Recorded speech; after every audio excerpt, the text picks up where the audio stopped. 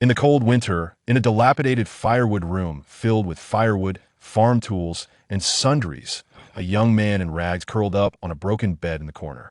Su Fan's stomach kept growling with spasms and pains, and his head was dizzy. I won't be hungry if I fall asleep, he muttered to himself, motionless as if he was really asleep, but his stomach was still rumbling. Oh! At dawn, the chickens in the yard kept crowing. You damn little brat are still lying in bed.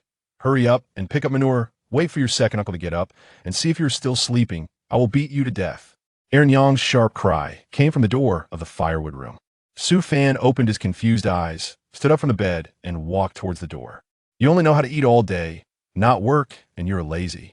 Su Fan had to endure all kinds of scolding from Aaron Yang while walking. He dared not resist anymore. He had fought back several times in all these years of living under someone else's roof, but he was always hung up and beaten by his second uncle and his 3 sons. Each time was a matter of life and death. Su Fan could only carry a dung basket and a dung fork to go out and pick up dung. The cold wind in the early morning was bone-chilling, and his thin clothes could not stop it at all. He shivered with cold, and the dung basket behind him was like a tightened willow branch, which was very uncomfortable. There was a lot of cow dung left on the road last night. Su Fan was very skilled. He picked them up one by one with a dung fork and shoveled the sheep dung into the dung basket with a small shovel. Hey, what is this? He picked out a different color from the sheep dung with a dung fork. It was a round stone, dark, but it made Su Fan a little happy. He wiped it and put it in his pocket. The sun was fully exposed. He picked up a basket full of dung of various livestock and returned home. Su Fan had just put the cow and sheep dung he had picked up into the dung pit for storage when a woman with a sharp and mean look stood behind him outside the door and said in a shrill voice, "Is breakfast ready? I'll do it right away." Su Fan put the dung bucket away, washed his hands, and went to the kitchen. Wash it clean, it's so dirty. A chubby boy squatted at the kitchen door and stared at Su Fan with disgust. Okay, Su Fan nodded and washed it several more times. The chubby boy was called Sun Yo, his cousin, the 3rd child in the family. Because he was young, he could only bully Su Fan and was usually very rude to Su Fan. Su Fan didn't look at him after washing, so as to avoid him getting angry again. He scooped out the brown rice from the rice jar, put into the stone mortar, removed the outer skin to get the brown white rice, and then poured water into the big iron pot. When the water boiled, put the rice into the pot and kept stirring with a spoon, then washed a few green vegetables and put them into the pot. Sun Yo at the door kept staring at Su Fan. If he stole any brown rice or vegetables, he would report it to his mother, until Su Fan cooked the brown rice porridge and served it. Sun Yo shouted loudly, "Dad, Mom, it's time to eat." At the main table in the house, the second uncle, the second mother, and Sun Yo sat at the table drinking hot brown rice porridge, without even looking at Su Fan, who had been waiting beside him, as if he was a kitten or a puppy. Su Fan couldn't stop drooling when he looked at the 3 bowls of brown rice porridge. It was so fragrant.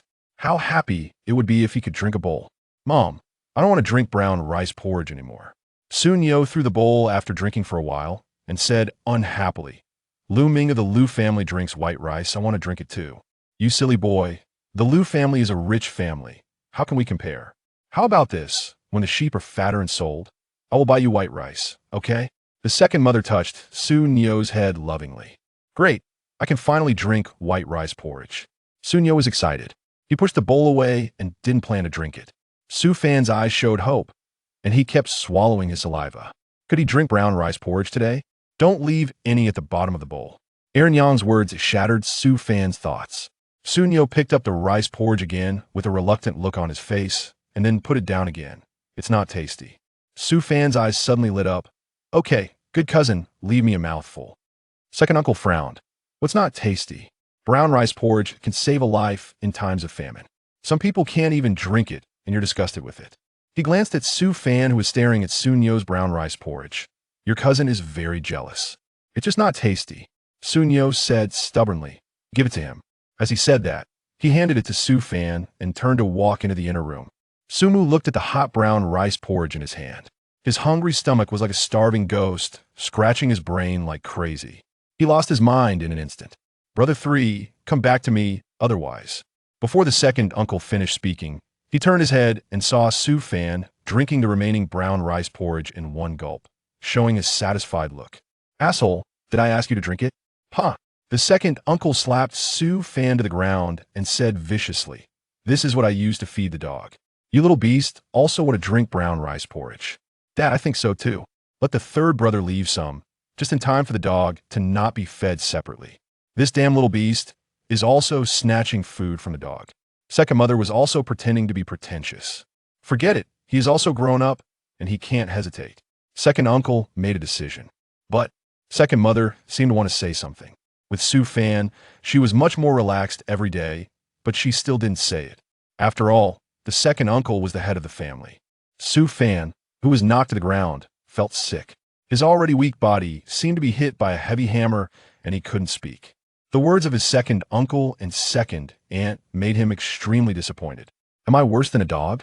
I get up early and stay up late every day to pick up manure, cook, feed sheep, and entertain you. Every day, I eat rotten vegetables and pot washing water boiled together. Sue Fan was furious and used all his strength to roar. You are beasts. You killed my parents, occupied and sold my family's property, and you want to kill me. If I hadn't worked hard and made you two beasts think I was useful, I would have been killed long ago. You're jackals, tigers and leopards, and dogs and beasts. Sue Fan was not stupid. On the contrary, he was very smart. From the death of his parents to being taken home by his second uncle and second aunt, he knew that the situation was not good. So he kept pretending to be stupid and pretending to know nothing. He worked hard and learned to cook, just thinking that if he could put something in when cooking. The second uncle and second aunt were very cautious. They fed him rotten vegetable leaves every day and didn't let him eat enough to consume his energy. They let their son watch him when cooking. On the one hand, they were afraid that he would steal things, and on the other hand, they were afraid that he would do something. Until today, they wanted to kill Sue Fan completely. Hearing Sue Fan's roar, the second uncle's face turned pale, and he slapped him again and kicked him nonstop. You little beast, I provide you with water and food, but you started to scold me. Who harmed your parents? Your parents died because they offended a master. What does it have to do with me? I am your father's brother, and I still raise a little beast like you. Is it too much to ask for some property? You damned little beast. Chapter 2. Journey to the Tiger Gang's second brother. Are you truly certain that you will not eliminate him and instead deliver him to the immortal? What if he gains power in the future? The voice of the second uncle was laced with uncertainty, as though he hesitated to spare Sue Fan's life. The darkness enveloped Sue Fan, causing excruciating pain throughout his body, particularly in his wrists, which felt as if two daggers were embedded within them. Gaining power? Humph. Someone like him is utterly useless, came another voice, dripping with disdain. Moreover, no disciple has ever survived the selection by Master Xianfeng. I happen to have an available slot. A useless person can be of use for now. Time passed, and Sue Fan faintly sensed that he was being lowered from his suspended position. He was fed some coarse rice porridge. This little beast still possesses vitality. If we don't eliminate him, there may be future troubles, the second aunt advised. Her treatment of Sue Fan had always been the harshest. She assigned him the most arduous tasks and even dictated how food was distributed, often targeting him with the intent to see him dead. She feared that if Sue Fan survived, he might one day rise to power. No. Second brother has stated that he could be of use to us, the second uncle asserted. As the current leader of the Tiger Gang, his word was not to be disregarded. They would rely on him in the future, he solemnly added. Very well, once second brother returns, I shall speak with him. We can keep him alive for a time before we dispose of him. We cannot afford to provoke enmity. The second aunt muttered as she continued to feed Sue Fan the porridge. Days later, Sue Fan's body had recovered somewhat, yet his heart was enveloped in coldness. As long as he remained alive, he vowed to obliterate the Sue family of Su Yuang, second uncle, having consumed substantial amounts of porridge. His physical strength had improved significantly compared to before. If not for being bound to the beam, he believed he could survive outside for a couple of days. This would allow him to seek work in town to secure food and drink. He knew he must first free himself and escape. Sue Fan did not believe that second uncle would simply let him go. It was likely that he feared the repercussions of Sue Fan's parents dying, leaving him, the last descendant, to perish in his home, which would tarnish his reputation. The second uncle must have been concocting some insidious plan. Sue Fan twisted his wrists, attempting to draw his hands closer, but the gap was too small, causing his hands to sting painfully. With a creaking sound, the door to the storeroom swung open, revealing two burly men, followed by someone he had not seen in a long time, his cousin, Si Yutang, who regarded him with a frigid stare. A sense of foreboding washed over Sue Fan as he tried to wriggle free from his bindings. Take him. Si Yutang waved his hand. The two men released Sue Fan and dragged him outside. What are you doing? Sue Fan shouted, struggling with all his might. But the grip of the two men was as unyielding as iron pincers upon his shoulders. Be quiet, cousin. I pity your plight and will take you to the Tiger Gang for development. Do not be ungrateful, Si Yutang retorted sharply, his gaze akin to a venomous blade. The ferocity in his eyes sent a chill down Su Fan's spine, as if he were being targeted by a malevolent spirit. Humph. Su Yutang sneered at Su Fan's apparent fear. After years of fierce competition in the city, he had ascended to the position of captain through sheer ruthlessness. Even ordinary thugs trembled before him. He propelled Su Fan toward the city. Inside the carriage, Su Yutang sat across from Su Fan, providing no opportunity for escape. Along the way, 3 boys and a girl boarded the carriage, filling it to capacity. Su Yutang coldly declared, "Until we reach our destination, do not dare to extend your bodies outside the carriage, or I will sever your limbs." The youths nodded frantically in agreement. After surveying them, Su Yutang disembarked and rode alongside the carriage. The interior of the carriage fell into an unsettling silence. The 2 farthest boys wore coarse linen garments, their eyes wide with fear as they curled up with their heads lowered. The girl, dressed somewhat better, also bore a countenance of anxiety. The boy closest to Su Fan, clad in fine attire, appeared calm, though his tightly clenched fists betrayed his facade of indifference. "My name is Zhang Xian. Were you all sold?" The elegantly dressed boy inquired softly. "I am Xiao Chui. My father sold me to the Tiger Gang," the girl replied, her voice trembling with emotion. "Your father is truly despicable," Zhang Xian spat, glancing at Su Fan, curiosity piqued by his composed demeanor. "Brother, what about you?" "About the same," Su Fan sighed. Realizing that while the others might fetch a decent price, he was directly taken by Su Yutang. Zhang Xian paused, a look of shock crossing his face. "I can't be the only one who went willingly, right?" "Willingly?" Su Fan exclaimed, astonished. The Tiger Gang was no sanctuary for the virtuous. One sought to avoid it at all costs. The other youths turned their curious gazes toward Zhang Xian. "What are you chatting about? If you continue to prattle, I will cut out your tongues," came a harsh voice from outside the carriage, accompanied by the sound of a few loud knocks against the window. The carriage fell into immediate silence. Contrary to the expectations of its occupants, the carriage did not enter the city but rather veered into the hills just outside Fenglan City. "Get out," Su Yutang's gruff voice commanded. The youths were pulled from the carriage by the burly men. Su Fan refrained from resisting, knowing it would be futile. Instead, observing his surroundings intently, they appeared to be in the heart of a small mountain, enclosed by a massive wall, with watchtowers established along its perimeter where 2 strong men from the Tiger Gang stood, bows and spears in hand. Inside were rows of numbered rooms, the highest number he could see being 156. In the center stood a 4-story pavilion that overlooked the entire courtyard, while several areas were obscured from view by fencing. Is this the headquarters of the Tiger Gang? Su Fan's heart sank. He realized there was no escaping this place. Meanwhile, Su Yutang was at the main gate, exchanging words with the steward. "Lu, all 5 are accounted for. Confirm that none exceed 18 years of age." Lu scrutinized Su Fan and the others. "Absolutely none. The eldest among them is only 16. Su Yutang replied with a smile that bore no resemblance to his earlier menace. "Good. Then let us bring them inside." Su Fan and the others were ushered into the courtyard, sorted into various numbered room sections. They were not placed in the same room but rather distributed among different numbers. For instance, Zhang Xian was assigned room 47, the other 2 boys 86 and 87. The girl 72, while Su Fan found himself in room 96. He was uncertain what the numbers signified, but it seemed to higher the number. The closer one was to the central pavilion. Upon entering room 96, he was pleasantly surprised by the spaciousness of the unadorned chamber, which housed a large bed crafted from elm wood, adorned with cotton bedding. By the window stood an 8 immortal table complete with a tea set, and a wooden box in the corner for storage. At the second aunt's home, he had merely a rickety bed and a burlap quilt. This treatment led him to momentarily feel that perhaps joining the Tiger Gang was not so terrible after all. Knock, knock. The sound of someone rapping at the door echoed. Chapter 3. The Celestial Master Xianfeng, who is it? Su Fan inquired. "It's the food delivery," came a voice from outside. A porcelain bowl was placed on the ground, and then silence ensued. After a brief wait, Su Fan opened the door to find 2 small bowls on the ground, one filled with rice and the other with sautéed vegetables and meat. He had never encountered such a sumptuous meal before and hurriedly brought it inside, disregarding the heat of the rice as he took large bites. "Delicious, truly delicious." The food of the Tiger Gang, as his words were broken as he chewed, and in no time, he finished the rice. Glancing at the remaining half bowl of sautéed vegetables and meat, he contemplated saving it for later, but decided against it. Given the uncertainty of his situation within the Tiger Gang, it was better to eat while he could. With a sigh, he resolved to consume it, preferring to be a well-fed ghost than to starve.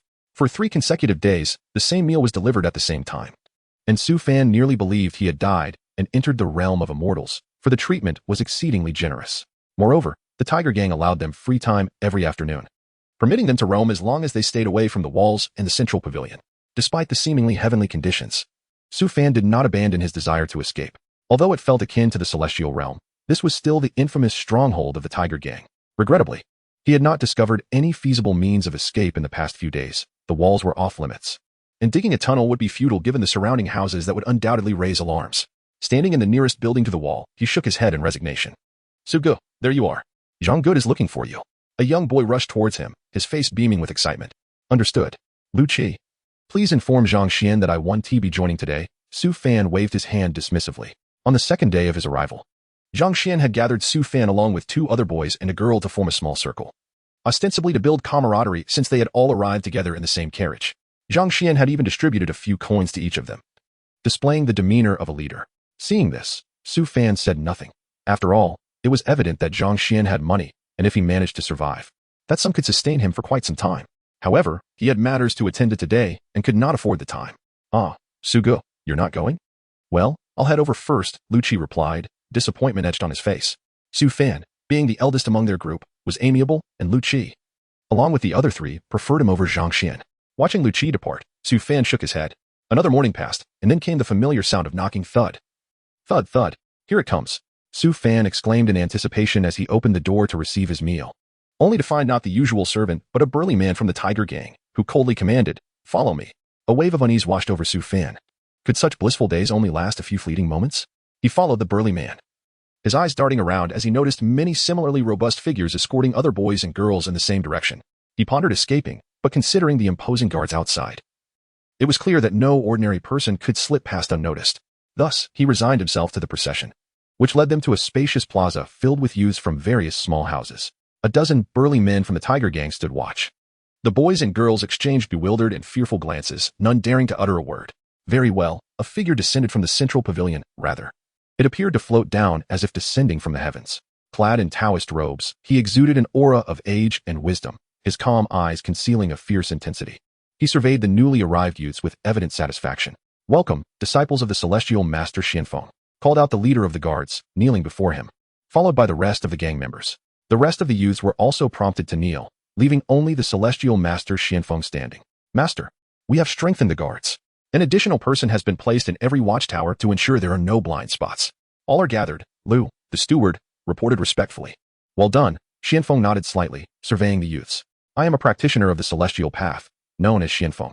The Tiger Gang did not bring you here for ill intent, but rather for your celestial destiny."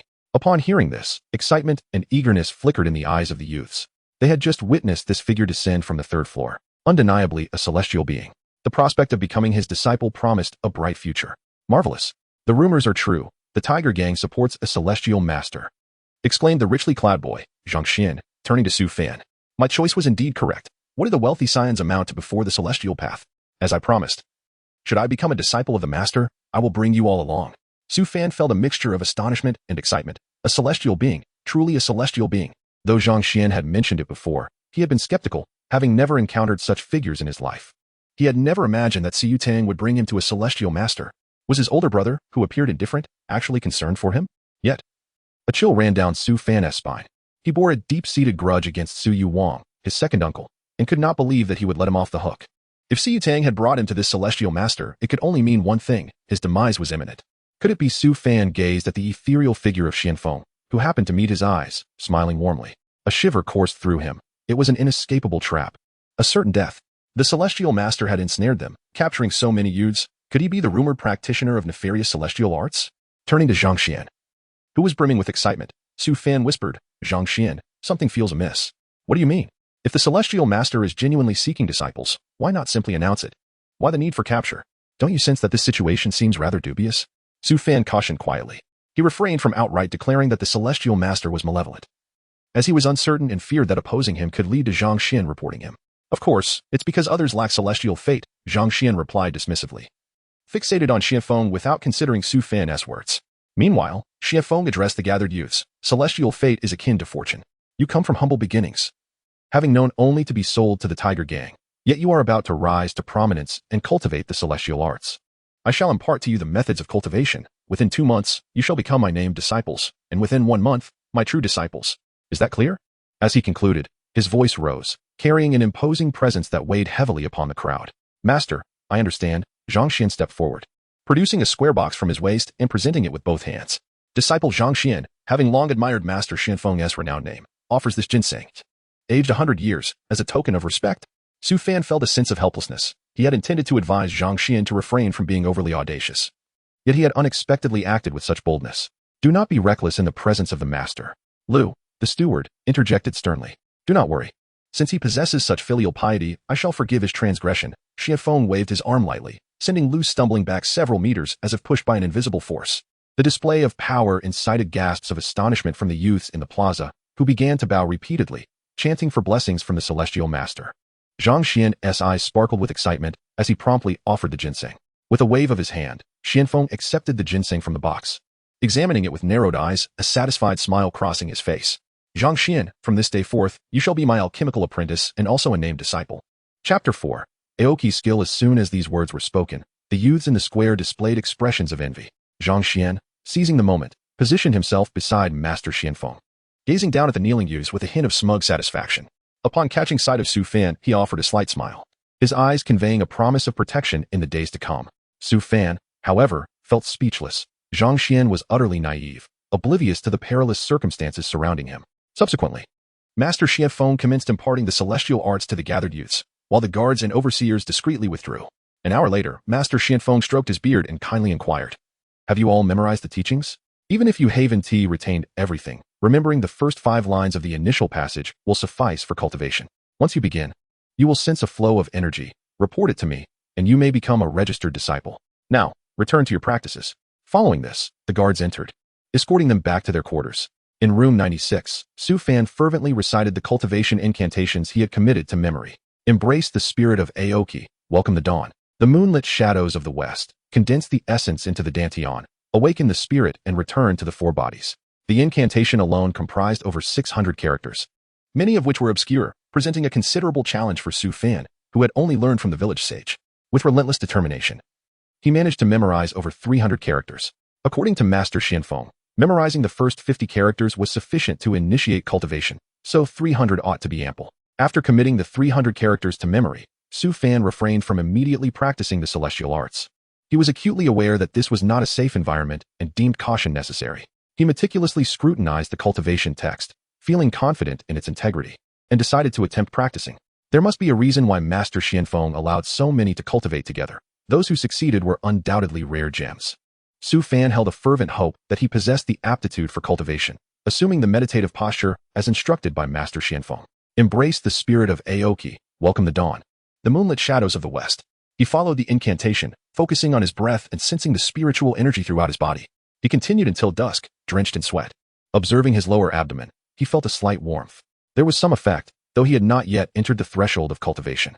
Master Xianfeng had mentioned that entering meant drawing the essence of the heavens and earth into one's body. This warmth felt merely superficial, and further effort was required. Su Fan mused. 3 days later, the youths returned to the square. Those who had successfully sensed the energy raised their hands, with a reward of 20 taels of silver promised. Master Xianfeng sat regally at the forefront. This announcement stirred excitement. 20 taels of silver represented the annual income of a farmer, a sum equivalent to several years' earnings. Immediately, over a dozen hands shot up. Su Fan felt a surge of temptation. However, he reminded himself that wealth paled in comparison to life, and refrained from taking risks. Come forth, Master Xianfeng commanded. Rising to his feet, Overseer Lu approached, bearing a tray laden with silver, as the eager youths lined up to claim their rewards.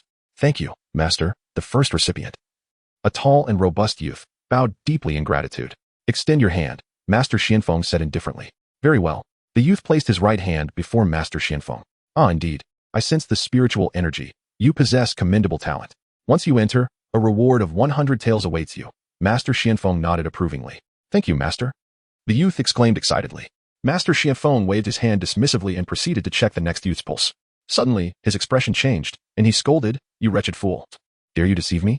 With a swift motion of his hand, the second youth was lifted as if by a gust of wind, and a talisman materialized in his grip, transforming into a half-meter-long ice spear that struck him. Ah!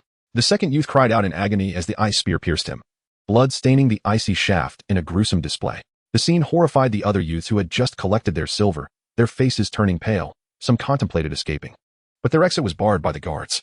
The test continued, and a total of 6 youths who had falsely claimed to sense the energy were executed. Su Fan's face turned ashen. He was grateful for his earlier restraint, knowing he would have faced a grim fate otherwise. Master Xianfeng commanded the guards to remove the deceased youths, coldly addressing the remaining disciples. Celestial fortune requires authenticity. What you acquire rightfully belongs to you. To feign is to invite death. However, since you have all obtained celestial fortune, your freedom shall not be restricted. From this day forth, you may roam freely. We shall reconvene for further testing in half a month. With that, Master Xianfeng departed, floating away. The guards dispersed, leaving the remaining youths in a state of confusion. A few familiar faces gathered, many of whom had been captured or purchased by the various tiger gangs, sharing bonds of camaraderie. Yet more flocked to those who had sensed the energy, eager to ingratiate themselves. Half a month, a lengthy duration, Su Fan pondered, furrowing his brow, sensing an underlying anomaly. Suga, Lu Qi called out loudly, revealing Zhang Xian and Xiao Cui among them. Zhang Xian waved with a smile. Su Fan approached and settled on the far right. Suga has arrived. Zhang Gu, please, tell us what's important. Lu Qi urged, curiosity etched on his face. Su Fan, too, regarded Zhang Xian with intrigue. Since he had presented ginseng and become a registered disciple, he resided in the attic and moved through areas barred to them. Ahem, Zhang Xian cleared his throat. You are fortunate to encounter me. I am kind-hearted and cannot bear to see friends in peril. Have you not cultivated the Aoki skill? Have you sensed the energy? Be honest. No, Lu Qi scratched his head. Another youth shook his head, while Xiao Cui shyly admitted, I have not either. And you? Zhang Xian turned to Su Fan. Contemplating briefly, Su Fan asked, does feeling warmth in my lower abdomen after practicing count? Certainly not. It appears you lack talent. Zhang Xian replied, at a loss for words before adopting a serious demeanor. Do not grow complacent. This is a matter of life and death. You must sense the energy within half a month. Is that the test Master Xianfeng mentioned? Su Fan inquired quietly. Yes, otherwise. Why do you think your freedom has been granted? It is to allow you ample time to discuss how to sense the spiritual energy. Though my master is a celestial being, the path of cultivation is fraught with challenges, Zhang Xian said, bearing an expression of worldly wisdom. Su Fan contemplated for a moment before asking Zhang Xian, what technique has Master Xianfeng assigned you? Ah, Su Fan, you are astute. My training differs from yours. My ginseng plays a significant role, Zhang Xian exclaimed, his expression shifting to pride. I practice the refined perfection technique. Refined perfection technique? Su Fan and the others were taken aback, finding the name peculiar. It is abbreviated as Qi and skill. I currently do not need to sense spiritual energy. My focus is on physical training to cultivate inner strength. My master has instructed me to pursue the path of martial prowess leading to immortality, flawless and complete. Zhang Xian explained with a hearty laugh. Then you do not need to undergo testing? Lu Qi asked with envy and curiosity. Indeed. I came prepared for my quest for immortality. Although I am a medicine apprentice and a registered disciple, I am exempt from elimination from the outset. Well then, I shall not linger. You all must strive, for I must continue my physical training. Zhang Xian rose and clapped his hands, turning to remind them. Be sure to succeed in sensing the energy. Watching Zhang Xian depart, Su Fan hurriedly followed a few paces, asking, what is it? As Zhang Xian turned back, Su Fan lowered his voice. Have you entered the attic? Have you encountered any other registered or formal disciples? Not that I recall. My master mentioned they have all gone on missions, Zhang Xian replied, scratching his head. Suddenly, his expression shifted, and he whispered, what do you mean by that? It is of little significance, Zhang Xian remarked. I understand you are well-versed and come from a wealthy family, but in the realm of immortality, one misstep could lead to peril. In any case, do exercise caution, Su Fan advised earnestly. Zhang Xian was not a bad person. Although he exhibited a certain arrogance typical of affluent youths, he had generously provided Su Fan with monetary support and shared insider information, which naturally warranted Su Fan's gratitude. Over the past few days, Su Fan had not heard the guards mention anything about registered disciples or true inheritors. Furthermore, during each sermon, Xianfeng always appeared alone, leading Su Fan to harbor a rather unsettling suspicion. I see. Zhang Xian's expression grew grave. Su Fan, I appreciate your concern. Although I was favored at home, no one ever truly cared about my desires. They merely inundated me with money. Su Fan was momentarily at a loss for words. Zhang Xian exhaled. However, you are right. I shall be more vigilant. Rest assured, my master is a person of great wisdom and would not engage in such base actions. Trust your own judgment. After exchanging a few more words, Su Fan took his leave, aware that prolonged conversation with a registered disciple might draw unwanted attention. Chapter 5. The first glimmer of the stone pearl. After Zhang Xian departed, Lu Qi and the others gravitated towards a young boy who could sense spiritual energy, addressing him as brother in hopes that he would divulge some techniques for sensing this elusive energy. Alas, their aspirations were met with the boy's reluctance to share his insights freely. The boy, eager to cultivate goodwill, commenced a detailed explanation of his own experiences and cultivation on the open ground. A crowd gathered, including Su Fan, who had failed to sense any spiritual energy over the past 3 days, his talent seemingly inferior to that of the others. With just half a month remaining, he was determined to survive. When you practice your techniques, your posture and incantations must be precise, the boy proclaimed in a tone reminiscent of a minor, occasionally selecting individuals from the crowd to exemplify his points. Indeed, what you are doing is correct, but do you know what you are missing? He asked, shaking his head at the chosen individual. What is it? Came the response. Of course, it is the understanding of the mysteries of spiritual energy. You must treat spiritual energy as a distinguished guest, inviting it to sit comfortably in your home, the boy declared with an earnest expression. Laughter erupted among the onlookers. The boy, basking in their amusement, continued. Thus, the essence of sensing spiritual energy. He spoke for a lengthy period, reiterating incantations and boasting of his prowess, while simultaneously teasing others. Enough with the trivialities. If you have nothing substantial to say, do not waste our time. Someone retorted, rising to leave. Such pretension. Does he truly believe he has attained immortality? Murmured several in the crowd, who began to waver in their interest.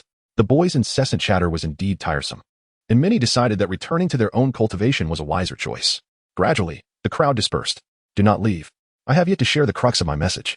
Sensing spiritual energy requires perseverance, the boy implored, but only a handful remained to listen. Yet, he persisted with his monotonous discourse, and ultimately, only 7 or 8 individuals remained. I knew you would be my kindred spirits, the boy exclaimed as he approached one person, a broad smile on his face. Brother, what is your name? Su Fan. Came the reply. A fine name. Your endurance to stay thus far is commendable. Here is the deal. If you provide me with 30 taels, I will reveal the intricacies of sensing spiritual energy, the boy offered with a grin. The others looked on in eager anticipation. Having endured this long in hopes of gleaning genuine insights into the art of sensing spiritual energy. Not a chance, Su Fan replied, shaking his head as he turned to leave. He truly lacked the 30 taels. The meager allowance from Zhang Xian amounted to only 1 tael. Had he possessed 30, he would have gladly exchanged it, for life itself was paramount. He lingered because, although the boy's words were inflated, they contained kernels of truth regarding the nuances of sensing spiritual energy. For instance, the boy's analogy of treating spiritual energy as family warranted exploration. Previously, Su Fan had approached the sensing of spiritual energy with great effort, akin to a difficult task, but now he considered an alternative approach. In room 96, Su Fan sat cross-legged on his bed, mentally reciting the incantations. Before long, he felt a warmth surging in his lower abdomen, sinking into his dantian, as he typically would. He strove with all his might to sense the spiritual energy surrounding him. This time, however, he refrained from exerting himself, instead relaxing his mindset and allowing the warm energy to circulate within him, diverting his focus from his surroundings. He gradually immersed himself in his cultivation. 3 hours later, the warmth radiated from his body, wisps of white vapor escaping from his hair. Yet, he remained oblivious, engrossed in his practice until nightfall. His perseverance ranked among the top 10 among his peers. It's so hot, Su Fan murmured, his neck restless with discomfort, yet he did not cease his cultivation, continuing to circulate the Qingmu technique. Suddenly, he perceived a myriad of tiny specks surrounding him, akin to fireflies, yet even smaller and more numerous. I sensed it. Su Fan's eyes sparkled with joy, astonished that he had achieved this in a single afternoon. His comprehension appeared commendable. No wonder Xian Feng had relaxed the restrictions on their movements. Knowledge truly was power. Rising from his bed, he stretched, only to be reminded by his stomach's rumble that it was time to eat. He opened the door to find the outside world cloaked in darkness. With his meal placed in a corner by the door, after swiftly devouring the food, he returned the dishes for collection the following day, then resumed his practice. Having successfully sensed spiritual energy, he was determined to capitalize on this momentum and truly integrate the energy within himself. Su Fan endeavored to guide the energy into his body. Yet after half an hour, he felt no effect.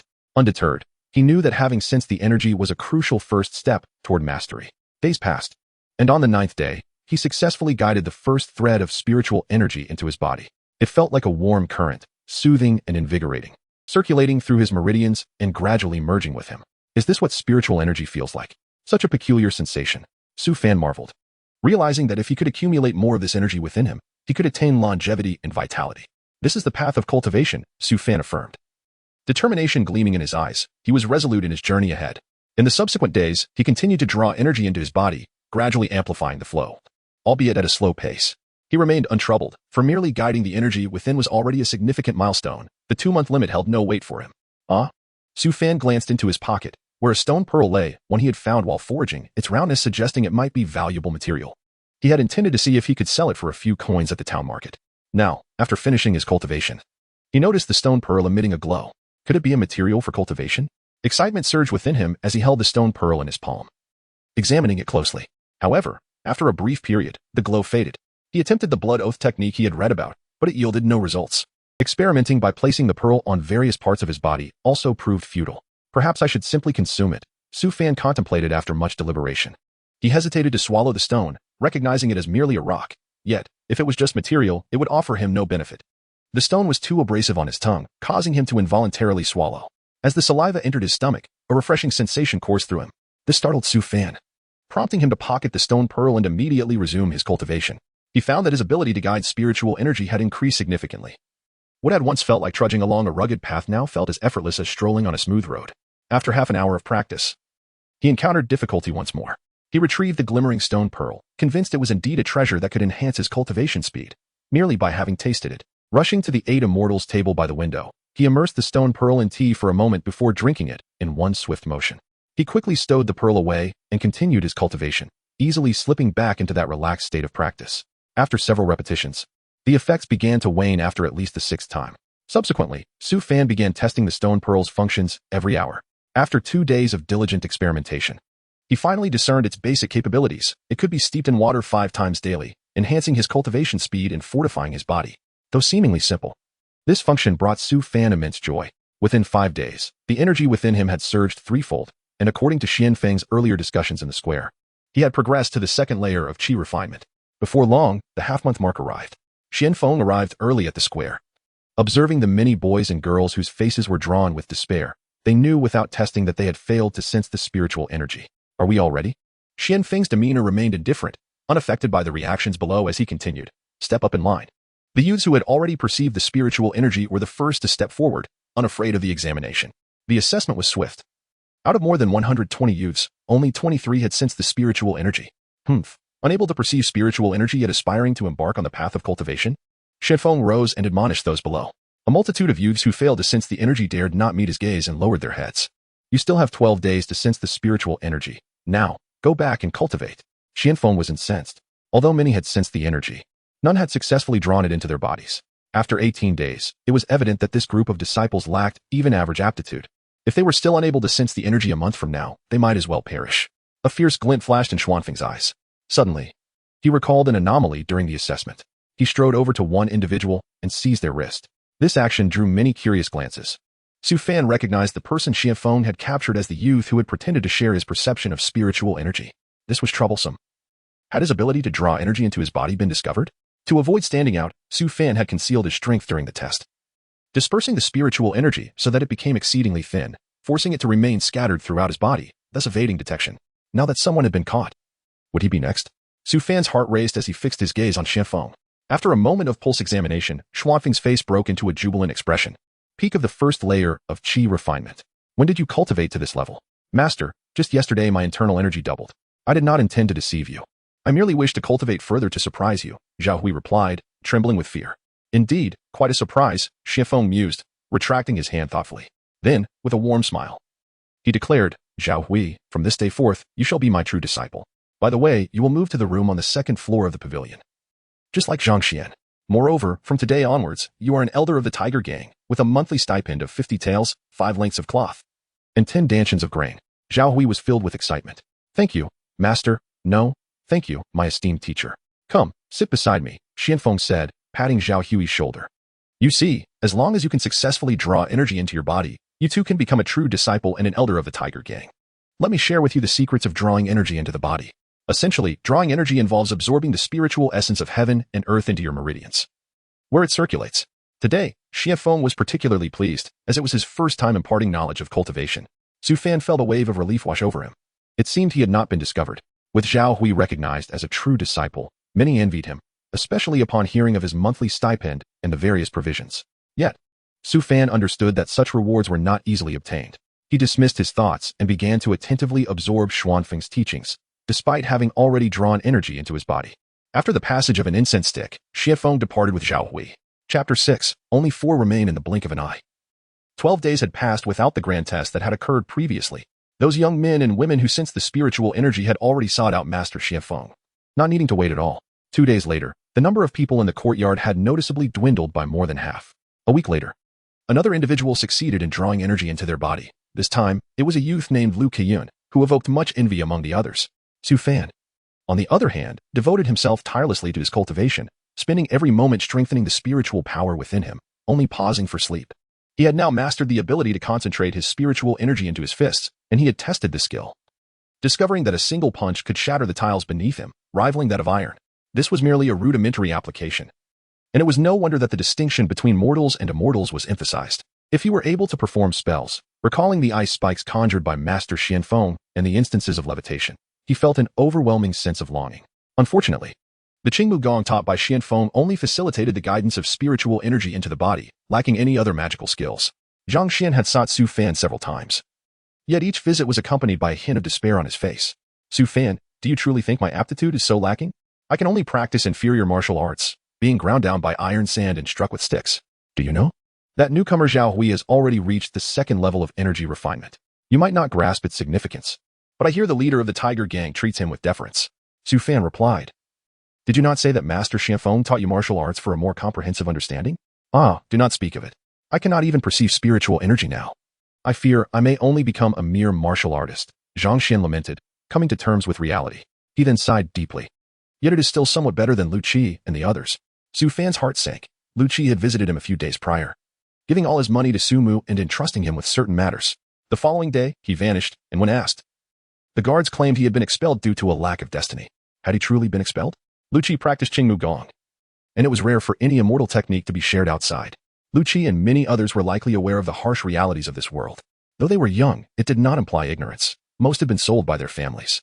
Aside from those who could sense spiritual energy, the others hardly existed in this world. Contemplating this, Su Fan felt a chill run down his spine. That was over 100 individuals. Likely not all from the first batch. What do you intend to do next? Su Mu inquired. Zhang Xian sighed. What else can I do? The Qi and Gong I am cultivating requires me to reach the third level before my master will allow me to leave the courtyard. The third level? What level are you at now? I have only just entered the first level. I cannot reach the third in a short time. Zhang Xian shook his head.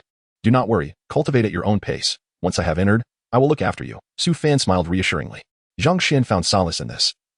Who knew what would happen if he truly reached the third level? Well then, I shall await that day, Zhang Xian smiled back.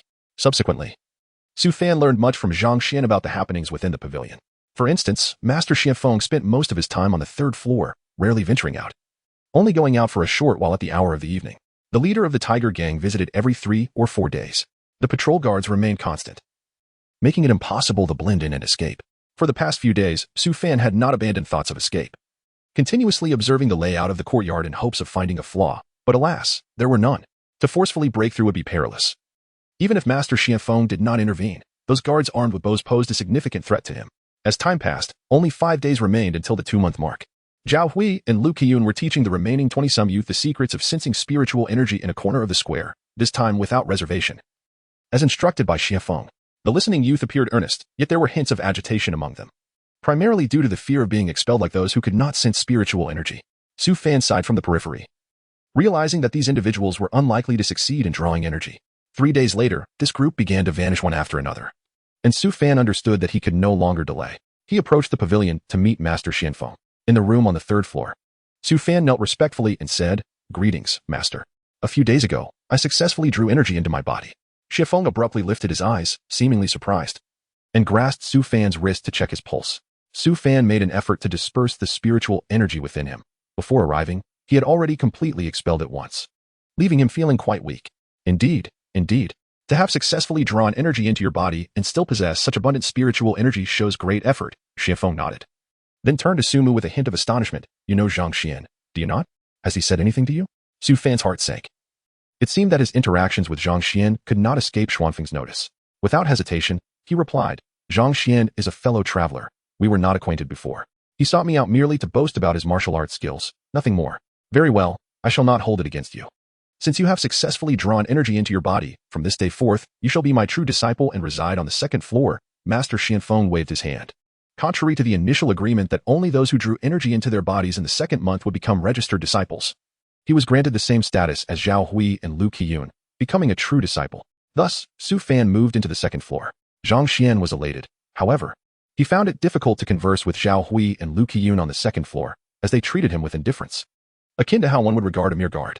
He treated Su Fan to a lavish meal. Indeed, currency held value in the pavilion, allowing him to procure fine dishes and drinks from Steward Lu. The two indulged until late into the night. The following day, the courtyard fell utterly silent. Of the 100 or so young men and women who had arrived, only Zhang Xian, Zhao Hui, Lu Qiyun, and Su Fan remained. Su Fan no longer allowed himself to be swayed by emotions. This was merely the beginning of his journey into cultivation.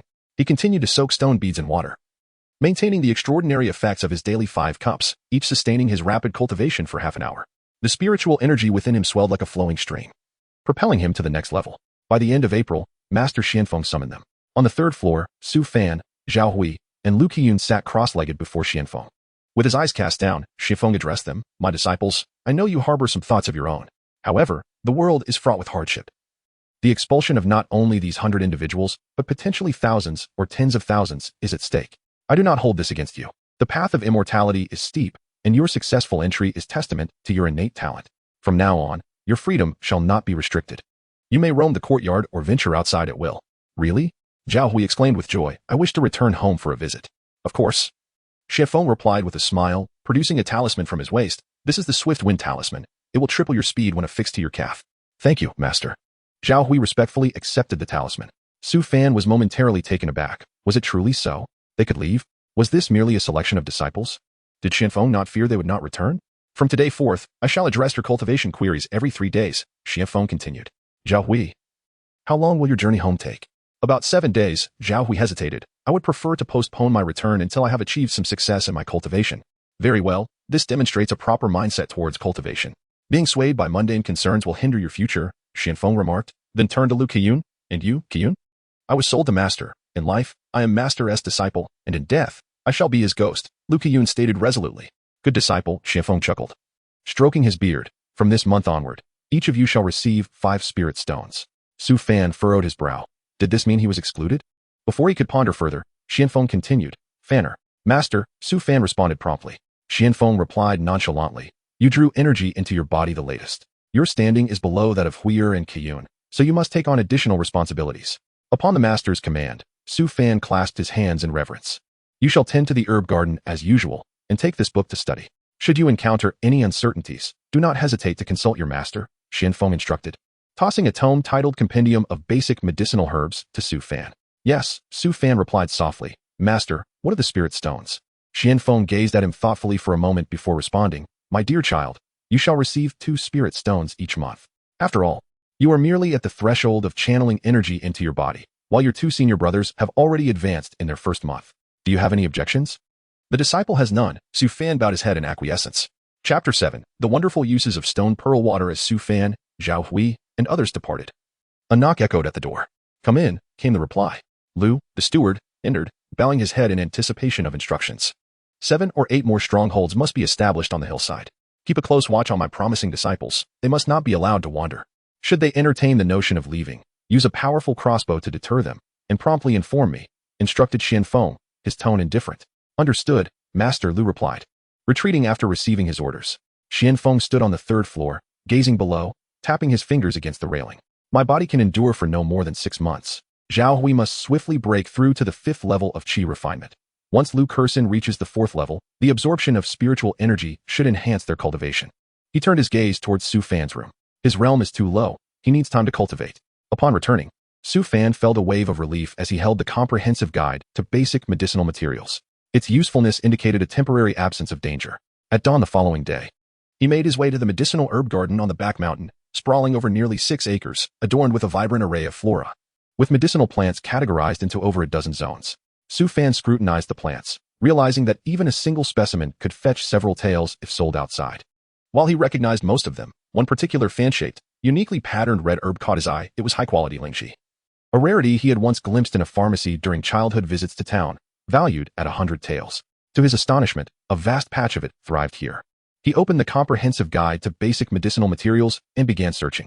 Hui Chun Ji, it stated, could heal injuries and slightly enhance martial prowess when taken alone.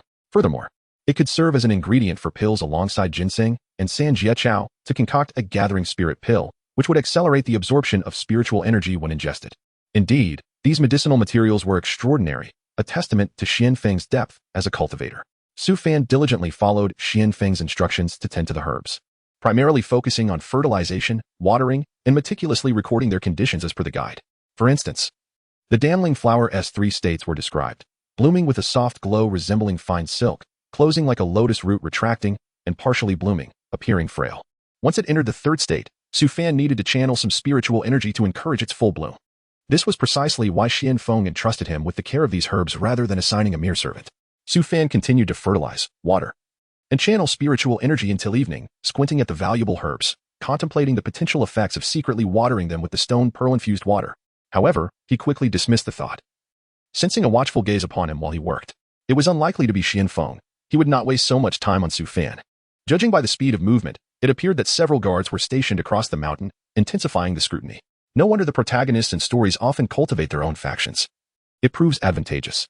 Su Fan internally scoffed at being monitored so closely as a mere third-level qi refinement cultivator by mundane guards. Returning to the loft, he began brewing pearl tea for cultivation, concluding his practice and reviewing the comprehensive guide to basic medicinal materials, acutely aware of time's preciousness.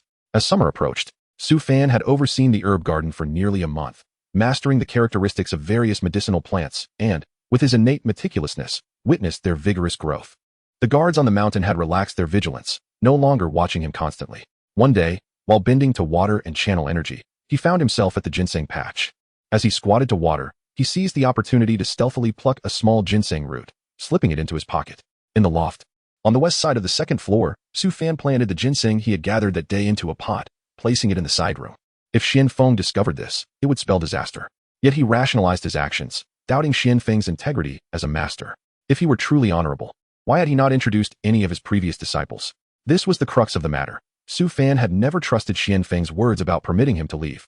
Nor would he recklessly seek his own demise. Su Fan's intention in pilfering herbs from the garden was to concoct his own pills.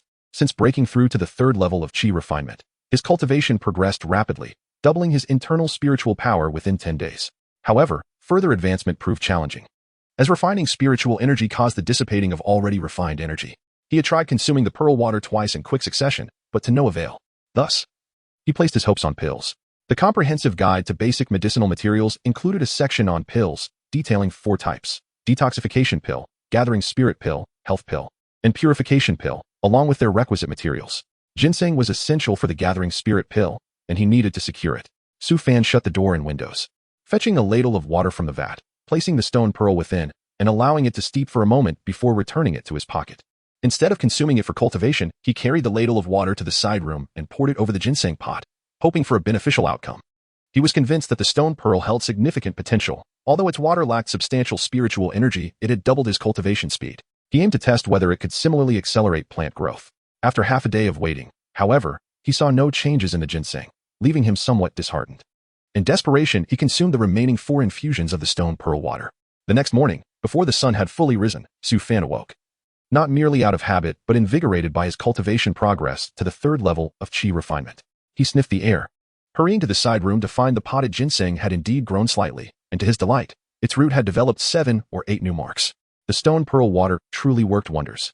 This ginseng, originally aged only 2 or 3 years, now bore the vitality of a decade.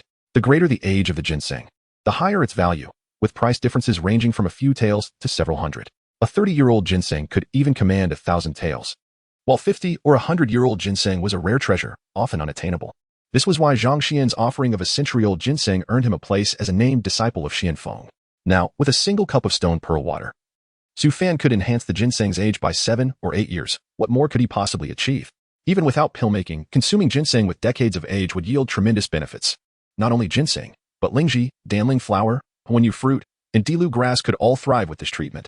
The cultivation of danling flowers was notoriously challenging. If he could achieve a few decades of age, it might even aid in limb regeneration and treat severe injuries. With these thoughts racing through his mind, Su Fan was filled with excitement and quickly prepared himself to head to the back mountain-s herb garden. Su Xianshi, wait. Not far from his path, Lu, the steward, hurried out from the loft, panting. Su Xianshi, today Xian Feng Xianshi instructed you to gather 2 damling flowers, 1 dai grass, 1 fan-shaped red maple leaf, and 4 10-year-old ginseng roots. Su Fan exhaled in relief, fearing his secret theft had been discovered. He composed himself and replied, I understand. Please inform my master that I shall collect them at once. For the past month, aside from tending to the herbs, he had regularly delivered medicinal plants to Xian Feng. Every few days, he would gather a selection from the dozen or so types, but the specific items varied each time. This amused Su Fan, who suspected that some of the herbs he delivered were unnecessary, as Xian Feng likely wanted to prevent him from mastering the formulas. As usual, Su Fan tended to the herb garden, fertilizing and watering diligently. However, today, with the task of gathering herbs for Xian Feng, he refrained from pilfering any for himself. Instead, he collected all the required herbs into his basket for transport. On the 4th floor of the loft, he prepared to deliver the herbs. Su Fan approached the door, carrying a basket of medicinal herbs, and knocked softly. Master, I have come to deliver the herbs. Come in, came the deep, resonant voice of Xian Feng from within the chamber. As Su Fan gently pushed the door open, a wave of heat enveloped him, revealing a 3-eared medicinal cauldron before him, with deep gray minerals burning beneath it. He placed the basket on a nearby preparation table and bowed, saying, "Master, I shall take my leave now." Xianfeng replied, not even opening his eyes. Noticing the situation, Su Fan bowed again and prepared to exit. Recently, Xianfeng had been in a foul mood. Zhao Hui and Lu Qiyun had faced 3 successive penalties due to their slowed cultivation. Fortunately, Xianfeng seemed to have no expectations of Su Fan, truly regarding him as merely a gatherer of herbs. "Wait," Xianfeng suddenly spoke. "Disciple is here." Su Fan turned back and bowed. Xianfeng opened his eyes. "What is your cultivation level? Have you reached the 2nd level of qi refinement?" "I am close," Su Fan replied. "Close." Zhao Hui has already achieved the 3rd level of qi refinement, and Lu Qiyun is at the peak of the 2nd level. You think close suffices? Do you believe that merely tending to the herb garden is enough? Xuanfeng's gaze darkened, and his visage appeared even more haggard than it had a month prior. Su Fan knelt on the ground, saying, "Disciple has low aptitude.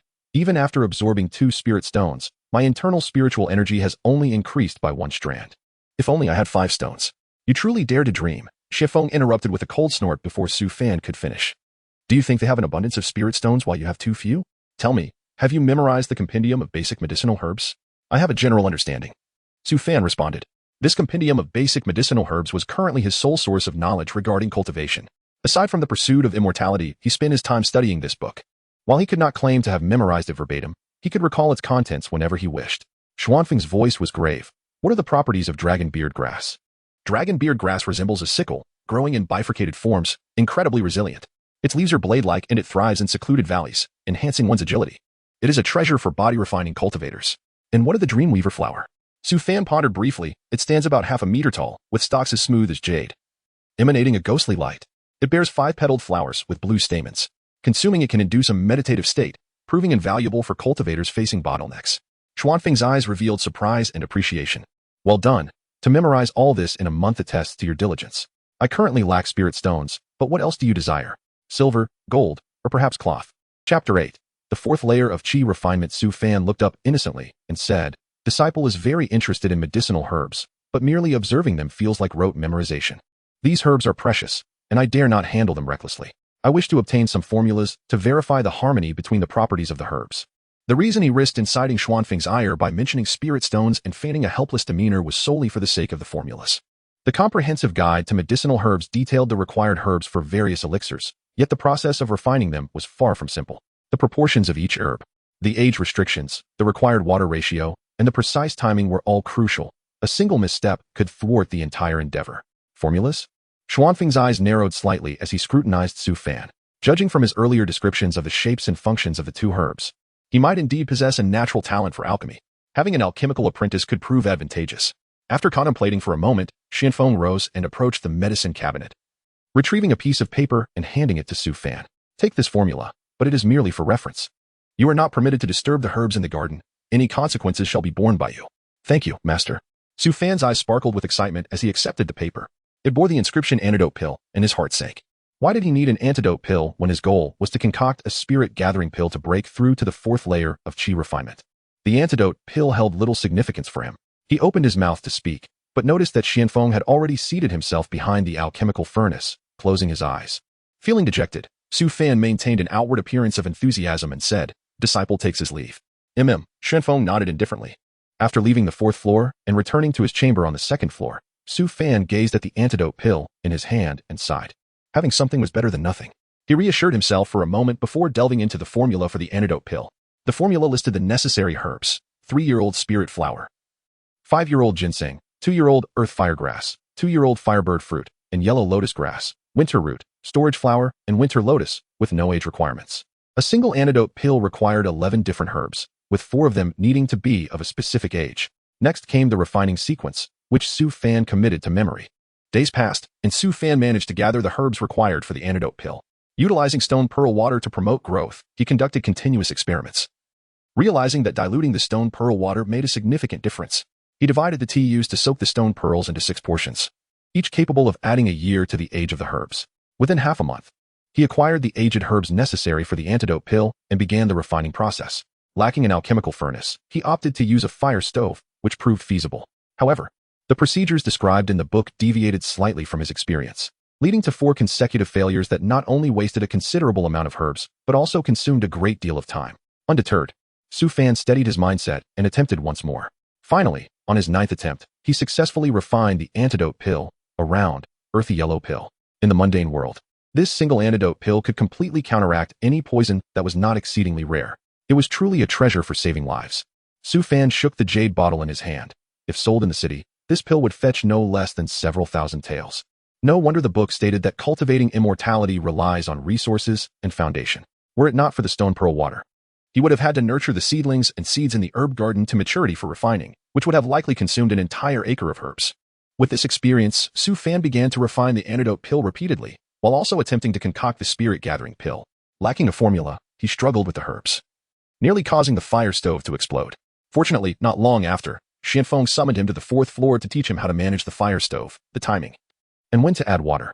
Su Fan already possessed some experience, and fueled by an intense desire for knowledge and alchemy, he meticulously memorized the details Xianfeng imparted, ensuring he would make no mistakes.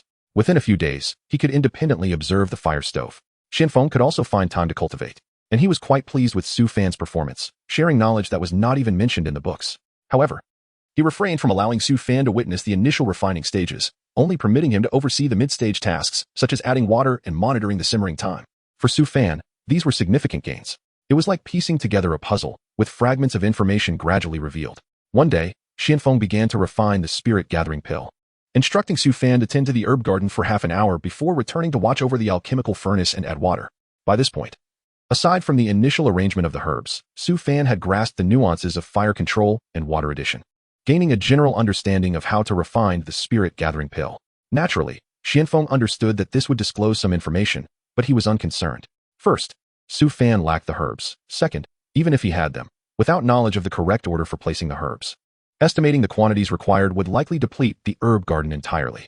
It was akin to being told that treasure was hidden within a bandit lair, unless one could access it. The information was essentially meaningless. In the days that followed, Su Fan occasionally visited the herb garden to fertilize and discreetly pilfer seeds and leaves, while other times he monitored the alchemical furnace on the 4th floor. This time, he succeeded in refining a spirit-gathering pill even faster than the antidote pill, accomplishing it in less than 10 days. The resulting pill was translucent and crystalline, resembling a spirit stone. This was the essential elixir for breaking through from the 3rd layer to the 4th layer of qi refinement. Su Fan chose not to immediately attempt to break through. Instead, he continued to nurture the herbs and refine 5 spirit-gathering pills without consuming any. He awaited the moment he fully comprehended the process for refining the purity pill, which came half a month later. On that very night, he swallowed a purity pill, and an immediate coolness washed over him, sharpening his mind as if he had just awakened in the morning, his physical state reaching its zenith. He then opened the jade bottle and swallowed a spirit-gathering pill, which unleashed a surge of spiritual energy within him, igniting the previously stable spiritual force into a tempest, relentlessly striving to break through to the 4th layer. After a stick of incense had burned, beads of sweat soaked Su Fan's temples, and his eyes brimmed with frustration. The medicinal effects had waned, and he still had not managed to break through. Failure was not an option. Should he fail now, the difficulty would only escalate. Gritting his teeth, Su Fan consumed another spirit-gathering pill. The remaining potency combined with the new energy generated, causing an agonizing pain throughout his body, as if he were being carved by knives. Yet, amidst the torment, a cleansing energy spread forth, suppressing the excruciating sensation. Su Fan immediately channeled his spiritual power to forcibly refine the medicinal energy, and eventually, after half an hour, he broke through to the 4th layer of qi refinement. He gazed at the empty bottle of purity pills, realizing that had he not consumed it beforehand, the second spirit-gathering pill might have driven him to madness, leading to his untimely demise. So this is the 4th layer of qi refinement? The spiritual energy coursing through his meridians transformed from a trickle into a roaring river, flowing freely. He sensed that his state at this moment was entirely different from his previous breakthroughs, as if he had ascended to an entirely new plane. With an acute awareness of his surroundings, the whispers of the wind outside, the chirps of insects in the bamboo grove, and even the indistinct outlines of the herb fields became vividly clear, as if the fog had suddenly lifted. Even more astonishingly, his mindset had undergone a subtle transformation. While his previous anxieties remained concealed beneath the surface, he no longer felt the weight of a stone pressing down on him. Having endured years of hardship under the care of his second mother and the current precarious situation, he had developed an innate wariness towards his master, Xianfeng. Now, however, he felt a sense of relief, not a complete abandonment of caution, but rather an elevation of his perspective. Su Fan raised his hand to channel his spiritual power, clearly perceiving the spiritual energy flowing from his palm, extending outward. He approached the 8 immortals table, placing his hand near the teacup. With a gentle lift, the teacup rose through an invisible force. Splendid. He could now manipulate objects from a distance. He had truly acquired the means of an immortal. Joy surged within Su Fan. for this was his first tangible understanding of the distinction between the realm of immortality and that of mortals. Chapter 9. Fang Su-fan tested his abilities for a while. His spiritual energy could extend approximately half a meter from his body, capable of forming an intangible shield. However, its resilience was limited, merely capable of lessening the impact of a blade wielded by an adult, making complete defense quite challenging. Nevertheless, with this layer of protection, lethal strikes could be mitigated to mere injuries, granting him precious time to react. For Su-fan at this moment, this was of considerable significance. After breaking through to the fourth layer of chi refinement, Su-fan chose not to consume any more elixirs for cultivation, but instead focused on solidifying his ethereal spiritual energy. He continuously practiced the Qingmu technique to refine his powers. 5 days later, he expelled a breath of turbid air. The spiritual energy within him had become entirely consolidated, flowing effortlessly, as if it were an extension of his own will. As he felt the spiritual energy circulating within his body, nourishing his flesh at every moment, he found immense comfort in it. No wonder cultivators enjoyed such longevity. If he could ascend to even higher realms, he might live for several centuries, witnessing the rise and fall of dynasties. This notion had once been unfathomable to Su-fan, who had previously existed as a mere laboring slave, living under the shadow of others. Now, he had embarked on the path of immortality, becoming one of the disciples of the Xianfeng immortal, even earning the respect of the Tiger Gang's hall master. At this point, he could leverage the influence of the Xianfeng immortal and his own identity to eliminate his uncle's family. Yet, he refrained from doing so, longing to witness their downfall with his own eyes, for otherwise, his hatred would remain unresolved. Wait for me. It will not be long. Su-fan turned his gaze towards the location of the Xianfeng immortal on the 4th floor, then resumed his cultivation journey. The days that followed were filled with assisting the Xianfeng immortal in alchemy, tending to the medicinal garden, and retreating to his chambers for further practice. Time passed swiftly, especially during cultivation, where a day felt like a fleeting moment. As summer arrived, the scorching sun bore down on the earth. Through these days of interaction, Su-fan began to grasp the state of the Xianfeng immortal. He was not aging gradually but rather deteriorating rapidly.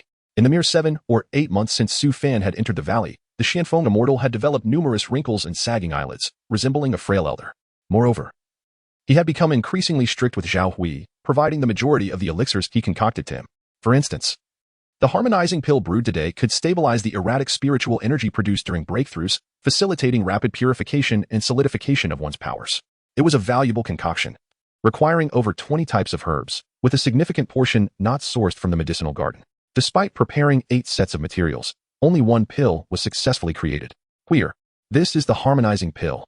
Take it, the Xianfeng immortal instructed, handing it to Zhao Hui. Zhao Hui hesitated for a moment, glancing over at Su-fan, and instead said, "Junior brother Su has been stuck at the 2nd layer of chi refinement for quite some time. I would like to offer this pill to him." Su-fan had only symbolically broken through to the 2nd layer 5 months after arriving at the valley, as he had access to stone pearl hydroponics for cultivating herbs and could refine elixirs himself, ensuring his safety and resources. Had it not been for his lack of confidence in sneaking away, he would have left long ago. The Xianfeng immortal seemed unsurprised by Su-fan's breakthrough to the 2nd layer, rewarding him with a spirit stone but not expressing any expectations of him. He stood up and said, "Thank you, senior brother Zhao." The latter half of the pill's preparation was overseen by Su-fan, ensuring it was indeed a fine elixir. However, Zhao Hui did not wish to consume it, preferring instead to give it to Su-fan, hinting at an unusual signal. Nevertheless, this elixir was undoubtedly beneficial for him, capable of harmonizing his spiritual energy and further solidifying his internal realm, representing one of the formulas he had yet to master. "No need. My realm is too low to make use of this pill," Su-fan replied. The Xianfeng immortal cast a displeased glance at him, prompting Su-fan to sit down and remain silent. "Eat it," the Xianfeng immortal commanded Zhao Hui. Zhao Hui's expression turned troubled. "Master, this will be the 13th pill this month. You mentioned that cultivation should progress gradually." Upon hearing this, the Xianfeng immortal's expression darkened, his voice turning cold. "Huiers, by all logic, with you consuming so many elixirs, you should have already broken through to the 4th layer of chi refinement. Yet it has taken you 2 months to advance from the 3rd to the 4th layer. I have made every effort to cultivate, but the bottleneck between the 3rd and 4th layers is exceedingly difficult." Zhao Hui replied, lowering his head. A bottleneck? With your 3 spirit roots. A true spirit root constitution, and you claim to have a bottleneck at the 3rd layer? Huier, do you take me for a fool? The Xianfeng immortal's demeanor shifted from gentle to confrontational. Zhao Hui's cold sweat poured down as he stared at his once amiable master, now transformed. He had indeed slowed his cultivation pace, sensing that despite the rapid enhancement from the elixirs, he was left with an unsettling feeling of emptiness. As if his belly were filled with water, his weight increased, yet it hindered his abilities. His understanding of cultivation was quite profound, which was why he had been among the first to sense spiritual energy. Recognizing the imbalance, he opted to reduce his daily cultivation time. But the Xianfeng immortal insisted on feeding him elixirs every other day, leading to this confrontation. Su Fan observed the Xianfeng immortal's back, frowning.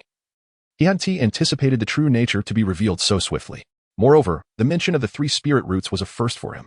According to the Xianfeng immortal, there shouldn't be a bottleneck between the 3rd and 4th layers, which implied that differences in aptitude resulted in varying levels of difficulty in cultivation. Zhao Hui was likely targeted due to his 3 spirit roots. As for Su Fan, what spirit roots did he possess? Surely, they were far inferior to Zhao Hui's. He had consumed a similar number of elixirs, and with the aid of stone pearl liquid to expedite his cultivation, he managed to reach the same level as Zhao Hui at the 4th layer of qi refinement. Indeed, standing out too much was not necessarily a good thing. Su Fan narrowed his eyes, scrutinizing the situation within the room.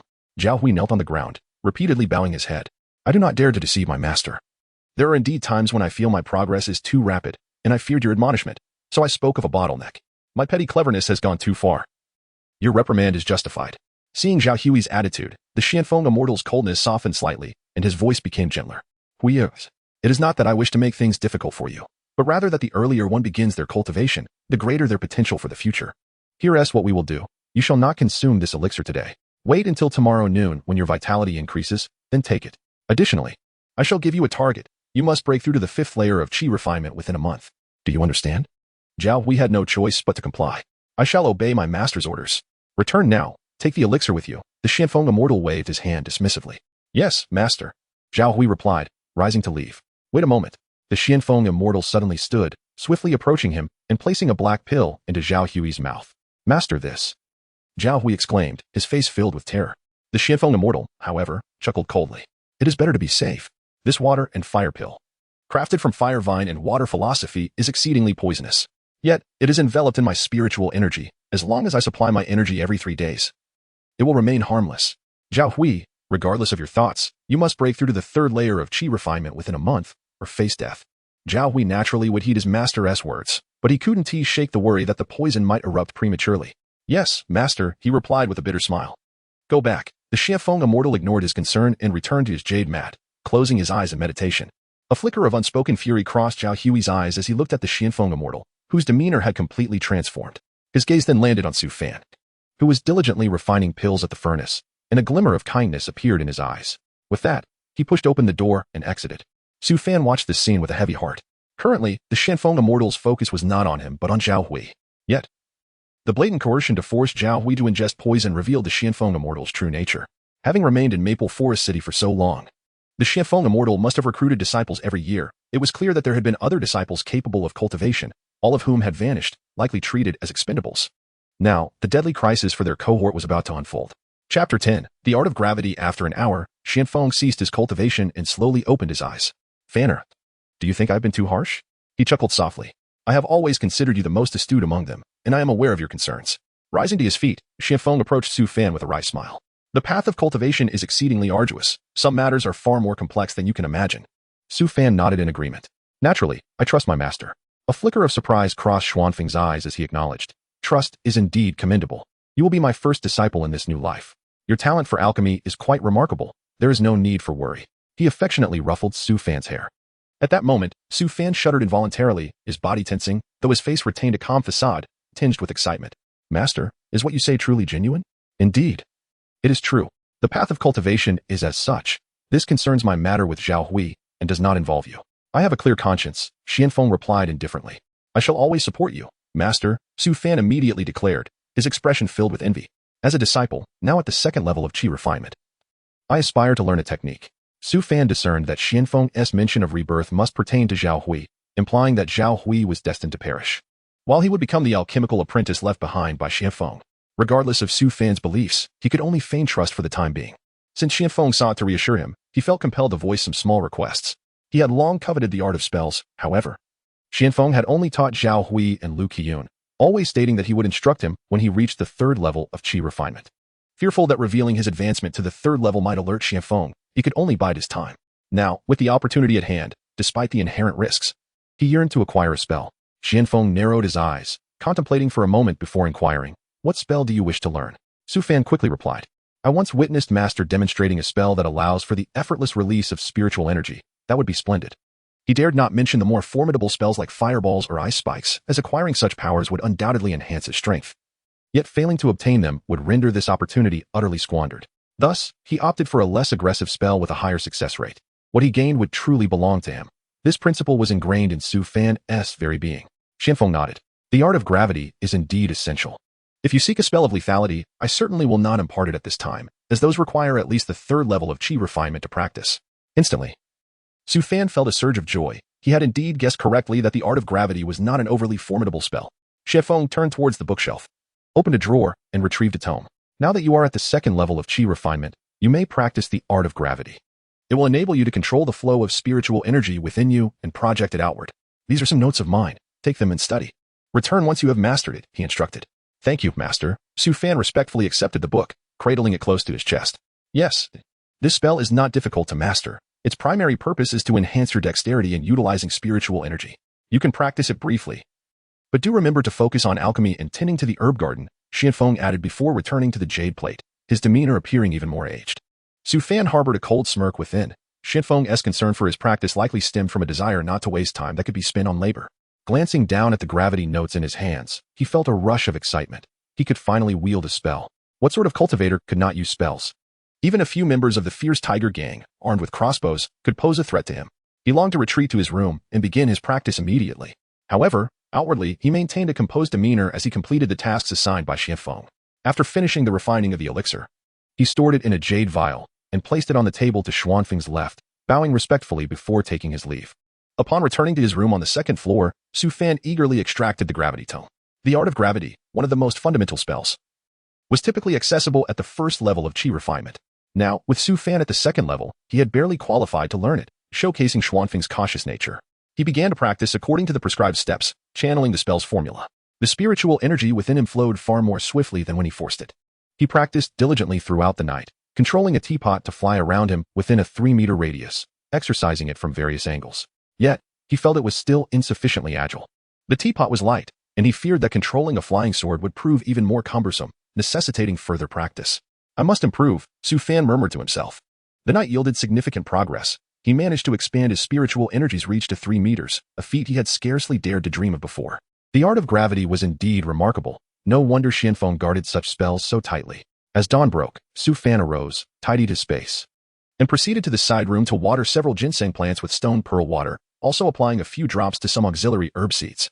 While these did not require extensive time to mature, they still needed to reach maturity. A single drop of diluted stone pearl water sufficed. His spirits were exceptionally high today. He had mastered the art of gravity, and now it was time to strive for the fourth level of qi refinement, having lingered in this realm for far too long.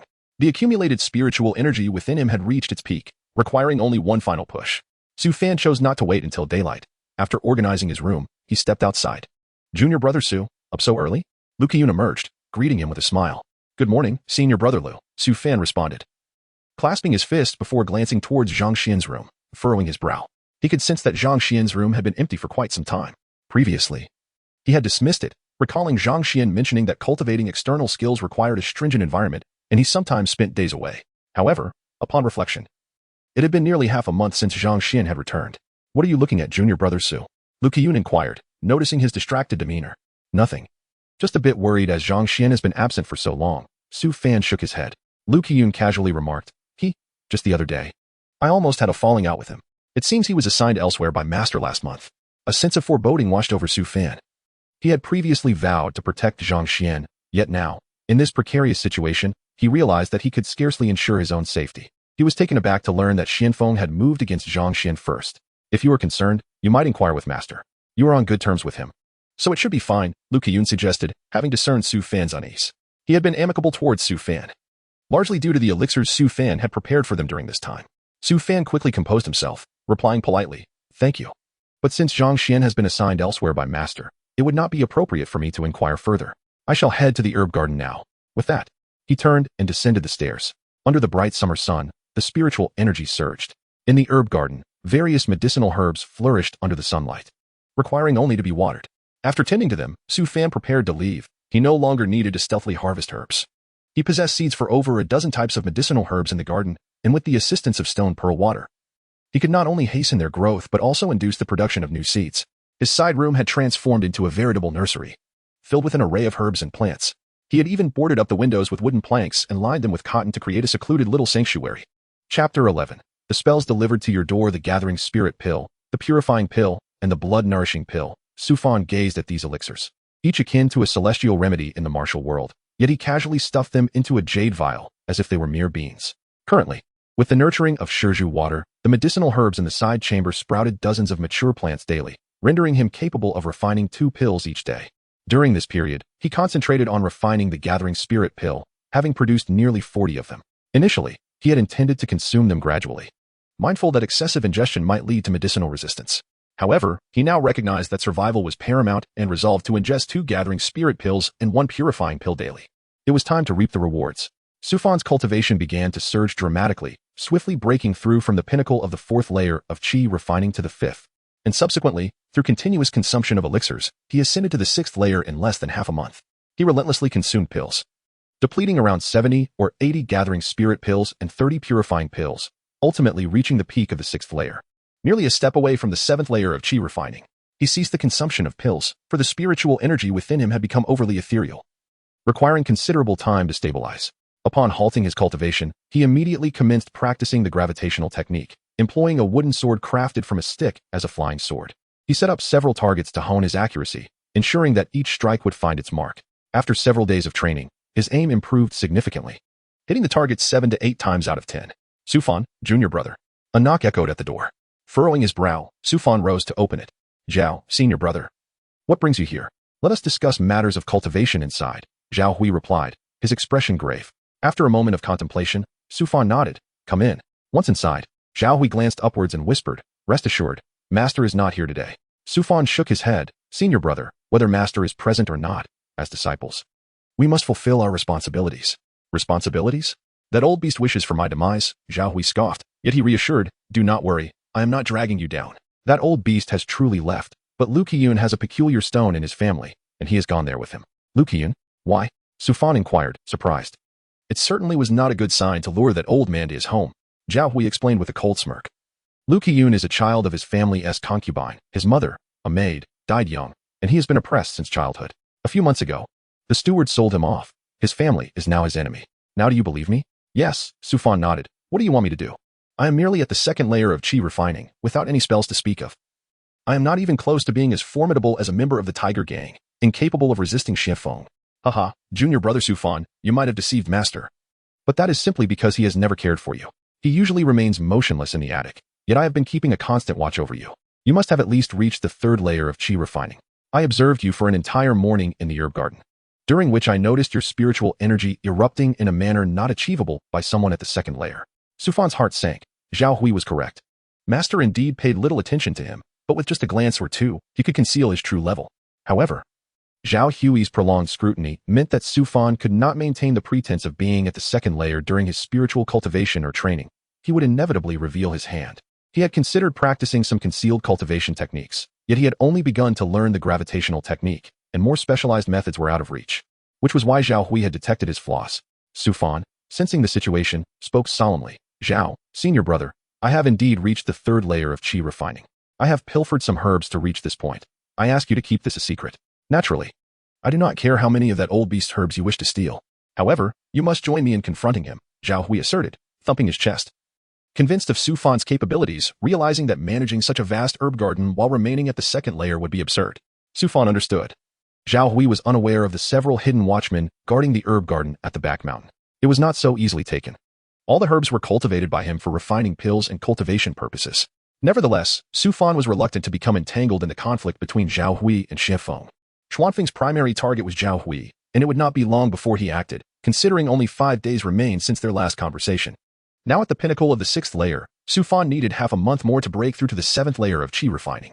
After a moment's deliberation, he said, Zhao, senior brother, while I did deceive Master about being at the 3rd layer, my talent for alchemy means that Master will not turn against me.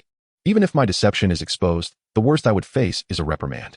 However, associating with you would mean I have only days left to live. Zhao Hui's expression shifted dramatically. Have you considered that if I perish, it will be your turn next? What use is it to survive in such a manner? I am the one with the highest cultivation among you. I reached the 5th layer of qi refining just 2 days ago. Joining forces with me ensures a chance of survival. Do you not wish to live? Sufan fell silent. No matter how many enticing words were spoken, without tangible benefits, they held no value for him and would merely compress the time he had to develop. Zhao Hui's face darkened as he composed himself. He knew this was his only chance. Once Xianfeng returned tomorrow, it would be too late. He softened his tone. Su Fan, junior brother. Do you truly believe that old beast will spare you? You need not say more. You have previously mentioned to Zhang Xian that the disciples of that old beast are not few, and many have disappeared. Where do you suppose they have gone? Seeing Su Fan remain silent and listening intently, Zhao Hui continued, your concerns are understandable given your limited understanding of the cultivation realm. Fearing that the old beast may be too powerful, he paused. Today, I shall divulge everything I know about that old beast. Su Fan's eyes gleamed with interest, indeed. The information regarding Xianfeng was compelling. After all, Zhao Hui was right. Once he was dead, the probability of Xianfeng sparing him was exceedingly low, and he needed to prepare for the worst. Zhao, senior brother, I would indeed like to know about Master. What is his cultivation level, and what is his overall strength? Why has he aged so significantly? Su Fan inquired, puzzled. Zhao Hui awaited Su Fan's reaction, relieved to see his curiosity. He had feared that Su Fan would remain steadfast and unyielding. If you wish to hear, I shall certainly share, but you must promise to stand with me. Su Fan gazed intently. Zhao, senior brother, mere information is insufficient. What do you desire? Zhao Hui asked. Spirit stones? Pills. I have exhausted them all in my cultivation. That old beast demands I reach the 5th layer of qi refining within a month, and my reserves are depleted. Su Fan chuckled softly. He lacked for nothing in pills. And as for spirit stones, a meager amount was but a drop in the bucket. What he truly needed were resources that could enhance his strength. I recall that Master had once provided you with special attention, Zhao, senior brother. I wish to learn the spells he has taught you. Zhao Hui's expression faltered slightly. He had intended to teach Su Fan a high-damage spell to complement his own abilities. I have indeed requested Master to teach me several spells, and I can share them with you. Very well. As long as you impart those spells to me, I shall stand with you against Xianfeng, Su Fan assured him instantly. Zhao Hui nodded in agreement. All right, I can teach you the incantations and gestures for the spells. Should you not comprehend, I will even illustrate the gestures for you. I shall teach you the first spell, gravitational technique. This spell harnesses spiritual energy. Zhao, senior brother, I am already familiar with this, Su Fan interrupted. Good. The next is the fireball technique. Though simple, it is the most potent offensive spell for those at the early stages of qi refining. Once it strikes an opponent, even if they are a layer above you, they will be severely injured. As Zhao Hui spoke, he formed a one-handed seal, summoning a fireball the size of a bowl's base, radiating intense heat, and hurled it towards a wooden chair within the room, producing a resounding crash. The wooden chair suddenly shattered into pieces, its center instantaneously melting into charred remains, an alarming sight indeed. Su Fan gazed in astonishment. Unlike the distant sensation of the deadly ice spikes from Su Nfeng, Zhao Hui's fireball loomed merely a meter away, its scorching heat almost unbearable. The explosive force and experience to behold up close. Such power. The disparity between a cultivator wielding spells and one without was akin to that of different species. Brother Zhao, what is the incantation for that fireball technique? Su Fan could not restrain his curiosity. Zhao Hui smiled gently and replied, the essence of fire, gathering spirit to ignite. The flame orb shatters the void. The incantation was lengthy, comprising dozens of lines, as Su Fan diligently recorded it with a brush on paper. After a brief moment, he lifted his head and said, Brother Zhao, I have memorized it all. Please teach me the next spell. Certainly. I also possess the water sphere and earth wall techniques, both of which I can impart to you. Zhao Hui replied generously, continuing to instruct him. You should focus on mastering the fireball technique first. We can delve into the other spells once we deal with that old beast. Within 5 days, you should be able to reach a considerable level of proficiency. With your cooperation, I will have a greater assurance of success. Chapter 12. The opening. Are you certain that the fireball spell I have learned will prove beneficial against Master? What is his current level of cultivation? Su Fan inquired once more. Although he yearned to master the spell, he felt uncertain about Xianfeng. Unlike Xianfeng, he could sense the aura radiating from Zhao Hui, which was impossible to conceal when casting spells. The ice spike technique that Xianfeng had demonstrated earlier now seemed achievable by someone at the 3rd or 4th level of qi refinement. Xianfeng was undoubtedly far more capable than that, as Zhao Hui, now at the 5th level of qi refinement, sought his assistance, revealing Xianfeng's confidence in allowing Zhao Hui to learn spells. Zhao Hui nodded emphatically. It will definitely be useful, junior brother Su. Within 5 days, you should be able to practice the fireball spell to the size of an infant's fist. Coupled with your alchemical skills, he will not suspect you. And if you manage a surprise attack, it could inflict considerable damage. This was precisely why he chose to ally with Su Fan rather than Lu Keyun. Su Fan had been assisting Xianfeng with alchemy for an extended period, and he was not overly cautious in his daily practice. A surprise attack was indeed the most prudent option. As for that old beast's cultivation level, junior brother Su, I will not conceal it from you. He is likely at the 8th level of qi refinement. What? Su Fan exclaimed, startled, and waved his hand dismissively. I cannot accompany you to certain death, senior brother. The 8th level of qi refinement. Zhao brother, Is this the assurance you speak of? He felt alarmed. He was at the pinnacle of the 6th level and still needed half a month to break through to the 7th, with the 8th level still a distant prospect. Do not fear, junior brother. The fact that I am sharing this with you indicates my confidence. Although that old beast is at the 8th level, he sustained injuries in his youth, and his current frail condition should be evident to you. He can at most exert the strength of a 7th level practitioner, and his physical form is quite weak. Now that I am at the 5th level of chi refinement, with your assistance, our chances are not insignificant. Once we eliminate that old beast, you can imprint all his spells and techniques, and we shall divide the spirit stones and elixirs equally. Zhao Hui laid out the stakes, even offering to share the spoils. After considering his words, Su Fan replied, "This indeed seems feasible. Let us proceed as you suggest, senior brother Zhao. But I must also receive the other spells today." "Not a problem," Zhao Hui readily agreed. By late into the night, Su Fan had acquired the fireball spell, the water ball spell, and the earthen wall spell. Xian Feng indeed placed great importance on Zhao Hui. Not only did he teach Su Fan the fireball and water ball spells, both offensive techniques, but he also imparted the earthen wall spell, a defensive technique that conjured a wall from the ground. Su Fan had expended considerable effort to obtain a gravity spell. However, he did not envy Zhao Hui. One does not receive such favors without reason, and as expected, it came at a cost. "Junior brother Su, I have imparted everything without reservation. You must not breach our agreement, otherwise, I will reveal tonight's events before I perish. And that old beast will undoubtedly target you," Zhao Hui warned. Su Fan nodded. "Rest assured, senior brother Zhao, I will honor my word." "Very well then. I shall not disturb your cultivation any further," Zhao Hui said wearily. "Safe travels, senior brother Zhao," Su Fan replied as he saw him off. Upon returning to his chamber, Zhao Hui's expression darkened. He had finally persuaded Su Fan, but now he needed to prepare further. Dealing with that old beast would not be as easy as he had claimed. He and Su Fan had agreed that on the penultimate day of the countdown to their 1-month deadline, Su Fan would strike first, allowing Zhao Hui to join in for a pincer attack. However, he was certain that the moment Su Fan engaged, the old beast would kill him on the spot. The disparity between the 3rd and 8th levels of chi refinement was insurmountable. Even with the old beast's decline, a close-range ambush would be fatal. This was also why he had confidently taught Su Fan several spells. Otherwise, who would willingly enhance another's power in a world rife with conflict? In his chamber, Su Fan displayed signs of fatigue. He had tirelessly practiced the fireball spell until he could conjure one the size of a human head, capable of melting iron upon impact. Nonetheless, casting multiple spells had drained his mental energy. Since beginning his cultivation, he had gone sleepless, feeling invigorated, believing he had transcended the limits of the physical body. Yet, he was surprised to find himself besieged by the familiar sensation of exhaustion. Indeed, spells were not without constraints, beyond the limitations of spiritual energy. They demanded a high degree of mental fortitude. After 2 days of testing, Su Fan discovered that he could only cast the fireball spell 6 times in quick succession before his mind began to falter. Fortunately, he had ample elixirs, and consuming a purity pill would allow him to forcefully cast 2 additional spells. He then contemplated Zhao Hui's suggestion about ambushing Xian Feng. Zhao Hui's plan to have him strike first clearly disregarded his safety. Nevertheless, he perceived it as an opportunity. He intended to wait until his cultivation reached a sufficient level to ensure a foolproof strategy before acting. Yet, Zhao Hui's reasoning held merit should he perish. The focus would inevitably shift to Lu Kuyun and himself, making a desperate gamble seem more advantageous. On the 4th floor of the attic, the increasingly aloof Xian Feng, now graying at the temples, sat motionless, exuding an unsettling aura. Su Fan, stationed beside the alchemical furnace, discreetly observed Xian Feng's presence.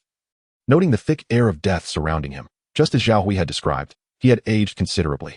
He glanced outside, recalling that today was the day he and Zhao Hui had agreed upon. It was well past noon. Where could he be? Manager Lu. Xian Feng's cold voice pierced the silence as he opened his eyes. Manager Lu, who had been waiting outside, felt a jolt of fear and hurriedly entered. Kneeling before Xian Feng, Master Xian Feng, he stammered. Xian Feng's eyes glowed a fierce red. Summon Lu Kuyun. Lu Kuyun was granted a special leave by you. Master, he will not return for 3 days, as you personally stated. Manager Lu replied cautiously, his head lowered in trepidation, fearful of a misstep that could lead to his demise. Xian Feng's expression darkened, veins bulging on his forehead, as he suddenly turned his fierce gaze upon Su Fan, akin to a bloodthirsty beast, wild and covetous. Master, the purity pill I concocted is nearly ready. Su Fan quickly knelt and proclaimed. Xian Feng's crimson eyes softened slightly, releasing a heavy breath, and his voice became low and guttural. Hurry and complete it. He turned to Manager Lu. You may leave. Should the master have any other orders? Please call upon me, Manager Lu said hastily, fearing Xian Feng's wrath. He had witnessed the master devour disciples and servants on numerous occasions. If not for his cleverness, he would have perished long ago. He scrambled away in haste. Xian Feng watched Manager Lu's retreat with a hint of hesitation, then shook his head. Before long, he redirected his attention to Su Fan. Unceasingly, Su Fan worked to drain the alchemical liquid, hastily retrieving the purity pill to present to his master. Master, the elixir is ready. Good, Xianfeng replied, taking the pill and settling into a meditative posture to refine it. Seeing his master in this state stirred a sense of urgency in Su Fan. If only Zhao Hui would arrive now, it would be the perfect opportunity. That scoundrel Zhao Hui had promised to come at noon. Before long, the redness in Xianfeng's eyes subsided, and the frenzy dissipated, returning to his usual amiable demeanor. Su Fan, you have done well. This is what a disciple ought to do, Su Fan replied respectfully with a bow. Xianfeng smiled. You were quite perceptive. This condition stems from the aftermath of battles with other practitioners, depleting my lifespan. During these episodes, I crave the flesh and blood of others, requiring the purity pill to sustain me. However, rest assured, in just a few days, I shall no longer need it, and you will become my chief disciple. He extended another olive branch. Just as Su Fan was about to respond, there was a knock at the door. Master, Zhao Xianshi has arrived with urgent matters to report, Manager Lu's voice called from outside. Xianfeng's expression instantly turned cold, a mocking smile creasing his lips. Let him in. He then instructed Su Fan, you may leave for now. Su Fan felt a jolt in his heart. If he were to leave at this moment, Zhao Hui would stand no chance of victory. However, the risk of intervening now was exceedingly high, for Zhao Hui was still several dozen meters away. And if reinforcements failed to arrive in time, his mind raced with countless thoughts, yet he maintained a calm demeanor as he clasped his hands and said, I shall take my leave for now. Chapter 13. The master and disciple turn against each other after Su Fan rose and clasped his hands in greeting. He walked towards the door at a steady pace. At that moment, the door swung open, and upon witnessing the scene, Zhao Hui was momentarily taken aback. Quickly concealing his surprise, he fell to his knees with a thud and implored, Master, you have slain Lucashuan. I beseech you, spare my life. From now on, I shall toil for you as a servant. This act of submission halted Su Fan in his tracks as he was making his way outside, turning instead to gaze at Xianfeng. The latter's countenance darkened to an extreme, and with a single leap, he traversed the distance of several meters to stand before Zhao Hui, coldly stating, You. Boom. Su Fan's expression turned frigid as he unleashed a fireball spell. A blazing orb the size of a bowl erupted, hurtling towards Xianfeng's back. Thick smoke billowed, and when it dissipated, a golden aura enveloped Xianfeng, shielding him from the impact of the fireball. What?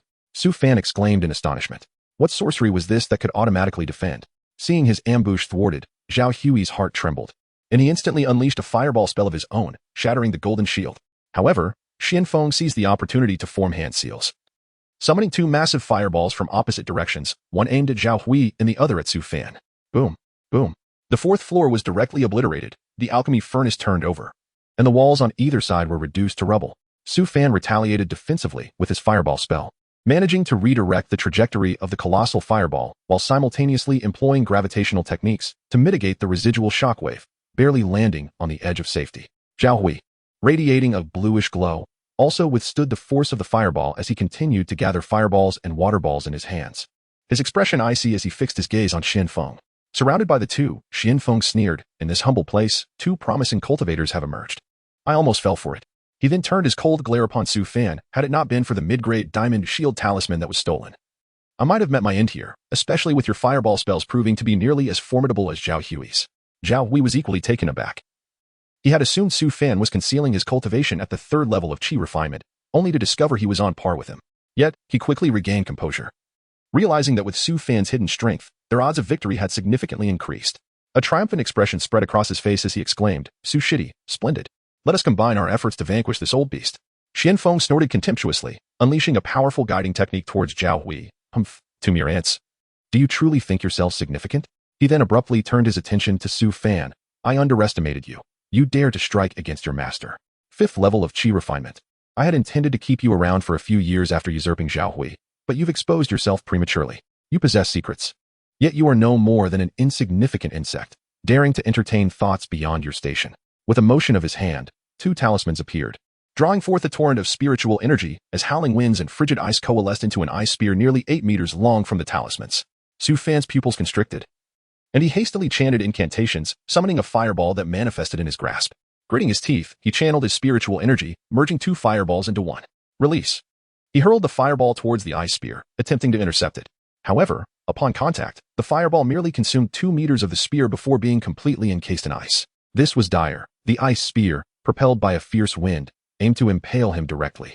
Even with his cultivation at the 8th level of qi refinement, he felt the overwhelming threat. In a moment of urgency, Su Fan produced a gourd filled with precious spirit-gathering pills, each a valuable concoction for cultivation. He swallowed 3 pills in quick succession. A surge of spiritual energy erupted within him, causing his meridians to rupture and blood to spill forth from his exterior. Ignoring the pain, he retreated swiftly while channeling the vigorous spiritual energy, forming another fireball to hurl at the ice spear, simultaneously calling out to Zhao Hui, Zhao Shixiang. Save me. Zhao Hui, having dispelled the guiding technique, was taken aback by the scene. Xianfeng was far stronger than he had anticipated. He had hoped Su Fan's hidden level at the 5th stage of qi refinement would sufficiently drain Xianfeng's strength, allowing him to strike when the moment was ripe. To his dismay, Xianfeng's ice spear technique proved to be devastatingly powerful, threatening to eliminate Su Fan in a single blow. Understanding that Su Fan's survival was paramount, Zhao Hui gathered his strength, forming a fireball and launching it towards Xianfeng's back. Xianfeng's expression darkened as he directed his remaining spiritual energy to guide the ice spear forward, while turning to conjure a water ball the size of a basin. Hurling it at the incoming fireball, the clash resulted in a violent steam explosion, enveloping the 4th floor in a haze. Su Fan unleashed another fireball, successfully melting the ice spear and escaping danger. However, his heart sank. After only a brief exchange of spells, he had brushed dangerously close to death. Realizing Xianfeng was even more formidable than he had imagined, he retrieved another 2 pills from the gourd, swallowing them in haste.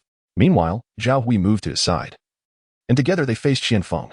Though they still found themselves at a disadvantage, they were now able to withstand Xianfeng's onslaught. Sparking a glimmer of hope in their dire situation, Xianfeng felt his spiritual energy waning, anxiety gnawing at him. Having sustained injuries earlier, he could not use medicinal pills to replenish his energy without risking further harm. In his prime, a single strike from him could obliterate these 2 rebellious disciples. After a moment's contemplation, he directed his offensive towards Su Fan, speaking in a low tone, Zhao Hui, if you assist me in eliminating Su Fan, I shall spare you and allow you to become my true senior disciple. What say you? Zhao Hui retorted coldly, old beast. Do you think to sow discord between me and Su Shidi? To be your senior disciple? I wouldn't even have you as my dog. Xianfeng's eyes blazed with fury. How could he suffer such humiliation after extending an olive branch? He was a revered immortal teacher, after all. Su Fan, aid me, and my conditions remain unchanged. I might even forgive your earlier betrayal. Do not fear that I shall be untrustworthy. I merely seek a body to possess. A cultivator can only seize a body once in their lifetime. If I successfully usurp Zhao Hui's body, I will need nothing more. Su Fan scoffed, Master. Do you truly think I would believe you? The two were now at an impasse. Regardless of Xianfeng's promises, there was no possibility of aiding him. Very well. Both of you rebellious disciples, meet your end.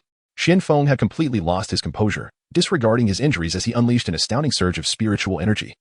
Conjuring 3 more talismans in his hand, summoning a total of 5 massive fireballs and an ice spear, unleashing them with ferocity that sent shockwaves through the 4th floor.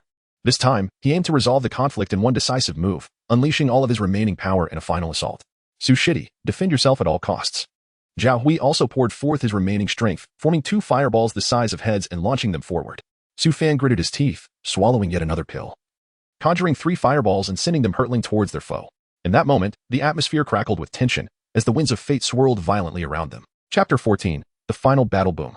Boom. Boom. Smoke billowed as the attic was engulfed in flames.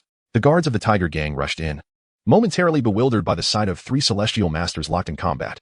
Xianfeng crawled from the ruins, bellowing, fetch the crossbow from the storeroom. His command spurred the guards into action. Zhao Hui bore several wounds, but miraculously, while casting the fireball spell, he had allowed his body to fall, narrowly evading a fatal blow. He gazed at the charred corpse in the distance, sighing inwardly. Although he had indeed utilized Su Fan to deplete Xianfeng's strength, he had not anticipated that Su Fan had concealed his true power and fought alongside him against Xianfeng for such an extended period, especially in the final moments. When he had urged Su Fan to unleash all his spiritual energy to conjure a fireball for defense, Su Fan had complied, leaving him both astonished and contemplative. They had become comrades in arms. Su Shidi, your vengeance shall be avenged by your senior brother, Zhao Hui murmured softly. The scorched body of Su Fan twitched slightly, his heart racing with surprise. Zhao Hui was indeed more formidable than he had portrayed, possessing the confidence to confront Xianfeng alone. Fortunately, having spent his childhood gathering firewood in the mountains, he had mastered the art of feigning death. Now, whether Xianfeng perished or Zhao Hui fell, it was advantageous for Su Fan. Xianfeng regarded him as insignificant, treating his life and death with indifference, while Zhao Hui viewed him merely as a tool, unconcerned for his well-being. Let them fight, let them both suffer, Su Fan observed coldly. Meanwhile, Zhao Hui retrieved an aged talisman, its azure glow flickering as his wounds healed rapidly and his spiritual energy surged back. Splendid. This was his trump card, the Changchun talisman, an heirloom passed down through generations. Its significance lost on him. Yet, its ancient power had been a source of protection. Only when Xie Feng employed a talisman did Zhao Hui realize that this was a cultivation talisman. A mid-grade Changchun talisman capable of swiftly healing injuries and restoring spiritual energy, an invaluable asset for lower-tier cultivators, offering a chance for a turnaround. Zhao Hui observed Xian Feng, whose excessive use of spiritual energy had worsened his injuries, looking as if his essence had been drained, appearing far older than his years. He calculated that Xian Feng, originally at the 8th level of qi refinement, could now only muster the strength of half a step into the 7th level due to his grievous wounds. With his full recovery, bolstered by the Changchun talisman, victory over Xian Feng was within reach. Without waiting for Xian Feng to regain his strength, he unleashed fireballs, followed by employing a gravity spell to hurl debris from the surrounding ruins at his adversary. The relentless barrage filled Xuanfeng's eyes with despair at this point. He recognized that he had underestimated Zhao Hui, with the mid-grade Changchun talisman and 3 spiritual roots indicating that his ancestors had indeed produced a cultivator. To think Xian Feng Jinren, could meet my downfall here, he seethed. If I must perish today, I shall take you down with me, you wretched disciple. Driven into a frenzy, Xuanfeng's hair turned completely white, his skin sagging, yet he summoned ever more spiritual energy. Ice Spike technique. He unleashed a devastating spell at any cost. Zhao Hui furrowed his brow, astonished that this old beast could still muster such formidable spiritual power. Battling across realms was indeed a formidable challenge. He gathered all his energy to release a fireball in defense. Boom. The ice spike pierced through the fireball, and Zhao Hui's expression changed drastically. He hastily used a guiding spell to hurl several nearby guards at the ice spike, while simultaneously launching another fireball to strike. Boom, boom. As the smoke cleared, Zhao Hui coughed, clutching his waist, yet his eyes were fixed on Xian Feng, suddenly brightening with realization.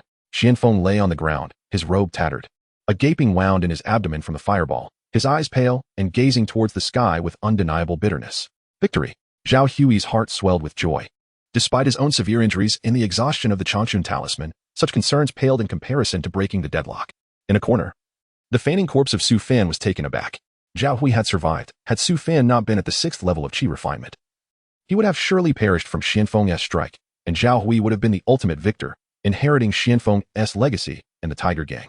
Fortunately, Su Fan had regained 80% of his spiritual energy, having suppressed the latent dangers and consequences of the medicinal pills he had consumed.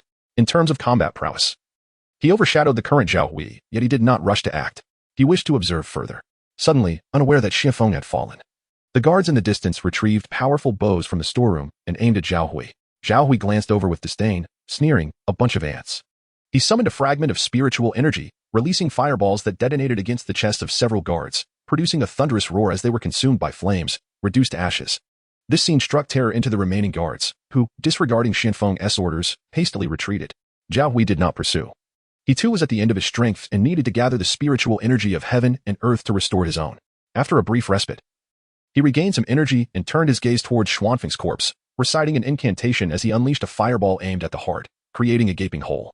Seeing this, Zhao Hui approached within 10 meters of the body, raising his arm to draw Xuanfeng's storage bag into his grasp. To his dismay, he discovered only a handful of spirit stones. Opening the bag, disappointment washed over him as he looked at Xian Feng's remains, spitting in contempt. Old beast. You truly are wasteful. Fortunately, he found 3 cultivation manuals and 2 spell tomes, along with numerous miscellaneous texts, which would greatly benefit his future cultivation. Then, he crouched beside the corpse, feeling within the clothing, and his heart leapt with joy as he extracted a talisman. What is this? The goddess cursed talisman. He read the inscriptions inscribed upon it. Suddenly, the talisman activated, drilling into his mind, followed by a green light emanating from Xian Feng's corpse, which then surged into Zhao Hui's consciousness. Zhao Hui lay motionless on the ground. Su Fan, witnessing this scene, was not surprised. The old fiend could not so easily meet his end. He slowly rose, fixating on the fallen Zhao Hui. The green light must have been the old fiend's soul, aiming to seize Zhao Hui's body. If Zhao Hui were slain, would Xian Feng perish as well? He feared that Xian Feng might survive, allowing the green light to attempt to seize his own body. Xian Feng had previously stated that a cultivator could only attempt to seize a body once in their lifetime. If that were the case, it would be wise to wait until the possession was complete. After all, whether the attempt succeeded or failed, the opportunity for another possession would be lost. Su Fan approached Zhao Hui, drawing the storage bag towards him. Indeed, he found 2 lower-grade fireball talismans. He extracted them and held them tightly, watching Zhao Hui closely. As soon as Zhao Hui awakened, he would unleash the talismans, regardless of who emerged. In Zhao Hui's mind, he was bound by silver chains, unable to perceive the outside world. I've been deceived. Zhao Hui's face contorted with despair as he desperately exerted every ounce of strength to break free from the silver chains, his soul energy surging. This was the goddess cursed talisman, forged from the remnants of 5 superior beasts.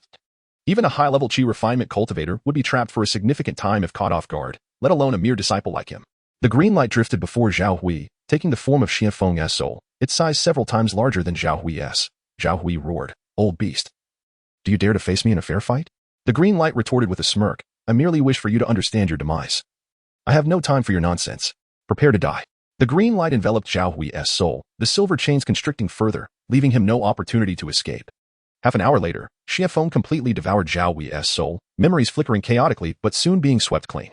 He abruptly opened his eyes, revealing a look of astonishment. Su Fan stood before him, casting a shadow that obscured the setting sun, enveloping him in a profound darkness.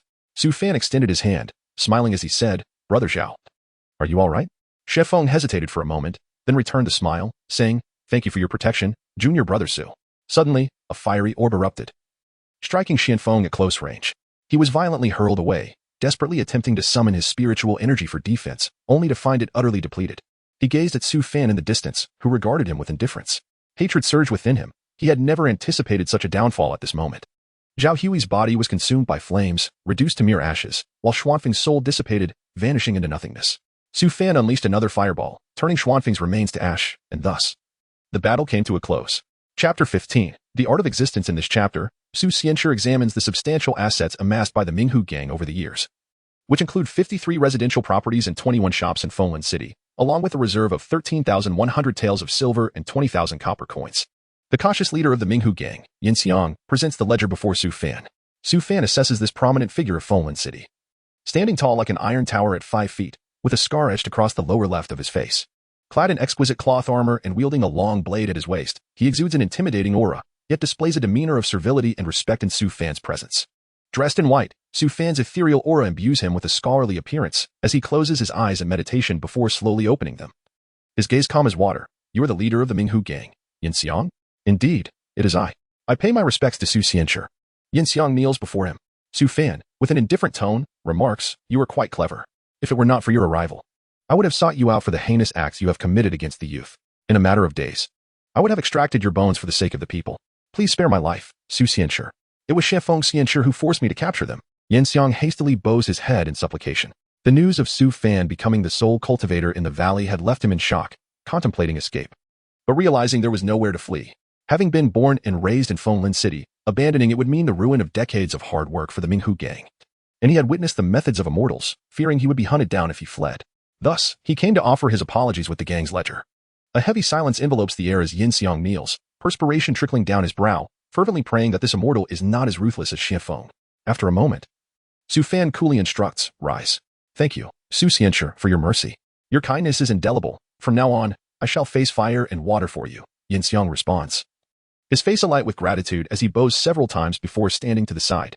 Su Fan glances at him. "Since I have become the new Xianxue of the Minghu gang, from now on, my word shall be law." "Of course," Yin Xiang eagerly agrees.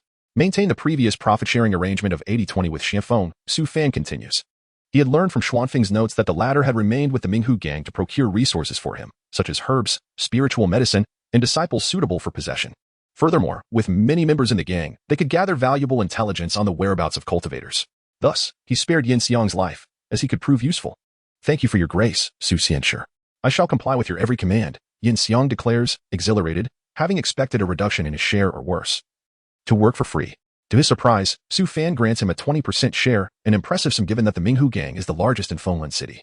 With monthly revenues in the thousands of taels, he felt fortunate not to have fled, continuing to regard Su Fan as a Xianxue. Su Fan nods in satisfaction and adds, "Cease all abductions immediately." Unlike Xianfeng, he had not suffered severe injuries and had no need to possess others, nor did he require disciples. Yin Xiang promptly promises to ensure that no further harm would be done. After discussing a few more matters, Su Fan dismisses him. As Yin Xiang exits, the anxious deputy leader of the Minghu gang rushes forward, asking, "What did Su Xianxue say?"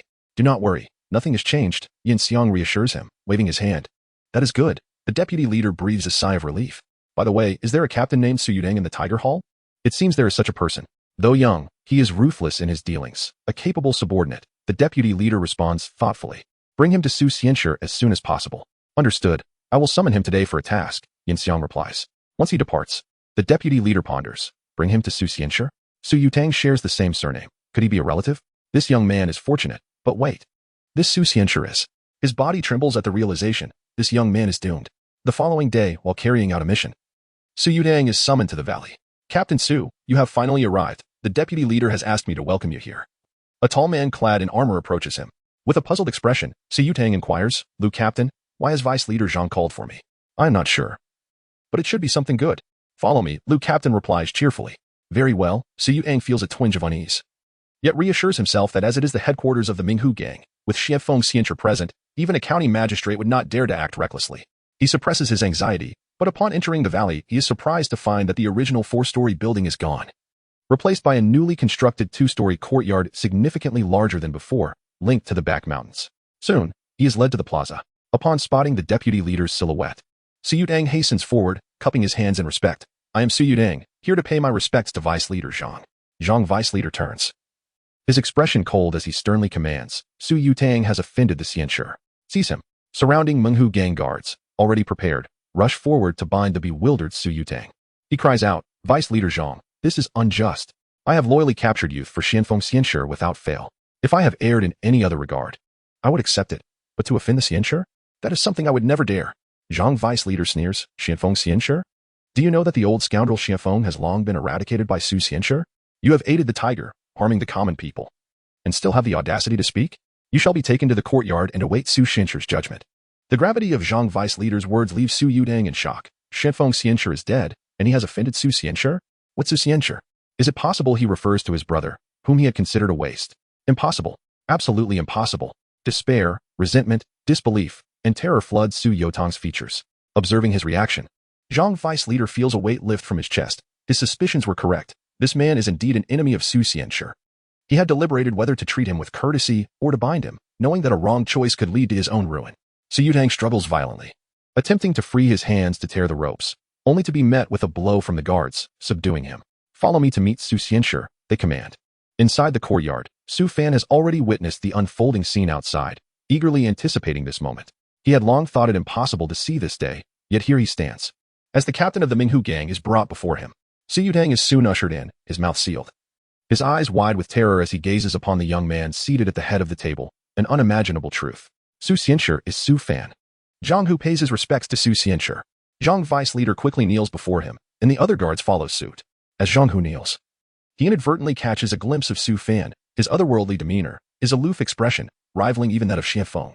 He dares not harbor any contempt for Su Fan. One who could topple Xianfeng and seize control of this valley is undoubtedly the most formidable figure in Fenglin City. Well done. You may leave, Su Fan states calmly. Thank you for your praise, Xiancher. I shall take my leave now. Zhang Hu's heart swells with joy at the commendation, confident that he has taken the right step. He quickly rises to instruct the other guards to accompany him. The hall now holds only Su Tang and Su Fan. Realization dawns upon Su Tang. Su Fan is indeed Su Xiancher. Despair envelopes him. It is over. He knows all too well how he has treated Su Fan over the years, not to mention selling him to the Menghu gang. Su Fan remains silent, approaching him to tear away the seal from his mouth.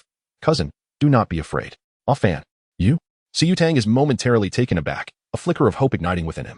Could it be that he remembers their past? The fool, who never anticipated that he would become a celestial master, remains as foolish as ever. Truly, heaven does not forsake those with potential. Su Tang hastily exclaimed, Cousin, I am your elder brother. Congratulations on becoming a celestial master. Please, spare me. I was wrong before. Do you acknowledge your guilt? Su Fan asked softly. Su Tang quickly replied, Yes, it was my fault. I should not have bullied you in the past. It was merely childish play. I apologize sincerely.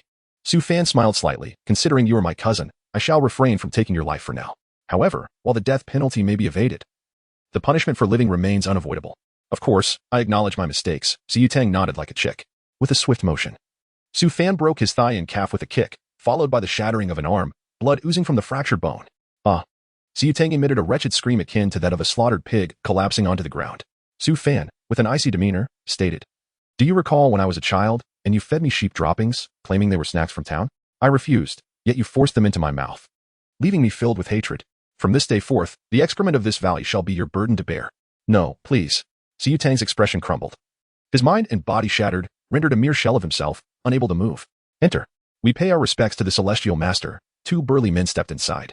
Take good care of him. Ensure he does not perish. Understood. The men carried Su Tang away on a stretcher, depositing him beside a pigsty.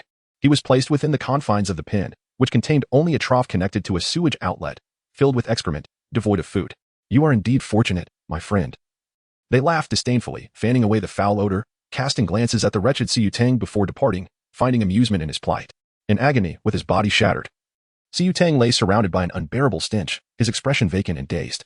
Days later, he was secretly executed. Upon inspection, his abdomen was found filled with excrement.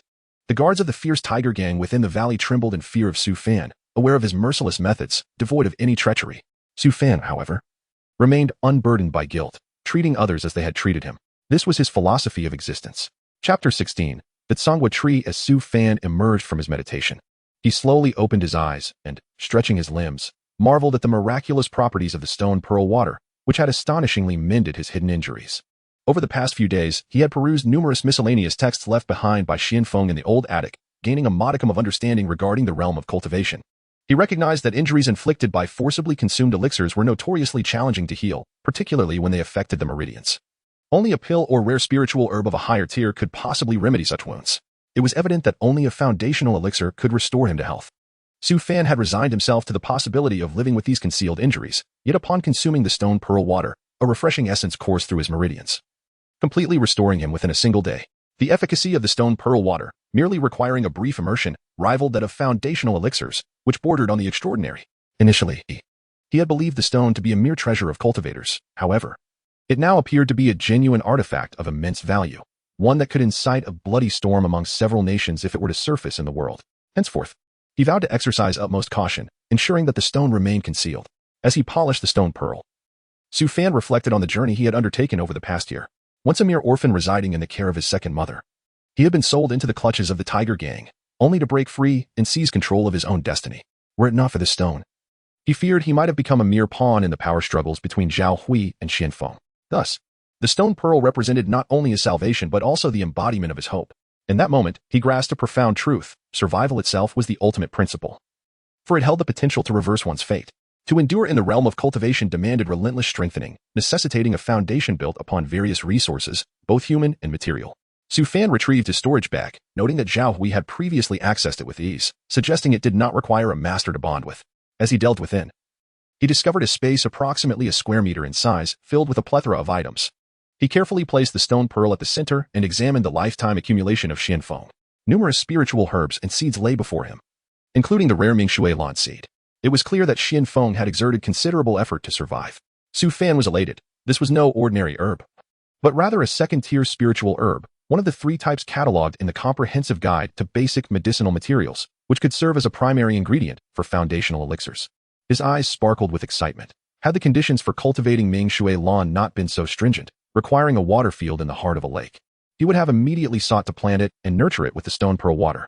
In addition to Mingshui Lan, he found 4 varieties of first-tier herb seeds, 3 of which had achieved the status of spiritual herbs in Xianfeng's herb garden, totaling 7 types.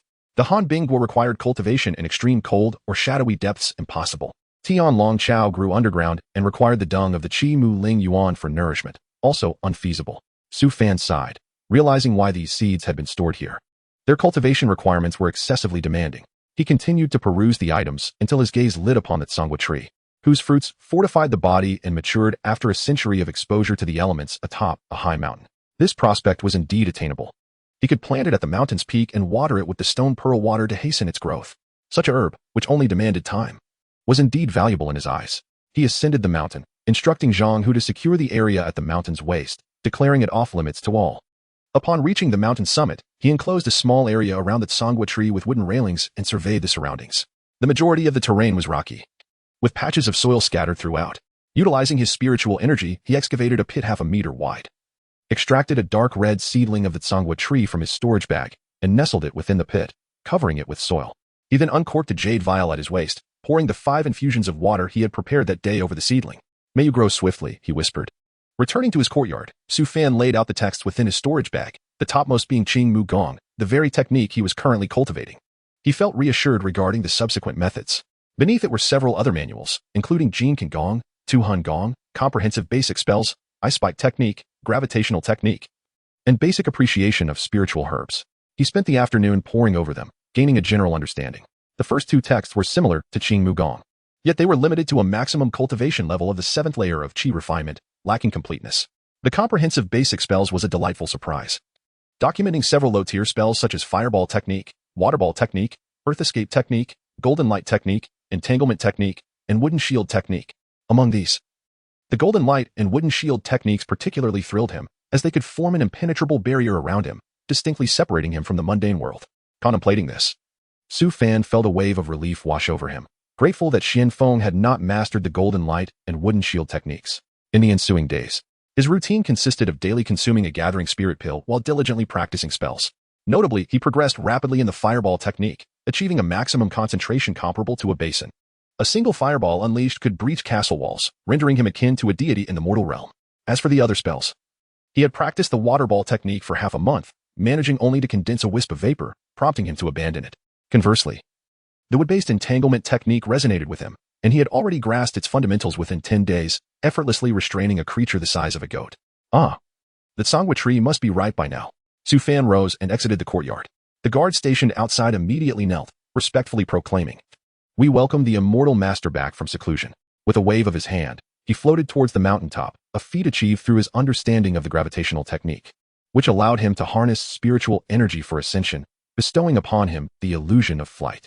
Despite its many shortcomings, sluggishness, the inability to move swiftly, and significant energy consumption, this method proved ideal for mountain climbing, and he quickly arrived at the summit. There, he beheld the Sangwa tree, now transformed from a seedling into a half-meter-tall sapling, its branches bifurcating and adorned with 17 pale red fruits. Su Fan's heart soared. The stone pearl water was indeed formidable, enhancing the growth of both first and second-tier spiritual herbs by 5 years with each watering. He opted not to harvest the fruits immediately, instead dedicating 4 of his daily 5 portions of stone pearl water to nourish the Sangwa tree. After half a month, the fruits had swelled to the size of apples. Aware that they were now fully mature and would soon fall, he collected them into his storage bag. Within the courtyard, he gazed at the Sangwa fruits laid before him. Consuming them directly would enhance his physical prowess. Though uncertain of the extent of this enhancement, he recognized their second-tier status as remarkable. Without a recipe to concoct a pill from the Sangwa fruit, it seemed wiser to consume them to bolster his strength, especially since his defenses were currently lacking. Su Fan settled into a meditative posture, channeling his internal spiritual energy in preparation for the fruit's awakening.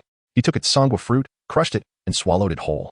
In an instant, it felt as though his entire being had been enveloped in molten lava, an excruciating pain coursing through him as vitality surged from his dantian, radiating through his limbs.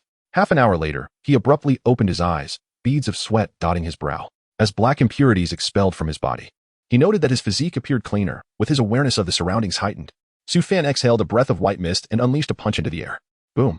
The sound echoed as he stepped forward, approaching a wooden chair, and without employing any spiritual energy, delivered a powerful kick.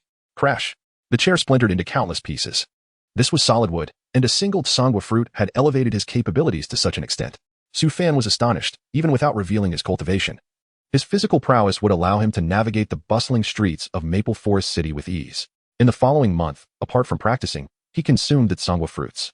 By the end of the month, he had tempered his body to an impervious state, estimating that even without the protection of the golden light shield, his physical form could withstand the full force of a fireball technique without succumbing. This situation is already quite terrifying for cultivators at the chi refining stage, who have yet to establish their foundation, possess inherently fragile bodies. It is entirely conceivable that a practitioner at the 3rd level of chi refining could ambush and slay an unprotected practitioner at the 5th level. With his formidable physique, Su Fan now feels a measure of confidence. His next goal is to break through to the 7th level of chi refining, a significant bottleneck he has faced for 2 months. He has been relying on spirit-gathering pills, but the development of resistance and the low quality of these first-tier inferior pills have hindered his progress. Despite searching through Xian Feng's storage bag and miscellaneous texts, he has found no alternative recipes for the spirit-gathering pill. It appears that Xian Feng's resources are limited. This predicament has left Su Fan in a state of frustration. He attempted to consume water infused with stone beads, but alas, it merely accelerated his cultivation speed without allowing him to surmount his bottleneck. It is no wonder that Xian Feng was determined to seize the highly gifted Zhao Hui. Exceptional talent indeed seems to defy reason, while a lack thereof presents insurmountable obstacles. A year later, Su Fan has yet to achieve his breakthrough, though he has mastered the intermediate fireball technique and the inferior binding technique. Additionally, after a year of nurturing the Sangwa tree and consuming its fruits, his physical form has reached an extraordinary level. He suspects that, should Xian Feng be resurrected, he would be able to withstand Xian Feng's attacks purely on the basis of his physical prowess. Overall, his combat capabilities have been significantly enhanced. He has also attempted to practice the Golden Light technique and Earth Escape technique, but to no avail. Later, he gleaned from some of Xian Feng's miscellaneous texts that cultivators are categorized into 5 types of spiritual roots: gold, wood, water, fire, and earth. Some practitioners lack these roots or possess inferior ones, rendering them incapable of mastering spells and techniques associated with that attribute. This realization has left Su Fan feeling disappointed, as he had aspired to learn the foundational spells of all 5 elements. It seems that perfection is indeed a rarity in this world. It is time for him to venture out. Su Fan shook his head, as he wished to cultivate until he reached the bottleneck of the 9th level of Qi refining before seeking opportunities. Unfortunately, he has not even broken through to the 7th level, and his innate talent has become a barrier. He can no longer afford to delay his progress. Chapter 17. Tiana City. A month later, Su Fan had successfully refined most of the spiritual herbs he had planted into elixirs. He possessed 14 bottles of spirit-gathering pills, 4 bottles of pure tranquility pills, 4 bottles of Qi and blood pills, each containing 10 pills, along with the remaining stock, totaling over 200 first-tier low-grade elixirs. Aside from spirit stones, elixirs also served as hard currency for trade. For instance, the effect of the spirit-gathering pills in releasing spiritual energy was equivalent to that of 5 spirit stones, and they could fetch a price of 2 to 3 spirit stones in the market. Thus, he was somewhat affluent, with a net worth of 5 to 600 spirit stones. Atop the mountain, the tsangwa tree had grown to a height of merely 3 meters, yet its fruit yield had doubled. Throughout the year, he had utilized the stone pearl water to continuously bear fruit, and the tree had achieved a lifespan of 1,000 years. Each tsangwa was of considerable value. However, as he prepared for his journey, uncertain of when he would return or if he could return at all, he decided to uproot the tsangwa tree and place it in his storage bag. Before his departure, he had unfinished business to attend to, returning to the village to eliminate his second uncle and aunt completely. Since Su Yutang's death a year prior, his second uncle and aunt had harbored an ominous premonition, fearing they had offended a significant figure, yet they could not bear to abandon their family estate. As time passed and no retribution came, they gradually relaxed their guard. This false sense of security shattered when Su Fan, accompanied by dozens from the Tiger Gang, appeared before them, binding the entire family together. Su Fan, spare me. I am your second uncle. How could you treat me this way? They exclaimed in disbelief. I leave it to you to deal with, Su Fan remarked, feeling a sense of tedium, and entrusted the matter to Zhang, who with the most ruthless of orders. Tiana City, located on the eastern side of the Stone Kingdom, bordered the Jinyu mountain range to the east and a vast river connecting 2 counties to the west. Although its geographical position was not particularly advantageous, it was frequented by merchant ships and caravans. Years ago, tales of immortals had emerged from this area, drawing people from all corners of the Stone Kingdom eager to seek traces of the divine. Over the years, these stories had transformed Tiana City into a bustling metropolis. A merchant ship docked at the shores of Tiana City, and numerous individuals disembarked, with the last being Su Fan. After leaving Fenglin City, he initially hired a carriage using his silver, but during a brief meal break, the coachman was poisoned by a gang of bandits at the tavern. Su Fan avenged the coachman and subsequently opted for the waterways, arriving at the famed Tiana City, rumored to hold traces of immortals. The grandeur was striking. Su Fan gazed at the towering city walls, reaching heights of several meters, and was taken aback by the heavily armored patrols on duty. Young master, is this your first visit to Tiana City? Do you require a porter? A ruggedly cheerful voice broke through his thoughts as a tall man approached him with a broad grin. A porter? Su Fan inquired. Indeed, young master. Tiana City is unlike ordinary cities. It covers a vast area and connects to the Jinyu mountain range, where there are traces of ferocious beasts. Wandering alone could be perilous, the porter explained. Very well, how much do you charge? Su Fan asked. Young master, I only require 5 taels of silver to accompany you for 3 days, at your beck and call. Fine. Thank you, young master. Thank you. The porter beamed, having initially quoted a higher price, expecting to negotiate, but was pleasantly surprised by Su Fan's immediate acceptance. Su Fan handed over his bag, containing daily necessities such as some silver, spare clothing, and low-tier elixirs. Given that he was not in the wilderness, he could not constantly rely on his storage bag. Maintaining the secrecy of his identity as a cultivator was paramount. The porter was diligent, sharing insights about Tianhe City's culinary delights, particularly the renowned Tianhe Lake and the vibrant entertainment district frequented by travelers and merchants. After a lengthy discussion, Su Fan inquired, is it true that there are ferocious beasts in the Jinyu mountain range? The porter shook his head. I cannot ascertain the truth, but it is widely spoken. The Jinyu mountain range is indeed treacherous, and many have become lost within its depths. Suddenly, he seemed startled. Young master, are you perhaps intending to seek traces of the immortals in the Jinyu mountain range? Is that not possible? Su Fan responded.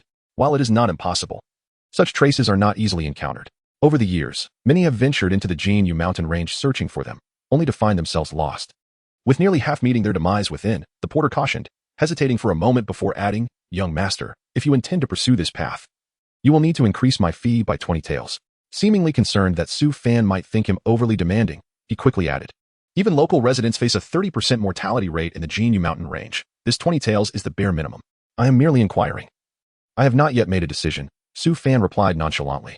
First-tier ferocious beasts were equivalent to the Qi refinement stage.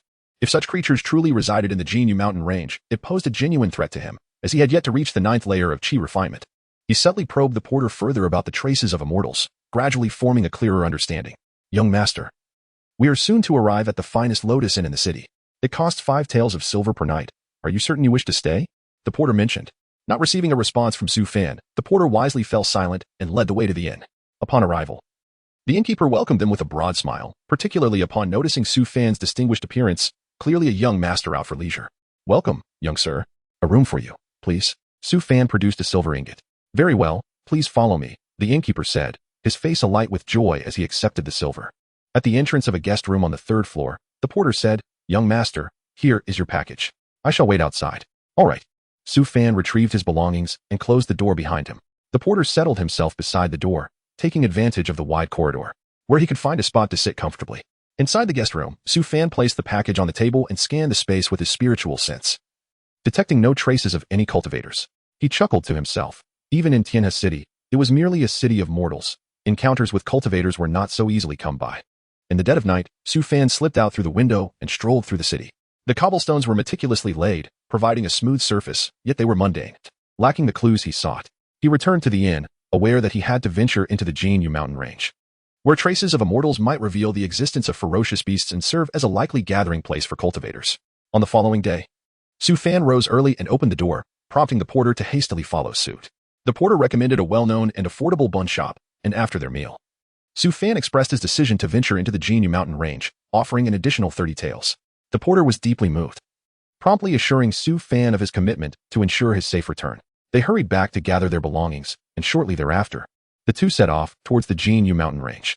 Su Fan, dissatisfied with the porter's pace, hired a carriage to take them to a point near the mountains. Within less than an hour, Su Fan beheld the endless mountain range, resembling a great dragon coiling among the clouds. The mountains were vast, and the valley floor was entirely cloaked in trees, exuding an aura that warned against intrusion. Young master, we enter from here. This is the path we have explored over the years, the porter indicated toward a narrow trail winding through the valley. Very well. Su Fan intended to follow the path to see if he could discover any areas rich in spiritual energy. Thus, the two proceeded for about 20 to 30 miles, where the dense branches nearly obscured the sunlight. The porter halted, pointing at a stone beside their feet. This is a rainbow stone, said to be blessed by immortals. You may apply it to your hands for good fortune. Do give it a try. Su Fan stood aside, not bending down to examine it, and sighed. Is 30 taels insufficient? The porter paused momentarily, his eyes flashing with malice. You know, throughout the journey, your murderous intent has never ceased. Su Fan replied indifferently. Humph. So what if I know? I am aware that you wealthy scions are arrogant, possibly possessing some martial skills that embolden you. But do you understand why the mortality rate in the Jinyu mountain range is so high? The porter sneered, gesturing for others to emerge. Come out. From the nearby thicket, 5 or 6 robust men charged forth, brandishing large knives and encircling Su Fan. The porter coldly declared, surrender all your money, and I shall grant you a complete corpse. Su Fan regarded him with disdain, presumptuous. Enraged, the porter bellowed, having toiled for such individuals, now finding himself in this predicament while being mocked. Kill him. Instantly, the burly men lunged forward. Undeterred, Su Fan advanced to meet them, delivering a punch that sent one assailant crashing into a large tree. At that moment, 2 more approached with their knives drawn. Su Fan raised his arms in defense, producing a resonant clang that astonished the attackers. His physique withstood their blades. How astonishing indeed. He kicked one man away, while simultaneously gripping another by the throat, swiftly dispatching both. As more approached, he acted with even greater swiftness, stepping forward to seize a knife and cleave through an opponent, then turning to eliminate the remaining 2. The entire skirmish concluded in less than 10 seconds. Only the porter remained, frozen in disbelief, staring at Su Fan, who now appeared almost monstrous. Wishing to flee, he realized that all others had been vanquished. I beg for mercy, young master. I have a 90-year-old mother and a 1-year-old child waiting for my return. I cannot perish here. I am willing to give you all my money. The porter fell to his knees, pleading desperately. Su Fan offered him no reprieve, hurling the large knife away. Thud. The blade struck an invisible golden barrier, halted by a youth standing protectively in front of the porter, radiating spiritual energy and fuming with anger. Which family's cultivator are you, that you dare slaughter mortals with such impunity? Su Fan squinted, contemplating the youth's affiliations. No, this boy, seemingly around 14 or 15, did not fit that description. He must have merely been passing by. Su Fan had also heard that cultivators were forbidden from harming mortals, but such regulations were typically enforced only against nefarious practitioners who endangered too many lives. This situation was hardly monitored. A hot-blooded bystander seeking justice? A myriad of thoughts raced through Su Fan's mind, yet reality unfolded in an instant. He mused, if one does not offend me, I shall not offend them. He seeks to rob and kill. Am I not entitled to retaliate? Chapter 18. Qinglong Valley, a scheme of wealth and death? The young man paused for a moment, only to realize that those who had been killed around him bore fierce and malevolent visages, certainly not the countenance of the virtuous. His expression shifted as he turned to the portly laborer, only to find that the man had already fled into the distance. He glanced at the increasingly cold expression across from him, and, blushing slightly, said, "My friend, I was indeed reckless. I shall retrieve him to compensate for your loss." As he spoke, he summoned the flying sword from his back, soaring into the sky. After a brief moment, the boy's face grew bitter. The terrain of the Jinhua mountain range was exceedingly complex, obstructing his line of sight. Although he could sense 100 meters around him, the laborer had escaped swiftly, and his awareness could no longer track him. Reluctantly, he returned and collided with Su Fan, discovering that the fleeing laborer was now in Su Fan's grasp. "My friend, I was in the wrong. Allow me to offer this bag of spirit stones as an apology." The young man produced a gray cloth bag, holding it aloft. Su Fan's spiritual sense probed the bag, confirming it contained a considerable number of spirit stones, 15 in total. He stored them in his own pouch, smiling faintly, no harm done. "You merely adhered to the rules of the cultivation world by saving immortal. Misunderstandings are commonplace. May I inquire where you are headed?" This was the first cultivator he had encountered since departing from Fenglin City, a spirited youth. It was preferable to meet someone like him rather than a cunning, treacherous figure like Xianfeng. This presented an excellent opportunity to ask questions and learn about the cultivation world. Seeing Su Fan's forgiveness, the young man replied with curiosity, naturally. "I am bound for Qinglong Valley. Are you not as well?" Su Fan's heart stirred. Qinglong Valley was likely a gathering place for cultivators, and thus his goals of acquiring alchemical formulas and elixirs might soon be realized. "I hail from distant lands and am unaware of the specifics. I merely sense the abundant spiritual energy here, which led me to seek a guide." Alas, the laborer acted out of greed. The youth scratched his head in embarrassment. "It was my folly. If you wish to venture into the valley, I can guide you. I visited with my elders 3 years ago. Thank you for your kindness." Su Fan smiled slightly. The two set off together. Due to the dense forest, their flight speed was hindered. They alternated between walking and soaring above the treetops to scout the path. From time to time, Su Fan engaged the young man in conversation, gleaning information. Ultimately, the youth was still young and a scion of a cultivation family, his first solo expedition. Initially feeling guilty for preventing Su Fan from slaying the laborer, he now eagerly answered all of Su Fan's inquiries. Much of what he shared aligned with the records in Xianfeng's miscellaneous writings. Yet there were insights that opened Su Fan's eyes. For instance, the cultivation realms were categorized as Qi refinement, foundation establishment, golden core, nascent soul, and divine transformation. Su Fan was astounded. In the miscellaneous writings, the golden core was the highest realm, where golden core cultivators possessed unmatched power, capable of toppling cities and moving mountains, establishing sections. Yet, there existed 2 realms above it, nascent soul and divine transformation. This revelation exhilarated him. The path of cultivation was indeed profound. He learned that this young man was named Lu Hao, from the Lu family of the royal capital of the Stone Kingdom, and that his ancestor was a formidable cultivator at the late foundation establishment stage. Lu Hao further explained that the Stone Kingdom not only had scarce spiritual energy and a small area but also lacked genuine sects, comprising merely small factions and family powers. Many cultivators sought opportunities in the neighboring Zhao Kingdom, which led to the general populace of the Stone Kingdom never having seen a cultivator, dismissing them as mere legends. As Lu Hao spoke, his excitement was palpable. "Once I reach the 7th layer of Qi refinement, I plan to leave the Stone Kingdom for the Zhao Kingdom to seek a master. That is where true cultivators aspire to go. Remaining here is not the right path." Their conversation over the course of half a day had fostered a sense of camaraderie, prompting him to ask, "Su Xiong, in January of next year, my family will have a celestial vessel heading to Zhao Kingdom. I could apply for a spot for you to join me." Su Fan expressed his gratitude. "I would be honored." Lu Hao's intention to befriend him was sincere, and if Zhao Kingdom was indeed as he described, it was worth pursuing. Seeing Su Fan's willingness, Lu Hao became even more enthusiastic, confidently assuring him that he would certainly secure a place for him on the journey to Zhao Kingdom.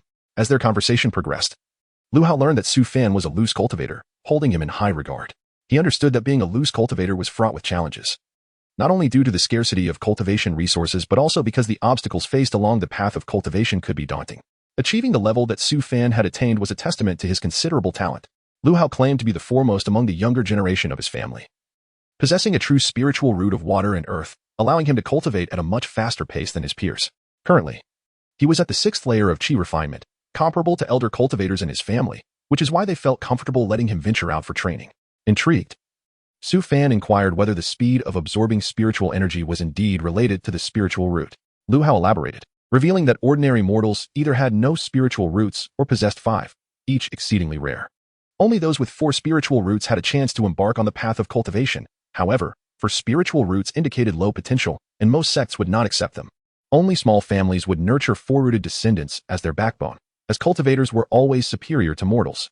To genuinely step onto the cultivation path, one needed to have 3 or 2 spiritual roots, which were considered true spiritual roots. Particularly, those with 2 roots found it relatively easy to overcome the foundation establishment bottleneck. As for one spiritual root, it was deemed a heavenly root, indicative of golden core potential. With a sigh, Lu Hao lamented, regrettably, "I am but a 3-rooted true spiritual root. Even achieving foundation establishment presents a monumental challenge for me." Su Fan asked, "So, you seek to journey to a major sect to find opportunities for breakthroughs?" "Certainly. Among the younger generation of cultivation families in the Stone Kingdom, those who attain 3 roots largely venture out to join sects due to the abundance of opportunities outside." Lu Hao expressed his envy. "I've heard tales of some 3-rooted cultivators outside who have managed to become golden core masters, living over 500 years. Even more astonishing are 4-rooted cultivators who achieve nascent soul, living for a millennium. It is beyond imagination how one with 4 roots could cultivate to nascent soul. The speed of cultivation simply does not allow for it." As Lu Hao expressed admiration tinged with disbelief, Su Fan felt a stirring within. It seemed likely that he too had encountered unforeseen fortune. He realized he must not reveal his own spiritual roots lightly, lest Lu Hao deduce whether he possessed any treasures. Su Fan responded with a few agreeable remarks and deftly redirected the conversation towards Qinglong Valley. Through their dialogue, he learned that Qinglong Valley was a site for trials, opening every 3 years, allowing those below the foundation establishment stage to explore. Over time, Qinglong Valley had evolved into a gathering place for cultivators, also known as Qinglong Market.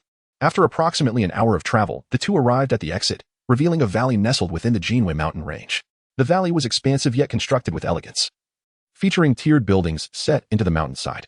The ground was paved with gray stone tiles, flanked by railings, while below stood 2-story structures. One bustling street was particularly lively, lined with stalls where commerce thrived. The sheer volume of people astonished Su Fan. At a glance, there were at least hundreds milling about. These were all cultivators. He had traversed several counties without encountering a single one, yet here was a throng. Lu Hao explained, "Qilong Valley is the foremost trial site in the Stone Kingdom. And with the trials soon to commence, it is only natural that cultivators from all corners of the nation and beyond gather here." Su Fan marveled, "Indeed. It is quite remarkable." He sensed that most of the cultivators passing by were primarily at the Qi refinement stage, with only a few exceeding the 6th layer, which he could not perceive. Talent was crucial. Were it not for the stone pearl, he too might have remained stagnant at the 2nd layer of Qi refinement. Lu Hao called out, "The cultivation market is a rare sight. Su Xiong, I must procure some necessary supplies. Until we meet again at the Qinglong Valley trials." With that, he melted into the crowd. Su Fan waved goodbye, holding a favorable impression of Lu Hao. Through their interaction, he had gained valuable insights into the cultivation world, devoid of ulterior motives. He glanced at the bustling street ahead. The Qinglong Fang market is vast, with the busiest foot traffic concentrated along the main street, where small stalls are densely packed, showcasing their wares like ordinary vendors. Yet, these seemingly mundane items ignite a spark of desire within Su Fan. Nearly 5 meters away, a stall displays a 6-inch alchemical furnace, its top a vibrant red, emanating a rich fragrance of medicinal herbs, undoubtedly an excellent tool for potion crafting. At a nearby corner, an elderly Taoist priest has laid out a dozen talismans. If Su Fan's eyes do not deceive him, several of these resemble the golden light talismans once employed by Xian Feng, which had effectively withstood a combined strike from him and Zhao Hui, stirring his envy. "How many spirit stones for this?" Su Fan inquired as he approached. The elderly priest glanced at him and replied indifferently, "This is a mid-grade diamond talisman, capable of withstanding an attack from a 6th-tier Qi refinement practitioner, priced at 40 spirit stones. You old Taoists are deceiving newcomers. A typical mid-grade diamond talisman is merely 30 spirit stones." At this moment, a middle-aged man from a nearby stall rushed over, saying, "Friend, if you seek a diamond talisman, I have 2 mid-grade ones here for 50 spirit stones. Yen Zimo, with your mid-grade talismans, even a 5th-tier Qi refinement practitioner could easily break through. How dare you ask such a price? My mid-grade talismans are perfected. Using both together can defend against an attack from a 7th or 8th-tier practitioner. I shan't quarrel with you over business," the old Taoist stated coolly. Don't believe him. This old Taoist is simply seizing the opportunity to sell at exorbitant prices. Yen Zimo retorted through clenched teeth. Su Fan pondered, realizing that the effectiveness of these talismans could only be proven through use, yet employing one would render it useless thereafter. He asked, "Friend, might I see your talismans?" Yen Zimo produced 2 talismans, saying, "Take a look. They are surely not inferior to the old Taoists." Su Fan accepted them, carefully assessing their power, while he also grasped one talisman from the old man's stall. The old Taoist remained silent, observing with a calm demeanor. After a few moments of examination, Su Fan returned the 2 talismans to Yen Zimo, saying, "My apologies." He had discerned that the old Taoist talismans were solid and brimming with spiritual energy, akin to a fully inflated balloon, as the old man had claimed, capable of providing formidable defense. In contrast, the talismans belonging to Yen Zimo seemed somewhat insubstantial. Yen Zimo's expression darkened as he regarded Su Fan without uttering a word, then cast a final glance at the old Taoist before departing. Turning to the old man, Su Fan declared, "I will take all 4 diamond talismans. The total is 160 spirit stones, but if you take them all, I can offer a discount. 150 spirit stones," the old Taoist responded calmly. "Very well, but I lack spirit stones. Would you accept medicinal pills instead?" Su Fan produced a vial of spirit-gathering pills from his storage bag and placed it upon the old man's stall. Upon seeing this, the old Taoist picked up the jade vial, opened it to inspect its contents, and inhaled its aroma a few times before nodding in approval. "Excellent spirit-gathering pills. This vial is worth 30 spirit stones, yet it falls short of my asking price. I have more than 1 vial." Su Fan then retrieved 4 additional vials of spirit-gathering pills, asking, "Is this sufficient?" At 30 spirit stones per vial, 5 vials total. The old man nodded in satisfaction, his demeanor warming considerably as he inquired, "Young friend, do you happen to possess more spirit-gathering pills? I currently have no use for them, but am seeking them for the younger generation in my sect. If you have any, I can offer 35 spirit stones per vial." Chapter 19. Purchasing the Dan formula. Su Fan was just about to exchange some spirit stones. Previously, he had inquired with Lu Hao and learned that a single gathering spirit pill could be exchanged for approximately 30 spirit stones. The old Taoist was offering 35 stones each, which was indeed quite high. He set aside 1 bottle for backup and took out the remaining 8 bottles of gathering spirit pills. With such a quantity, it was evident that the Taoist's alchemical skills were commendable. "Now, I have gathered enough gathering spirit pills from these past years." The old Taoist, clearly delighted, handed Su Fan a small storage bag, smiling as he said, "Inside are 280 spirit stones." After receiving the bag and inspecting its contents with his spiritual sense, Su Fan confirmed that there was not a single stone missing. He transferred the spirit stones to his own storage bag and returned the old Taoist's bag. Adding the spirit stones he had saved previously along with the 15 stones given by Lu Hao, he now possessed a total of 306 stones. This would suffice for purchasing the items he needed. Su Fan specifically sought out a stall that sold alchemical formulas and pills. However, most of the pills being sold were of little value, mundane items like the broken bone pill and 3 saint ointment from the secular world, along with some first-grade pills like the clear wind pill and explosive pill, which were primarily used for combat, holding little interest for him. He continued until he stumbled upon a stall surrounded by a considerable crowd, displaying several alchemical formulas. "This is a second-grade formula, priced at 100 spirit stones." "What a joke," exclaimed one patron. 100 spirit stones for a second-grade formula is quite steep.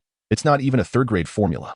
The stallholder, a middle-aged man with a rugged demeanor, gazed defiantly at the customer, who was a young master dressed in fine garments, holding a folding fan, his brows furrowed in displeasure. As the stallholder refused to sell, Gu Feng, the young master, sneered, "You might as well bury that formula with you. How many alchemists are present here? How many would be willing to part with 100 spirit stones for your formula? Furthermore, my Gu family does not need a second-grade formula from you. If you refuse to sell to me, who else could you sell it to?" Upon hearing this, the surrounding cultivators were taken aback. The Gu family was one of the 5 major cultivation families in the Stone Kingdom. The stallholder's expression shifted as he clenched his teeth. Even the Gu family must adhere to reason. This is a second-grade pill formula, and it's worth at least 180 spirit stones. Gu Feng retorted with a cold laugh, 100 stones. The onlookers realized that Gu Feng was intent on forcing the transaction. "Impossible. Everyone, look here. Is this how the Gu family treats scattered cultivators? Are you not afraid of tarnishing your family's reputation?" The stallholder seethed with anger. This second-grade formula was a family heirloom. Now, as he struggled to break through to the 6th layer of qi refining, he had no choice but to sell it for resources.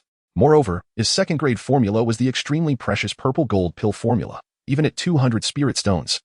There were buyers in Zhao country willing to purchase it. Although the surrounding cultivators felt indignant about Gu Feng's behavior, none dared to speak up. Gu Feng coldly asked, "Are you willing to sell it to me for 100 spirit stones?" "No." The stallholder firmly refused. "Very well, then I shall await your exit from the Qinglong Valley." Gu Feng scoffed before walking away. The stallholder frowned at his departing figure and called out loudly, "I am selling the second-grade purple spirit pill formula for only 170 spirit stones. Any friends interested?" He hoped to make a quick sale and had even reduced the price by 30 spirit stones. This way, Gu Feng would focus on potential buyers, allowing him to evade this crisis. The curious cultivators dispersed, as there were not many dedicated alchemists, and the risk of attracting the Gu family's attention was simply not worth it. Miss this opportunity, and there won't be another. The lowest price is 165 stones. The stallholder anxiously lowered his price again, but the onlookers showed no signs of lingering. After waiting a while, he sighed, preparing to pack up and leave quickly. The Qinglong Valley was vast, and the Gu family might not be able to find him. Perhaps hiding for a while would resolve this predicament. "Friend, may I have a look at your formula?" The stallholder, who had been packing, looked up to see a young man in white clothing. He handed over a rough draft of the formula. It lists the effects and some of the primary ingredients. It is genuine. Very well, I will take it, Su Fan nodded. Really? The stallholder was momentarily stunned. Su Fan replied calmly, indeed. However, 165 spirit stones is still quite expensive. I'll offer 120 stones. Impossible. 120 stones? Go ask around about the value of the purple gold pill formula. The stallholder's face showed signs of anger. If not for the fact that Su Fan was one of the only two interested buyers, he would have chased him away. Su Fan shook his head. The formula is indeed worth 200 spirit stones, but 120 stones is the current market price, which should be fair. You likely understand the reasons behind this. The stallholder's expression darkened. Indeed, anyone buying his formula would attract attention and perhaps divert some hostility away from him. 120 stones was a reasonable price, yet he felt a deep resentment towards the Gu family for causing him to lose so many spirit stones. After a brief contemplation, the stallholder sighed. You are a wise person. This 120 stones is indeed a bit low. I also have 3 first-grade formulas. Would you consider purchasing them as well? He desired to exchange all his formulas for resources to enhance his strength, and Su Fan was his only buyer. Su Fan's eyes brightened slightly. May I see them? Here. Su Fan carefully examined the 3 simplified formulas presented. The Clear Tranquility Pill, the Gathering Spirit Pill, and the Strengthening Pill. I want the Strengthening Pill. How many spirit stones? He already possessed the first 2. But the Strengthening Pill was excellent for enhancing a cultivator's physical strength, preventing them from being too fragile, especially since cultivators primarily focused on spells, making them vulnerable to sudden attacks. Don't you want the Gathering Spirit Pill or the Clear Tranquility Pill? Not interested. I will offer you a fair price of 60 spirit stones. 50 stones, Su Fan calmly countered. The stallholder sighed. You truly know how to haggle. 50 it is. Together with the purple gold pill formula, the total is 170 stones. Agreed. Su Fan handed over the spirit stones and exchanged for the 2 formulas. His actions attracted considerable attention from onlookers. What a fool, daring to meddle in the affairs of the Gu family at the mere 6th layer of qi refining. He must have emerged from some corner of the world, completely unaware of the Gu family's power. Some spectators whispered with disdain, while others secretly followed Su Fan. Their intentions not entirely benign. Su Fan, capable of extending his spiritual sense for several dozen zhang, was keenly aware of their discussions. However, he was determined to acquire the purple gold pill formula. He hadn't intended to make such a public purchase, as it would attract animosity. The stallholder possessed considerable cultivation, at least the 7th layer of qi refining, should he decide to leave, using a concealment talisman or some special method to escape. Su Fan would be unable to track him down. The purple gold pill formula was immensely beneficial for his breakthrough, and even though it risked offending a powerful family, he was resolute in acquiring it. When faced with an opportunity for advancement, how could he hesitate? After securing the formula, Su Fan swiftly departed, intending to head towards the largest inn, having heard that it was the safest place. The inn was easy to locate, standing at the end of the street. Towering in the center of Qinglong Valley, with its sign inscribed with the words Qinglong K, embellished in a dragon and phoenix motif, numerous cultivators flowed in and out. The rich spiritual energy enveloping the inn was palpable. Su Fan sensed that the concentration of spiritual energy here was at least 50% higher than outside. Growing denser the closer he approached the inn. As he entered, a young attendant immediately greeted him. Would the guest like to stay? Yes. Very well. The lower chambers cost 1 spirit stone per day, the middle chambers 2 spirit stones, and the upper chambers 5 spirit stones, the attendant explained courteously. How exorbitant. Su Fan exclaimed in surprise. Staying in a lower chamber for a month would cost 30 spirit stones. This is the standard price, if you find it too expensive. Perhaps other inns might offer lower rates. The attendant squinted, his tone growing impatient. These scattered cultivators were truly stingy. This was the finest inn in Qinglong Valley. And they still found the price too high. How dare you speak to me like that? Do you want me to break your legs? Suddenly, a voice rang out as a figure approached from a distance, casting a malevolent glare at the attendant. Upon seeing the newcomer, the attendant's expression shifted, and he hastily slapped his own face, exclaiming, Young Master Lu, I was in the wrong. It was my fault. He continued, with my spirit stones. I shall promptly arrange a middle suite for Brother Su. I will take care of it at once. The attendant quickly excused himself to handle the lodging arrangements. The man nodded in satisfaction and turned to smile, saying, Brother Su, I did not expect to meet you so soon. Lu responded, Indeed, I did not foresee this either. A flicker of surprise crossed Su Fan's eyes. The individual before him was none other than Lu Hao, whom he had parted with merely half a day prior. Now encountered again at the inn. Lu Hao burst into hearty laughter. It seems fate has entwined our paths. By the way, I have some matters to discuss with you. Brother Su, please follow me. The two made their way to a nearby restaurant, where Lu Hao waved his hand grandly, ordering an array of dishes. Brother Su, do indulge. The culinary skills of this establishment are unparalleled, and these dishes are crafted from medicinal ingredients, which will greatly benefit us. After sampling a few bites, Su Fan felt a warm current surging within him, revitalizing his spirit.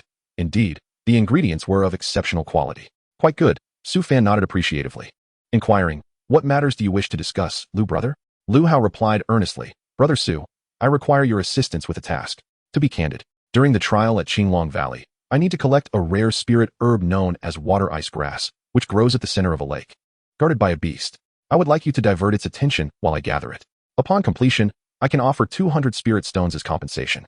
This water ice grass is crucial for my father's ailment. I sincerely hope you will assist me. Su Fan inquired, what is the level of this beast? Lu Hao solemnly replied, it is a first-tier beast, likely equivalent to the 7th level of qi refinement, and possesses some sorcery. Fear not, Brother Su. Distracting it for merely a few breaths should suffice. After contemplating for a moment, Su Fan nodded in agreement. Very well. The two confirmed the time and location before parting ways post-meal. Lu Hao needed to procure supplies. While Su Fan returned to the inn to retrieve his room key from the attendant, a jade token that granted access to his designated suite. His room was situated on the 3rd floor, featuring a bedroom and a parlor, with an overall layout steeped in antiquity. Most astonishingly, upon entering, he immediately sensed that the spiritual energy here was twice as potent as that outside. Cultivating within this space would undoubtedly yield remarkable results. Could it be a spirit gathering formation? No wonder they charge 2 spirit stones daily. This place is indeed extraordinary. Chapter 20. The 7th layer of qi refinement in the private chamber. Su Fan meticulously studied the purple gold pill, his excitement growing with each glance. According to the description in the recipe, the purple gold pill could significantly enhance the ability of qi refinement practitioners to absorb surrounding spiritual energy, and, combined with its medicinal effects, it would greatly aid in their breakthroughs. The required spiritual herbs included purple spirit flower, golden leaf grass, sparrow root, and fire spirit fruit. If he could successfully concoct the purple gold pill, his chances of breaking through to the 7th layer of qi refinement would be considerably high. Su Fan promptly ventured out to purchase the spiritual herbs, only to discover the exorbitant prices. First-tier spiritual herbs were worth at least several spirit stones, while the second-tier purple spirit flower commanded a staggering 15 spirit stones. After acquiring a complete set of materials, he depleted his remaining spirit stones. The pure tranquility pill was indeed commendable, yet the old Taoist could only accept 1 vial for 35 spirit stones. Previously, the old man had been selling talismans, and upon seeing Su Fan produce the pure tranquility pill, he expressed mild astonishment, though his demand was limited. After trading 1 vial, Su Fan received 35 spirit stones in return and stored the remaining 3 vials away, heading to a larger pill shop for inquiries. The highest offer he received was merely 32 spirit stones per vial, with blood qi pills being even lower at only 28 spirit stones each. He sold all of them, accumulating a total of 243 spirit stones, which he then used to purchase 6 sets of the required herbs for the purple gold pill. Now with 7 sets, Su Fan felt a renewed sense of confidence. While he might not excel in the innate talent for cultivation, his aptitude for alchemy was praised by Xian Feng himself. He had always learned quickly the intricacies of auxiliary paths in cultivation. Su Fan had a clear understanding of his abilities. While his innate talent was low, his comprehension was commendable, allowing him to swiftly grasp alchemy and spellcasting. For others, 7 sets of materials might seem insufficient, but he was confident he could refine at least 1 purple gold pill. Returning to the inn, he retrieved the alchemical furnace from his storage bag. He ignited the fire and began the alchemical process. The first batch of pills turned charred due to excessive heat. Noticing this, Su Fan concentrated his focus even more. After 4 consecutive failures, he gleaned some insights into refining the purple gold pill. He reheated the furnace and added the spiritual herbs once again. This time, the process went remarkably smoothly until a mistake occurred at the critical moment of merging the ingredients, resulting in failure. Unperturbed, he proceeded to refine the next batch. Everything progressed seamlessly until, at the final juncture of merging the ingredients, he forcefully reduced the fire at the base of the furnace, and a pill adorned with purple and gold patterns gradually formed at the bottom. Su Fan retrieved the pill, and a fragrant aroma wafted toward him. Its color and fragrance were perfect. The purple gold pill had been successfully refined. His heart soared with delight. He had succeeded on the 6th attempt. He immediately sat down and swallowed the pill. Already at the pinnacle of the 6th layer of qi refinement, upon ingesting the purple gold pill, the spiritual power within him began to surge, assailing the barriers of his dantian, loosening the previously impenetrable bottleneck. It was effective. Su Fan guided the spiritual power to continuously wash over the barriers, and with the pill's potency, it surged with several times the ferocity of usual. The spiritual energy within the chamber continued to gather, and fortunately, the gathering array was quite effective, replenishing the dissipated spiritual power swiftly. After half an hour, the ethereal spiritual power that had previously roamed like mist within him gradually transformed into liquid, coalescing into a gentle stream flowing toward the dantian, branching out along the meridians to form a cycle. He had reached the 7th layer of qi refinement. Su Fan abruptly opened his eyes. Experiencing a qualitative shift in his senses, he could hear various sounds from a radius of 4 miles and perceive the intricate patterns of ants on the ground. This was merely the enhancement of his physical senses. In terms of spiritual awareness, he could envelop the entire inn. However, he refrained from recklessly unleashing his awareness and promptly retracted most of it, testing his range to over 200 meters outside the inn. The spiritual power he could wield had also increased, becoming denser and more substantial. For instance, he could now condense a fireball with double the potency. Even against the previously ailing Xianfeng, he could defeat him in a matter of mere dozens of strikes. The distinction between the 6th and 7th layers of qi refinement was indeed a watershed moment. His overall combat capability had at least doubled. Su Fan felt that the time required to chant the incantation for condensing a fireball had shortened, which would prove invaluable on the ever-changing battlefield. 7 days later, the trial at Qinglong Valley officially commenced, allowing practitioners below the foundation establishment stage to enter. The entrance to the trial was surrounded by over 1,000 people. A veritable throng. In a corner, Su Fan observed that the majority of the practitioners were below the 7th layer of qi refinement, estimating that only a few dozen posed a threat to him. Those whose realms were unclear or were above the 8th layer of qi refinement. He needed to be cautious around them. "Su brother, you arrived quite early," greeted Lu Hao as he approached. "Not bad," Su Fan replied. Lu Hao was accompanied by 2 others, a middle-aged man with a cold demeanor and a lively young woman who surveyed their surroundings. "Su brother, let me introduce you. This is my uncle Lu Dantian, a practitioner of the 6th layer of qi refinement, who can assist you in fending off the demon beasts. And this is my cousin Louis, at the 4th layer of qi refinement, who can provide support from a distance," Lu Hao introduced. The 2 greeted Su Fan briefly but did not linger, viewing him merely as someone Lu Hao had hired for assistance with no ties to their family. Su Fan, preferring to avoid interactions with unfamiliar individuals, was content with this arrangement. As time passed, a resounding roar emanated from the mountain at the trial's entrance, igniting a fervor among the 1,000 practitioners. This was the prelude to the opening of the secret realm trial. Indeed, following the roar, the surrounded mountain erupted with astonishing waves of spiritual power. Intricate spells blossoming forth as formations revealed themselves.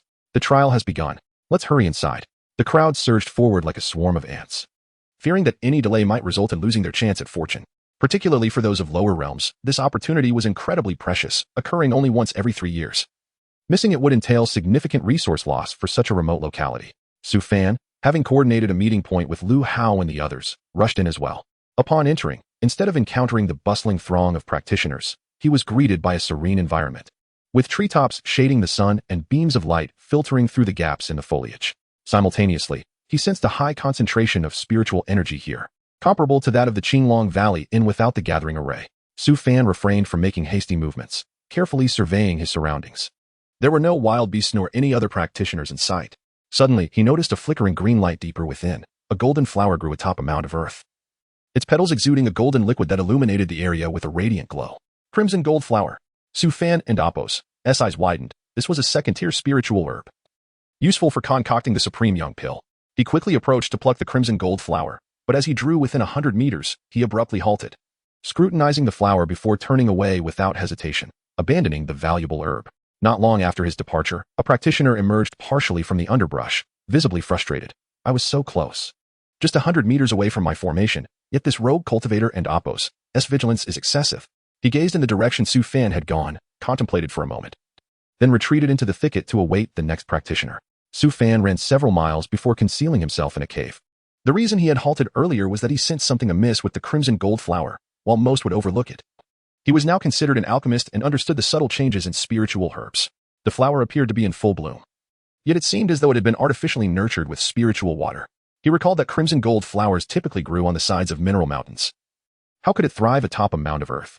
There was certainly a trick at play. Although he was now at the 7th layer of qi refinement and possessed considerable strength among these practitioners, he had yet to reach an overwhelming level, and mishaps were common. There was no need to risk himself unnecessarily. Thus, he chose to leave immediately. Upon exiting the cave, Su Fan did not linger, proceeding stealthily along his path, heading straight for the meeting point with Lu Hao. On the road, he witnessed numerous encounters of magical duels, where several rogue cultivators besieged a solitary individual, unleashing talismans and magical artifacts. Alternatively, one person wielded a feather fan artifact, wreaking havoc across the arena, claiming the lives of fellow cultivators and seizing their storage bags. Such occurrences were commonplace within the trial grounds, particularly under the watchful eyes of hidden forces in the Qinglong Valley. Once inside the trials, there was little restraint, for cultivators seldom crossed paths in their daily lives, and the resources available to them were scarce. For them, this trial represented not just an opportunity, but also a chance to seize upon the fortunes presented by other cultivators. Chapter 21. The azure serpent Su Fan advanced swiftly, reaching the edge of the forest and lifting his gaze to behold a clearing.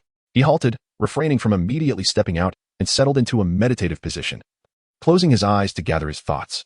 After a considerable time, a fellow cultivator also arrived at the forest's periphery, cautiously surveying his surroundings while extending his spiritual sense outward. Moments later, the cultivator exhaled in relief and continued onward.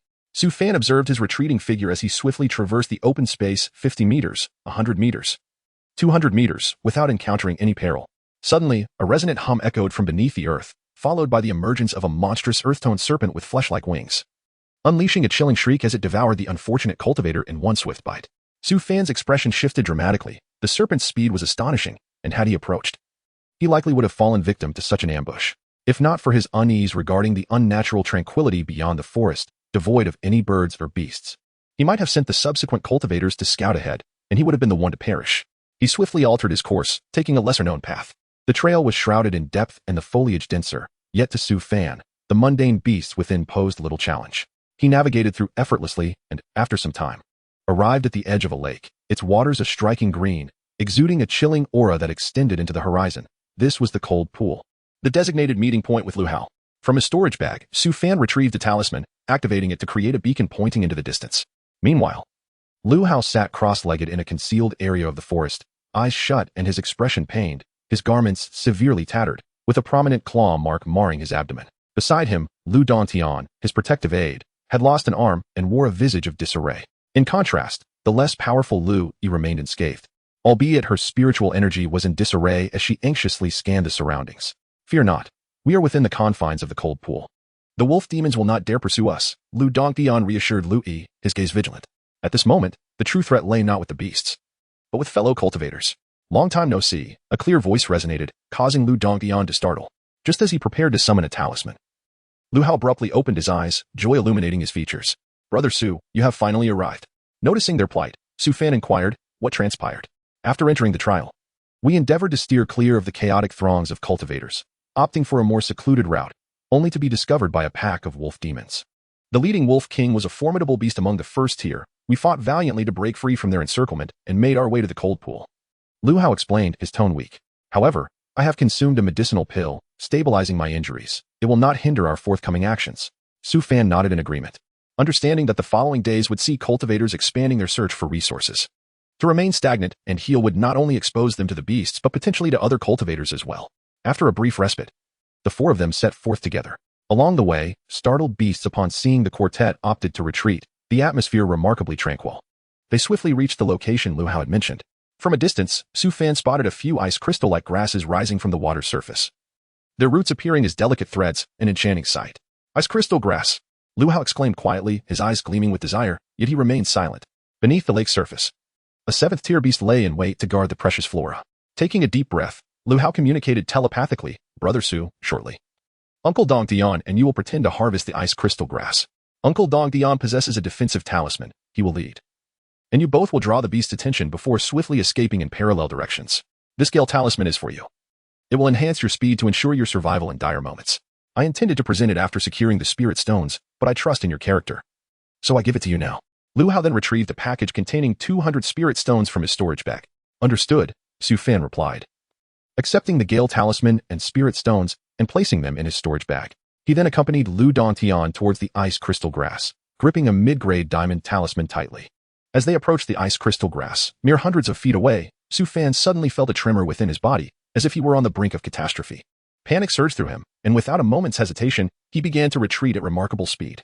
However, it was too late. A blue serpent surged from the water, its massive maw aimed directly at Lu Dongtian and himself. In an instant, he activated all the mid-grade diamond talismans he possessed. Yet 3 were shattered in the blink of an eye. The final talisman merely delayed the inevitable by a second. Nonetheless, it saved Su Fan's life, granting him precious moments to react. He immediately employed the Gale talisman, its mid-grade magic amplifying his speed severfold as he fled from the cold pool. Damn it. This beast is certainly not a mere 7th-tier creature, he thought, realizing that Lu Dongtian, a 6th-tier cultivator, had not even had time to summon his talismans. For mid-grade diamond talismans, which should have withstood a strike from an 8th-tier beast, had only managed to delay the attack for a fleeting moment, barely a fraction of time. It was clear this creature possessed the strength of a pinnacle 1st-tier beast. Lu Hao, hidden nearby and poised to act, turned pale upon witnessing the scene, muttering, "Impossible. This was information I procured in exchange for a mid-grade artifact. Rain Listening Tower has deceived me." He glanced at Su Fan, who was fleeing. The Azure Serpent in hot pursuit, closing the distance with each passing moment. If Su Fan were to perish, Lu Hao knew he would soon follow. "Louis, we must split our paths and meet at the exit," Lu Hao urged. "But brother Su," Louis pointed towards the perilous situation surrounding Su Fan. Lu Hao cast a complex gaze at Su Fan, his voice resolute. "If Su Fan dies while serving me, I shall seek out his family and ensure their prosperity. Louis, do not linger. You head west, and I shall go east. We have no time. That beast is undoubtedly at the pinnacle of the first tier." He activated the Gale Talisman on his leg and fled. Lu Yi, seeing this, had no choice but to follow suit, activating her own Gale Talisman as they both quickly vacated the cold pool's vicinity. The Azure Serpent, its scales glimmering with a frosty sheen, akin to forged dark iron, fixed its cold, disdainful gaze upon the fleeing Su Fan, intent on extinguishing his life. Su Fan lamented internally, realizing that Lu Hao had led him astray. He had initially believed Lu Hao's assurances, especially with his uncle leading the charge and the advance gift of 200 spirit stones. Yet, he had not anticipated such a formidable beast. This was no mere inconvenience. If he were to be caught, it would spell his doom. He opened the gourd containing the stone beads, consuming them to enhance his spiritual energy and bolster the effects of the Gale Talisman. His speed surged, increasing the distance between himself and the Azure Serpent. After a while, he dared to glance behind, only to find the Azure Serpent relentlessly pursuing him. Showing no inclination to retreat, he had been fleeing along the same path he had arrived, ensuring the greatest safety. However, the effects of the Gale Talisman were beginning to wane, and it was only a matter of time before he was overtaken. Surveying his surroundings, he spotted a vast, mist-laden forest not far off. Resolutely, he dashed into its depths. Such forests were notoriously enigmatic, often concealing beasts, venomous creatures, and anomalies. Typical cultivators would refrain from entering these perilous realms. Upon entering, he felt his spiritual sense constrict to merely a third of its capacity, unable to penetrate beyond 30 yards. Peering into the darkness, he perceived a void that seemed to devour light, heightening his vigilance to its utmost. Glancing outside, he saw that the Azure Serpent had not followed him into the forest, allowing him to breathe a sigh of relief. The Azure Serpent remained outside, coldly fixating on the forest's entrance. Su Fan paused, unwilling to venture further inside. The moment the Azure Serpent departed, he would make his escape from the forest. He remained watchful. Yet, the Azure Serpent showed no signs of leaving, standing resolutely outside as if anticipating his emergence. Damn it. Will this serpent not return to guard the ice crystal grass? Su Fan furrowed his brow, initially believing he had found safety. Yet now he found himself in a predicament with no clear way forward or backward. 2 hours later, the Azure Serpent had yet to depart. Su Fan ventured several hundred meters into the forest, his spiritual awareness restricted to a mere tenth of its capacity. Faintly, he could hear distant roars of beasts but dared not delve further. He glanced outside and sat cross-legged to restore his spiritual energy. A day passed, then 2 and 3. The Azure Serpent had fashioned a nest upon the tree, its brown eyes unwaveringly fixed upon him. Was it truly necessary? Su Fan felt exasperated. He had merely approached, without even plucking a single frost grass, yet this insufferable serpent continued to watch him as if he were a sworn enemy.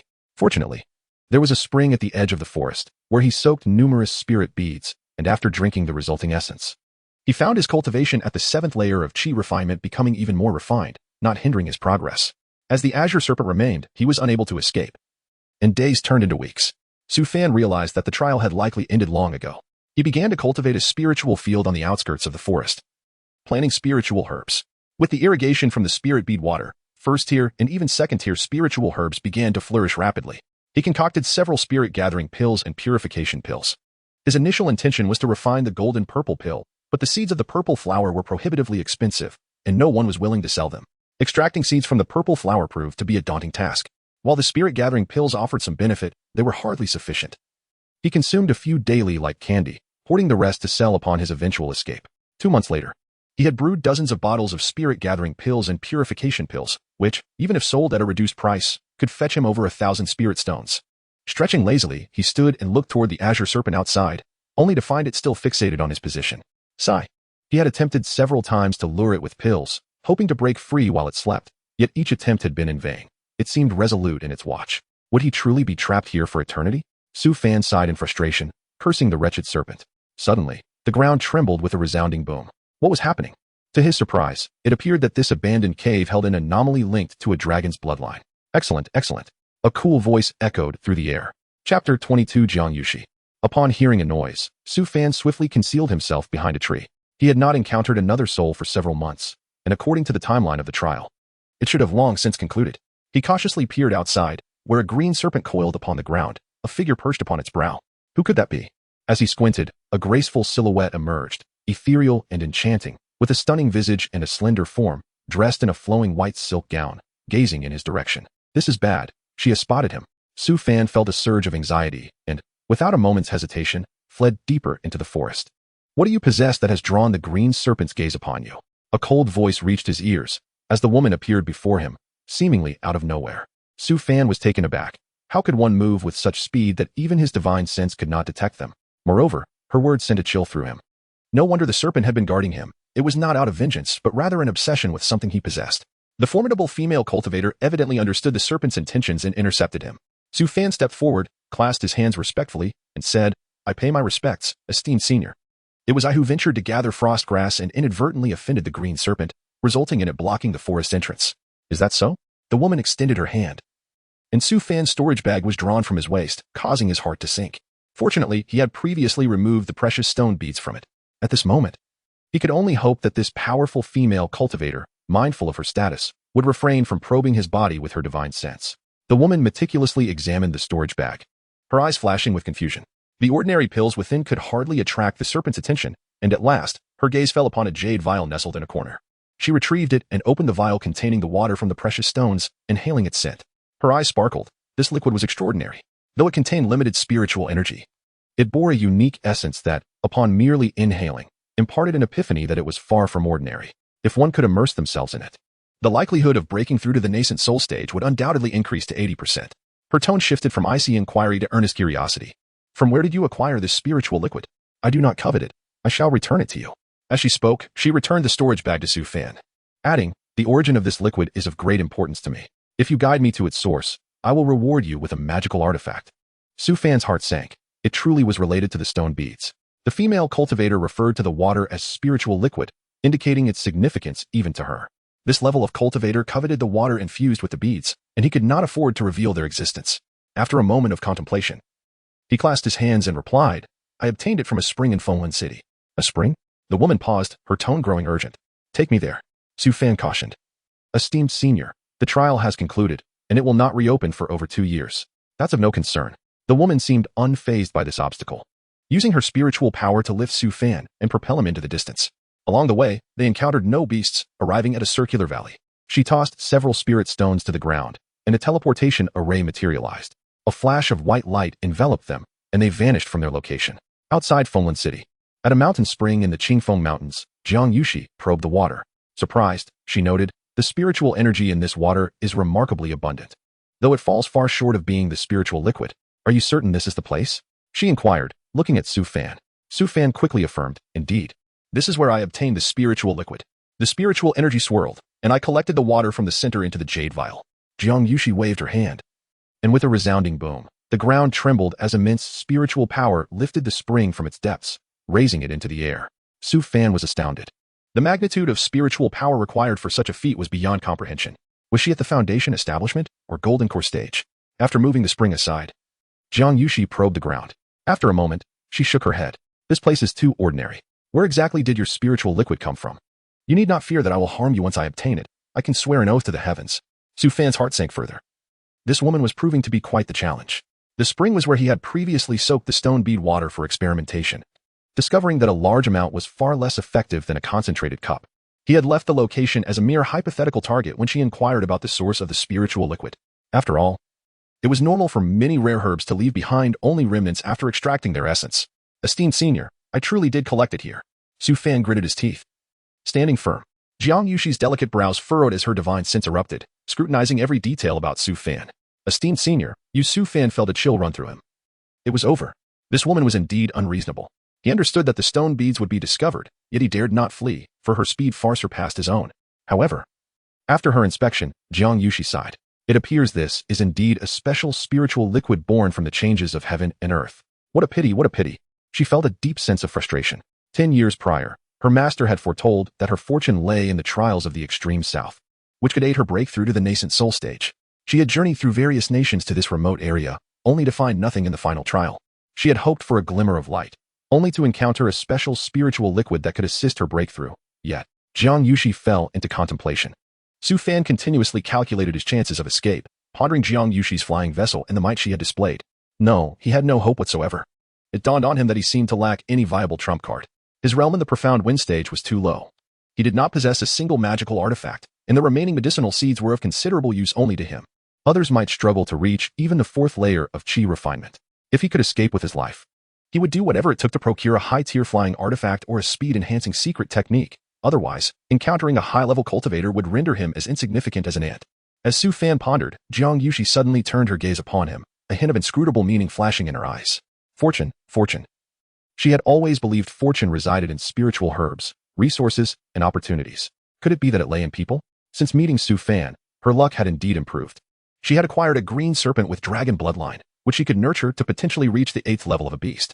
Then there was the spiritual liquid.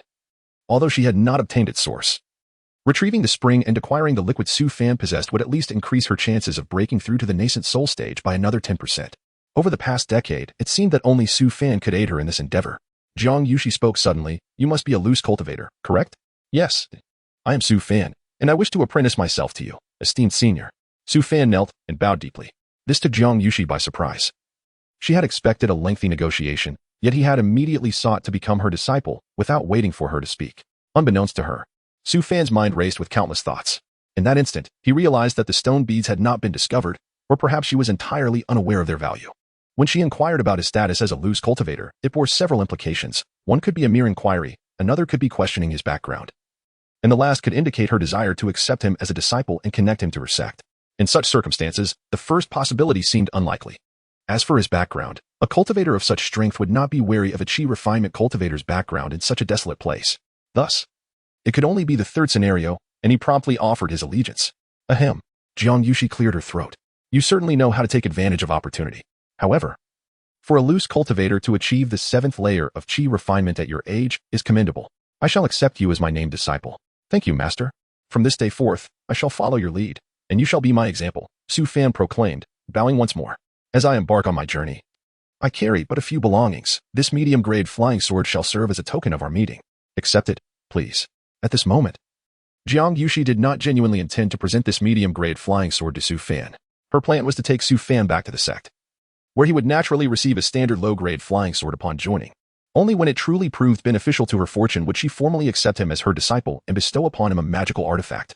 Su Fan appeared overly grateful, and considering that today marked his entry into her fold, it would seem rather stingy of her not to grant him a magical artifact. Su Fan's eyes sparkled with joy as he quickly stowed it away in his storage bag, bowing respectfully and expressing his gratitude. A medium-grade magical artifact is no small matter. One must understand that Xianyun did not possess even a low-grade artifact. Truly, his master was quite generous. And having a master with the foundation of a sect was indeed superior to being a solitary cultivator. Jiang Yushi retrieved a small boat from her storage bag, and with a single hand gesture, it transformed into a 5-meter-long celestial vessel, hovering before them. Step aboard, and I shall take you back to the sect, she beckoned. Leaping onto the vessel, Su Fan followed suit, and the celestial boat ascended, soaring towards the horizon. After 2 weeks of travel, the flying vessel finally reached its destination. This was a realm of cultivation, distant from both the Stone Kingdom and the Zhao Kingdom, known as the White Tiger Alliance, which spanned billions of kilometers. Countless sects thrived within this alliance, with a vast primordial forest shrouded in mist to the far east and an endless ocean to the north. The vessel landed in a colossal city named Wangtian City. Su Fan gazed at the enormous city gates that sprawled across the ground, resembling an insurmountable wall of the world. Truly awe-inspiring. At the gates, a continuous stream of people entered and exited, with flying vessels occasionally descending. The flying vessels belonging to female cultivators effortlessly bypassed the waiting crowd, attracting no hostility from the gate guards, who merely granted them passage with a glance. How unfair. Why can they enter directly while we must wait in line? One voice protested. Quiet. That is a disciple of Qingyun's sect, one of the 3 great sects of Wangtian City. The rules were established by their ancestors, another explained. Moreover, did you not see the insignia on that vessel? It undoubtedly belongs to a true disciple of Qingyun's sect, far beyond your reach. Among the crowd waiting at the gates, some expressed discontent, while others provided explanations, and many gazed on in envy. Su Fan followed closely behind Jiang Yushi as they entered the grand city. The sights within differed from his expectations. Instead of various mountain ranges and peculiar rocks, he discovered broad avenues intersecting in every direction. Noticing his astonishment, Jiang Yushi elucidated. Most sects prefer to build their abodes amidst the mountains, not only for the abundant spiritual energy but also to conceal their whereabouts. However, Wangtian City is an exception. It is founded upon an underground spiritual vein that sustains 3 sections. The three sects have opened their doors wide, allowing itinerant cultivators to reside in the periphery, thus attracting a multitude of practitioners to this locale, forming a massive city dominated by our Qingyan sect, Wantian Gate, and the Fengyan Sword sect. This not only allows for the influx of fresh talent, but also facilitates trade among various factions, creating a platform that draws resources abundantly. Chapter 23. Entering the sect. Upon entering the city, Su Fan could distinctly sense that the concentration of spiritual energy surrounding him had increased manifold compared to the outside world. Numerous cultivators bustled about, and he even spotted several Foundation establishment practitioners casually wandering through the shops of the colossal metropolis, reminiscent of ordinary mortals. The scale of it all was truly astonishing. In the distance, he noticed a throng of people queuing to enter a cylindrical building, piquing his curiosity. Master, what are they doing? That is the auction house hosted by the Fengyan Sword sect, Jiang Yushi explained. They hold an auction daily, where various resources can be purchased with spirit stones. It operates like a comprehensive store, and many cultivators visit to see if they can unearth any treasures. Once you officially join the Qingyan sect, you may also take a look during your free time. The auction house organizes a large auction once a month, where treasures unearthed from various secret realms and perilous locations are showcased. Ancient artifacts have even made an appearance there, as they journeyed aboard the celestial vessel. Jiang Yushi gradually discerned that Su Fan was a cultivator of pure disposition. Although he appeared guarded, there was an underlying innocence about him, which prompted her to regard him as a true disciple, readily answering his inquiries. Su Fan began to understand Jiang Yushi's character. Realizing she was not the same as Master Xie Feng, he felt considerably less guarded, experiencing the warmth of having an elder to care for him for the first time. He nodded in acknowledgement. I will heed Master's teachings. The flying vessel circled above the grand city for a while, allowing Su Fan to gain insights into its structure. The outermost area was inhabited by wandering cultivators, while the inner regions, particularly the back mountains, were dominated by the three major sections. The Wantian Gate was centrally located, with the Qingyun sect positioned to the northwest. The vessel eventually descended before an imposing mountain gate, upon which the words Qingyun sect were inscribed in strong, vigorous characters. The moment Su Fan laid eyes on the plaque, he felt a surge of invisible force, causing him to freeze in place. In a fleeting vision, he glimpsed a scene of carnage, rivers of blood, lifeless bodies strewn about, only for it to vanish in an instant. Cold sweat beaded on his forehead. It felt as though he had momentarily traversed into that horrific realm, filling him with dread. When he looked again at the mountain gate plaque, he felt no further sensation. Curious, Jiang Yushi inquired. The characters on this mountain gate were inscribed by the third-generation ancestor of the Qingyan sect. They carry a certain essence, and disciples who see this plaque for the first time often perceive something. What did you see? After a moment of contemplation, Su Fan replied, Master, I saw numerous corpses. The dead. Corpses? The dead? Jiang Yushi was taken aback. Typically, disciples would witness scenes of cultivators battling or glimpses of past lives, rather than the sight of death itself. She pondered whether this was an ominous sign or held another meaning, but she was uncertain. Su Fan. The mountain gate plaque does not foretell anything significant. Regardless of what you perceived, it will not affect your future. Some exceptionally gifted disciples see high-tier cultivators in battle or even partake in those events, gaining insights into spells and techniques. It is merely that. There is no need for concern. Follow me into the sect, Jiang Yushi reassured him with a wave of her hand. Yes, Master, Su Fan responded with a respectful bow. Yufeng, welcome back, Elder. A disciple stationed at the cave entrance greeted, bowing in reverence. He cast a glance at Su Fan, puzzled by the presence of a chi-refining cultivator alongside the elder. Jiang Yushi gestured towards Su Fan, saying, This is my newly accepted disciple, Su Fan, who will henceforth be the second-generation disciple of Yufeng. Yes, Elder, the disciple replied respectfully.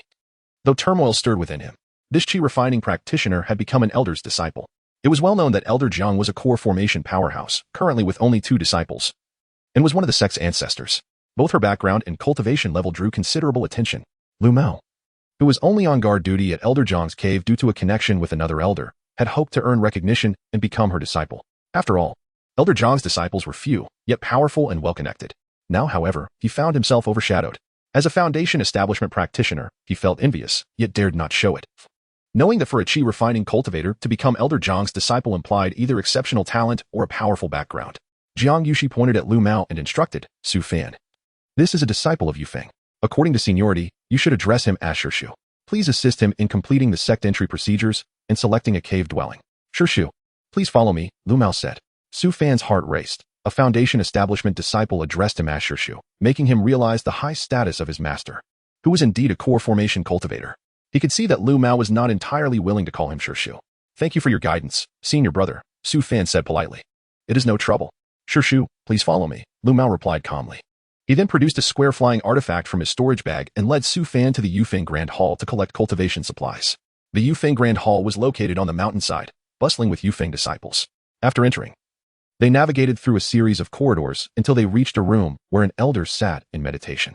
The elder looked up and spoke in a measured tone. Lu Shizhi, what brings you here? Lu Shizhi, I have brought my Shirshu to collect his entry supplies, Lu Mao replied respectfully. Shirshu? Elder Song Changyu glanced at Su Fan, surprised that a qi refining practitioner could be addressed as Shirshu by a foundation establishment disciple. He is Elder Zhang's newly accepted disciple? Indeed, Su Shirshu was brought back by Elder Jiang. Lu Mao affirmed, feeling somewhat frustrated that he had to address someone younger as Shirshu without the ability to protest. Elder Song examined Su Fan closely and smiled. At your age, reaching the 7th level of qi refining is quite commendable. What is your name? Greetings, senior brother. I am Su Fan. Su Fan replied courteously. Since you are Elder Zhang's disciple, you are considered a second-generation disciple. Your entry resources are superior to those of ordinary disciples. 1 Qingyan robe, 1 mid-grade flying artifact, 1 mid-grade storage bag, and 30 spirit stones monthly, Elder Song Changyu stated, placing the items in a storage bag and handing it to him. Let us go, Su Shirshu, Lu Mao said. Su Fan was pleasantly surprised by how smoothly everything had proceeded. As he probed the storage bag with his spiritual sense, he discovered it possessed several times more space than his own. The Qingyan robe appeared exceptional, seemingly woven from unique materials. The flying artifact, a square device, excited him the most, as it was comparable to Elder Song's, though Elder Song was at Foundation establishment while he was still merely at qi refining. Clearly, the status of a second-generation disciple was not to be underestimated. Initially intending to travel to the Zhao Kingdom, he had inadvertently arrived at the distant Qingyan sect. And now he felt reassured that this choice was indeed fortuitous.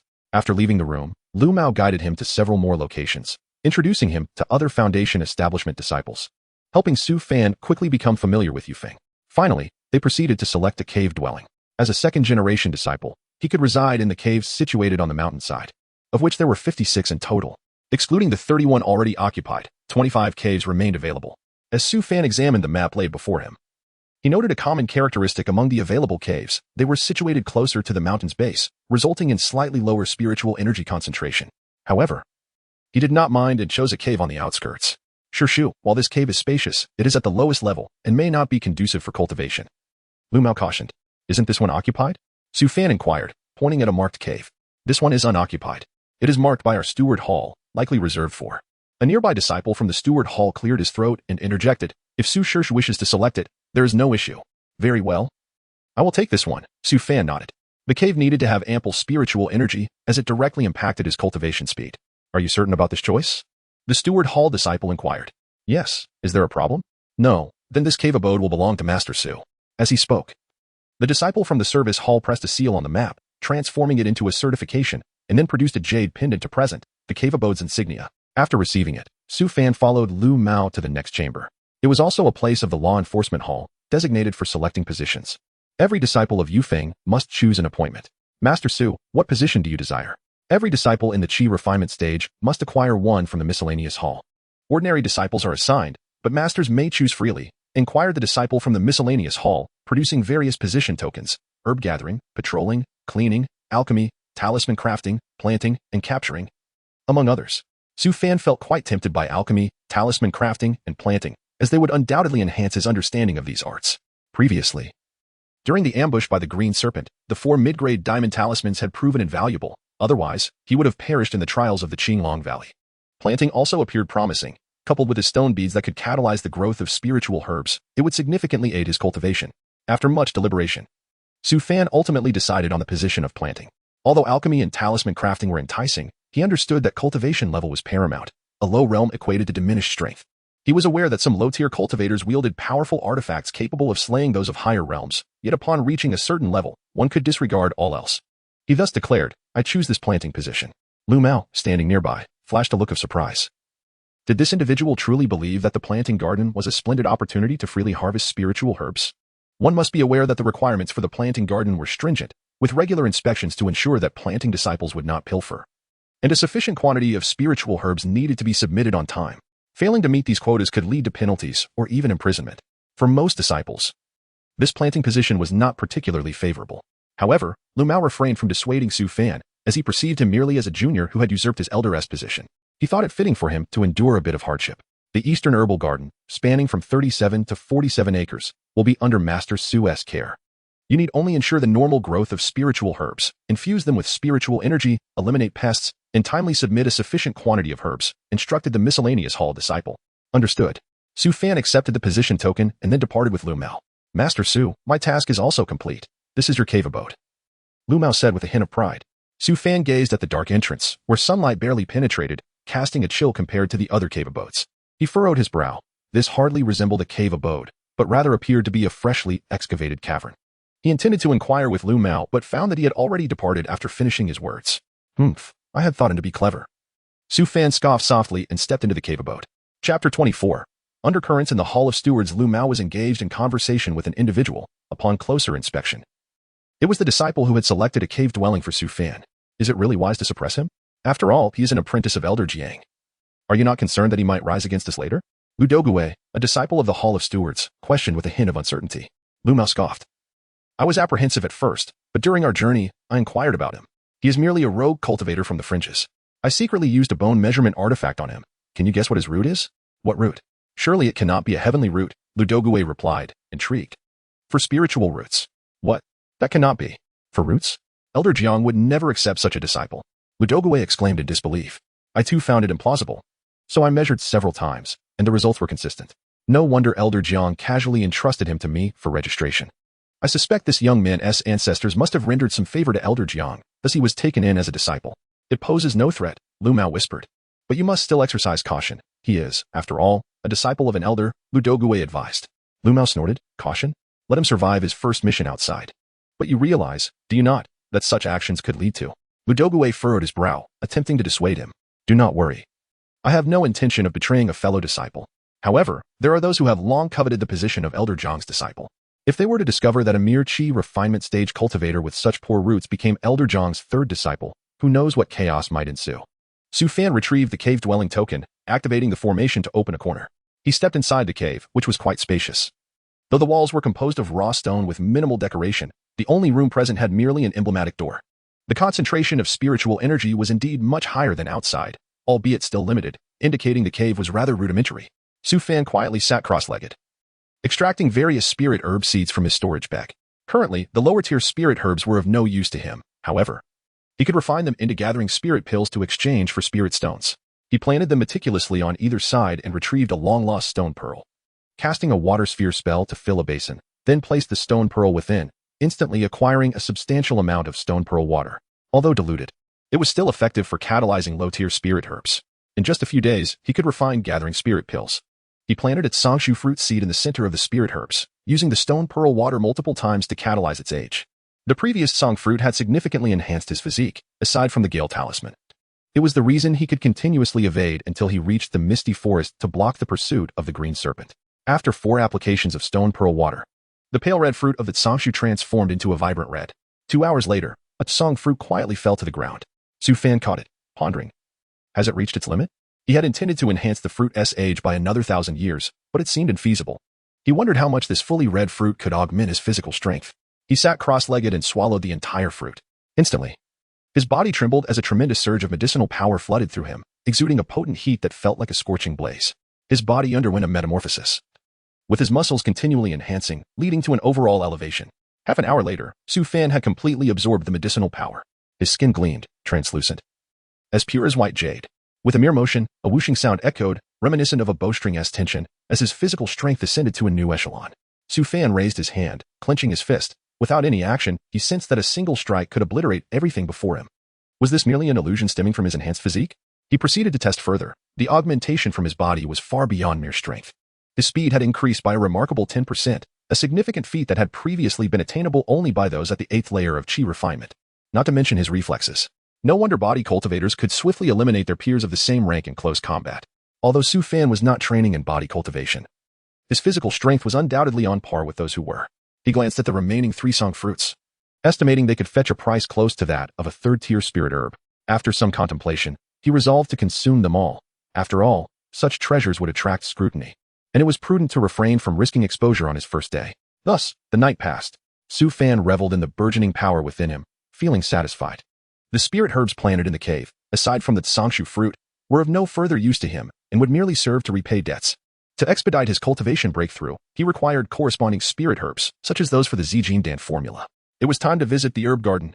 The herb garden was not situated atop Rain Peak, but at the foot of the mountain, within a fertile field surrounded by a fence, crucially protected by an array set by an elder. Look, there he is, the newly accepted disciple of Elder Jiang.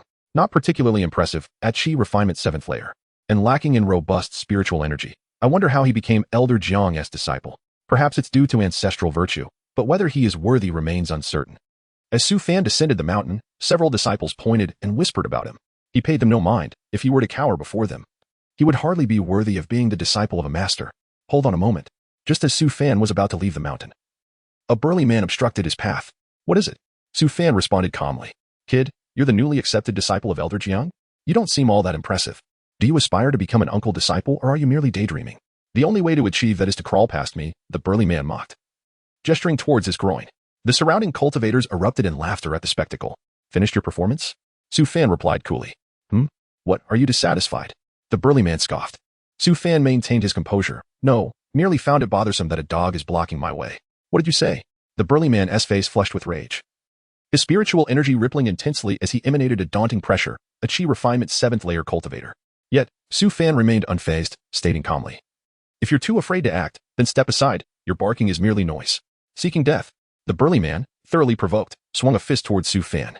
Boom. A cloud of dust erupted, but what shocked everyone was not Su Fan being sent flying, but rather the burly man collapsing to the ground like a defeated dog, his eyes vacant. Su Fan did not even spare him a glance as he walked past, heading toward the herb garden. After consuming Fortsong fruits, his physique had reached a formidable level. Confronting even a 9th layer Qi Refinement cultivator in a physical contest did not intimidate him. The onlookers were left in stunned silence.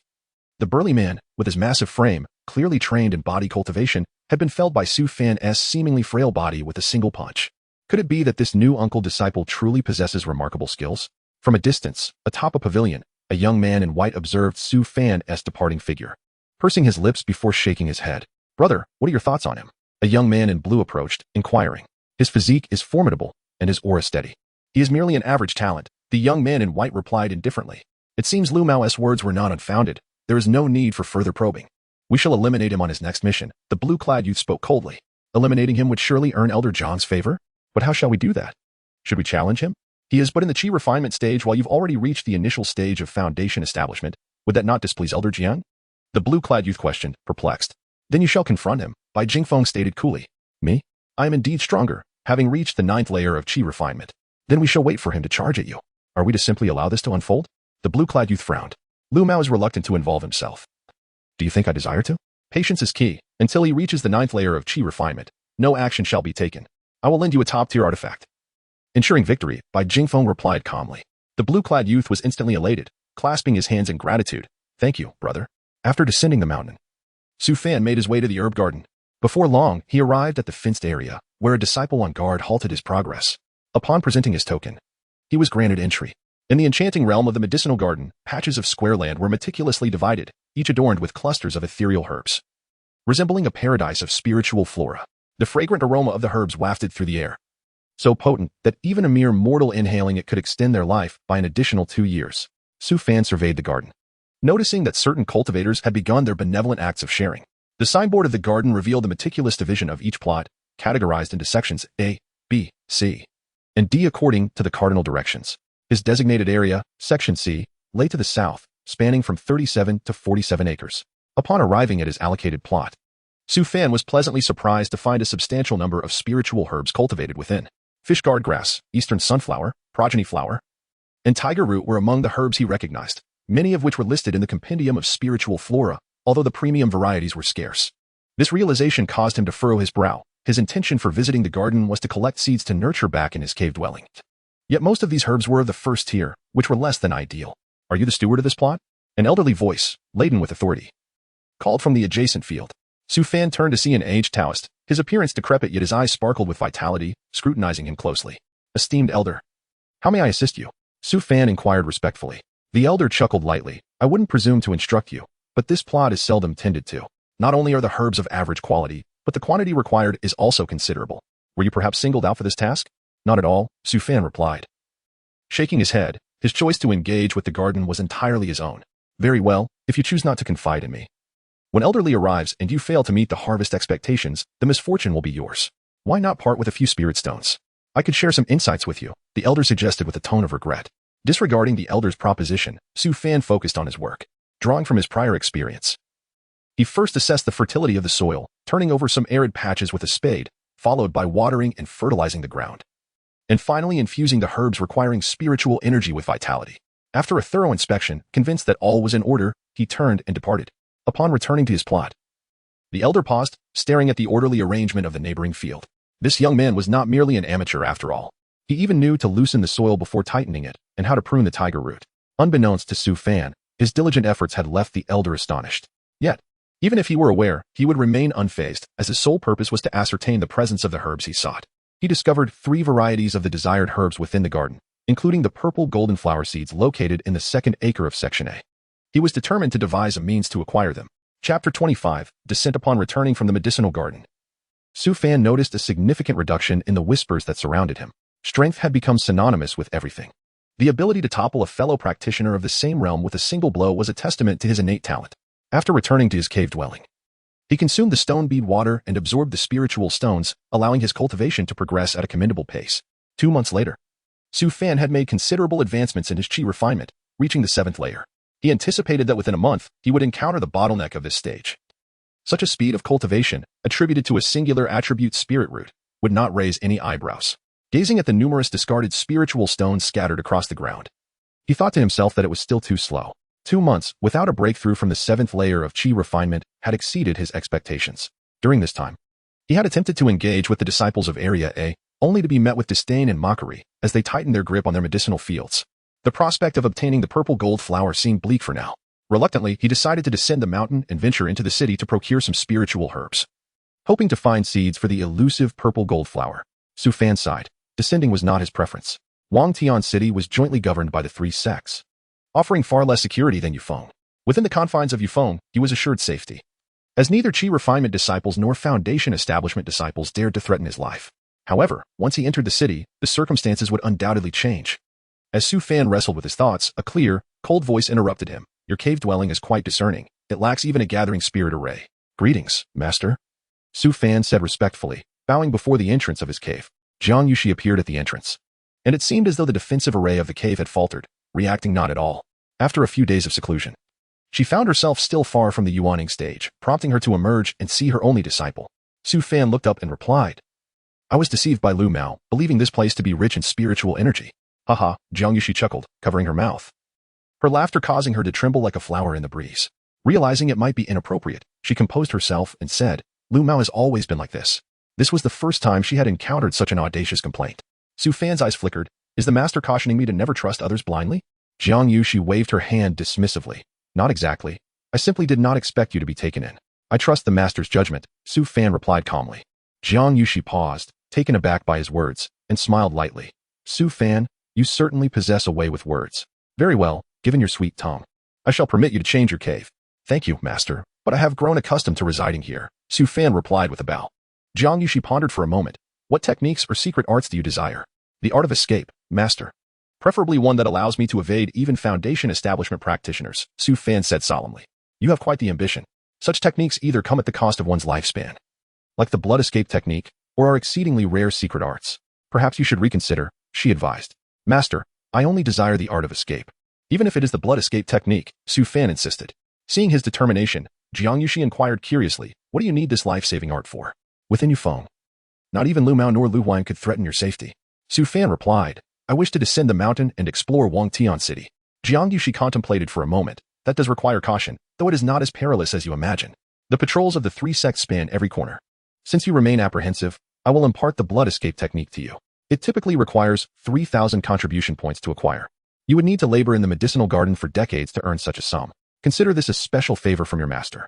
As she spoke, Jiang Yushi lightly tapped her forehead, releasing a strand of consciousness that flowed into Su Fan's mind. Instantly, Su Fan felt an influx of knowledge fill his mind, revealing a myriad of blood shadows that morphed into various forms, dreamlike yet ghostly, possessing a sinister allure. After a brief moment, beads of sweat trickled down Su Fan's temples, and he exclaimed, so this is the blood escape technique. Although it consumed one's lifespan for the sake of speed, such a secret art was indispensable for practitioners. Its intricate and sophisticated structure seemed to involve the soul, explaining the toll it took on life force. At higher levels of qi refinement, a practitioner could significantly enhance their speed, making it impossible for foundation establishment practitioners to catch up without using special means. It was undoubtedly a vital life-saving skill.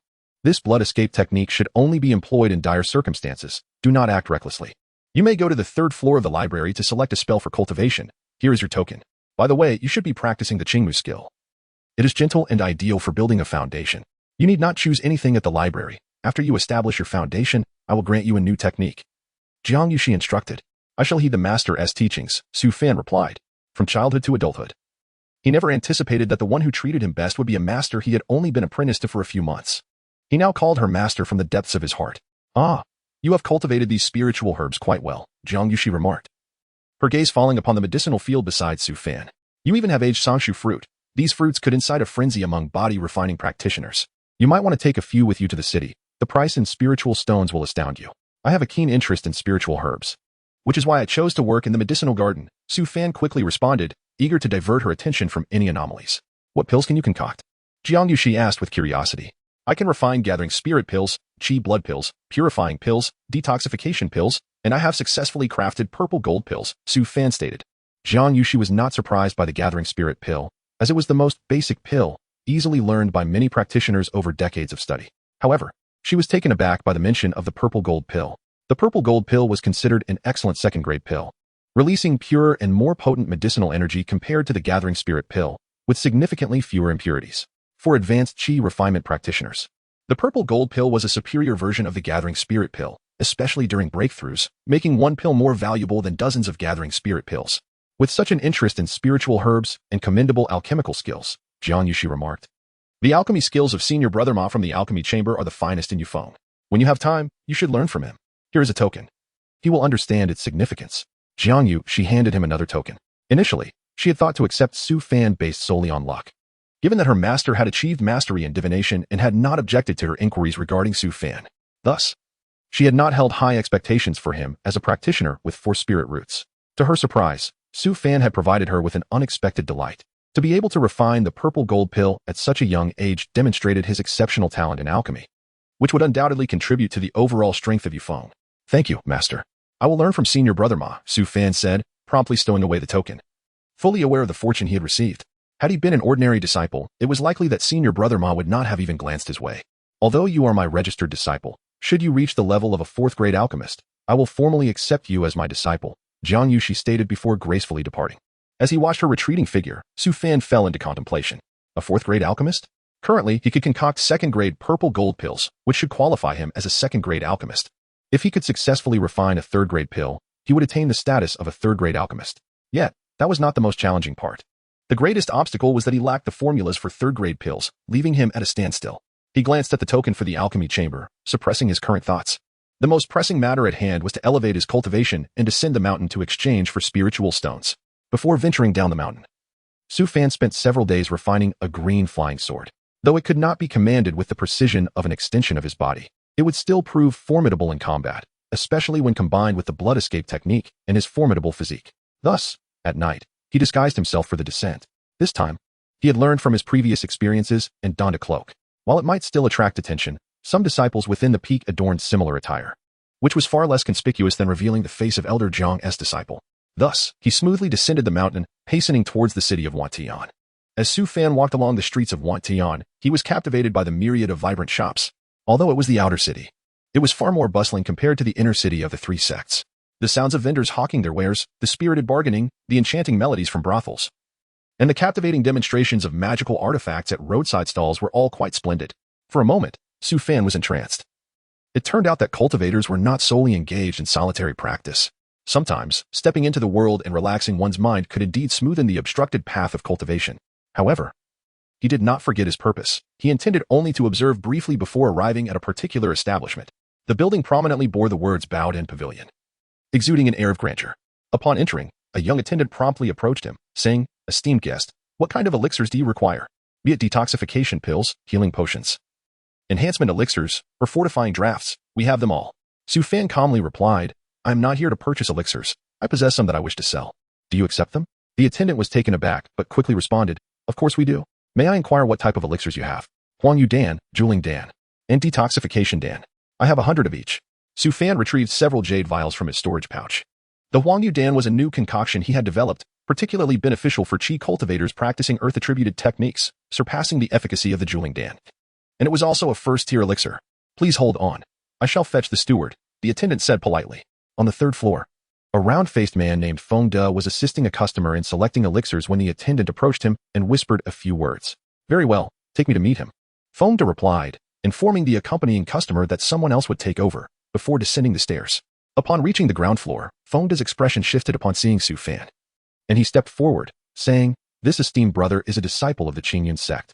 How did you know?" Su Fan inquired, his eyes glimmering. He was not adorned in the attire of a Qingyun sect disciple and had not disclosed any information pertaining to the sect. How could the other party be aware? There is no need for confusion, esteemed brother. This pavilion is indeed a subsidiary of the Qingyun sect, thus we can discern whether one hails from our ranks. As for the elixirs you possess, we shall accept them. The Huang Yu Dan will be valued at 2 spirit stones each. The Juling Dan at 10 pieces for 15 spirit stones, and the others at 13 spirit stones apiece. This is the highest price we can offer. Likely the best available in the vicinity, totaling 610 spirit stones, Feng De stated courteously. Chapter 26. Reforging the purple gold pill. Su Fan furrowed his brows, realizing that the offer was far too low compared to the price he had paid at Qinglong Valley. He had anticipated that these pills would yield 1,000 spirit stones. Considering the several months he had invested in their refinement, yet he was only offered 600.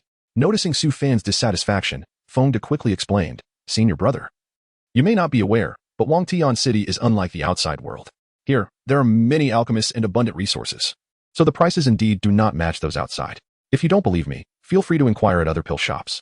Never mind, 610 will suffice." Su Fan replied, "Excellent. Senior brother is generous.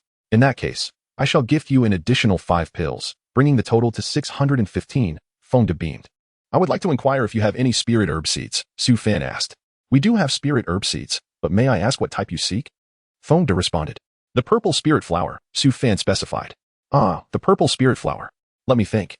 Yes, I believe we have it. Please follow me," Feng De said, leading the way into the inner chamber. A flicker of excitement appeared in Su Fan's eyes. He had previously inquired at several shops about the purple spirit pill, and they all claimed to be out of stock. To his surprise, this esteemed pill shop had it. Inside the private chamber, Feng De pondered, "Senior brother, I can sell you the purple spirit flower seeds, especially since you are from the Qingyun sect. However, these seeds must not be disclosed to others. The price is 500 spirit stones, and I will not entertain any negotiations." It was common for the seeds of spirit herbs to be far more valuable than the finished products, as possessing the seeds allowed for continuous cultivation, serving as family heirlooms or treasured medicinal resources. Very well, Su Fan agreed without hesitation. The reason he exchanged spirit stones was for cultivation. And with the purple spirit flower seeds, he could refine the purple gold pill. Feng De continued, "The seeds will require at least 10 years to mature, and once sold, there are no returns or exchanges." "I agree," Su Fan confirmed. "By the way, do you have seeds for golden leaf grass and fire spirit fruit? Could it be that senior brother intends to refine the purple gold pill?" Feng De asked in surprise. "I mean no offense, but these seeds require careful cultivation and may even fail. The cost of refining the purple gold pill is substantial. Acquiring the other seeds would also require several hundred spirit stones, adding up to over 1,000, not to mention the time needed for cultivation." Feng De, recognizing Su Fan as a disciple of the Qingyun sect, refrained from taking advantage of him and cautioned, knowing that a future foundation establishment could turn him into a formidable adversary. "Just tell me the price," Su Fan replied calmly. "Very well. The golden leaf grass seeds are 200 spirit stones, while the fire spirit fruit seeds are a bit pricier at 300. The sparrow root seeds are 30 spirit stones," Feng De calculated. "These are all offered at a discounted price." "No problem. I lack enough spirit stones. How much can I get for this Songshu fruit?" Su Fan said, producing a bright red song fruit. Feng De's composure faltered as he stared at the song fruit in astonishment. 1,000-year song fruit. This is a sacred medicine for body refinement, worth at least 600 spirit stones. If brought to an auction, it could fetch 1,000. "And how much can you offer?" Su Fan asked nonchalantly. Feng De furrowed his brow, contemplating. After a moment, he replied, "Senior brother, our Bowden Pavilion can offer 800 spirit stones for this fruit." "Agreed. I have 2 more. Will you take them as well?" Su Fan proposed, finding the price satisfactory. The song fruit grew several each month, each worth more than the amount he would make in 2 months of alchemy. It was evident that the more precious the spirit herb, the greater its value. Feng De's eyes nearly bulged. 3 fruits, despite being a second-tier spirit herb, the age of the herb mattered significantly to body refinement practitioners. 1,000-year song fruit was likely more precious than some third-tier spirit herbs. "Very well, that totals 2,400 spirit stones." After deducting 530 spirit stones and adding 115 spirit stones, senior brother, here are your 1,985 spirit stones and spirit herb seeds. Foam piled the spirit stones on the table, forming a small mountain. With a wave of his hand, Su Fan stored all of it into his storage bag. He now possessed spirit stones and spirit herb seeds. All he lacked was time to absorb the spirit stones for cultivation and to nurture the herb seeds into spirit herbs. After bidding farewell to Feng Da, he flew towards the Qingyan sect. As he advanced, a sudden barrage of crimson sword energy struck from all directions. His body instinctively leaped aside, narrowly avoiding the onslaught. And he took refuge on the eaves of a nearby building. Having evaded several attacks, he dashed down another street towards the Qingyan sect, showing no curiosity about his assailants. He's slippery, catch him. A figure in black hissed, swiftly pursuing him, while others emerged from various directions, encircling Su Fan. In an instant, he found himself surrounded. Su Fan regarded the masked figures in black, his voice icy. Why are you attacking me? Hand over the spirit herbs you purchased from Bowden Pavilion, and we might spare your life. Do not think the patrol will save you. This is the domain of loose cultivators, and they cannot arrive quickly. The leader of the black-clad figures sneered. Indeed, hand over your storage bag, and we will let you go. Another black-clad figure chuckled maliciously. So they were bandits. Su Fan snorted coldly, instantly unleashing a large fireball towards them. There was no room for negotiation. Even if he surrendered the spirit herbs, they would not spare his life. Believing such nonsense would be tantamount to courting death. Moreover, his storage bag contained the main ingredients for the purple gold pill, along with over 1,000 spirit stones. He could not allow such a loss. With a loud explosion, the fireball collided with a dirt wall conjured by one of the assailants, resulting in a powerful clash. They evidently recognized Su Fan's cultivation level at the 7th layer of Qi refinement. Despair in your struggle. With 3 of us at the 7th layer, you stand no chance. The leader of the black-clad figures unleashed a piercing wind blade, howling through the air like a raging tiger, sweeping across the sky. Su Fan's expression remained frigid. The more dire the situation, the less emotion he displayed, focusing entirely on the battle. He narrowly dodged the wind blade and quickly countered with another fireball to neutralize an approaching water sphere. However, another cultivator unleashed a massive earth-colored palm towards him. If struck, he would not only be injured, but likely killed. Su Fan, fueled by desperation, concentrated his spiritual energy into his fist, striking directly at the incoming earth attack. Blood flowed from his knuckles. Despite his formidable physique, the magic was still powerful. Had it not been for the spiritual energy protecting his body, he might have shattered his own hand. Having defended himself from the onslaught, a fierce killing intent surged within him. He swallowed a mouthful of spirit water, reached into his storage bag, and a blue sword imbued with chilling energy emerged, radiating powerful sword energy as it lunged toward the nearest black-clad figure. How dare a child wield a flying sword? The black-clad figure scoffed, drawing his own crimson sword. Yet, he soon realized that the blue sword moved with incredible speed, striking his abdomen in an instant and piercing through, killing him on the spot. The red sword in his hand became nothing more than a toy. A mid-grade flying sword. It must be a mid-grade flying sword. The leader of the black figures was filled with greed, jealousy, and fear. They, as loose cultivators, lacked even low-grade flying swords, while this opponent possessed a mid-grade one, significantly enhancing his combat prowess. Another black-clad figure shared the same sentiment. In a moment, they joined forces, recklessly unleashing their spells towards Su Fan. Su Fan swung the flying sword to parry the magical attacks, but the mid-grade flying sword demanded a significant amount of spiritual energy. Before long, he found himself drained, and the sword's power diminished. This delighted the 2 black-clad figures, as the mid-grade flying sword was within reach. Kill him. As Su Fan grew weaker, the 2 figures closed in, preparing to unleash their most powerful spells, Fireball and Earth Palm combined. Come at me. Su Fan's gaze turned colder. He reached into his storage bag once more, drinking another mouthful of spirit water, restoring a significant portion of his energy. He unleashed his spiritual energy in one decisive strike, pushing the mid-grade flying sword to its utmost limit, the blue sword light gleaming as if it would sever all. It seemed impossible. How could he possibly still possess spiritual energy? The leader of the cloaked figures was struck with profound dread, an overwhelming fear of death enveloping him. Yet, there was no way to resist the azure sword light, and 2 of the black-clad men were cleaved in 2 by a single stroke. Su Fan swiftly collected their storage bags and utilized his nearby spiritual energy to vacate the scene. Before long, a patrol of cultivators arrived, scanning the surroundings. Should we pursue the victor of the conflict among the advanced Qi refinement practitioners? One of the patrol members inquired. What is there to chase? We would be better off exploring other areas, came the dismissive reply. Upon returning to Rain Peak, Su Fan breathed a sigh of relief. Fortunately, he had encountered 3 opponents at the 7th level of Qi refinement. Had they been at the 8th level, even with a flying sword in hand, he would likely have had to resort to blood escape techniques to return. Gazing at the azure sword hovering before him, he murmured, You have shared life and death with me. I shall bestow upon you a name, Azure Radiance. He considered its silence as tacit approval. With that, he returned the flying sword to his storage bag. This medium-grade flying sword was indeed formidable, nearly invincible among practitioners of the same realm. Though it was likely that an opponent wielding a superior grade sword would feel similarly confident against him, it appeared that one could never be too cautious. The notion of being fully armed was still far from reality. Shaking his head, he began to plant purple spirit flowers, fire spirit fruits, sparrow roots, and golden leaf grasses along the side of his medicinal plot, each receiving a drop of stone pearl water. Once these tasks were completed, he bandaged his wounds and commenced his cultivation. With so many spirit stones at his disposal, he was determined to train fervently. Days passed without tedium, as each increment of strength brought him a profound sense of security. Finally, after a month, Su Fan's cultivation at the 7th level of Qi refinement reached a bottleneck, just a step away from the 8th level. Typically, a cultivator would require several months of introspection to break through this barrier, but Su Fan had no intention of waiting. The purple spirit flowers and golden leaf grasses he had nurtured had matured, allowing him to commence alchemy. He gathered an ample amount, sufficient for 10 formulas of spirit medicines, and placed them on the table. Then, he positioned the alchemical furnace at the center of his cave dwelling. This furnace was crafted for the purpose of refining elixirs and was of commendable quality, ensuring that the production of second-grade elixirs would pose no issue. With all preparations complete, Su Fan began the alchemical process. Chapter 27. The Sword of Spirits and Demons. Su Fan did not allow himself to become complacent after successfully refining the purple gold pills. He maintained an unwavering focus. From the moment the spiritual herbs were placed into the furnace to the process of forming the pills and extracting them, he meticulously followed each step. This time, out of 10 sets of materials, he succeeded 6 times, yielding 6 purple gold pills. Without hesitation, Su Fan consumed one to break through to the 8th layer of Qi refinement.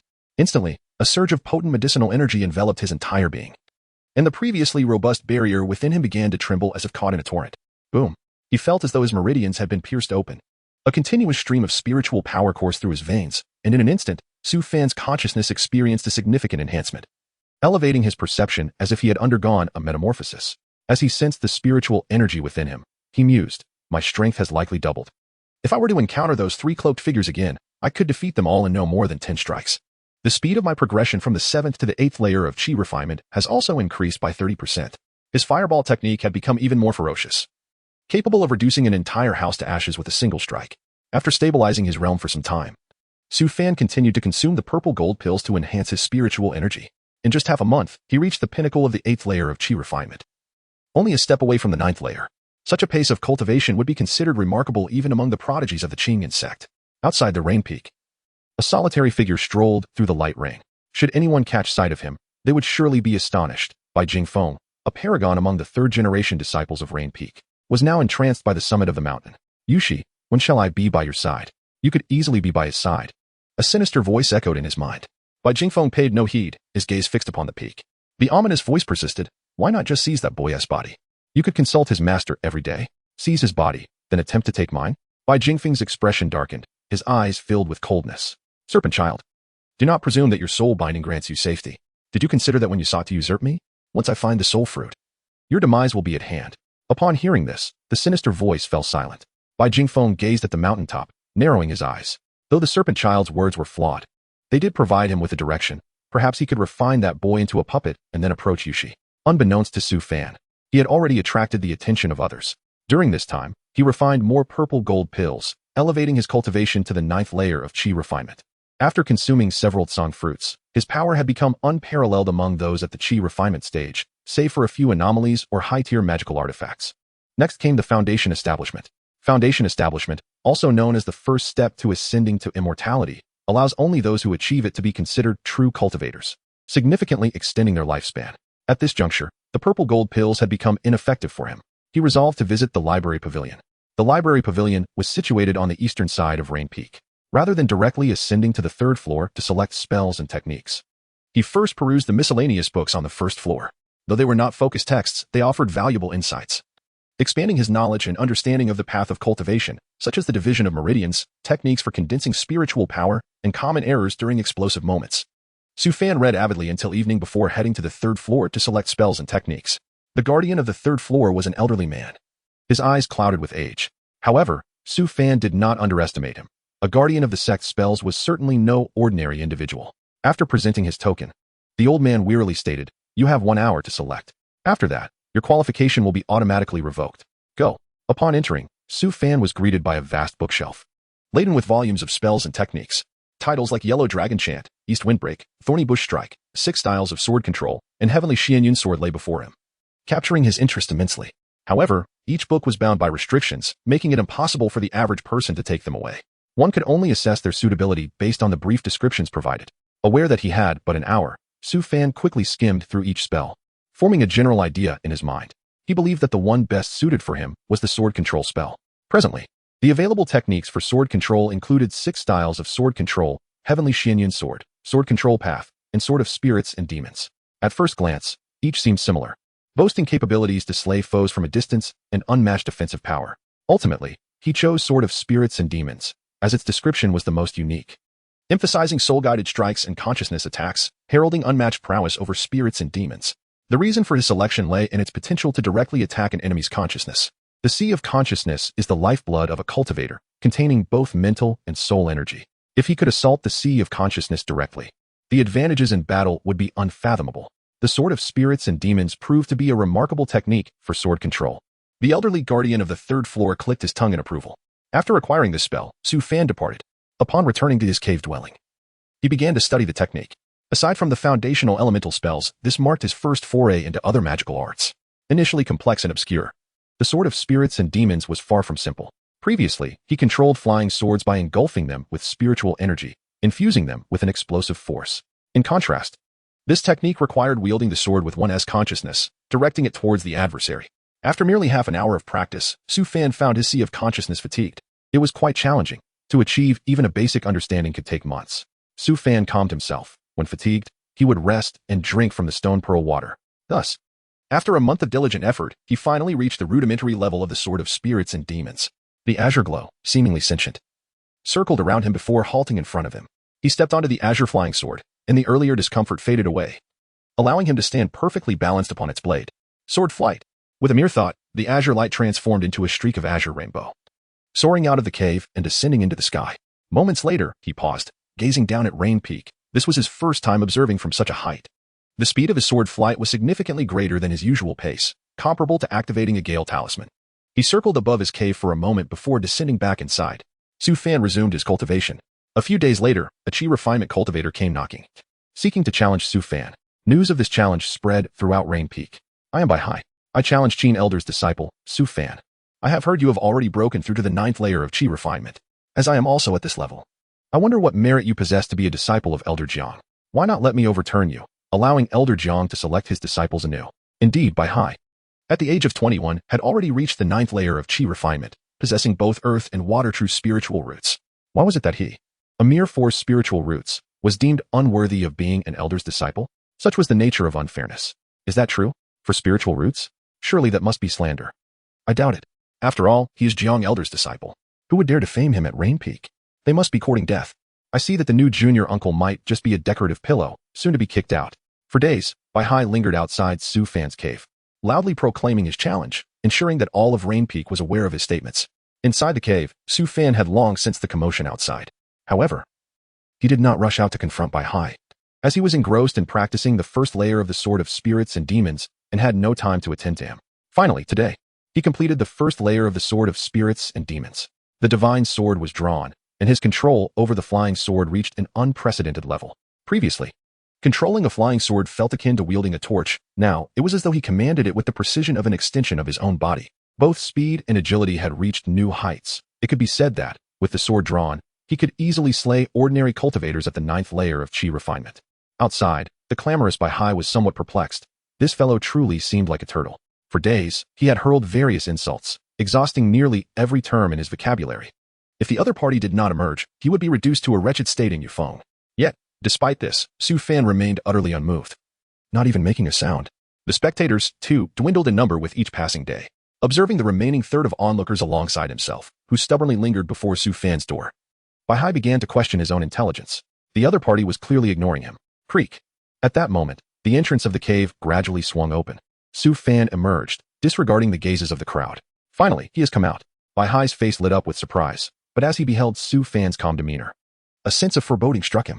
What trickery was this? Nevertheless, recalling the artifact bestowed upon him by his elder brother, he felt emboldened. He declared loudly, Su Fan, do you dare accept my challenge? Su Fan replied serenely, and who might you be? How dare you call my name so casually? If you wish to challenge my master, it is quite simple. Deposit 200 spiritual stones as a wager, which will not be refunded upon your defeat. What do you mean? Bai Hai retorted, visibly annoyed. Do you expect my master's guidance for free? Consider how many spiritual points you must exchange for the elders of Yufeng's council. I am offering you a bargain at merely 200 spiritual stones. Do you truly believe that my masters cannot assist you? Su Fan replied with indifference. This left Bai Hai at a loss. How could he counter such a statement? After all, the other party was indeed his master's nephew. And he had mentioned other masters, all of whom were not to be trifled with. However, to back down from the challenge would render years of posturing a mere farce. Instead, using his reputation as a stepping stone to elevate Su Fan. This was utterly unacceptable to him. I accept the challenge from my master's nephew. A clear voice rang out from afar, as a young man clad in white gracefully descended, exuding the demeanor of a gentleman. Wow, it's Bai Jingfeng, the foremost prodigy among our third-generation disciples. So handsome, a female cultivator exclaimed, her face filled with admiration. Humph, this person merely relies on his status to bully others. Brother Bai, please teach him a lesson. The crowd began to murmur, shifting from mere spectators to supporters of Bai Jingfeng and Bai Hai. As Su Fan observed the approaching Bai Jingfeng, a flicker of apprehension crossed his eyes. A single utterance from him had shattered the momentum Su Fan had cultivated since his emergence from the cave. Bai Jingfeng was evidently the mastermind behind Bai Hai's provocations. Chapter 28. Fierce battle indeed. Here are 200 spirit stones for you. Upon arriving at Bai Jing Peak, Bai Hai felt a surge of confidence. After all, it was merely 200 spirit stones. Defeating Su Fan would bolster his reputation far more than these stones, possibly even catching the attention of some elders. Su Fan accepted the spirit stones with an indifferent expression, then let my esteemed uncle offer me some guidance. Seeing that Su Fan was taking advantage of him, Bai Hai was nearly overflowing with rage and declared loudly, Then let my esteemed uncle guide me, but do not be reduced to a cripple in the process. Before he could finish, he unleashed a flying sword that whistled towards Su Fan. Simultaneously, he formed seals with his left hand, sending forth an astonishingly cold ice spear, while his right hand brandished a high-grade fireball talisman, maximizing the ferocity of his assault. The spectacle drew gasps from the surrounding disciples. Su Fan swiftly drew a blue flying sword from his storage bag, which transformed into a streak of sword light, slicing through Bai Hai's flying sword with unparalleled speed, sending it careening away. With a swift rotation, he annihilated the ice spear and fireball, creating a mist of steam that illuminated the battlefield with a brilliant azure glow. Bai Hai was taken aback by the thunderous counterattack. Such prowess in sword control. He immediately summoned his flying sword to charge at Su Fan again, this time employing mid-grade water and fireball talismans to establish an encirclement. Boom, boom, boom. The onslaught was relentless, yet Su Fan effortlessly shattered each attack with his azure light, remaining entirely unharmed. Throughout the confrontation, Su Fan had not even shifted his position, a display of skill that left the onlooking cultivators in awe.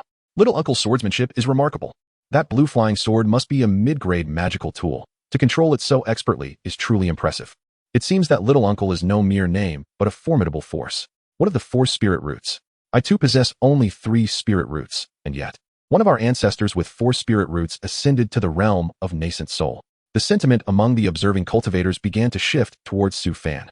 Though he held a higher position, his talent was deemed lackluster, comparable to many ordinary disciples, and even inferior in some respects. Their admiration for his achievements was palpable. High above, Bai Jingfeng's mind echoed with a chilling voice. Did you see that? In just a few months, he has advanced from the 7th to the 9th level of Qi refinement and mastered advanced swordsmanship. Do you truly believe he is an ordinary cultivator? He undoubtedly harbors secrets. This time, consider it a significant accomplishment. Once I uncover his secrets, your soul-replacing scheme will come to an end, Bai Jingfeng replied coldly. Only a significant accomplishment? You know what I desire, the chilling voice responded with dissatisfaction. To separate from me, that requires a 5th-grade soul division pill. If you can provide me with more secrets from other disciples or treasures from your past, I may consider it, Bai Jingfeng replied. Very well. I can inform you of a disciple's anomaly. He likely possesses a rare treasure. I know where to find a 5th-grade soul division pill. I will take you to seize it when you descend the mountain, the chilling voice said, excitement evident. Bai Jingfeng replied indifferently. Thereafter ignoring further words from the chilling voice, Bai Jingfeng fixed his gaze on Su Fan, narrowing his eyes. Aside from his unusual cultivation speed, his swordsmanship seemed within the realm of normalcy. Once he had refined a puppet and instilled muscle memory, it would be commendable. Su Fan spoke aloud. Bai Hai, do you routinely bully other ordinary disciples in this manner? Unable to bear the sight of others' good fortune, you seize their resources the moment they acquire something valuable? What? Bai Hai, who was fervently forming seals to release spells, frowned deeply at this remark, finally noticing the shift in public opinion outside the arena. Some individuals he had previously oppressed were now stirred by Su Fan's words. I once picked a multi-spirit herb in the Jade Dragon secret realm, and this scoundrel Bai Hai forced me to trade it for 10 spirit stones. He is nothing but a rogue. Indeed, during my task in the miscellaneous hall, he also forcibly exchanged my elixir assignment. In an instant, the crowd erupted with denunciations against him. Bai Hai, flustered and agitated, glared at Su Fan, a murderous intent brewing within him. This wretched fool, I shall tear your mouth apart after this. He realized that any attacks he made would be thwarted by Su Fan's flying sword. Thus, he decided to abandon all pretense, knowing that revealing his treasures would only attract attention for a brief moment. With a clap of his storage bag, Bai Hai unleashed a small azure flag, emanating a radiant azure light. Azure Dragon Flag, Array Activate. The flag transformed into 4 smaller flags, positioned at the cardinal directions, encircling Su Fan. A thunderous roar erupted from within, and a phantom azure dragon manifested within the formation, its might unparalleled, unleashing a roar that caused even low-tier cultivators outside to experience headaches. This is a top-grade magical tool. Many knowledgeable cultivators gasped in shock, as top-grade tools were exceedingly rare even among Foundation establishment practitioners, typically reserved for those in the later stages. The fact that it appeared in a battle between Qi refinement cultivators was astonishing. Bai Hai had gone too far. This was his top-grade magical tool. I refuse to believe he did not borrow it from a senior relative. What a despicable act. Many cultivators outside were filled with righteous indignation, for he had come to challenge Su Fan while wielding a top-grade magical tool. A flag-type tool that was notably easy to manipulate. This was nothing short of cheating. Bai Hai paid no heed to the outcry outside, sneering as he focused on Su Fan. Even if you are now a Foundation establishment cultivator, under this small flag, you shall find no escape. Initially, he intended to merely incapacitate Su Fan, but the latter's actions had tarnished his reputation to such an extent that he now harbored murderous intent. Within the formation of the Azure Dragon Flag, the Azure Dragon relentlessly assaulted Su Fan. Each strike sent azure light flying, and even Su Fan's full infusion of spiritual power could barely hold the line, depleting his energy at an alarming rate. Bang, bang, bang. The Azure Dragon and Azure Light clashed fiercely, and in mere moments, dozens of exchanges transpired, each impact leaving fissures in the Azure Light.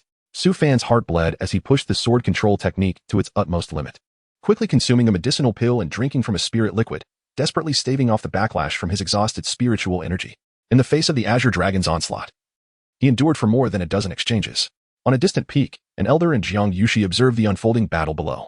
The elder clicked his tongue in astonishment. You only provided him with a mid-grade flying sword? He wields it quite well. Although the Azure Dragon Flag is a formation for trapping and exhausting enemies, with Bai Hai's enhancement, the Azure Dragon resides between the Qi refinement and Foundation establishment stages. Your disciple has held out for such a long time. Are you sure you want to send him here to refine pills? Jiang Yushi's expression darkened. She had not anticipated Su Fan's exceptional swordsmanship. She initially believed that a mid-grade flying sword was already commendable for someone at the 7th level of Qi refinement. Who would have thought that in just a few months, he would break through to the 9th level and master such impressive sword techniques? Bai Hai openly challenged him, and upon sensing the situation, she exited her seclusion. Now, as the battle raged on, if she were to present Su Fan with a magical tool, it would be tantamount to cheating. The elder teased, your disciple is on the verge of defeat. Will you not take action? Jiang Yushi scoffed, my disciple will not lose. Just watch. Su Fan was locked in a fierce struggle, his hair disheveled, bloodstains marring his body. His supply of spirit liquid had been exhausted, and he could not consume a second purple gold pill in quick succession, lest he risk exploding. His spiritual energy was nearly depleted. All his trump cards had been revealed. Originally, Su Fan had hoped that the inspection team would arrive to intervene, but it appeared that his opponents had even bribed the inspection team. Su Fan. A cool voice resonated in his mind. Master. Su Fan replied with joy. Why did you agree to battle him? Do you not understand that he must have prepared for this challenge? You are simply inviting suffering upon yourself. Is this how you cultivate? Jiang Yushi's voice brimmed with discontent. Jiang Yushi was somewhat exasperated. She had thought Su Fan would be the most manageable among her disciples, yet here he was, embroiled in a significant predicament just months later. After sending her message, she received no response from him. Jiang Yushi observed Su Fan's relentless struggle and shook her head, truly stubborn. Why have you fallen silent? She transmitted again. This time, Su Fan's voice returned. Master, I merely wish to uphold the honor of our sect and preserve your reputation. Jiang Yushi trembled slightly, watching as Su Fan faced the Azure Flood Dragon, his body bloodied and heavily injured, yet he did not retreat an inch. As if it were the dragon that was at a disadvantage. A sigh escaped her lips. She had not anticipated this. Resolving herself, she ceased her hesitation, formed seals with her hands, and an intangible consciousness spread into Su Fan's mind. Su Fan, this is a superior control technique. I shall manifest it through you. Open your mind. Jiang Yushi's spiritual voice echoed in his consciousness, transforming into a radiant light that enveloped him entirely. Su Fan did not resist. Upon opening his eyes again, a cold clarity enveloped him.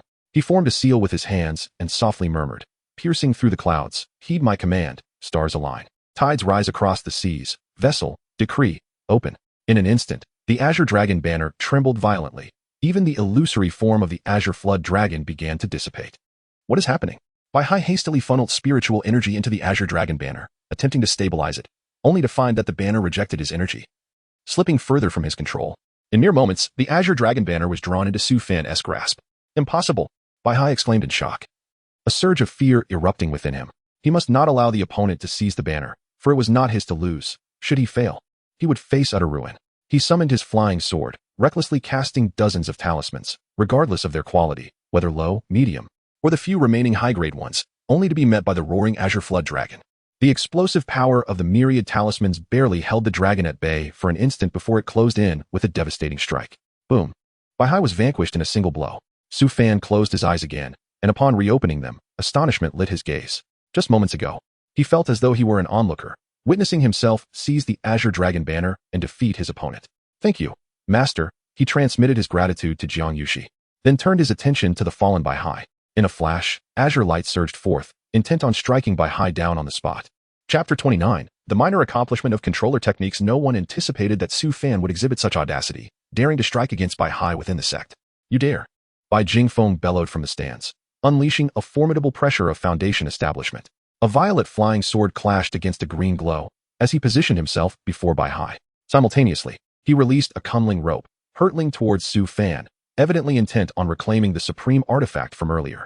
Qinglong flag, Su Fan exclaimed, tapping his storage bag to summon the Qinglong flag, replenishing a portion of his spiritual energy, since Bai Hai could wield it. And having been taught the controller technique by his master, he activated the Qinglong flag in an instant. Roar! The Azure Dragon bellowed, staunchly blocking the assault of the cumling rope. However, the formation of the Qinglong flag did not envelop Bai Jingfeng. Instead, it surrounded Su Fan. This was a lesson imparted by his master. Although the Qinglong flag excelled in offense, its defensive capabilities were equally vital for him. For an ordinary foundation establishment cultivator, breaching it would require no less than half an hour. The scene unfolded with breathtaking swiftness. The surrounding cultivators had yet to comprehend the unfolding duel before it had commenced. How shameless of Bai Jingfeng to attack a junior uncle with his foundation establishment prowess. A disgruntled male cultivator shouted. It's not like Su Fan was innocent. He's the one who sought to strike first. We are fellow disciples. How could he take advantage of someone incapacitated? That's exceedingly ruthless. A female cultivator, along with disciples loyal to Bai Jingfeng, defended him. I see you are entranced by Bai Jingfeng's appearance, lying there incapacitated. Who can say if it's genuine or merely an act to deceive our junior uncle? Humph. It seems you are nothing but a talentless waste, pitying the pitiful. What did you say? Do you dare to challenge me? The surrounding cultivators erupted into chaos. Su Fan regarded Bai Jingfeng, whose handsome visage bore an air of tranquility. The man exuded a palpable danger. Would you be so kind as to return the Qinglong flag to me? Bai Jingfeng inquired softly. Your Qinglong flag? The chill in Su Fan's eyes deepened. If memory served him correctly, he had no quarrel with Bai Jingfeng, yet the animosity emanating from Bai Hai was unmistakable. It was likely a matter of life and death. It appears you are unwilling to return the Qinglong flag. Very well. It may remain in your possession for a time. Bai Jingfeng waved dismissively, taking Bai Hai with him as he departed. The onlookers, realizing the spectacle had concluded, began to disperse. Su Fan squinted at Bai Jingfeng's retreating figure, recognizing that his status as a master's disciple afforded him certain privileges, yet brought with it inevitable risks. Nevertheless, he felt no fear. After some contemplation, Su Fan returned to his cave dwelling, having exhausted his spiritual energy and feeling mentally drained. At Rain Peak, in the law enforcement hall, Zhusan, the hall master, materialized before Jiang Yushi. His cultivation had reached the mid-stage of core formation. How did this transpire? Jiang Yushi's voice was frosty. The law enforcement hall allows disciples to be harmed? The disciple guarding my cave is from another peak. Moreover, you neglected to intervene during such a significant brawl? Have you forgotten your identity? As Jiang Yushi's voice grew colder, it pierced Zhu San's heart like a winter chill, causing him to tremble. The peak master instructed that as long as both parties consent, they should not be interrupted. Peak master, do you even know the name of this peak? Jiang Yushi's core formation aura surged forth. Zhu San broke out in a cold sweat, hastily replying, it is Rain Peak. It is my oversight. From now on, disciples shall not duel without prior application. He sighed internally. The Peak Master was undoubtedly a nascent soul powerhouse, yet she had entrusted Rain Peak to Jiang Yushi, leaving him with no choice but to comply. And what else? Jiang Yushi pressed. Lu Mao violated sect rules by transferring to Rain Peak without permission, expelling other disciples. He is to be fined 1,000 spirit stones, and the enforcer Lu Dogue shall be dealt with in accordance with sect regulations, expelled from the enforcer hall, and deprived of spirit stone supplies for 5 years, Zhu San reported. This punishment was severe. Other penalties paled in comparison to the loss of spirit stones. Lu Mao and Lu Dogue would find it impossible to resume normal cultivation for a decade, and in a more serious scenario, They would be unable to progress in their cultivation journey, effectively extinguishing their prospects as disciples. Very well, you may leave, Jiang Yushi replied coolly, exiting the law enforcement hall. She gazed towards Su Fan's dwelling. This lad, I have not been unkind to you. As for Bai Jingfeng, let him serve as your sharpening stone. If you, a disciple with 4 spiritual roots, can emerge victorious from his grasp, then your ascent will be meteoric. Suddenly, she sensed a loosening of her bottleneck. A glimmer of joy sparkled in Jiang Yushi's eyes as she soared towards the mountaintop cave, entering seclusion.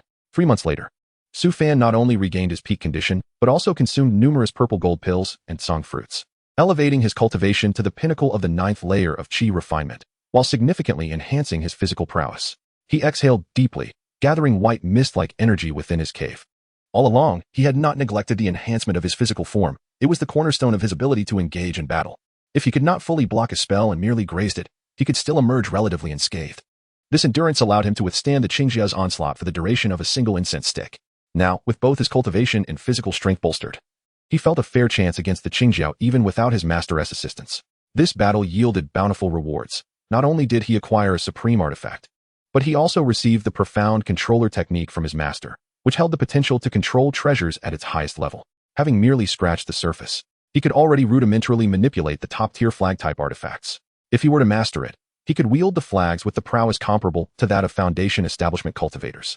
Su Fan began to delve into the controller technique. Time flowed ceaselessly, and another 3 months passed. Within the cave, a small flag before Su Fan manifested an azure dragon's phantom as he infused it with spiritual energy, achieving a significant improvement in its solidity. Yet, he remained unsatisfied. Not enough, not enough. How can I completely condense the azure dragon into a pale azure hue? Shaking his head, Su Fan lamented. This controller technique is truly arduous to cultivate. This is the first time I have encountered a challenge I could not surmount in months. Given my innate understanding, I had previously attained a certain level in alchemy and spells. Yet, it seems that at the Foundation establishment tier, these techniques are exceptionally formidable.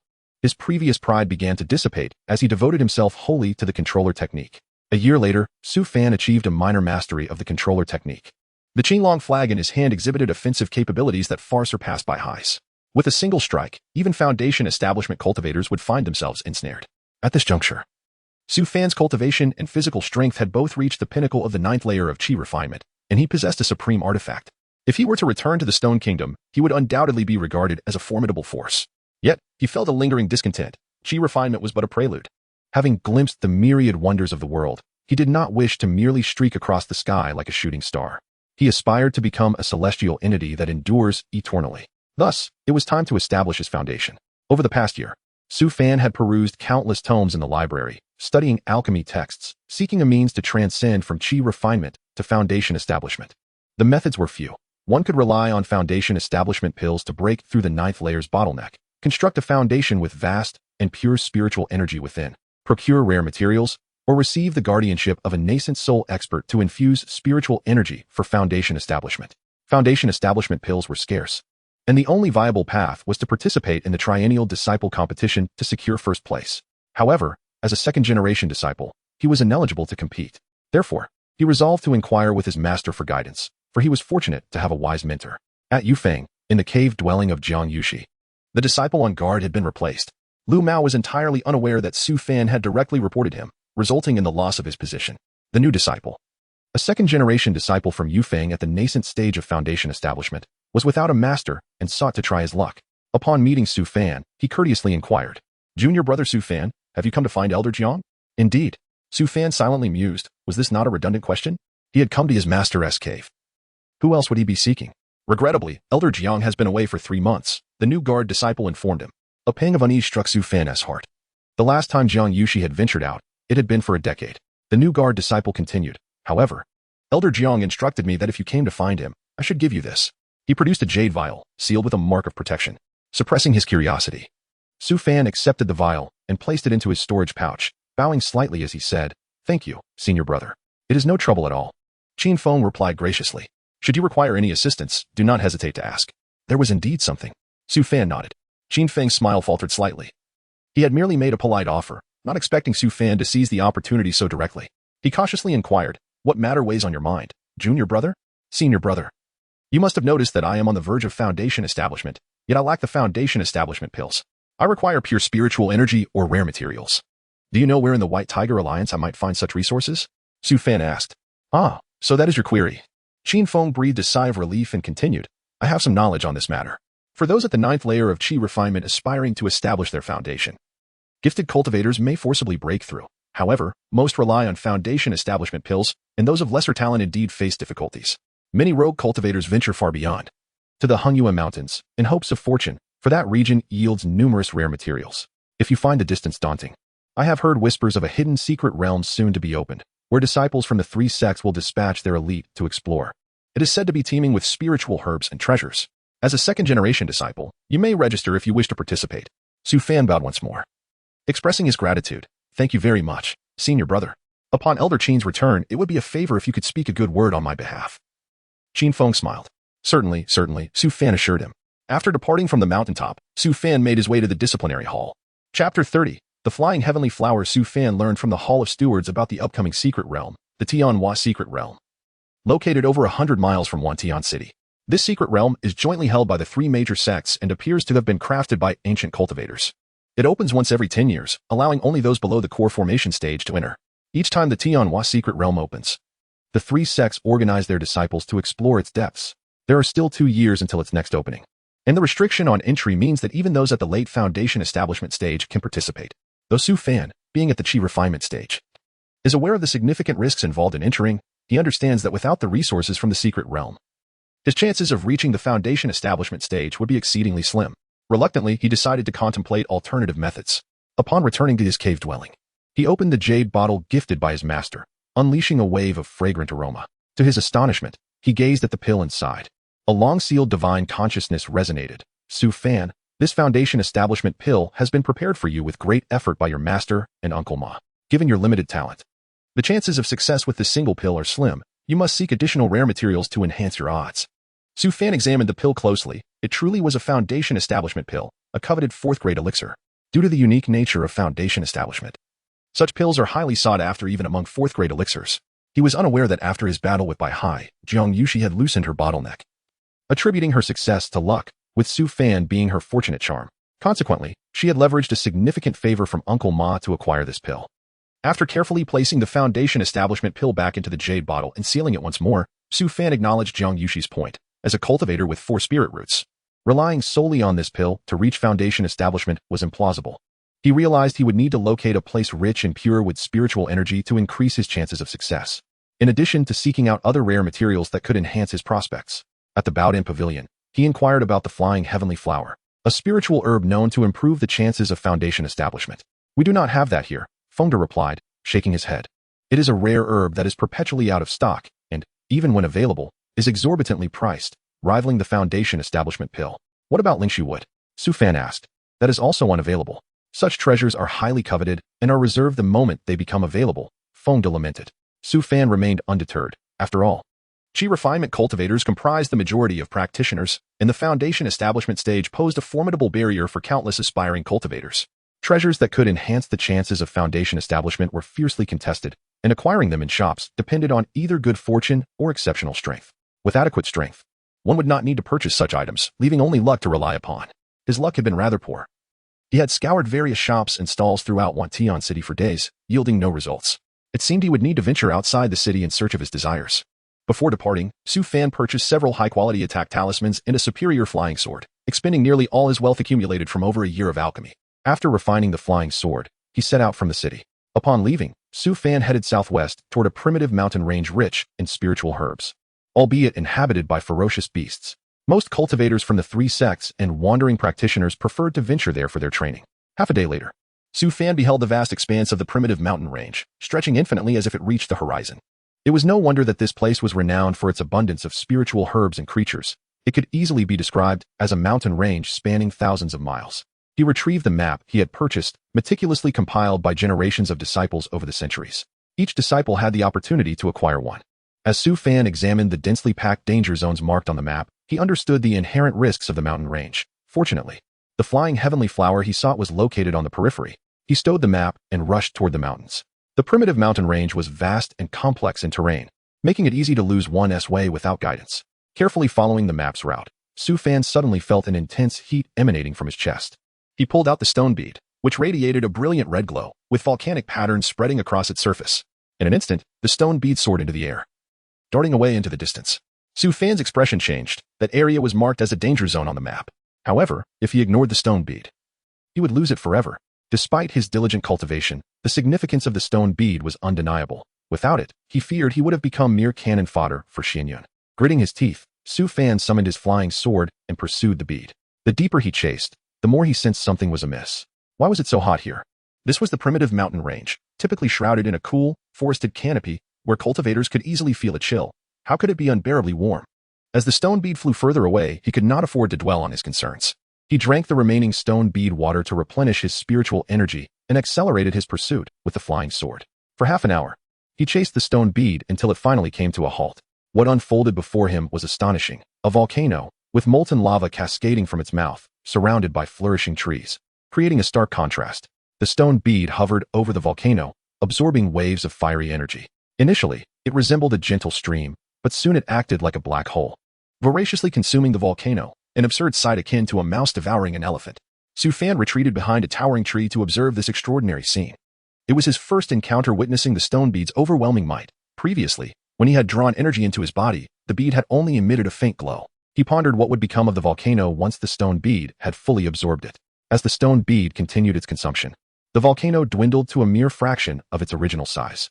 Suddenly, a deafening roar erupted from the volcano, reverberating with fury and defiance, manifesting as a colossal, ethereal mountain giant that charged toward the stone bead. To Su Fan's eyes, even Zhang Yushi would struggle to withstand such force, yet the stone bead absorbed it instantaneously, seamlessly integrating the mountain giant into itself. Stunned, Su Fan realized that the mountain giant could unleash an attack at the nascent soul level. No wonder this was a danger zone. Yet the stone bead effortlessly absorbed it, displaying extraordinary capabilities. As the stone bead returned to tranquility, Su Fan approached and grasped it.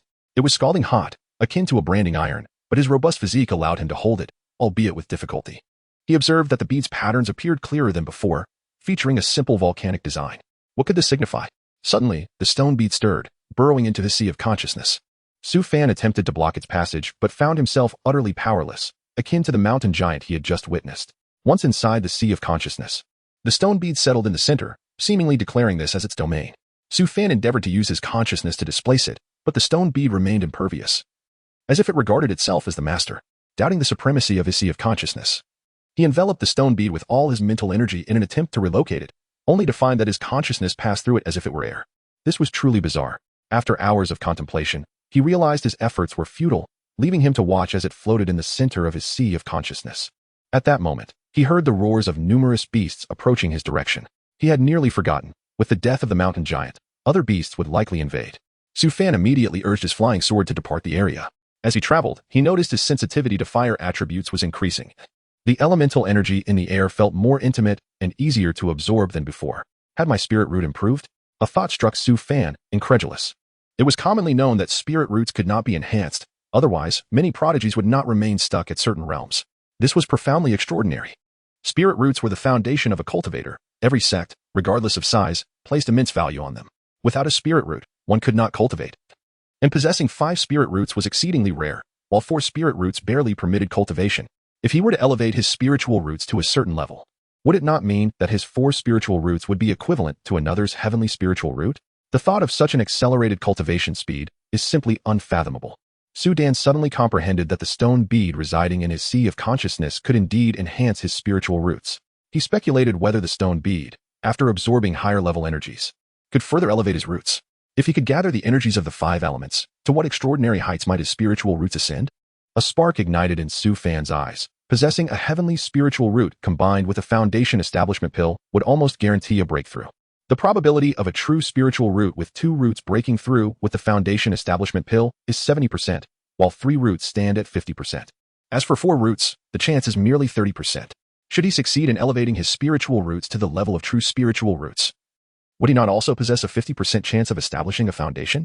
Su Fan sensed his spiritual roots strengthening continuously, within a maximum of 7 days. He could meet the standards of a true spiritual root. He continued to fly on his sword along the previous path, contemplating that if he could obtain the flying sky flower, his chances would significantly increase. Soon, he arrived at an area where the flying sky flower might exist. Amidst patches of marshland where the flower grows, ironically contrasting its name, Su Fan unleashed his spiritual awareness, sweeping the surroundings.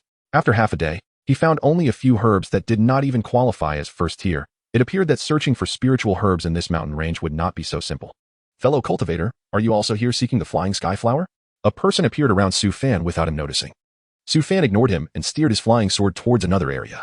This individual, somewhat unsightly in appearance but with keen eyes, summoned a flying sword beneath his feet that followed alongside him.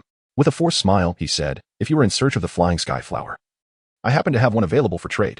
A flicker of interest crossed Su Fan's eyes. This man's sudden appearance and claim of possessing the flower indicated that he had likely been wandering this area specifically to encounter Qi refinement 9th layer cultivators seeking the flower for foundation establishment. He was not to be trusted. Su Fan chose to disregard him and quickened his pace to depart. Fellow cultivator, do not doubt me. After all, this is our first meeting. If you do not believe me, then this flying sky flower will have to be sold to someone else. As many cultivators seeking to break through their foundation often pass through here. As he spoke, the man produced a silver flower from his storage bag, shaking it a couple of times before putting it away again. Indeed, that is the flying sky flower. Su Fan and Apos. S expression tightened, and he halted. How shall we trade? Seeing Su Fan stop to inquire, the man smiled and politely replied, it is not difficult. I have an enemy in this mountain range. A cultivator of Qi refinement 9th layer. I require your assistance in dealing with him. Very well. The man was taken aback by Su Fan's prompt agreement, then laughed. Fellow cultivator, you are quite forthright. Please, follow me. Chapter 31. The celestial flower in hand Tandashi led Su Fan as they soared through the air, inquiring. Given your profound cultivation, which sect do you belong to? I am a solitary cultivator, Su Fan replied calmly. Tandashi expressed his astonishment. A solitary cultivator? To reach the 9th level of Qi refinement is truly impressive. Su Fan maintained his composure. Do you suspect I am deceiving you? Not at all. You strike me as an honorable person. How could you deceive me? Tandashi forced a smile, though inwardly he scoffed, thinking, let you boast for now. You'll soon witness my prowess. Friend, we must approach the valley ahead. We need to set up an ambush. Tandashi stated as he began to arrange a formation on the ground, appearing quite meticulous. There are flaws in your formation, Su Fan remarked indifferently. You understand formations? A glimmer of suspicion flashed in Tandashi's eyes as he pondered whether Su Fan had detected his ill intentions or was merely pretending. I know a bit. Su Fan replied. Tandashi narrowed his eyes, revealing a hint of danger. Pray tell, where are the flaws? Your formation has 3 stations, suggesting it requires 3 individuals to maintain. With only the 2 of us, how can we sustain it? Shall we invite your enemies to join? Or do you consider yourself my foe? Su Fan's voice turned cold. Seems you've seen through my intentions. But it's too late, even if you're not in the formation. How can you withstand our numbers? As he spoke, 2 more middle-aged cultivators rushed in from the shadows, both exuding formidable energy, closing in around Su Fan. Boy, you're finished. Hand over your storage bag. One of the newcomers demanded, simultaneously unleashing an illusory tiger attack against Su Fan. The other 2 unleashed their flying swords, intending to surround and eliminate him. With icy resolve, Su Fan drew a flying sword from his storage bag, combining it with his ghostly sword technique to unleash a tremendous force, cleaving the illusory tiger and severing the incoming swords. Tandashi was struck with fear. A high-grade flying sword. He must be a sect disciple. What are you afraid of? Such disciples are ripe for the picking. Killing him is worth a month's bounty. One middle-aged cultivator greedily remarked, conjuring a puppet infused with spiritual energy to assault Su Fan. Another cultivator invoked a spell, summoning dozens of ice shards that rained down like swords upon Su Fan. Su Fan nimbly evaded, his flying sword shattering the ice shards, while the puppet attempted to close in, only to be sent flying by Su Fan's spirit-infused punch. He unleashed sword chi with his flying sword, causing explosive bursts that only 2 middle-aged cultivators could barely withstand. Though encircled by 3 Qi refinement cultivators, Su Fan gained the upper hand. Tandashi joined the fray, continuously etching spells, expanding his fiery halo attack to a 10-meter radius. Typical cultivators, even if they blocked the direct assault, would succumb to the residual waves. Yet for Su Fan, such an attack was mere surface heat, leaving him unscathed and astonishing Tandashi, who pondered if Su Fan was an elite disciple of a sect. Fear crept into his heart as he shouted, we must eliminate him here today. If he escapes, we 3 will find it impossible to survive in Wantian City. The other 2 cultivators echoed his sentiments, recognizing that one individual capable of withstanding their combined assault was indeed extraordinary. Thus, the trio ceased holding back, unleashing their full might. Despite being seasoned Qi refinement practitioners, their combined spiritual energy pressured Su Fan back. As the battle intensified, Su Fan contemplated, realizing that although the 3 used mid-grade flying swords and their sword techniques were inferior to his ghostly sword technique, their experience and his insufficient spiritual energy were significant drawbacks. The 3 remained oblivious to the fact that Su Fan, now grounded, was not anxious, but rather contemplating his future path. He is nearing his end. Finish him. Tandashi exclaimed, excitement evident in his voice. The high-grade flying sword is mine. The rest are yours, declared a senior middle-aged cultivator. Humph. You think that high-grade flying sword is the only valuable prize? That sword belongs to me. The rest are yours. Another middle-aged cultivator retorted. Enough of your bickering. Have you forgotten who brought him here? The lion's share of spoils should rightfully belong to me. Tandashi communicated telepathically to the others. Su Fan could not help but chuckle. Even amidst battle, these individuals had already begun to view him as a prize. It seemed he could not afford to be underestimated. His training in sword manipulation should come to an end. Azure Dragon Flag, rise. Su Fan summoned the Azure Dragon Flag, encircling Tandashi and his companions. Roar. Azure Flood Dragon. The resounding roar erupted with astonishing might, reminiscent of a true dragon, deafening in its intensity. The trio within the formation were immediately struck with alarm. What is this? A flag-type magical artifact? They understood that flag-type artifacts were at least high-grade, and the ability to summon a dragon made it even more formidable. Quickly, they formed a protective circle, casting spells and wielding their swords against the dragon, yet it swept through them with a single blow, instilling terror. It was undoubtedly a supreme artifact. This is it. He must be a true disciple of a sect. Friend, I beseech you, spare my life. I will give you all the spirit stones I possess. Tandashi, having been struck twice, was bloodied and on the verge of collapse. Su Fan regarded him coldly. From the moment you appeared, your intentions were foul. How many cultivators have fallen victim to your celestial flower? Your petty tricks may deceive those who rarely leave their sect. You think I would show mercy? Prepare to meet your end. Without hesitation, Su Fan commanded the Azure Dragon to attack. Under his control, the dragon was nearly as powerful as a Foundation Establishment cultivator, and Tandashi, in a panic, unleashed his mid-grade defensive artifact, the Diamond Shield, only for it to be sent flying with a single strike, followed by the dragon tearing him apart. Seizing the opportunity, the two middle-aged cultivators launched an assault on the edges of the Azure Dragon Flag, attempting to escape, but under Su Fan's manipulation. The flag was impenetrable to Chi refinement cultivators unless they reached the Foundation Establishment stage. Senior, please spare me. I beg you. The taller middle-aged cultivator, trembling in fear, dropped to his knees. The last remaining cultivator, paralyzed with terror, offered no resistance, collapsing to the ground in despair, fully aware that all hope was lost. He could not escape the formation. With the roar of the Azure Dragon, the battle concluded. Su Fan waved his hand, retrieving the Azure Dragon Flag and the storage bags of the three fallen cultivators. However, his expression turned pale as he murmured, "This Azure Dragon Flag consumes spiritual energy far too rapidly. It barely lasted the time of an incense stick." He guided his flying sword downward, locating a concealed cave, where he consumed a purple gold pill to replenish his spiritual energy. After a while, Su Fan slowly opened his eyes, promptly retrieving Tandashi's storage bag. Among its contents, he found the celestial flower, its silvery petals strikingly captivating. Indeed, this is the celestial flower. It should enhance my success rate in Foundation Establishment by 10%. Yet, it appeared somewhat withered, indicating that Tandashi had possessed it for some time. He returned it to the storage bag, planning to irrigate it with stone pearl water upon his return to the sect, hoping to revive its potency. Next, he opened the storage bags of Tandashi and the others, astonished to discover over 5,000 spirit stones combined, 37 low-grade spirit artifacts, and 7 mid-grade spirit artifacts. It was evident that these three had engaged in their share of nefarious deeds. However, the rapid accumulation of spirit stones through such means was noteworthy. After all, the elixirs he had crafted over the past year only barely amounted to a few thousand spirit stones, all derived from the stone pearl water. Su Fan collected all these treasures into his own storage bag, viewing it as an act of righteous retribution. How unfortunate for us Foundation Establishment cultivators to serve as scouts. It's astonishing that the wretched leader devised such a plan. Keep your voice down. Our realms may be low, but the cultivators of the White Tiger Alliance are generally affluent. Once they realize we are isolated, we will strike together. As Su Fan was reflecting on his harvest, he was momentarily taken aback by a conversation he overheard. The information contained within those two statements was overwhelming. Spies, the White Tiger Alliance cultivators, and what exactly were they probing? Was there an impending invasion of the White Tiger Alliance? It is well known that the alliance spans billions of miles, a place where most cultivators perceive they will reside for eternity. Who were the individuals behind this? To the north lies the sea, to the east the primordial forest, while the south is characterized by thin spiritual energy, making it unlikely for a formidable force to emerge from there. Thus, it could only be from the west. He gazed at the vast expanse of the primordial mountains, wondering if they intended to come from that direction. At that moment, he comprehended that he had stumbled upon a monumental secret and felt an urgent need to inform his master. After several hours had passed and the sounds from outside had faded, Su Fan exited the cave and made his way towards Wantian City.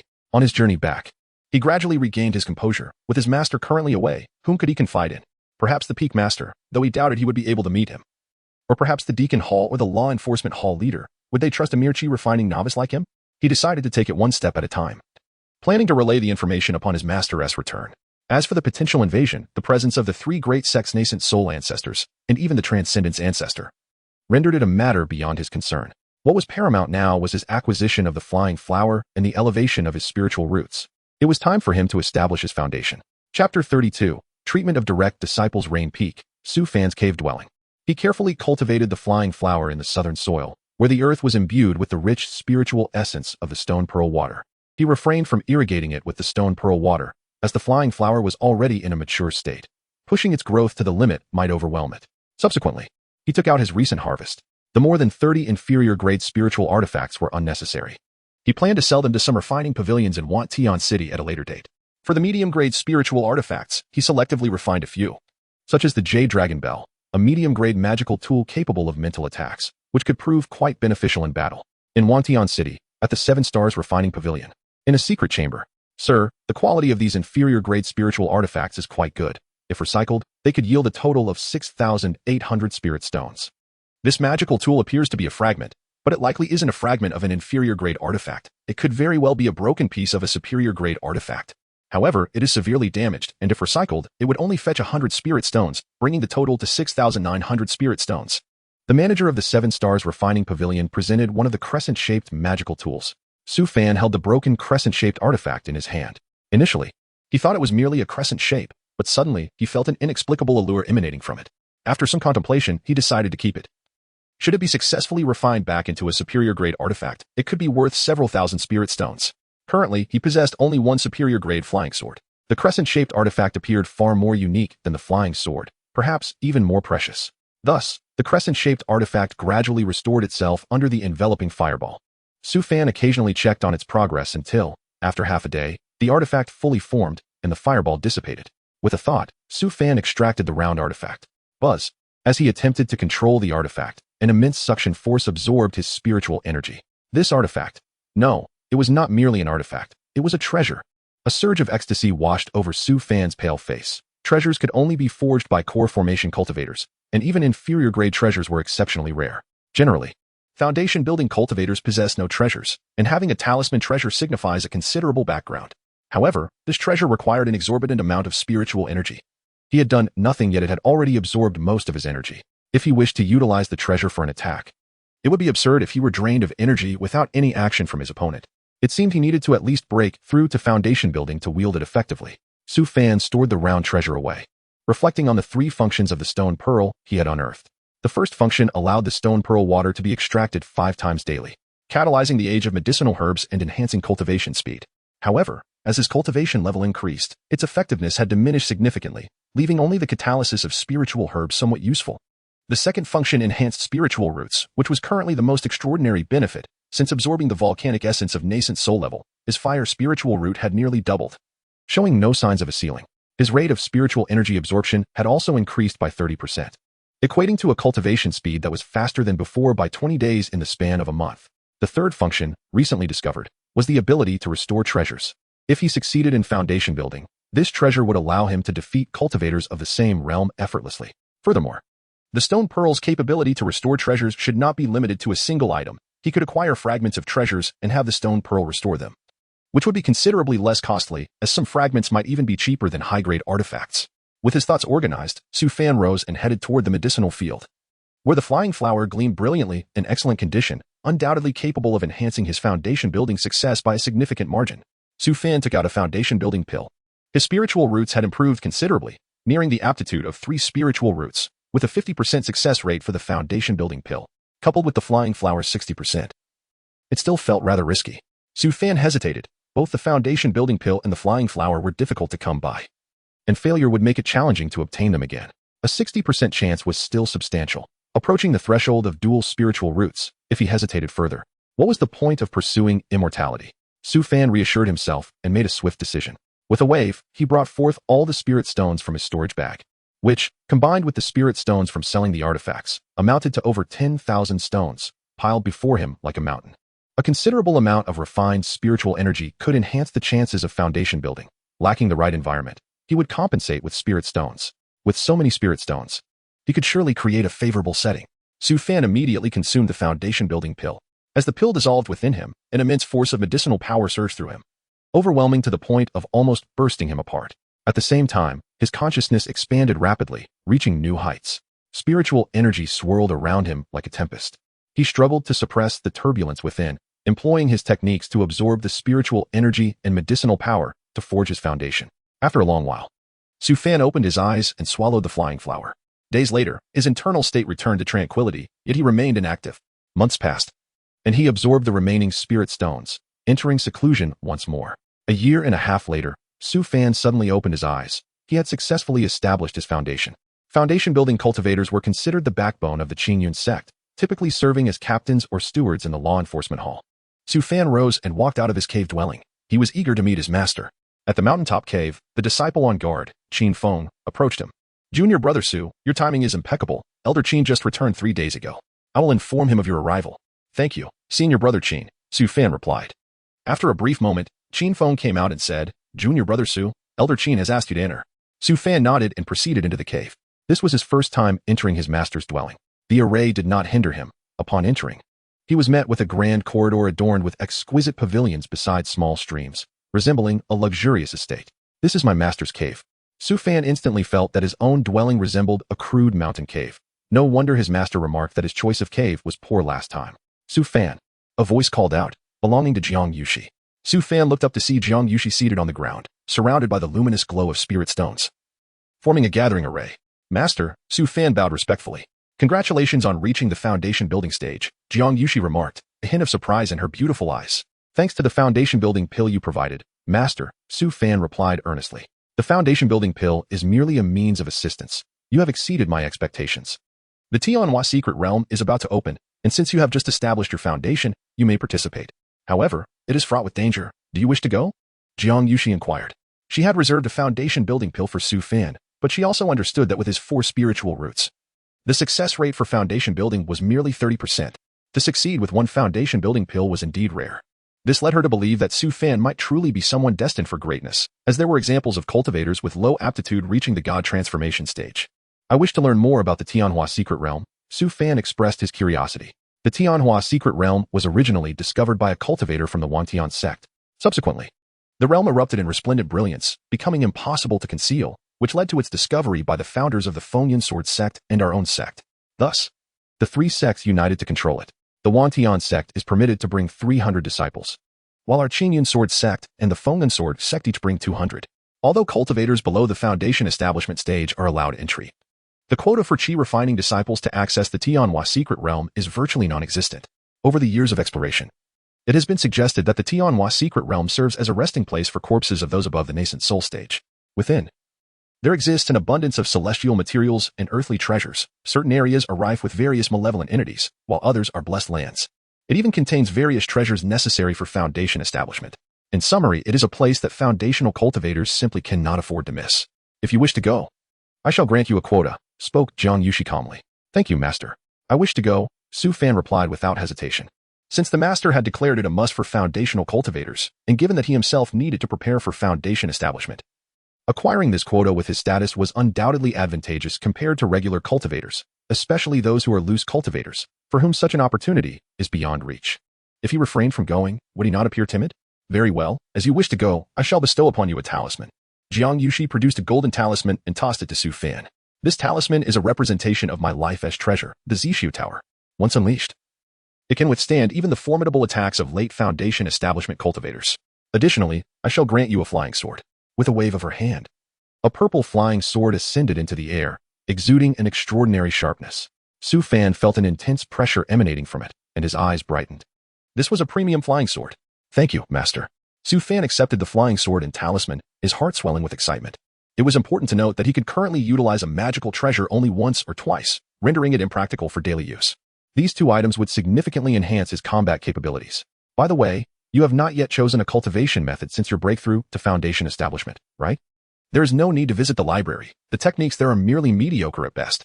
I possess 3 top-tier cultivation methods here, which may only be practiced by true disciples. Choose wisely. Jiang Yushi then presented 3 ancient tomes, clearly having begun to treat Su Fan as a true disciple. Such treatment was typically reserved for the disciples of nascent soul cultivators, and Su Fan was now enjoying this privilege.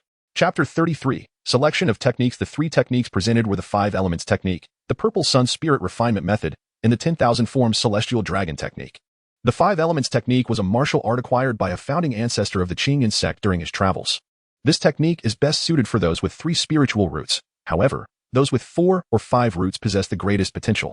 Yet, the rarity of 4 or 5 spiritual roots limits their effectiveness in harnessing the full power of the Five Elements technique, rendering it somewhat mediocre.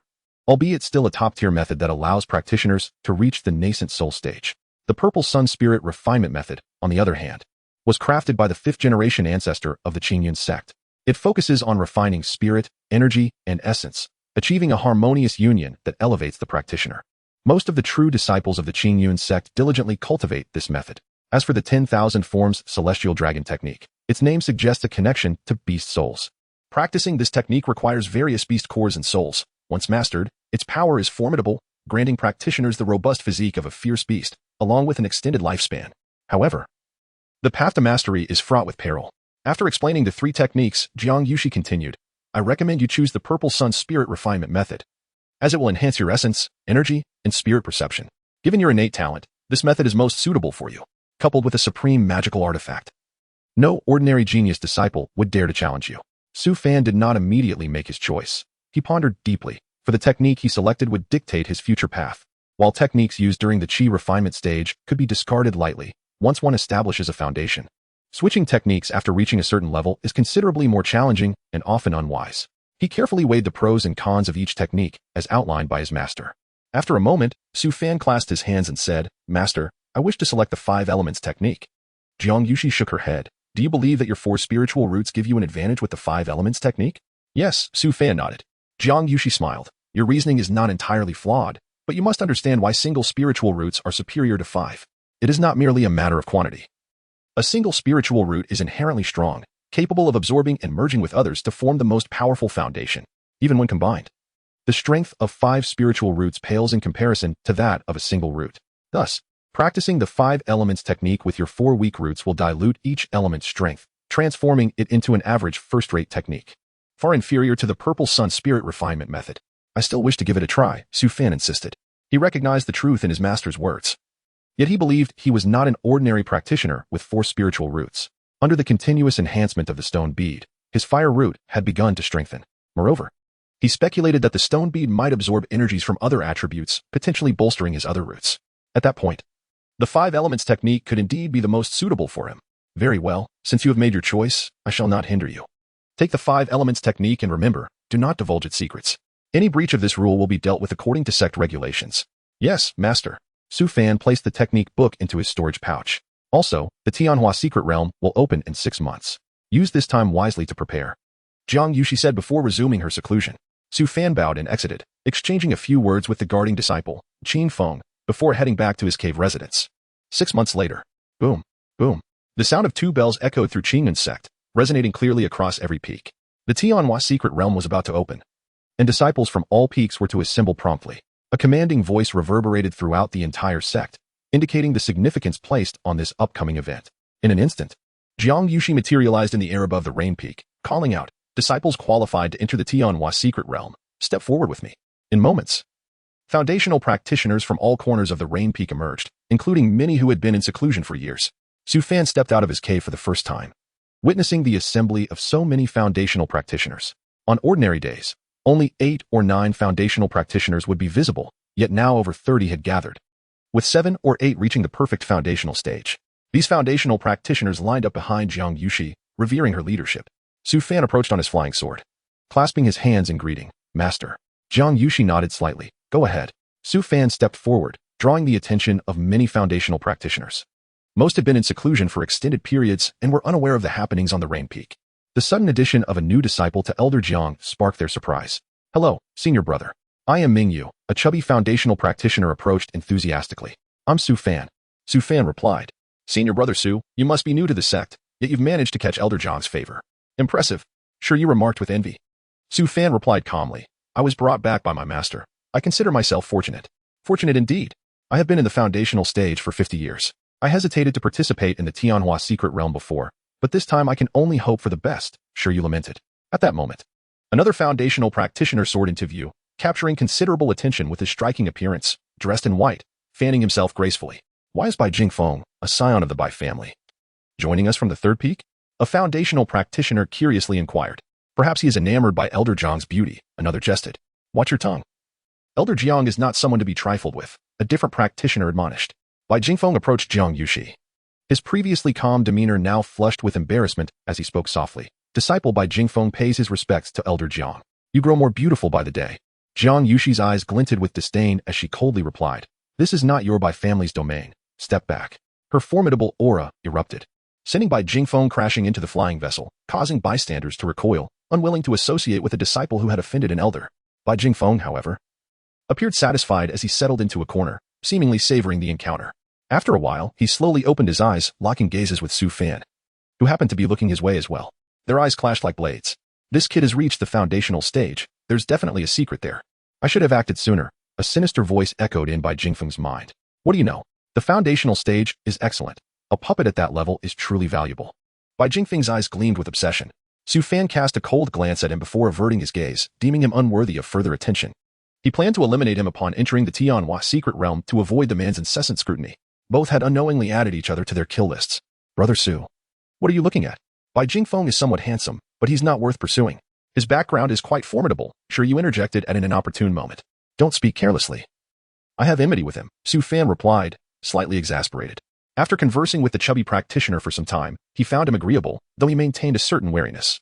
Feeling more at ease compared to earlier. Enmity? You must tread carefully. The Bai family is notorious within Qinyan's sect. The patriarch is one of the sect's founders.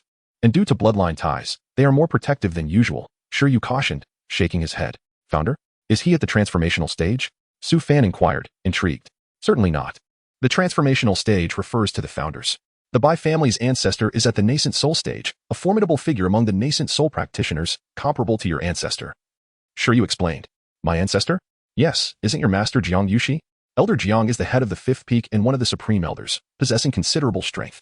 You likely have not met your ancestral master, have you? No, Su Fan shook his head. Thus it is settled. Bai Jingfeng occasionally meets with his esteemed ancestor. One must consider the magnitude of protection one might receive. Once bestowed with a magical artifact, the significance is indeed profound, so it is wise to exercise caution around him. Sure, you advised. I understand, Su Fan replied slowly, nodding his head. It seems this expedition into the Tianhua secret realm shall not unfold as smoothly as anticipated. Fortunately, over the past 6 months, he has made substantial progress in cultivating the 5 elements technique, elevating his fire spiritual root to the level of a true spiritual root. Greatly enhancing his strength, he feels confident in defeating opponents in the mid-stage of foundation establishment. At this moment, the leaders of various peaks had gathered together, commanding their flying vessels. At the forefront stood an elder of the nascent soul stage, seated atop the first peak's flying vessel, silent and composed. The other leaders approached, bowing in deference. The elder waved his hand and calmly instructed, let all proceed as usual. Yes, the others replied, bowing once more before returning to their vessels, steering them towards the outskirts of Wantian City. After a day and a night of travel, the flying vessels finally halted at the entrance of a desolate valley, which connected to the vast desert, devoid of any signs of the secret realm. We have arrived. Everyone, sit in meditation and adjust your breath. Once the Fengyan Sword sect and Wantian sect arrive, we may enter. Jiang Yushi's voice resonated throughout the corners of the vessel. Many foundation establishment cultivators began to meditate, preparing themselves for the imminent journey into the secret realm, where life and death hung in the balance. Only 1/3 of the cultivators who entered the Tianhua secret realm each year managed to return, a true coexistence of opportunity and peril. Su Fan also settled down to meditate, executing the 5 elements technique to its utmost, having stabilized himself at the foundation establishment level. The technique bestowed upon him by his master was indeed extraordinary. He observed Shiryu beside him, sensing a considerable disparity in their spiritual energy. Should a confrontation arise, even without magical artifacts, he could easily overpower him, especially with his recent surge in spiritual root enhancement. If he were to elevate yet another root and combine it with the 5 elements technique, he could potentially contend with those at the late stage of foundation establishment. It is no wonder that those prodigies could battle beyond their realms. However, Su Fan had yet to reach that pinnacle. He sought to quell the restlessness within him. As the saying goes, haste makes waste. Should he become overly eager, even the slightest flaw might prove fatal. Su Fan resolved to focus on his cultivation, patiently awaiting the opening of the Tianhua secret realm. Not long after, powerful fluctuations emanated from the distance. Shiryu rose to gaze ahead, exclaiming, the Fengyan Sword sect has arrived. Chapter 34. Entering the secret realm in the distance. The sky was filled with sword cultivators soaring on their flying swords, resembling a colossal sword formation.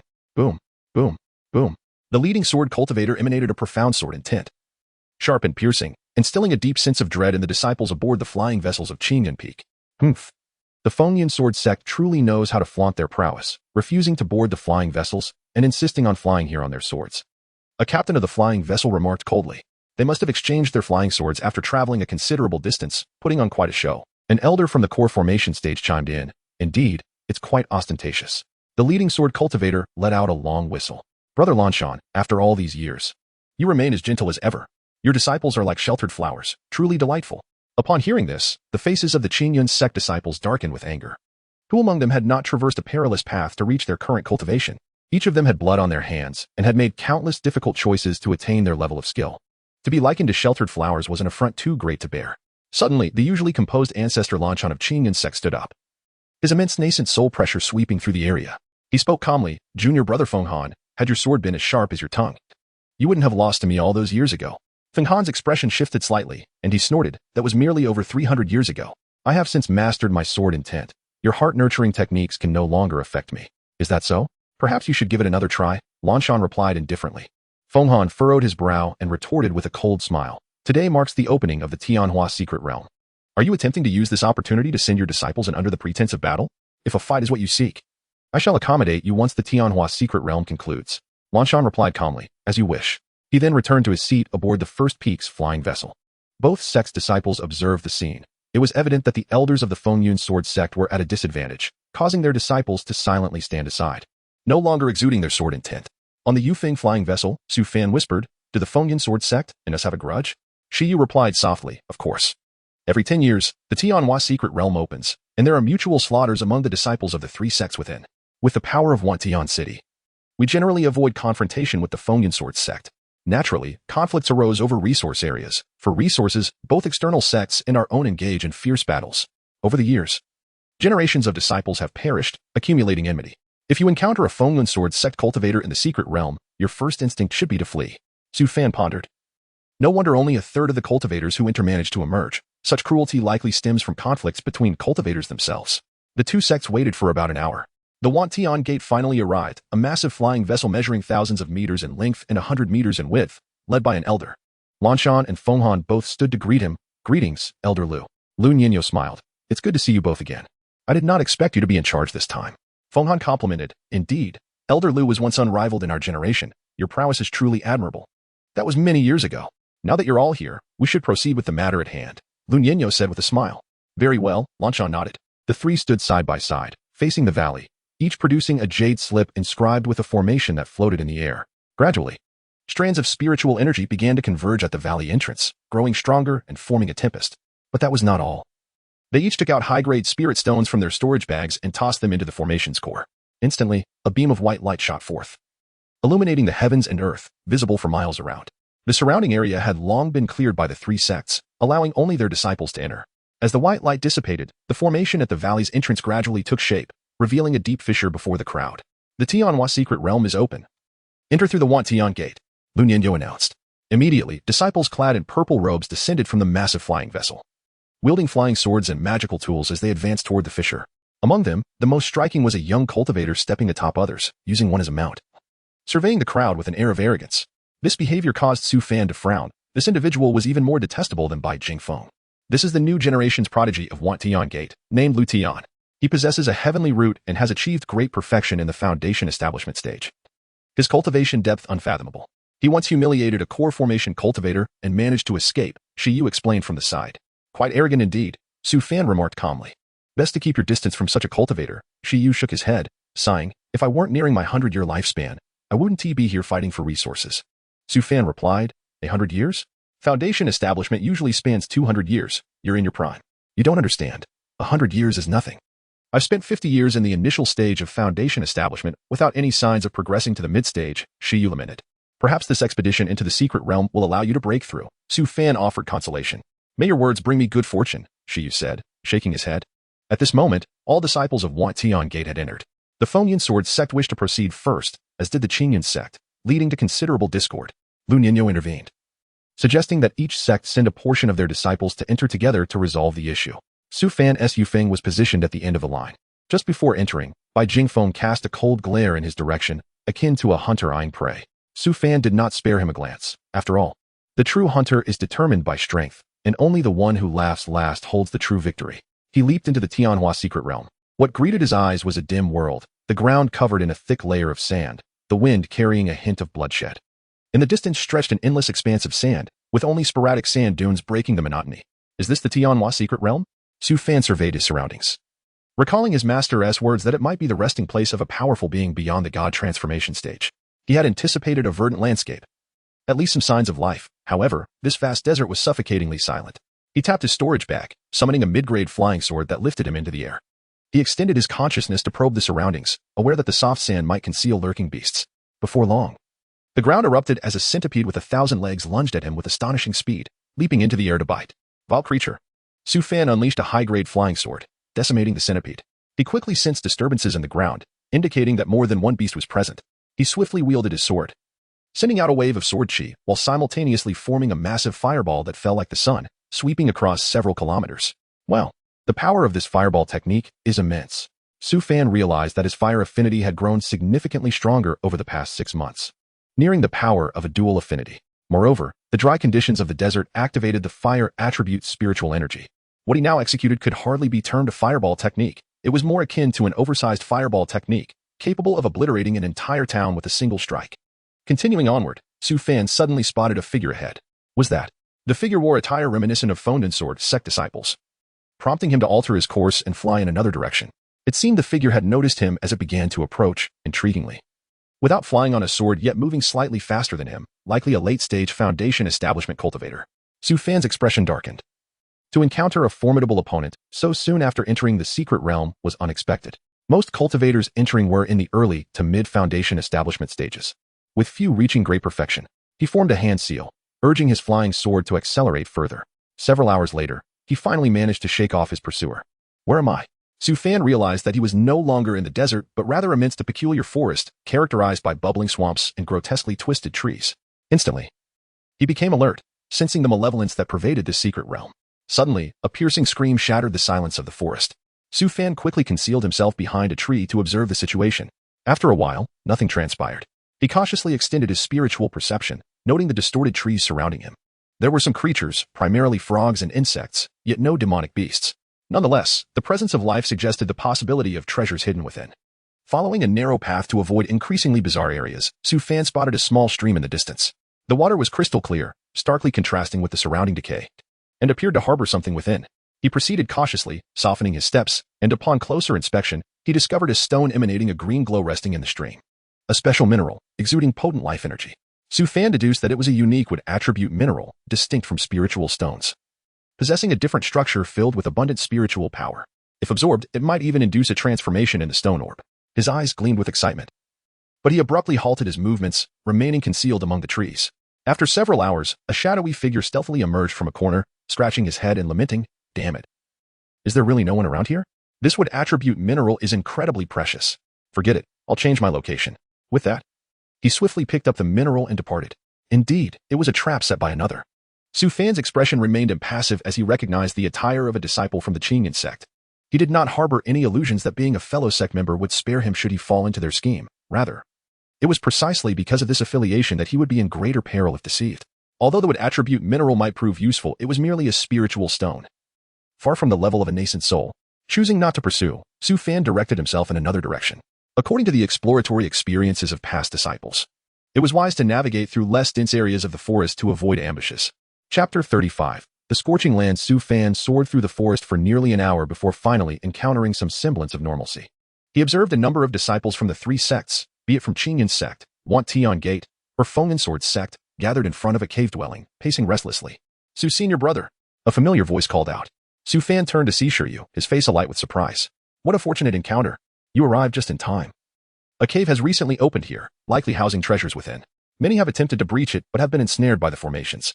However, with relentless assault, I estimate it will be breached within half a day." Su Fan chuckled. "Why don't you go in? My cultivation is too weak.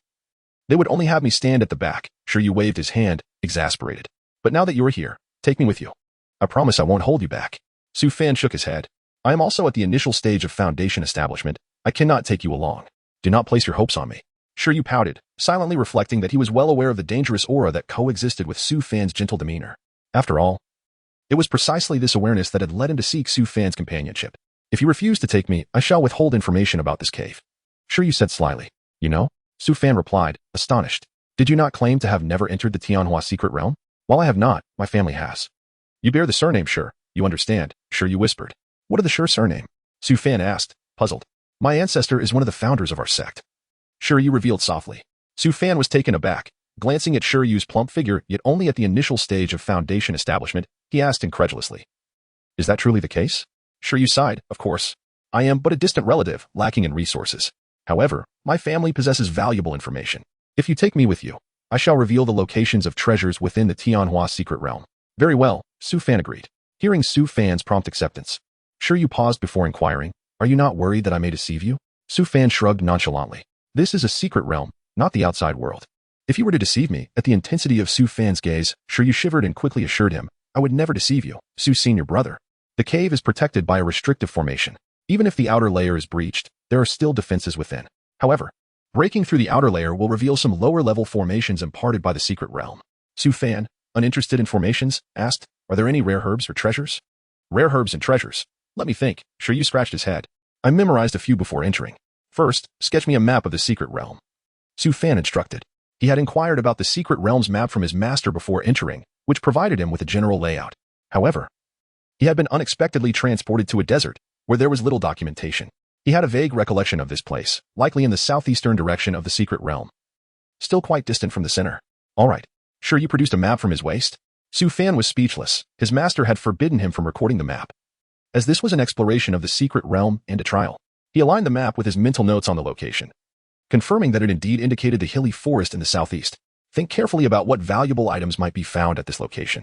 Once acquired, we shall split the spoils 70-30. 70-30? You are quite generous, Sure Yu exclaimed, surprised. I take 70, you take 30. Fine, 30% is still substantial. Without you, I would not be able to acquire anything. Sure Yu scrutinized the map, frowning and pondering for a while. After a considerable time, he suddenly smacked his forehead. I've got it. My uncle once visited this location. There is indeed a cave there, filled with treasures, albeit with a certain degree of danger. Su Fan and Sure Yu set off towards the location marked on the map. Along the way, they encountered various low-level demon beasts, which posed little challenge and could be dispatched with a single strike. As they approached the destination, they saw a fierce battle unfolding between disciples of Qing Yun's sect and Feng Yun Sword's sect.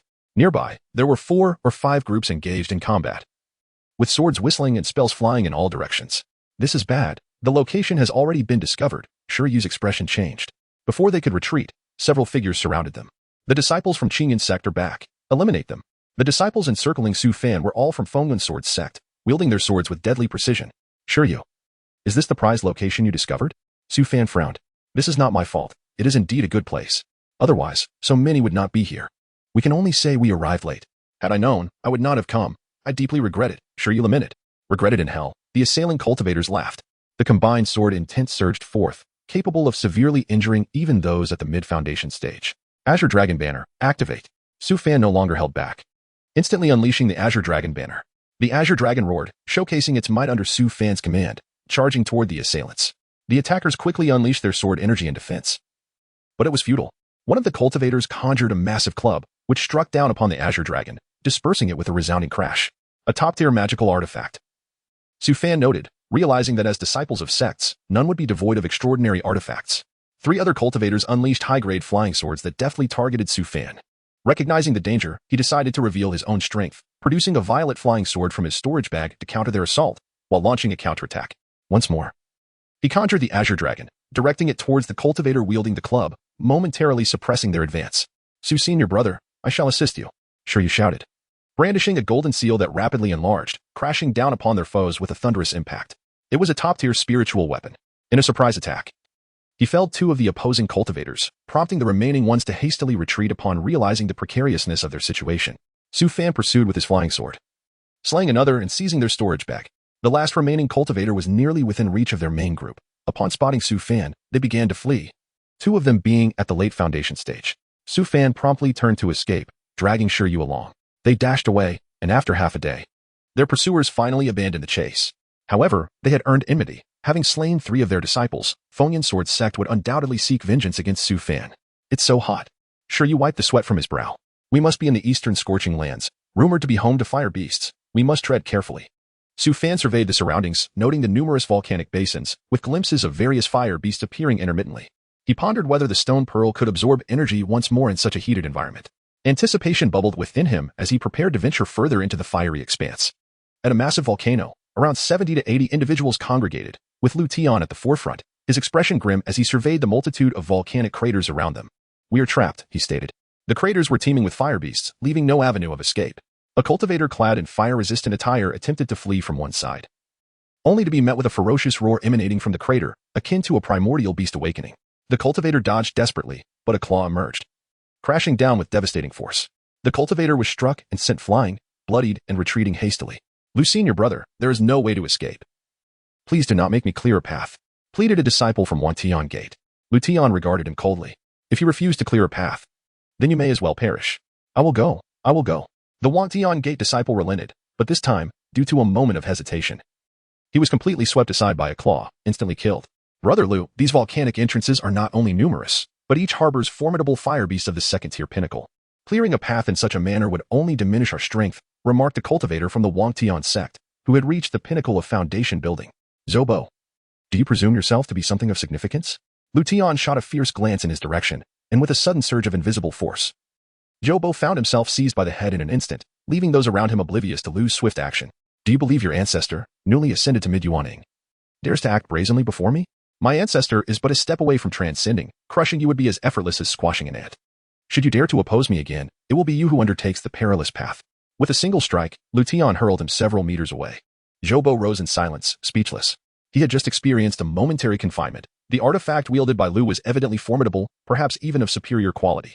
Such treasures were rarely possessed even by those of the core formation stage. Lu Tian's display of power rendered the other disciples mute. To so easily subdue a pinnacle foundation building cultivator showcased strength comparable to that of a core formation expert. In this secret realm, possessing such might would allow one to traverse with impunity, at least among the ranks of cultivators. "I grant you a fire-resistant garment. You shall venture forth." Lu Tian commanded a mid-foundation building disciple. The disciple's face turned pale, yet he dared not resist in the slightest. Shortly thereafter, that disciple met his demise at the hands of the fire beasts. Lu Tian's expression grew increasingly grim. He had initially believed that with the artifact bestowed by his ancestor, he would be invincible within the secret realm, confident enough to contend even with those of core formation. Thus, he led his companions into the intensely heated area to seize the inner cores of the fire beasts, which were esteemed materials of fire affinity, each worth thousands of spirit stones. However, they had slain but a few when the surrounding volcanic formations closed in on them. A multitude of fire beasts standing guard at the craters, effectively blocking their escape. He attempted to fight his way out, but the sheer number of beasts was overwhelming, forcing him into a dead end. Ensnared in this predicament, could it be that his journey in the secret realm would end here? Lu Tian felt a surge of indignation. He was the new generation's prodigy of the Lu family, destined to become the family head, having only tasted success throughout his life. Suddenly, his eyes narrowed. It appeared that two cultivators were approaching from beyond the encircling volcanoes. One rode a violet flying sword, while the other, somewhat portly, seemed to be a disciple of the Qingyan sect. Chapter 36, Regaining the Talisman. Su Fan ensure you soon discover the situation within the volcanic basin, where countless fire beasts surrounded the disciples of the Wang Tian sect. There were hundreds, if not thousands, at each volcanic vent. "Trouble. We must leave at once." "Sure you," exclaimed urgently. Su Fan accelerated his flight to evade the sight of the Wang Tian sect disciples. In a life-or-death scenario, the actions of desperate cultivators could lead to dire consequences. "Those are disciples of the Qingyan sect," one Wang Tian sect disciple exclaimed with excitement. "Quick! Have them notify the other Wang Tian sect disciples to come rescue us." Another disciple, however, was more discerning. "Can they even come? This secret realm is vast. And how long will it take to gather enough manpower? These fire beasts are becoming increasingly restless." Despair overtook some of the disciples. "No, why are they flying away?" One disciple cursed. "How could they leave us to die? This is typical of the Qingyan sect. They are truly despicable. If I survive this, I will make them pay dearly." Anger surged among the Wang Tian sect disciples, with some vowing to kill more disciples of the Qingyan sect, treating them as if they were avowed enemies. Lu Tian, meanwhile, gazed thoughtfully at the two newcomers before breaking into a smile. He transmitted a message. "Friends from the Qingyan sect, I am Lu Tian of the Wang Tian sect. The fire beasts here are mostly first and second tier. If you can draw the weaker group from the southwest, I will gladly offer you a talisman." Su Fan was taken aback by the transmission, realizing the cinder possessed formidable strength to communicate over such a distance. However, upon seeing Lu Tian's face, a chill ran down his spine. This was the arrogant cultivator they had encountered before entering the valley. "Let us ignore them and continue flying," Su Fan said calmly. "Sure you hesitated, Brother Su? But that is a talisman. If you wish to go, then go. The fire beasts in the southwest are relatively fewer, but there are still hundreds. I believe with your strength, you can handle it, Su Fan replied, quickening his pace. Sure Yu promptly shook his head. Brother Su, I won't go either. Let us head to the fire god tree together. Su Fan disregarded him, striving to distance himself from the volcanic vent to avoid attracting the attention of the fire beasts. At that moment, in the volcanic basin, Lu Tian's fury ignited. These damn ants. I show them kindness, and they completely ignore me, suppressing his murderous intent. Lu Tian transmitted again. Friends, I am willing to exchange a magical artifact for your assistance. Upon hearing this, Su Fan accelerated further. Magical artifacts were items only available to those in the core formation stage. Initially, a talisman seemed plausible, given Lu Tian's status, but a magical artifact? It was likely that once they were rescued, he would be met with violence to reclaim it. My ancestor is Lu Nianyo. If you save my life, he will act on your behalf. If not, my guardian token will record everything that transpires in the 3 days prior to my death. Your inaction will be revealed. And even the Qing insect cannot protect you. Lu Tian's demands grew increasingly outrageous. Nevertheless, Su Fan and Shi Yu continued to veer away from the volcanic vent. Sensing the threat of Lu Tian's ancestor being used as leverage. Damn it, if I had known, I would have worn a mask, Shi Yu lamented. Can his ancestor even come to our Qing insect to take people? Su Fan frowned. Shi Yu sighed. Lu Tian is likely a direct descendant of Lu Nianyo. Given his exceptional talent, he is favored above all. While he may not be able to take anyone, he will certainly attract attention. Su Fan's gaze turned cold. Being targeted by a nascent soul expert was perilously close to death. By the way, is it true that the Guardian token can remember experiences from 3 days before death? Absolutely impossible. It can only record up to half a day, and even then, it faces difficulties in exiting the secret realm, which may lead to significant memory loss or even complete erasure, Shi Yu explained. Su Fan glanced at the volcanic vents. Half a day should suffice for the opponents to survive. He prepared to leave with a sense of relief, thinking that if they could indeed record 3 days of memories, he would not mind waiting to quietly obliterate Lu Tian with fireball techniques once the time was right. Damn ants, you shall perish. Lu Tian, seeing them determined to leave, exploded with rage. He produced a talisman that emitted a golden light, flinging it away, transforming it into a golden brick that howled through the air.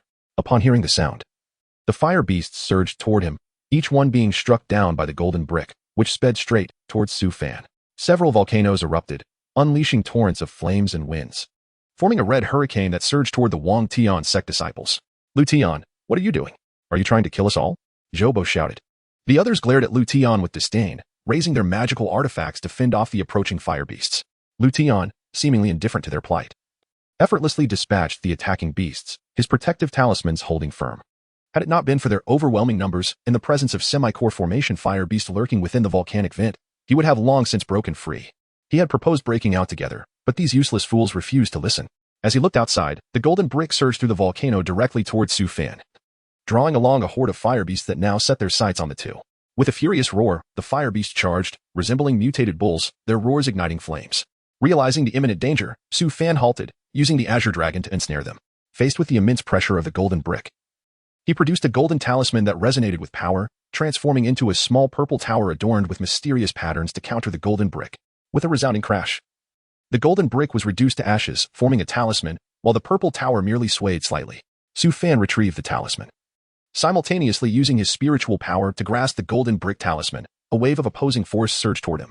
In the volcanic basin, Lu Tian glared icily at him, continuously forming seals to control the golden brick. However, the distance was too great, and the unique environment of the volcanic basin made it difficult to exert control over any magical artifact at such lengths. Damn it, you think you can steal my talisman? Once I escape, I will turn you to dust. Lu Tian spat venomously, his murderous intent spilling forth. Su Fan replied calmly, a turtle in a jar. And you still believe you can escape? Once you die, the Lu family will select a new prodigy. You are nothing more than refuse in the belly of a fire beast. What did you say? Lu Tian roared in a fit of rage. Having never been spoken to in such a manner throughout his life, raised on a pedestal by his ancestor, he was driven to retaliate, even willing to throw away his talisman in attack. In that fleeting moment of fury, Su Fan seized the opportunity, pulling the golden brick talisman entirely to himself and stowing it away in his storage bag. Damn it, damn it, damn it.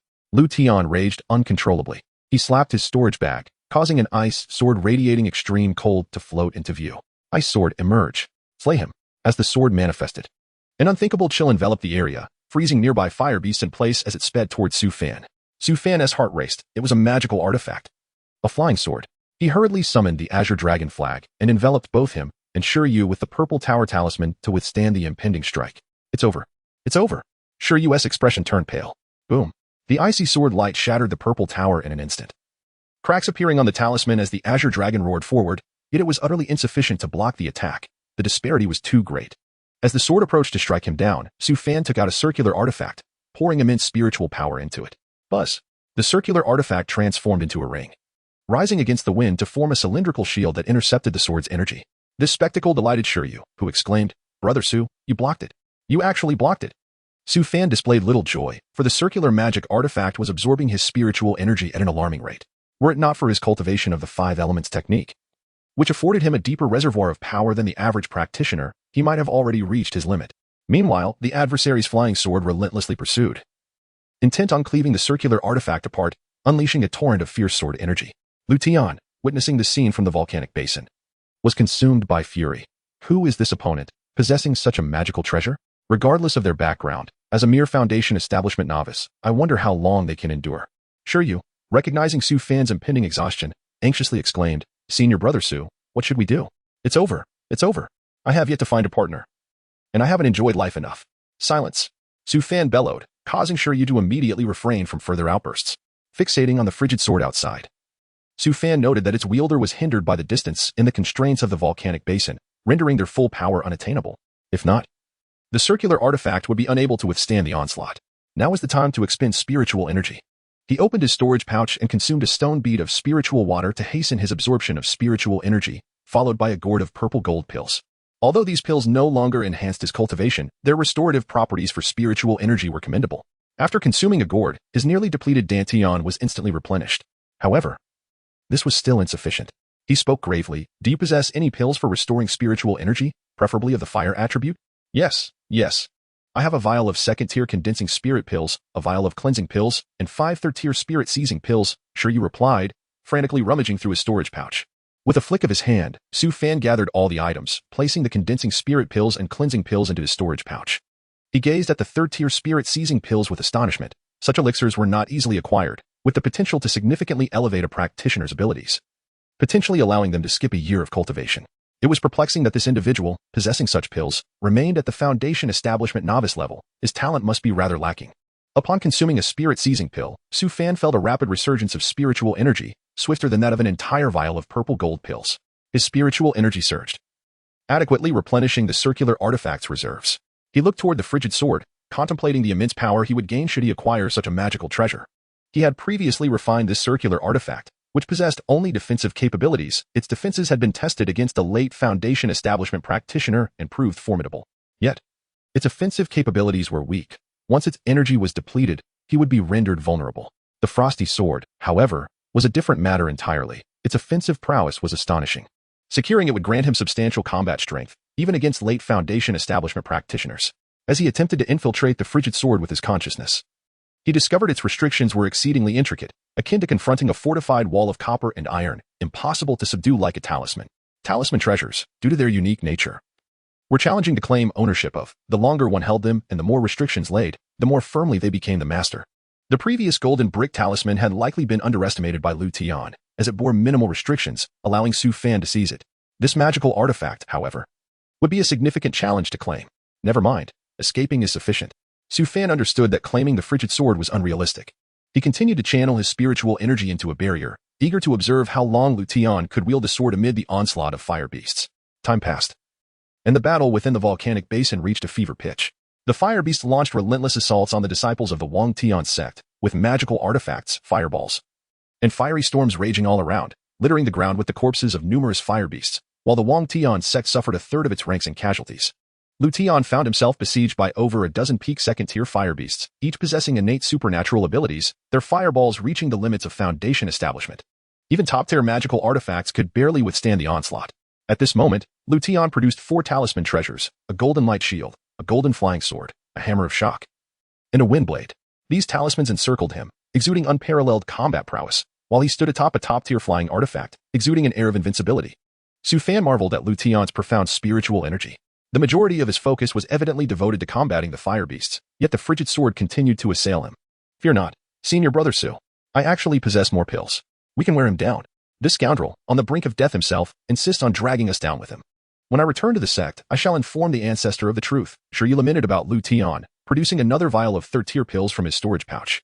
Su Fan observed the additional vial of third-tier pills with intrigue, remarking, You wouldn't happen to be a direct descendant of the Shur clan, would you? Absolutely not.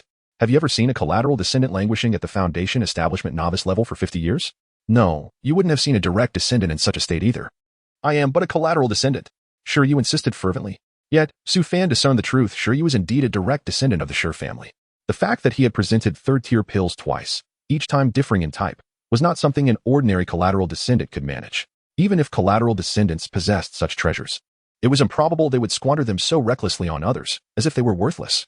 Furthermore, Shur Yu's intent to report to the Shur ancestor was far from the capability of a mere collateral descendant. Nonetheless, Su Fan chose not to expose Shur Yu's concealed identity. After consuming yet another third-tier pill, he continued to sustain the defense of the circular artifact. At this juncture, Lu Tian found himself in dire straits.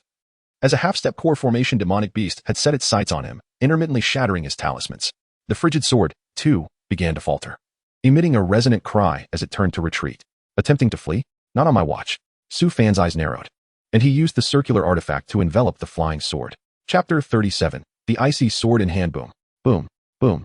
The flying sword thrashed about like a captured beast, unleashing a tempest of sword energy that threatened to shatter the circular artifact. Su Fan gritted his teeth, determined to contain it within the circular treasure. Meanwhile, in the volcanic basin, Lu Tian used talismans to defend against the onslaught of numerous fire beasts. He produced a blood-red cauldron to shield himself from a fire beast nearing the threshold of forming a core. The surface of his protective garment shattered under the repeated assaults, while his flying artifact lay in tatters beneath him. Observing Su Fan successfully fend off his icy sword's return, resentment surged in Lu Tian's eyes. Once he escaped this place, he vowed to flay this brat alive. The fire beast, driven mad, attacked the blood-red cauldron with relentless fury. If only I had the icy sword in my grasp. You would not dare to be so audacious. Lu Tian seethed. He had managed to endure thus far solely because the fire beast feared the icy sword he wielded. He had anticipated dispatching Su Fan in a mere instant to reclaim the sword, but the fire beasts, sensing his predicament, pressed their attack without retreating as they had previously, intent on devouring him entirely. Damn it.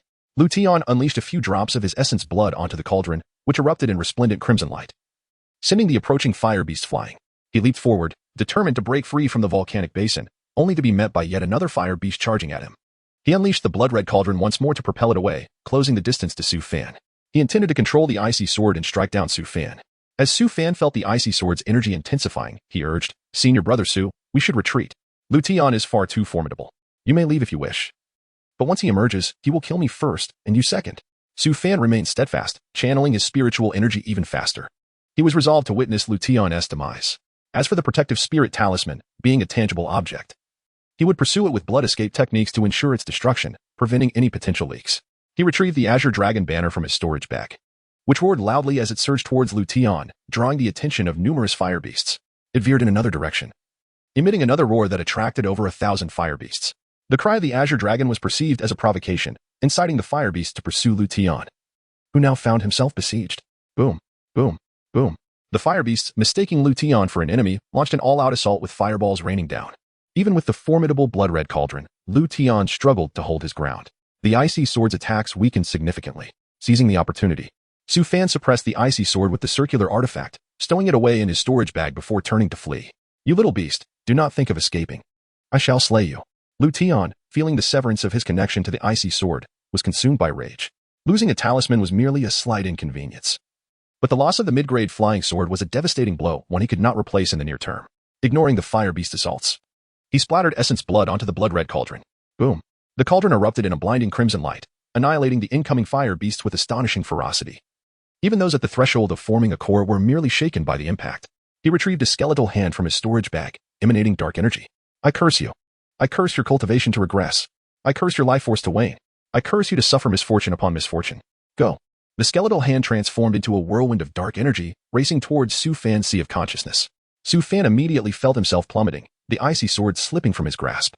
Shur Yu's expression turned grave. This was the body of an ancient curse master, whose practices were unknown to ordinary cultivators. The curse could lead to a decline in cultivation or, worse, threaten one's life. Su Fan had clearly been unable to resist the curse, and the situation was dire. Should he lose consciousness here, it would spell doom. As Shur Yu hesitated, a portion of the dark energy surged towards him, and his face paled.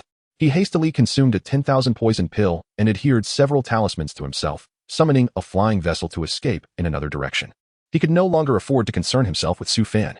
Within Su Fan's sea of consciousness, the dark energy manifested as skeletal figures, threatening to completely fill his mind. Su Fan's spiritual perception was utterly overwhelmed by the curse's power, which spread towards the center of his sea of consciousness. The stone pearl stirred. Buzz. The stone pearl erupted in a blinding blaze, clearing away the surrounding curse energy while ascending to form a black hole that absorbed vast amounts of the curse. Some curse energy attempted to retreat to hidden corners but was utterly devoured by the overwhelming force, unable to resist. In an instant, all traces of the curse vanished. Su Fan suddenly opened his eyes wide, plummeting downwards. He swiftly formed seals, causing the flying sword to descend rapidly and catch him. The previous moment had been perilously close.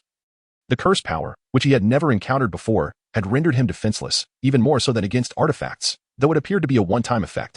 Fortunately, the stone pearl had absorbed all the cursed energy, otherwise, his fall would have been catastrophic.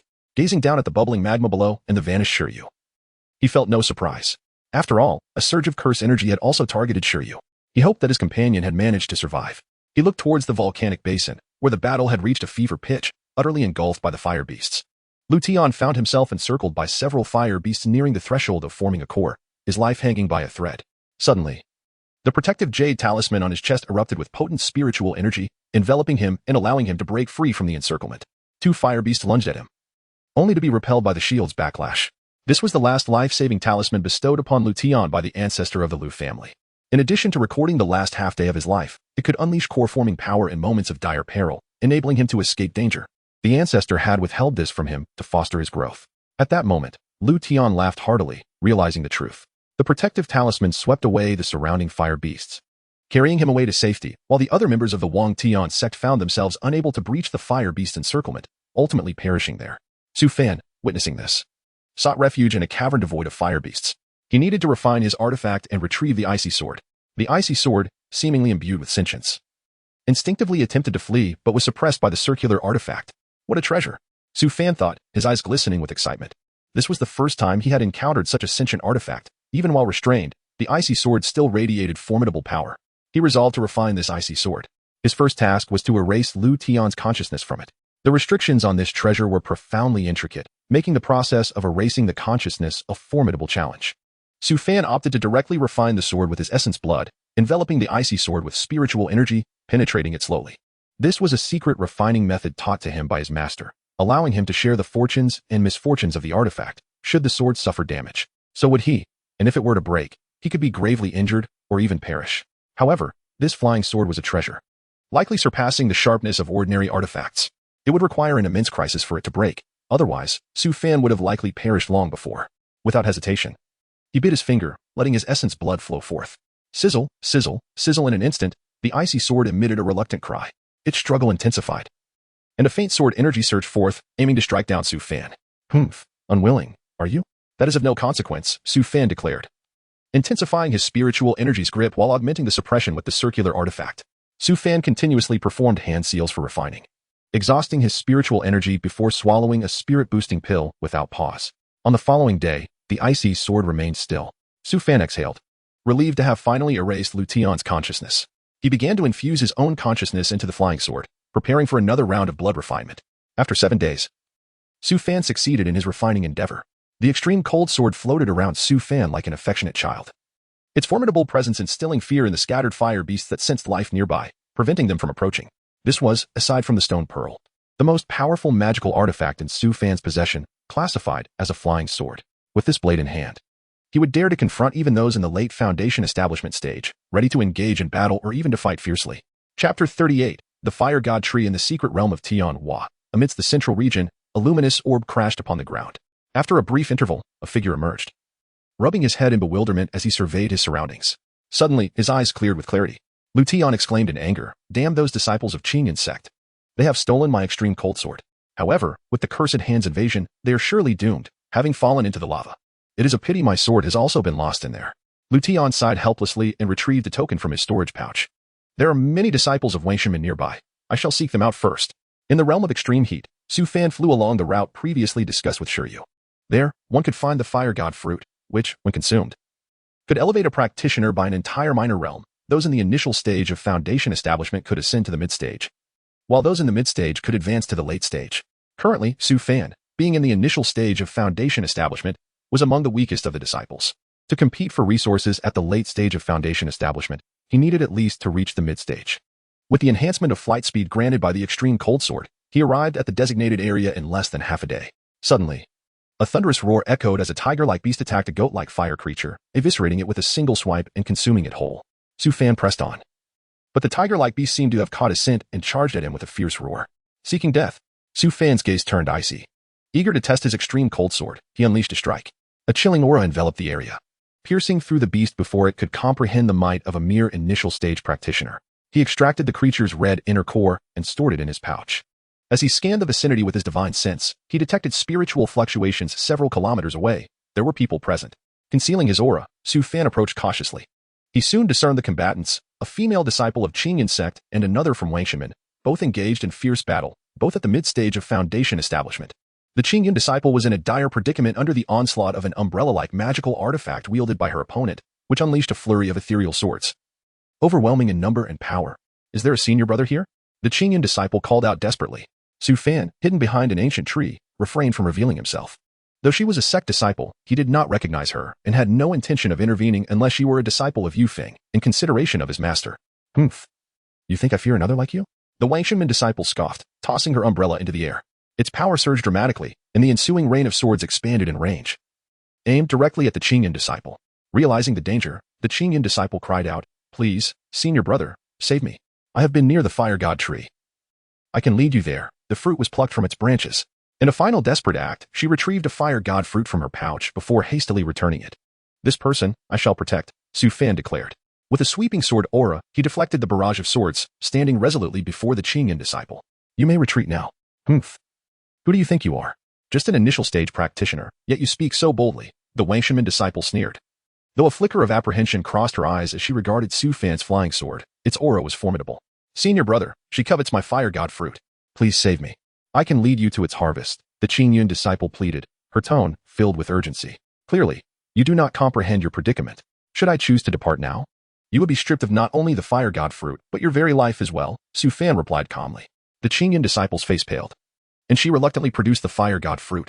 With a swift motion, Su Fan drew it into his storage pouch, then turned to the Wangshimen disciple, stating with an air of finality, "Since you refuse to leave, you shall perish. Annihilate." As the extreme cold sword was summoned, the temperature around them plummeted. The overwhelming sword aura cleaving through the air, sending the opponent's umbrella flying. The Wangshimen disciple's eyes widened in disbelief as she attempted to flee, only to find herself pursued by the sword. Despite her attempts to counter with an array of talismans, they were utterly ineffective against the onslaught, and she was pierced through, succumbing instantly. The entire sequence unfolded with breathtaking swiftness. The Qingyan disciple had intended to escape amidst the chaos but realized, before she could act, the confrontation had concluded. Su Fan nonchalantly collected the Wangshimen disciple's storage pouch and turned to her. "Lead the way." "Where to?" she inquired, trembling with apprehension. "To seek out the fire god tree." Su Fan replied coolly. Upon seeing his resolve, the Qingyan disciple quickly guided him in a specific direction. "Is it true that the fire god tree occupies an expanse of 1,000 meters? Indeed, it is much larger. The fire god tree towers like a cloud. Were it not in the valley, I believe you would be able to see it from here," she responded, her eyes gleaming with excitement. Su Fan felt a surge of elation. If the fire god tree sprawled beyond 1,000 meters and thrived in this realm of fire, the elemental essence of the fire god fruit could very well reach the nascent soul level. He pondered whether the stone pearls could still absorb its power. If he could assimilate the fire god tree, his spiritual root enhancement would accelerate even further. After a brief while, the Qingyan disciple, noticing Su Fan's demeanor was not as ruthless as she had imagined, spoke softly. "I am a disciple of the second peak, Zhao Lu. I am grateful for your life-saving intervention, senior brother." Su Fan replied with indifference, "It was primarily your offering of the fire god fruit that prompted my assistance. Rest assured, once we locate the fire god tree, you may depart. Even so, you have saved my life. May I know your name, senior brother?" she inquired. "Su Fan," he stated succinctly. "Su Fan, a disciple of Elder Jiang?" Zhao Lu exclaimed in surprise. She had heard tales of Jiang Yushi, the most beautiful woman of Qingyan sect, and knew that her third disciple was a practitioner of the 4 spiritual roots at the 9th layer of qi refinement. It was astonishing that within just 2 years, he had achieved foundation establishment and demonstrated such prowess. "Senior brother Su, the area surrounding the fire god tree is likely swarming with people. I seized my opportunity to teleport here and snatched one fruit, but that woman relentlessly pursued me. There must be many cultivators vying for the fire god fruits now. I know a hidden path. I can guide you there," Zhao Lu added. Su Fan nodded. "Should there be any surplus fire god fruits, I can return what was taken from you." "Thank you, senior brother," she replied, her face lighting up with gratitude. Soon, they approached the valley, where the ground was riddled with tiny fissures through which molten lava flowed. Here, practitioners could soar on their swords without touching the ground. while ordinary beings could not survive in this environment. Within the valley, the sounds of fierce battle resonated, as around the fire god tree. A fierce clash ensued among a group of 50 to 60 cultivators, all vying for 3 remaining fire god fruits. The combatants formed 2 factions, curiously aligned with the Qingyan sect and the Fengyan sword sect on one side, while the Wangshanmen boasted over 30 members on the other. It appeared that regardless of their origins, the quest for profit transcended all allegiances, with the Qingyan and Fengyan disciples being the minority. They had no choice but to unite against the overwhelming numbers of Wangshanmen. The thought of one faction allying with Wangshanmen was utterly inconceivable. With only 3 fire god fruits at stake, the annihilation of one side would spell doom for the other. "Senior brother, the hidden path is over there," Zhao Lu whispered, pointing towards a hillside. "There is a cave beneath it that leads directly to the interior of the fire god tree." "How do you know this?" Su Fan inquired, intrigued. Zhao Lu hesitated, a hint of embarrassment on her face. "I dug that cave myself. When I discovered the fire god tree, the fruits were not yet ripe. Fearing others would find it, I excavated a hole to wait for the harvest. By the time the fruits matured, many had gathered. I managed to snatch one and escape. But several pursued me. In the end, only one Wangshanmen female cultivator followed me." Su Fan nodded thoughtfully. "You may choose to leave or remain here to wait for me. Should I obtain the fire god fruits, I can return what is yours. The fire god fruit can only be utilized once. If this woman deceives him, the hope of obtaining the fire god fruit anew would be utterly extinguished. It would be more advantageous to dangle the fire god fruit before her, as this aligns most closely with his interests." Zhuanglu hesitated for a moment and then spoke with a serious tone. "Be cautious, senior brother. I shall wait for you here." "Very well." Su Fan nodded. The ensuing battle of magic could conclude at any moment or reach a resolution, which would complicate matters. He stealthily concealed his presence and entered the cave, which was surprisingly spacious, having been excavated deep underground. Moreover, the ongoing battle outside made it difficult for anyone to notice his swift approach towards the fire god tree. Chapter 39. The performance is nearly over. Su Fan was approaching the fire god tree, with only a little over 300 meters left. Boldly, a late-stage Foundation establishment cultivator, whose expression changed drastically, bellowed that someone had triggered the array he had set up around the fire god tree. In an instant, he unleashed an ice spear, erupting with an intense chill that shot forth at incredible speed. This action drew the attention of others. The 2 opposing factions immediately distanced themselves from one another, unleashing their magical instruments towards Su Fan's position. Boom, boom, boom. "Who dares to take advantage of our battle to seize the fruit? You shall perish," a cultivator from the Wind and Cloud Sword sect declared triumphantly. However, as the dust settled, a figure emerged in scathe, gazing at the crowd with a cold demeanor, declaring, "I can grant 1 fire god fruit to each of your 2 sects, while the remaining 1 belongs to me." Surrounded by the extreme cold sword, Su Fan emanated an aura of frost that transformed the surrounding heat into mist. Standing atop the Zixiao Tower, he was ready to attack. He calculated that there were 7 late-stage Foundation establishment cultivators, 25 mid-stage, and 36 early-stage cultivators among his opponents. Even faced with such numbers, he was confident he could retreat unscathed while keeping his adversaries at bay. "Humph, early-stage Foundation establishment brat. Do you think you can monopolize a fruit merely by relying on your treasures?" The late-stage cultivator who had first noticed Su Fan scoffed. "An early-stage brat truly believes himself invincible at this level. Just 2 talismans? Do you take us for mere wandering cultivators?" Another late-stage cultivator unleashed a talisman that transformed into a purple extreme, mysterious blade. Ling Kuan threatened, "You should retreat now. We can pretend you were never here. Otherwise, do you intend to challenge us all alone?" He, a cultivator from the Wang Tian sect, showed no mercy towards Su Fan. Were it not for the tense situation in Su Fan's 2 talismans, he would have taken action against this arrogant individual. A late-stage cultivator from the Qingyun sect advised, "Junior brother, I am Han Yu of the 4th Peak. Why not join us in contending for the fire god fruit? To claim one for yourself alone is unwise. Do not even think about it. I have already stated that anyone who comes shall join forces against the intruder, regardless of sect.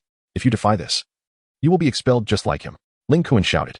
The disciples of the Wind and Cloud Sword sect fell silent, realizing that Su Fan joining the Qingyun sect would significantly bolster their strength. However, they also understood that after eliminating the Wang Tian sect, the spoils would still be divided based on strength, and they did not wish for the Qingyun sect to become overly powerful.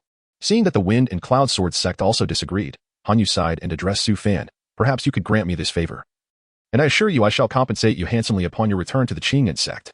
"That sounds more reasonable," Ling Kuan snorted. The disciples of the Wind and Cloud Sword sect nodded in agreement, realizing that an unexpected newcomer wielding 2 talismans posed a significant threat, even if he was merely an early-stage cultivator. "I concur with Han's suggestion," said Xiang Xiaofei, a late-stage cultivator from the Wind and Cloud Sword sect. With that, the 3 factions reached a consensus. "Have you concluded your discussions?" A detached voice resonated across the scene. Instantly, all gazes returned to Su Fan. Ling Kuan coldly remarked, "Give Han Yu face. You still have time to leave." "Junior brother." Han Yu urged, but was interrupted by a burst of laughter from Su Fan, who was laughing boisterously, much to the dismay of the assembled cultivators. Ceasing his laughter, Su Fan's eyes turned icy. Is the performance nearly over? I previously stated that I would take one for myself, and you may divide the rest among you. Otherwise, let us see whether your strength or my sword is swifter. Arrogant, you are asking for punishment. Ling Kuan shouted, channeling his spirit into the purple extreme flying blade aimed at Su Fan, launching it fiercely, radiating a murderous purple light. Without even glancing, Su Fan's extreme cold sword swiftly struck the purple extreme flying blade, resulting in a resounding crash. This talisman, empowered by a late-stage foundation establishment cultivator spirit, possessed formidable might. Even a peak-level second-tier beast would be severely injured by a strike. Yet, upon contact with the extreme cold sword, it was instantly frozen and shattered, reverting to a talisman. Ling Kuan's expression changed dramatically as he summoned the talisman back into the form of the purple extreme flying blade. However, the extreme cold sword was swifter. In a moment of desperation, he flung a handful of talismans that transformed into layers of diamond shields, while simultaneously summoning a pitch-black iron bell. A glimmer of fear flickered in his eyes. Was the opponent's sword truly a magical artifact, capable of shattering his talisman with a single blow? No wonder he dared to claim a fruit for himself. He must be a direct descendant of a nascent soul ancestor, granted a magical artifact even as an early-stage cultivator. Under Su Fan's control, the extreme cold sword crashed through the layers of diamond shields and struck the 100 refinement bell. This is bad. The 100 refinement bell cannot withstand this. Ling Kuan thought in horror as the extreme cold energy completely froze the bell, fissures appearing. He felt a pang of distress. This bell had cost him dearly to upgrade from a low-grade magical artifact to a top-grade one with growth potential. If it could advance further, it might even become a half-step magical treasure, still a defensive artifact. Damn it, Ling Kuan bellowed. What are you all waiting for? Instantly, two late-stage foundation establishment cultivators from the Wang Tian sect rushed to his side, channeling their spirit to help withstand the extreme cold sword. Others joined in, forming a massive barrier of spirit power that matched Su Fan's extreme cold sword blow for blow. Su Fan raised an eyebrow in surprise. The extreme cold sword was a mid-grade spiritual weapon, yet their formation was remarkably strong. He maneuvered the extreme cold flying sword to attack from different angles, its speed reaching its zenith, while the surrounding chill caused shards of ice to form in the air. Nevertheless, the formation held firm against the onslaught of dozens of cultivators. An impressive formation, Su Fan acknowledged with a nod. If such a formation could be bolstered by 100 late-stage foundation establishment cultivators, it could surely contend with core formation experts. Indeed, the depth of sects far surpassed that of rogue cultivators. At this moment, Su Fan found himself intrigued by the formation and restrictions, marveling at the astonishing effects that could be achieved by combining the strengths of many individuals. However, this was as far as it would go. Su Fan was no ordinary early-stage foundation establishment cultivator. He practiced the 5-element scripture, a top-tier cultivation method.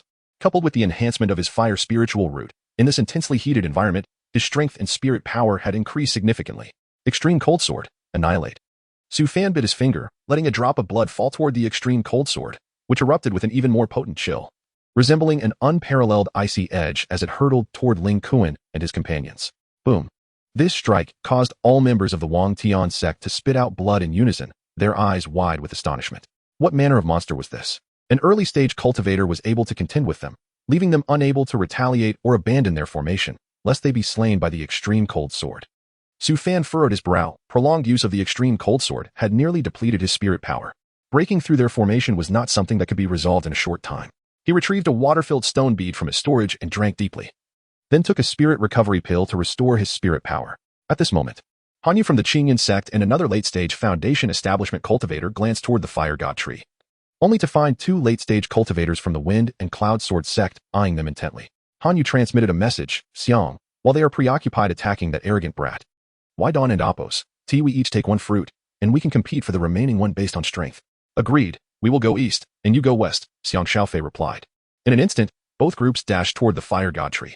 The cultivators from the Wang Tian sect, who were struggling to withstand Su Fan's extreme cold sword, shouted in alarm. The people from Qingyun sect and Wind and Cloud Sword sect are going for the fire god fruit. Su Fan also took notice, immediately abandoning the attack on the Wang Tian sect and swiftly maneuvering the extreme cold sword towards the fire god tree. Die. Several disciples of the Wind and Cloud Sword sect, having lagged behind, observed the approaching figure and promptly unleashed their fierce flying swords to launch a swift assault.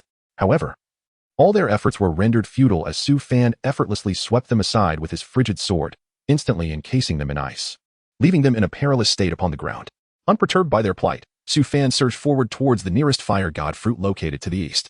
Seeing Su Fan, who was a mere 400 meters away. Xiang Xiaofei abandoned his pursuit of the Eastern Fire God fruit and, alongside a late-stage Foundation establishment cultivator from the Wind and Cloud Sword sect, ascended to the heights above, determined to seize the one at the very top. The other disciples of the Wind and Cloud Sword sect, witnessing this, dared not impede them. Meanwhile, Su Fan successfully retrieved the Fire God fruit and stowed it within his storage bag. Suddenly, a rumble echoed as the Fire God tree stirred, not of its own volition, but seemingly triggered by an unseen force, causing the very earth to tremble beneath them. Chapter 40. An explosive showdown. In an instant, the earth trembled violently, and the molten lava surged forth, engulfing several unsuspecting cultivators who emitted anguished cries. What was happening? Xiang Xiaofei was about to pluck the Fire God fruit when he noticed the Fire God tree plummeting downward, seemingly drawn by something from beneath the earth. This was dire. It appeared that a volcanic eruption was imminent. Run! Hanyu, having secured a Fire God fruit, quickly shouted to the other disciples of Qingyan sect. Only Su Fan understood that the stone pearl had just entered the Fire God tree, and the commotion was likely caused by it. However, he furrowed his brow at the thought of the pearl sinking into the depths of the volcano. Even with the extreme cold sword, penetrating such depths would be exceedingly difficult. Meanwhile, the disciples of Wang Shenmin had also realized the gravity of the situation, choosing to target the disciples of Fengyan Sword sect instead of fleeing.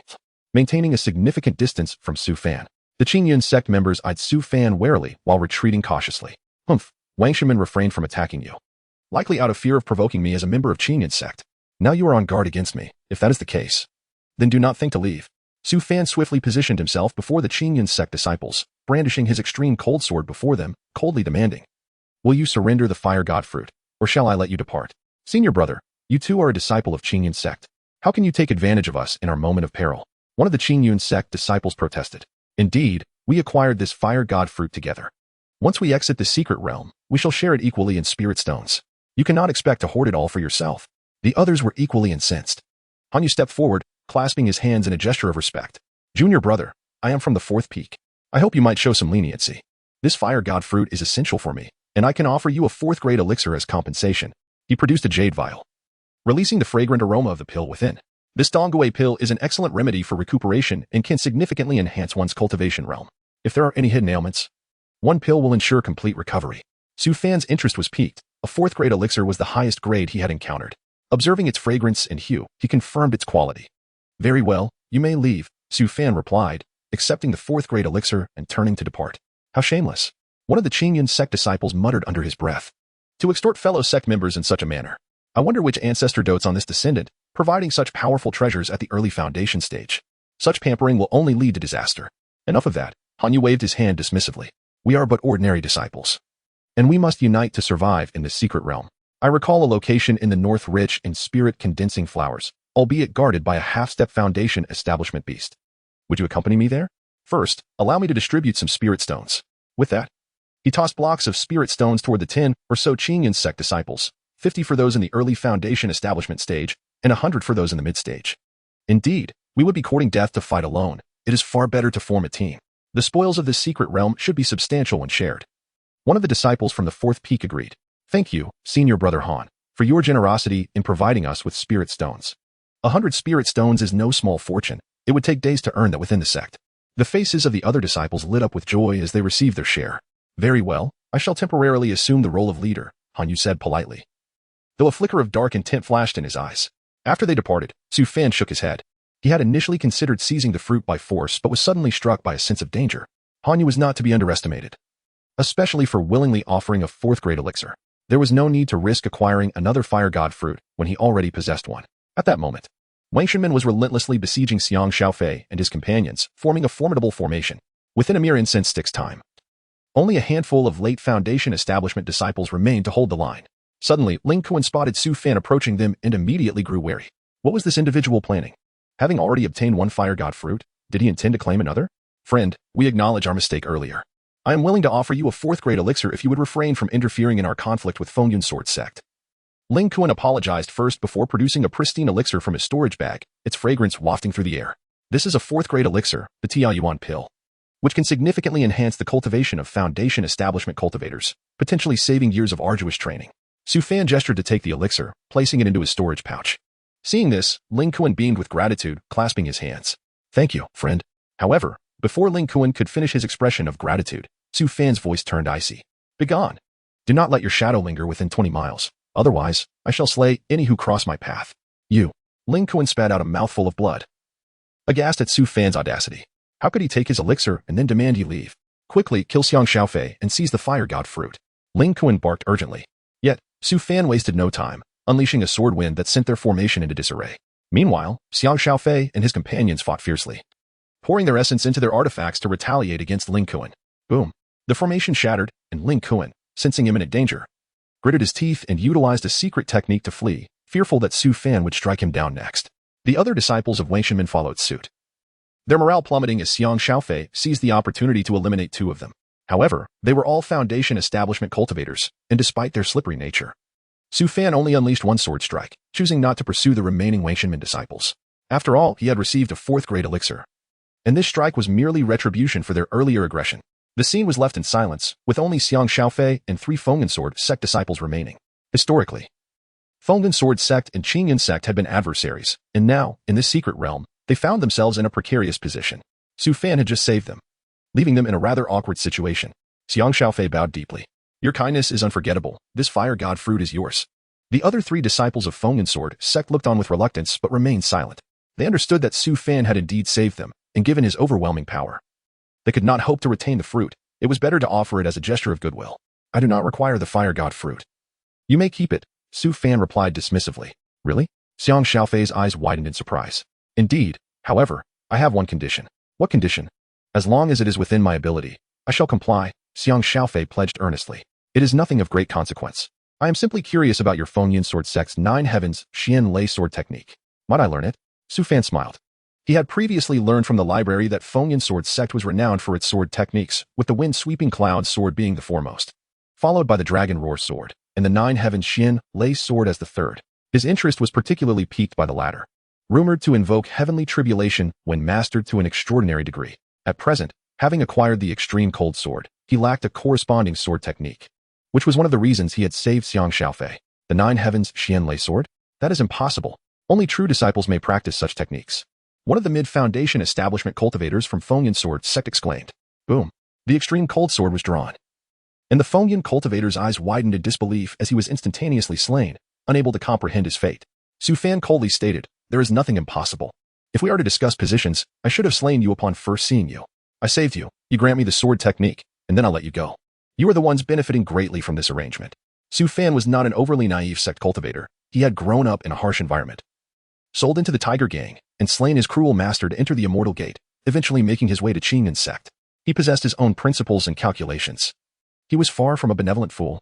Xiang Xiaofei fell into silence. The other 2 disciples of the Fengyan Sword sect, one at the late stage of Foundation establishment and the other at the mid-stage, both bearing injuries, suddenly sprang into action.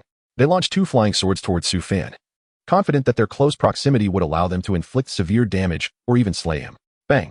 The 2 swords clashed against the Zixiao Tower, producing a series of resounding impacts. They were utterly unable to break through. Not only were the 2 of them in a weakened state from their recent struggle, but even at full strength, they would find it impossible to breach the defenses of the Zixiao Tower bestowed upon them by Jiang Yuxi. Realizing their efforts against Su Fan were futile, the 2 swiftly recalled their swords and fled in opposite directions. Chapter 41. The Fire Elemental Root, Can One Escape? Su Fan revealed a hint of disdain as the extreme cold sword soared with remarkable speed, swiftly catching up to one assailant and dispatching him. The other, brandishing several magical artifacts in a futile attempt to defend himself, was swiftly cut down as well, his efforts proving as fragile as parchment against the might of the sword. Only Xiang Xiaofei remained, standing still and sighing. They are woefully ignorant, he lamented, unaware that your flying sword is a mid-grade magical treasure. Had they known, they would not have dared to act so recklessly. May I inquire your name? He continued. Xiang, you possess remarkable insight. I am Su Fan, came the composed reply. Xiang Xiaofei smiled wryly. Here, such insight merely helps me avoid unnecessary entanglements. Yet I find myself ensnared by those wretched curs from the Wang Tian sect. The moment Su Fan had intervened against the Wang Tian sect, Xiang had instantly grasped that Su Fan wielded a mid-grade magical treasure, a rarity even among core formation cultivators. He had contemplated taking advantage of Su Fan's distraction to seize the extreme cold sword for himself. However, the Zishu pagoda beneath Su Fan's feet was no ordinary talisman. Failure would mean his doom. Thus, he resolved to join forces with Han Yu, each taking a fire god fruit, which would enable them to reach the pinnacle of Foundation establishment. But alas, upon encountering Su Fan, he was compelled to retreat, surrounded by the Wang Tian sect. Had fortune favored him, he would have distanced himself from Su Fan long ago, but misfortune had become his constant companion. Noting Xiang's deep contemplation, Su Fan spoke with an air of finality. My patience is limited. Do you possess the Nine Heavens' mysterious thunder sword? You are an astute individual. I need not elaborate further. Surrender the sword technique, and I shall let you go. To disclose the technique would be a capital offense, rest assured. I will allow your departure without further hindrance. Choose wisely. Xiang Xiaofeng found himself in a quandary. Revealing the sect's supreme sword technique would indeed be a death sentence. Yet to remain silent was to invite immediate demise. Moreover, Su Fan's mastery of the Nine Heavens' mysterious thunder sword would inevitably come to light. And should the consequences fall upon him, he could scarcely escape the wrath of his sect, whose ancestral methods were boundless. Daring not to ponder further, he spoke hastily. I cannot impart the Nine Heavens' mysterious thunder sword. Not only am I limited to teaching only the most rudimentary techniques, but the subsequent sword techniques are imprinted by our forebear. Unless one surpasses the ancestor in cultivation, attempting to extract them forcibly would only lead to destruction. Fearing Su Fan's wrath, he added urgently, however, I possess a sword technique acquired from an ancient sword cave. Its profundities rivaling the Nine Heavens' mysterious thunder sword and excelling in certain aspects. This technique, however, is limited to the foundation establishment stage and carries inherent risks. Might this sword technique suffice as a substitute? He presented the original bamboo scroll recording the sword technique, hoping to secure a chance at survival through sincerity. Su Fan accepted the scroll, an ancient aura emanating from it, confirming its antiquity. The bamboo appeared no ordinary material, its surface smooth and warm to the touch. Upon opening it, a surge of powerful consciousness flooded his mind, revealing sword shadows emerging from the void, slashing through the fabric of reality and traversing the earth. The essence of swordsmanship was manifested to its zenith. He closed the scroll with a calm demeanor, stating, Very well, we are even now. You may depart, but ensure you leave this place by at least 20 miles. Should I encounter you again, the matter will not be so simple as a mere sword technique. Rest assured. I shall distance myself promptly, Xiang Xiaofeng replied, bowing respectfully. He mounted his flying sword, transforming into a streak of light as he fled the scene. Unwilling to linger despite the potential allure of treasures from the fire god tree. Once Xiang departed, Su Fan soared toward the valley's edge and calmly declared, Show yourself. A graceful figure emerged from a small cave beneath the hills, her face radiant with admiration. Senior brother Su, you are incredible. You overwhelmed them all single-handedly. This disciple was none other than Zhuang Lu, who had quietly observed from her hiding place. Initially disheartened upon witnessing Su Fan's discovery, she had feared for her fire god fruit, only to see Su Fan decisively claim one for himself. Here's your fire god fruit, Su Fan said, handing her one. Though he had initially intended to keep it, recognizing its worth akin to a magical artifact, he recalled her timely assistance with valuable information and honored his promise. Having indeed secured 2 fruits from his master, he had learned that the path ahead was not merely one of slaughter, but required cultivation of the heart and the pursuit of Tao. He did not wish to tarnish his integrity over trivial matters, and thus chose to return the fruit to Zhuang Lu. Thank you, senior brother, Zhuang Lu exclaimed with excitement. Best hurry and leave this place, at least 20 miles within the next quarter hour. Should I encounter you again, I reserve the right to reclaim the fire god fruit. Startled, Zhuang Lu quickly replied, Understood, senior brother. I shall depart at once. With that, a lotus leaf flying talisman appeared beneath her, carrying her swiftly away. Once she was gone, Su Fan scanned the area, confirming that no one remained within a 2 to 3 mile radius. He rapidly descended toward the position beneath the fire god tree, which had already diminished by half, revealing the shadow of a stone orb beneath it. Should anyone else witness it, they would undoubtedly gasp in astonishment at such a treasure. An artifact capable of consuming such vast quantities of fire elemental energy would surely entice even those in the nascent soul stage. Should they learn of its potential to enhance their roots, even those in the divine transformation stage might abandon their dignity to contend for it. After waiting approximately a quarter of an hour, the stone orb's absorption reached its conclusion. He observed it consuming the roots of the fire god tree, leaving only a few remnants deeply embedded in the volcano. The orb continued to burrow deeper, on the verge of vanishing from sight. Su Fan quickly approached, channeling his spiritual energy to lock onto the orb, preventing it from descending further. The volcanic depths were incomprehensibly hot. Should it fail to return, the orb would be lost forever. He could not allow even the slightest mishap to occur. Moreover, since the fire god tree had lost nearly all its essence, there was minimal risk involved. He could not afford to suffer a greater loss due to minor negligence. However, to his surprise, the stone orb resisted his spiritual binding, seemingly intent on breaking free to continue its descent. Su Fan quickly closed the distance, employing his consciousness to envelop the orb with spiritual energy, successfully retrieving it from the depths. That was a close call. He resolved never to let the orb stray from his sight again. Had it truly delved underground, he might have irrevocably lost this treasure. Once back in his consciousness, the stone orb settled in the center of his mind. Su Fan felt his fire elemental root dramatically enhancing, his perception of the surrounding fire attribute energy almost altering in an instant.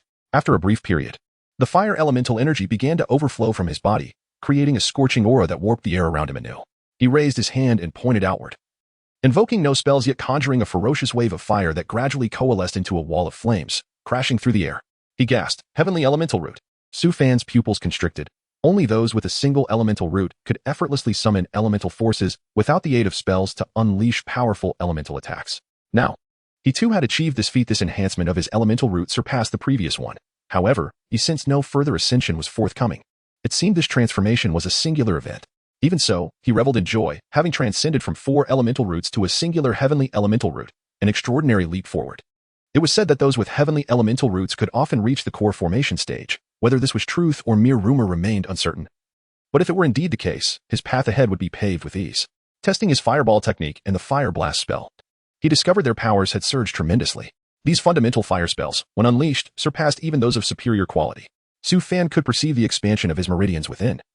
As his spiritual energy deepened considerably, the enhancement of his spiritual roots was comprehensive. Overall, he had already attained the potential of a prodigy. However, Su Fan was not complacent. He understood that this was insufficient. Among the disciples from the 3 factions who had entered the secret realm, there were many who had reached the pinnacle of foundation establishment. And in terms of cultivation level, he lagged significantly behind, departing from the vicinity of the fire god tree. He sought out a cave devoid of magma and settled into a meditative posture. He retrieved the fire god fruit. In the past, he had hesitated to consume such a potent elixir that could elevate one's cultivation by an entire level, as his innate talent was modest. There was a genuine risk that while others might succeed in their advancement, he could very well falter without supplementary herbs. Now, however, Su Fan swallowed it whole, and immediately, the immense medicinal power transformed into fiery spiritual energy, surging through his meridians and dantian. Refine it, Su Fan commanded, channeling his cultivation technique to absorb the energy. Chapter 42. The Power of the Fire Spiritual Root. The 5 Elements Technique, indeed a pinnacle of cultivation arts, continues to absorb and refine under the immense onslaught of fire spiritual energy. Su Fan felt his internal spiritual energy surging rapidly, relentlessly assaulting the bottleneck of the mid-foundation establishment stage. Within a mere half-hour, his internal energy reached its zenith, breaking through the final barrier within his body, and he ascended to the mid-foundation establishment stage. At this moment, Su Fan was enveloped in innate fire spiritual energy, resembling a god of fire reborn from the ashes. He suddenly opened his eyes, flames flickering within them, and his breath exuded a swirling stream of fire essence. My spiritual energy can now be wholly converted into fire spiritual energy, granting me an offensive capability and attributes far superior to ordinary spiritual energy. Is this the gift of a heavenly spiritual root? Su Fan mused, observing his released energy burn like flames. If ordinary spiritual energy were akin to a rope, then his current energy imbued with fire elements resembled a fiery cord. Brother Panlong is nearby. He has taken a fire god fruit. The fire god tree has undergone a transformation, and a treasure is surely present. I believe he hasn't gone far and is likely here, breaking through to mid-foundation establishment. You could seize him while he is in seclusion. We could extract the fruit with at least 80% of its efficacy remaining. A sycophantic voice resonated above. A glint of coldness flashed in Su Fan's eyes. He recognized the voice. It belonged to Ling Kuan of the Want Tian sect.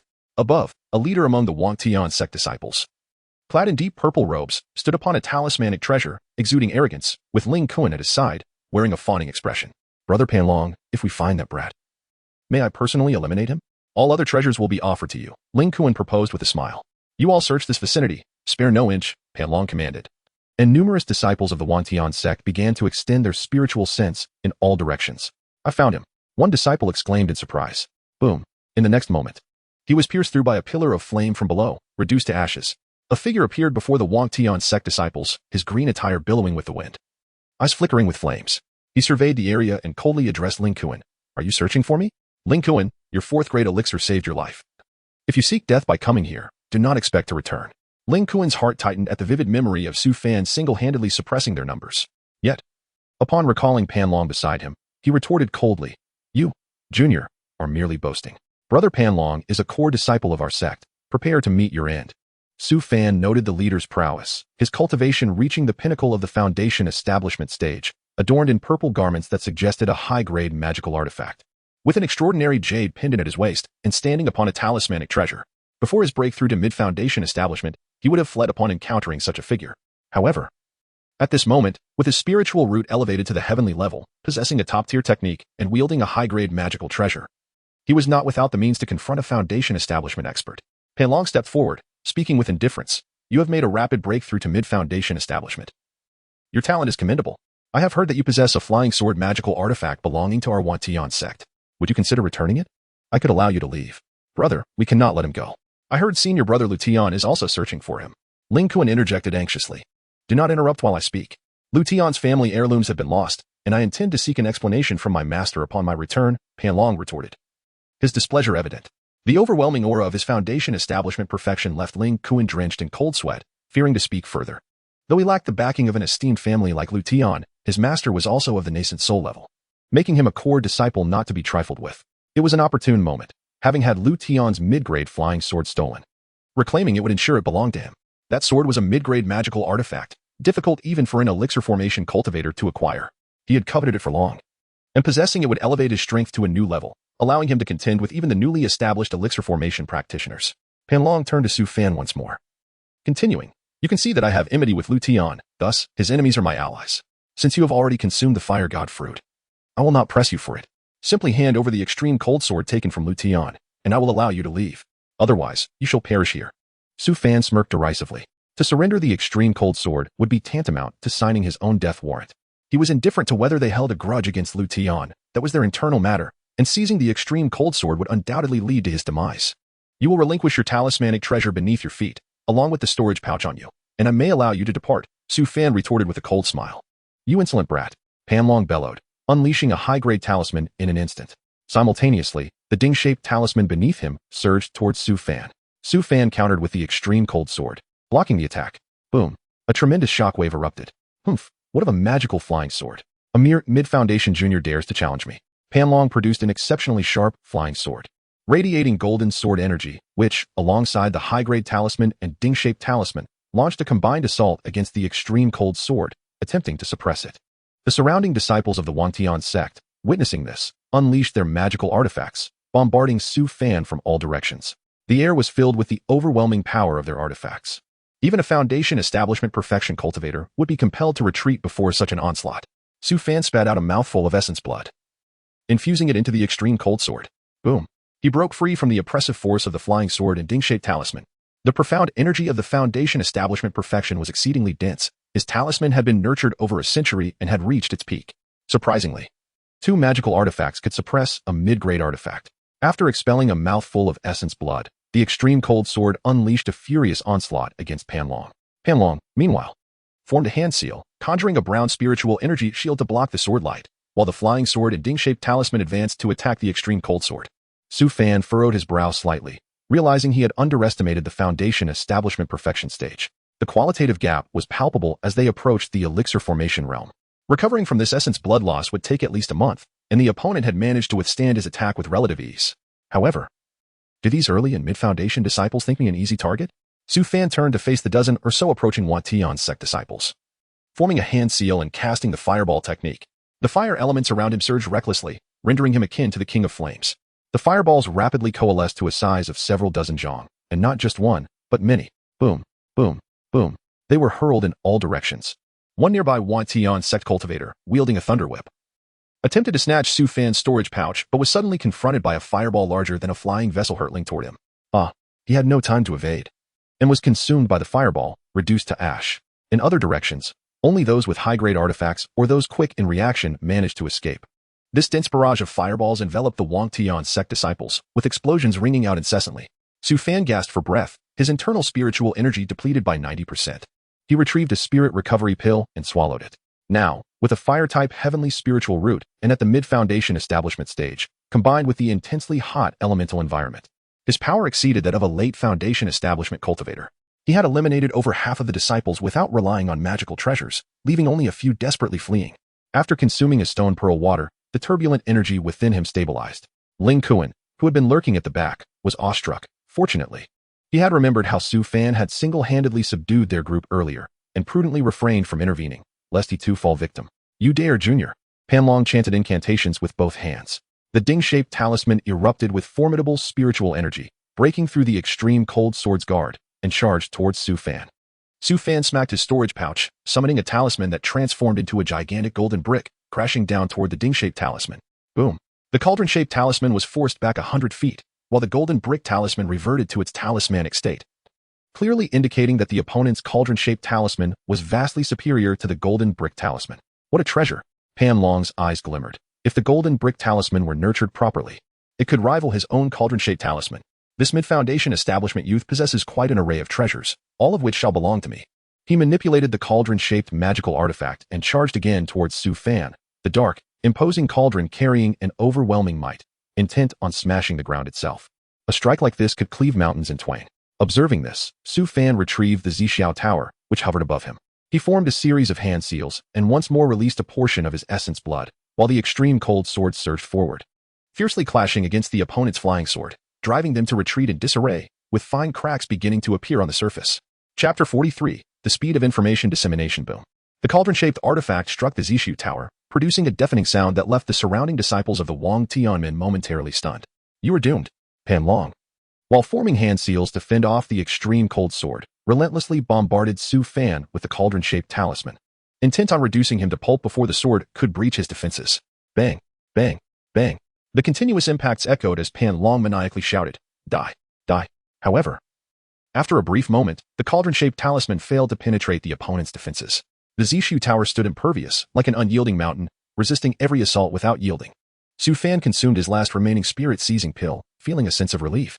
He had yet to ascertain the limits of the Zixiao Tower. It appeared that his master's innate treasure was indeed formidable. Merely the outline talisman was so powerful that he could now focus on offense. With a decisive gesture, he summoned fire elemental energy, coalescing it into a fireball. This time, instead of creating multiple orbs, he concentrated it into a single sphere, which expanded from a few meters to several dozen, ultimately reaching a size comparable to a mountain. Pan Long, noticing that Su Fan had withstood the cauldron-shaped talisman, realized that his talisman was modeled after a high-grade artifact. Could it be that the Zixiao Tower was also a high-grade artifact? No. This kid's cultivation was significantly lower than his own. Could it be a supreme-grade artifact? Pan Long's eyes gleamed with envy. The extreme cold sword, a middle-grade artifact, was something he desperately desired. If he could also obtain the Zixiao Tower talisman, nurturing it for a few years would yield defenses on par with a low-grade artifact. With that, he could contend even against early golden core cultivators. At that moment, he saw Su Fan forming an enormous fireball, blocking out the sun as it hurtled toward him. Humph. You think you're the only one with a spiritual root? He retorted, summoning wooden stakes from the ground to form a massive hand that reached toward the fireball. Boom. The fireball collided with the wooden hand, producing a sizzling sound as it burned fiercely. The wooden hand was unable to contain the fireball. This is bad. The fire element here is too strong. Pan Long's expression shifted as he activated the protective shield of his supreme-grade artifact, which exploded with a loud bang, barely stopping the fireball. In the next instant, the extreme cold sword pierced through the defenses of his flying sword, striking him with a chilling aura. Bang! It instantly penetrated the protective barrier. Pan Long had underestimated the might of the middle-grade flying sword. Su Fan's unleashed power was now comparable to that of Lu Tian from before. With a single blow, Pan Long was completely repelled, his dark attire riddled with sword marks, and deep apprehension reflected in his eyes. It was unbelievable for a fully established foundation cultivator to fear a mid-foundation stage practitioner. Yet, this was precisely what transpired. He glared at the extreme cold sword, cursing Lu Tian for losing such a precious middle-grade artifact. If not for that, he would have easily subdued a mid-foundation stage practitioner.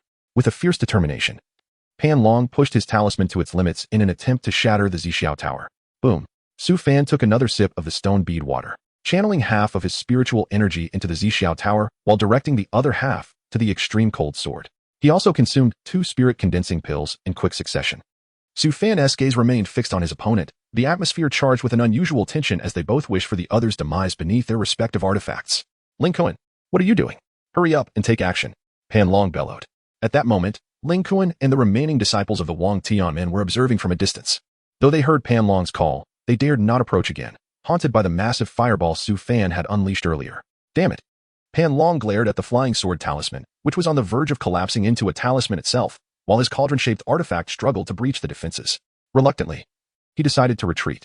His eyes burned with frustration. The fire element was too potent here, significantly enhancing Su Fan's abilities, allowing him to recover his spiritual energy faster than Pan Long could. If this continued, defeat was inevitable. He could not fathom why Su Fan would not return to the central teleportation array that would mark his end. Summoning back the cauldron-shaped artifact, Pan Long turned to leave. Seeing this, Ling Kuan and the others also dared not linger and hastily retreated. Su Fan retracted the extreme cold sword and departed in the opposite direction. After traveling several miles, he plunged into an underground cave devoid of lava. He suddenly spat out a mouthful of blood, a flicker of trepidation in his eyes. Fortunately, he had persevered, controlling the extreme cold sword to assault his opponent while forcibly absorbing fire elements, enduring the backlash to project an image of not lacking spiritual energy. Had he truly run out of energy, the situation would have been dire. He calmed his turbulent spiritual energy, beginning to heal. 3 days later, he regained his peak condition, stabilizing his cultivation at the mid-foundation stage. This battle had imparted significant combat experience, enhancing his understanding of artifact utilization, fire elemental manipulation, and the limits of endurance, insights that could only be gained through life or death struggles. Simultaneously, he felt fortunate to have eliminated those 10 or so disciples of the Wang Tianmin early on. Otherwise, had he and Pan Long reached a stalemate, he would have faced assaults from the remaining disciples. No wonder high-level cultivators sometimes fell prey to low-level practitioners. Su Fan did not exit immediately. He sensed that his fire spiritual root seemed to have strengthened somewhat after this battle, leaving him perplexed. He was already a heavenly spiritual root. Could he possibly surpass it? Such occurrences were never mentioned in any of the travelogues or miscellaneous texts he had perused in the library.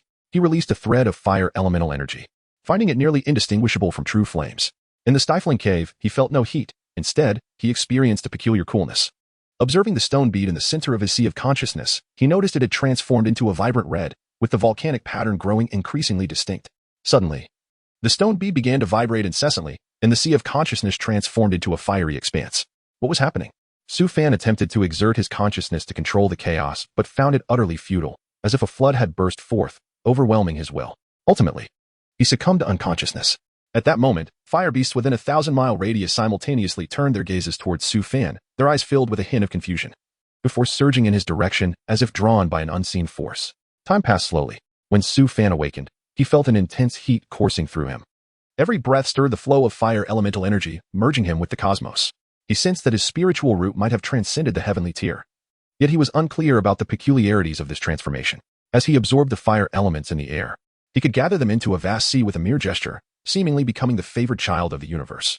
Yet, he was puzzled to find that the spiritual energy within him appeared to be completely morphing into fire elemental energy. If this continued, casting spells of other elements would become exceedingly challenging. It seemed imperative to seek out an elemental essence of a different attribute to offer to the stone bead for absorption. Otherwise, with fire elemental energy becoming dominant, the other spiritual roots would likely diminish. Have you heard about the emergence of a middle-grade artifact? No. When did it appear? And who managed to acquire it? It was a practitioner named Su Fan, a mid-foundation stage cultivator, wielding a flying sword of middle-grade quality. It is said that he can suppress late foundation stage practitioners with it. I heard many cultivators are searching for him. Are you planning to go? Of course. With so many attacking him, even if he possesses a middle-grade flying sword, how many times can he utilize it? His mid-foundation stage spiritual energy won't last long. And then it will be a race to see who can seize it first, came a chuckle. That useless fellow from Six Peaks, isn't he a 4 spiritual root practitioner? How could he possibly obtain such a treasure? Let me find him and take it for myself. A handsome man sneered. Is your Qinyan sect also interested? Someone jested. He's not even from my peak, the handsome man scoffed. Even if he were, if there was an opportunity, I would seize it without hesitation. Though he kept this last thought to himself. In the corner, the delicate features of Lu Tian were marred by a sinister expression. Damn Su Fan. How dare you still be alive? And who is instigating this? Is it Chang Yao Tian, Pan Long, or Dong Li Jun? They all covet my mid-grade flying sword. Once I escape, I shall ensure that the ancestor exacts vengeance upon you by severing an arm. Chapter 44. The fierce fire beast as Su Fan prepared to depart. A sudden, thunderous roar echoed from nearby. Lava surged through the crevices of the ground towards him, causing the earth to tremble. Fire beasts, he realized. Only they could traverse the depths of the earth. If he were to be surrounded by them, it would spell disaster. Even Lu Tian, who once wielded the extreme cold sword, had relied on the protective spirit talisman bestowed by his ancestor to escape from a similar predicament. Should he find himself encircled, his fate would be dire. He leaped from the cave, commanding his flying sword to take flight, only to be met by a level 2 pinnacle fire beast that approached him not with a roar of aggression, but rather with a surprisingly gentle call. What was happening? Had the fire beast turned benevolent, or were they attempting to lure him in? Regardless, he decided it wise to maintain his distance. At that moment, numerous fire beasts began converging towards him, surrounding him in the air.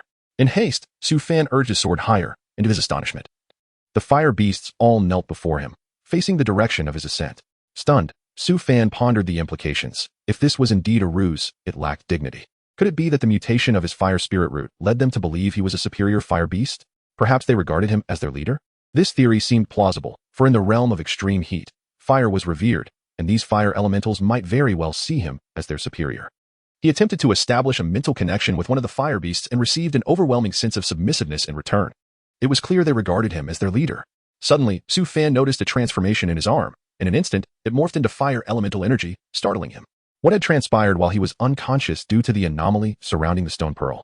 After a moment's reflection, he discerned that his spiritual energy had become infused with fire, each movement accompanied by a scorching sensation. His body seemed to be undergoing a transformation into a walking embodiment of fire elemental energy. He did not view this development as advantageous. He recalled having seen records of mutated spirit roots in the library. They typically did not cause such elemental transformations. Would he still be considered a cultivator? Or had he become something entirely different? Currently, his options were limited. He could abandon the stone pearl to see if it would alleviate his elemental transformation. But the innate talent of his heavenly spirit root was already a significant boon. After a moment's contemplation, he shook his head. Another possibility remained. Could he absorb water elemental energy to counterbalance the effects of the fire element? Just as Su Fan was deep in thought, the surrounding fire beasts emitted low, submissive growls, interrupting his reveries. Amused yet exasperated, he mused that had they submitted to Lu Tian during his siege, he could have captured Lu Tian and many disciples of the Wang Tian sect, amassing a wealth of resources from their storage bags. However, he did not intend to leave without taking advantage of this powerful force. He resolved to lead these fire beasts out with him, intending to claim resources for himself, and see who would dare contest him. The surge of fire beasts, numbering in the thousands, created a whirlwind of flames, causing other beasts to scatter in fear. Perched atop a level 2 pinnacle fire beast, measuring 7 to 8 meters in length and 3 to 4 meters in width, he felt secure. Before long, Su Fan arrived at a peculiar lava field, where the ground was entirely engulfed in molten rock, devoid of any visible stone. It was as if he had entered a realm of pure lava. Any cultivator who approached would find their spiritual energy distorted and their strength halved. Yet, to Su Fan, the warmth was invigorating. He felt his energy absorption accelerating. Before departing this realm of extreme heat, he wished to explore an area he had previously deemed too dangerous. He instructed half of the fire beasts to scout ahead while leaving the other half to protect their retreat. Not long after, a deafening roar erupted from within. Su Fan's eyes widened slightly. The pressure emanating from within was formidable, seemingly surpassing that of a perfected foundation establishment cultivator. Yet, curiously, it felt more akin to an angry house cat, adorable and far from intimidating. As he approached, he beheld a fearsome fire beast. Its size magnified 100-fold compared to ordinary fire beasts, roaring fiercely among its kin. Behind it stood an exquisitely vibrant red spiritual herb, umbrella-shaped and astonishingly rooted in the lava. Su Fan surmised this fire attribute spiritual herb must be of considerable grade if it were being fiercely guarded. Upon noticing Su Fan, the fierce fire beast's eyes widened in alarm, its previous ferocity subdued as it instinctively shielded the precious herb. Hand over that herb, Su Fan commanded calmly. Instantly, the fire beast horde erupted into chaos, driven by their leader's directive, launching a frenzied assault on the formidable beast, unleashing fireballs and claw strikes. Yet, the fierce fire beast proved immensely powerful, dispatching dozens of its attackers with a single fiery onslaught. Its strength was almost unfathomable. Su Fan furrowed his brow. This beast was even stronger than the half-step foundation establishment fire beasts he had encountered earlier. No wonder he felt a sense of danger passing through this area. It was likely on the verge of reaching the foundation establishment stage itself. Given that fire beasts were inherently more powerful than cultivators of the same realm, this creature might indeed pose a significant challenge even to a foundation establishment cultivator. He ordered the fire beasts to cease their assault, and the 1,000-strong horde obediently fell back, forming two lines. Standing atop one of the fire beasts, Su Fan sought to communicate with the fierce fire beast, sensing it bore no intention to attack him. He was uncertain where this intuition stemmed from, but it felt undeniably profound. True to his instincts, upon halting the attack, the fierce fire beast also refrained from further aggression. Cowering protectively before the spiritual herb, its gaze filled with trepidation as it regarded Su Fan from a distance. Encouraged by its reaction, Su Fan projected his thoughts, implying that it should submit to him. The fierce fire beast emitted a low growl, not a threat, but a sign of agreement, though it expressed a desire for the herb that could facilitate its final ascension. Very well, Su Fan replied with a smile. He deemed it unwise to consume the fire attribute herb himself, as hastening his elemental transformation would be counterproductive. A glimmer of joy illuminated the fierce fire beast's face. It was the most exuberant expression it could muster. It emitted a series of soft, affectionate growls, which Su Fan understood as a form of endearment. He descended to the ground, and the fierce fire beast approached, lowering its massive body to nuzzle against him, a gesture of trust from the fire beast, its warmth radiating intensely. Su Fan reached out to stroke its head and inquired, "Will consuming that herb enable you to reach the foundation establishment stage?" The fierce fire beast pondered for a moment before nodding in affirmation. Excellent. Su Fan's eyes sparkled with delight. Should he manage to bring this fierce fire beast with him, he could potentially sweep through the disciples of the three sects with ease. How long until you can break through to the foundation establishment stage? Su Fan continued to question. The fierce fire beast nudged his clothing and let out a series of enthusiastic growls. In about half a month, it communicated. Su Fan found this acceptable. The heavenly Hua secret realm would open in 2 months, leaving him with a month to spare, ample time indeed. Finally, Su Fan and the fierce fire beast forged a pact. Binding it as his spirit beast, he instructed it to remain behind, promising to summon it when he was ready to break through to the foundation establishment stage. Departing from that location, he ventured to other areas, discovering additional fire beasts and fire attribute demon beasts. However, aside from the fire beasts, the other fire attribute demons merely cowered in fear and did not submit. Moreover, he encountered 2 fire beasts that had already attained the foundation establishment stage, which did not acknowledge him at all. When he attempted to communicate with them, they swiftly retreated. A pity, indeed. But the fact that these foundation establishment beasts did not attack him was an advantage. Any other cultivator who stumbled upon them would likely face a grim fate. Subsequently, Su Fan led these fiery beasts to besiege other fire elemental demon beasts. Although the inner cores of these creatures were imbued with fire elements, he chose not to absorb them. Rather, he planned to sell them once he exited the Tianhua secret realm. In just a few days, Su Fan had slain hundreds of demon beasts, amassing a considerable quantity of inner cores, thus earning the title of the Reaper of Beasts. In the extreme heat of this land, Su Fan thrived, causing other fire elemental demon beasts to flee at the slightest sound of his fiery horde. However, after 4 or 5 days, his harvest dwindled to merely a quarter of what it had been previously. Gazing upon the mountain of inner cores, he resolved to pause and venture outside. Leading the grand procession of fiery beasts, Su Fan advanced towards the exit, but shortly after departing the realm of extreme heat, he noticed the cultivation levels of the surrounding fire beasts beginning to regress, with some even plummeting from the skies. He too felt that his elemental transformation had significantly slowed after leaving the realm of extreme heat. Chapter 45. Encirclement. Su Fan, accompanied by the fire beast, trudged for several dozen miles, only to discover that even the peak-level second-tier fire beasts were exhibiting signs of regression in their realms. This was untenable at this rate. Without locating resources, these fire beasts would likely succumb to illness. Were they destined to reside solely in the scorching lands? No wonder these fire beasts were seldom seen elsewhere. Resigning to the situation, Su Fan returned the fire beasts to the extreme heat zone, binding one of them as a spirit beast. Once he re-entered the searing realm, he would summon it, and it would bring along thousands of fire beasts. Upon exiting the extreme heat zone, Su Fan sensed an unsettling shift. A few late-stage foundation establishment cultivators attempted to confront him, among whom were disciples from the Qingyun sect, amplifying his awareness of the gravity of the situation. After all, disciples from the 3 sects rarely collaborated. Now, they were all targeting him. What could have transpired? Moreover, he noticed some cultivators fleeing upon spotting him, sending out jade slips of communication as if they had stumbled upon a treasure. Was it possible that Pan Long had leaked the information about the mid-grade magical artifact? Half a day later, in a concealed cave, Shiryu glanced around before darting inside. Upon seeing Su Fan, he was overwhelmed with joy. I knew you couldn't have perished so easily. Su Fan, you're truly alive. The curse did trouble me for a while, but I see the curse on you has dissipated, Su Fan replied calmly. Shiryu scratched his head sheepishly. I apologize for earlier, no need for that. I was indeed in a dire state at that time.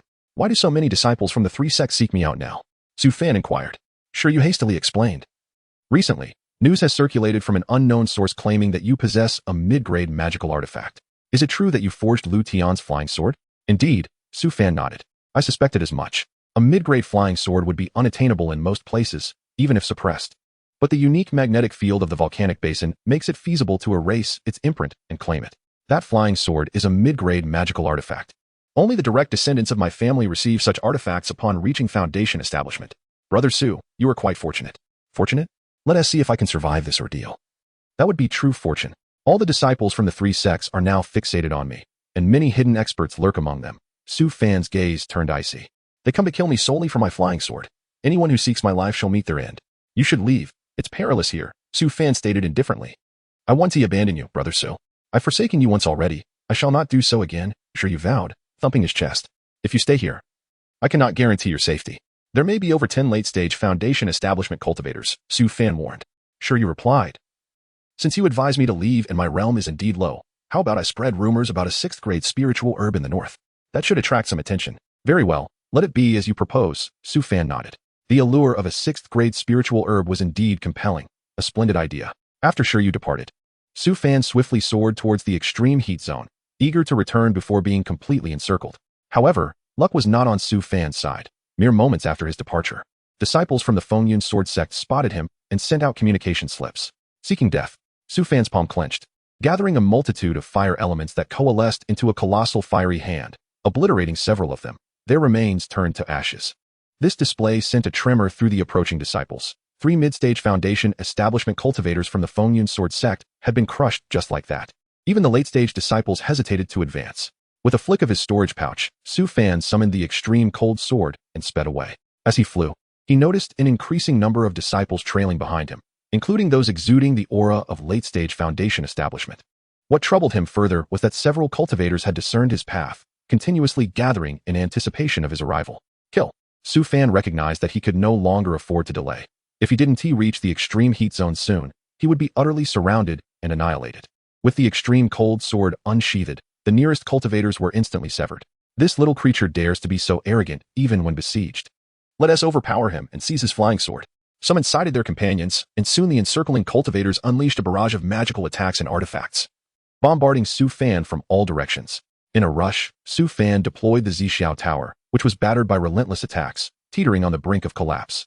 With so many cultivators, at least 100, surrounding him, his eyes hardened as he directed the extreme cold sword towards the densest cluster of enemies. He then manifested the golden brick talisman to deflect their onslaught, the sound of impacts echoing violently. Suddenly, a late-stage Foundation establishment cultivator appeared before Su Fan, shattering the Zixiao Tower with a strike from a magical pearl, casting a brilliant light blade directly at Su Fan. The speed of the attack was blinding. Su Fan barely registered that the Zixiao Tower had been obliterated in mere moments. The light blade, a high-level spell, cleaved through the massive fireball Su Fan conjured. And only through enveloping himself in fire elements was he able to withstand the blow. The late-stage cultivator, witnessing this, ceased his assault and retreated back into the throng. Aware that if Su Fan counterattacked with the extreme cold sword, he could not withstand it. As time passed, Su Fan had clashed with several waves of cultivators, sustaining numerous wounds. After all, they were disciples from the three sects, boasting legacies and hidden cards far beyond those of rogue cultivators. His endurance was sustained solely by the anomalous nature of his fire spirit root, which provided more spiritual energy than that of the late-stage Foundation establishment. Su Fan knew he could not linger any longer. In a short span, dozens more cultivators arrived. He sacrificed his blood essence to wield the extreme cold sword, cutting down the foremost group of 10 or so cultivators, and activated the blood escape technique, propelling himself to his utmost speed and breaking free from the encirclement. Chase him down, kill him.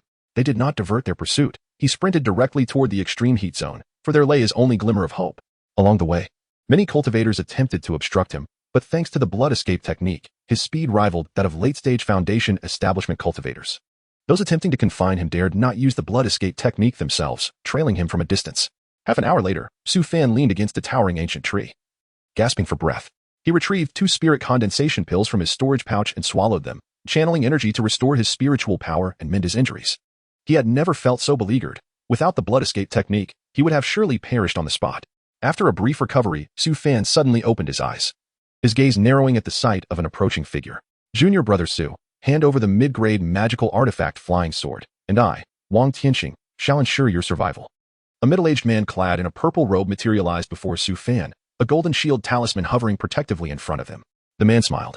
I am not merely a late-stage Foundation establishment cultivator. I am on the cusp of core formation. Do not think that even with a mid-grade magical artifact, you can inflict harm upon me. Surrender it, and as a courtesy to your status as a disciple of Qingyun's sect, I may spare your life. The third peak of Qingyun's sect, Tianqing is known for his unscrupulous nature. Having relied on his half-step core formation status to secure a place in the Tianhua secret realm for many years, a hidden cultivator whispered in the shadows. Su Fan frowned. This man emanated a formidable presence, more intimidating than Pan Long. This artifact rightfully belongs to our Wantian sect. What business do you have meddling, Qingyun sect? Suddenly, a figure descended from the heavens in the distance, clad in white garments, possessing an exceptionally handsome visage and remarkable prowess that clashed with Wang Xingtian. With a cold smirk, Wang Tianxing remarked, I was wondering who it could be. It turns out to be Lu Su from the Wang Tian sect. I have yet to witness your sect's treasures. They seem to belong to whoever possesses them. Lu Su replied with a smile. You constantly claim to be superior to those at the peak of Foundation establishment. Why not test your mettle against me, a master of that very realm? In that moment, the two stood opposed to one another, seemingly oblivious to the true target, Su Fan. Su Fan attempted to seize the opportunity to depart, only to realize that a steady stream of cultivators began to emerge, as if they had been hastening towards this very location. Among them was a figure that Su Fan recognized all too well, the former master of the extreme cold sword, Lu Tian. Chapter 46. A counterattack. Lu Tian gazed hatefully at Su Fan, this damned ant who had taken away his extreme cold sword. He realized that retrieving the sword was futile. He had come here solely to witness Su Fan's demise. Surrounding Su Fan was an overwhelming number of cultivators, dense as a swarm of locusts. Previously, when 100 cultivators besieged him, he could rely on blood escape technique to break free, but this time it was nearly impossible. At a glance, there were 300 to 400 cultivators present, nearly half of those who had entered the secret realm. Your name is Su Fan, correct? Hand over the treasure of Wang Tianmen, and I may spare your life. Lu Su, representing Wang Tianmen, spoke indifferently. Spare my life just because you say so? Su Fan is a disciple of Qingyun sect. Wang Tianqing, standing not far from Su Fan, interjected. With a Vidra artifact before him, he transmitted a message to Su Fan. Junior brother Su, hand me the mid-grade artifact, and I will ensure your survival. From now on, I will protect you within Qingyun sect. Wang Tianqing felt confident. He was a disciple of Qingyun sect, and Su Fan was in a desperate situation. If he offered him a lifeline, Su Fan would surely grasp it. Once he obtained the mid-grade artifact, he could hand Su Fan over to appease Wang Tianmin's fury, achieving 2 goals in 1. Very well, brother Wang. I will give you the extreme cold sword, but you must take me to a secluded place, Su Fan replied through thought. Upon hearing Su Fan's response, Wang Tianqing's eyes gleamed with joy. The mid-grade artifact was within reach. His talent was not particularly high, and his half-step foundation establishment was achieved through consuming a 5th-grade spiritual herb. He held a low position on the 3rd peak, possessing at most 1 talisman. If he could acquire a magical artifact, it would greatly enhance his chances of obtaining resources for foundation establishment during his excursions. His tone softened. Junior brother Su. What you propose is somewhat unrealistic. How about this? You hand me the extreme cold sword, and I will escort you through the encirclement, ensuring you remain unharmed. Su Fan scoffed inwardly. He initially wanted to see if Wang Tianqing could truly lead him to safety. Even if he faced a half-step foundation establishment cultivator, he might still have a fighting chance. However, it appeared that Wang Tianqing was nothing more than a miser, unwilling to take any real action, merely seeking the extreme cold sword and treating Su Fan as a fool. Have you concluded your discussion? Lu Su's indifferent voice echoed throughout the area. Su Fan, do not harbor any thoughts of escape. Every cultivator present seeks your life. Surrender the extreme cold sword, and I may allow you a complete corpse. Complete corpse, my foot. Su Fan exclaimed, striking his storage bag. The extreme cold sword erupted with a chilling aura, lunging towards Lu Su. Boom. Lu Su unleashed an overwhelming force from his fingertips, successfully blocking the extreme cold sword. With his left hand, he formed seals, seemingly intending to imprison the sword. Fueled by rage, Su Fan directly utilized his essence blood to summon the sword. Wang Tianqing turned, launching a palm strike towards Su Fan from a distance. This strike ignited the surrounding spiritual energy into an invisible force. Simultaneously, he vanished from his spot, producing a shining silver artifact, aimed to crush Su Fan into a pulp. The strongest 2 from Qingyun sect and Wang Tianmin united their efforts to eliminate Su Fan. Su Fan summoned the Zixiao Tower, which shattered instantly. Desperate, he released the circular artifact once more to defend against Wang Tianqing's assault. Despite his efforts, the combined might of the 2 artifacts drained his spiritual energy rapidly, evaporating like water in a desert. Within mere moments, 60% was consumed. Another artifact, and a defensive one at that. Wang Tianqing's eyes gleamed with greed.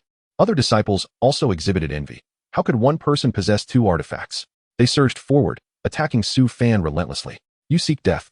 Su Fan's fury erupted as he unleashed an overwhelming surge of fire spiritual energy, transforming it into fireballs that bombarded his surroundings. A simple fireball spell had reached a forbidden level in Su Fan's hands. Even late-stage foundation establishment cultivators would find it hard to withstand.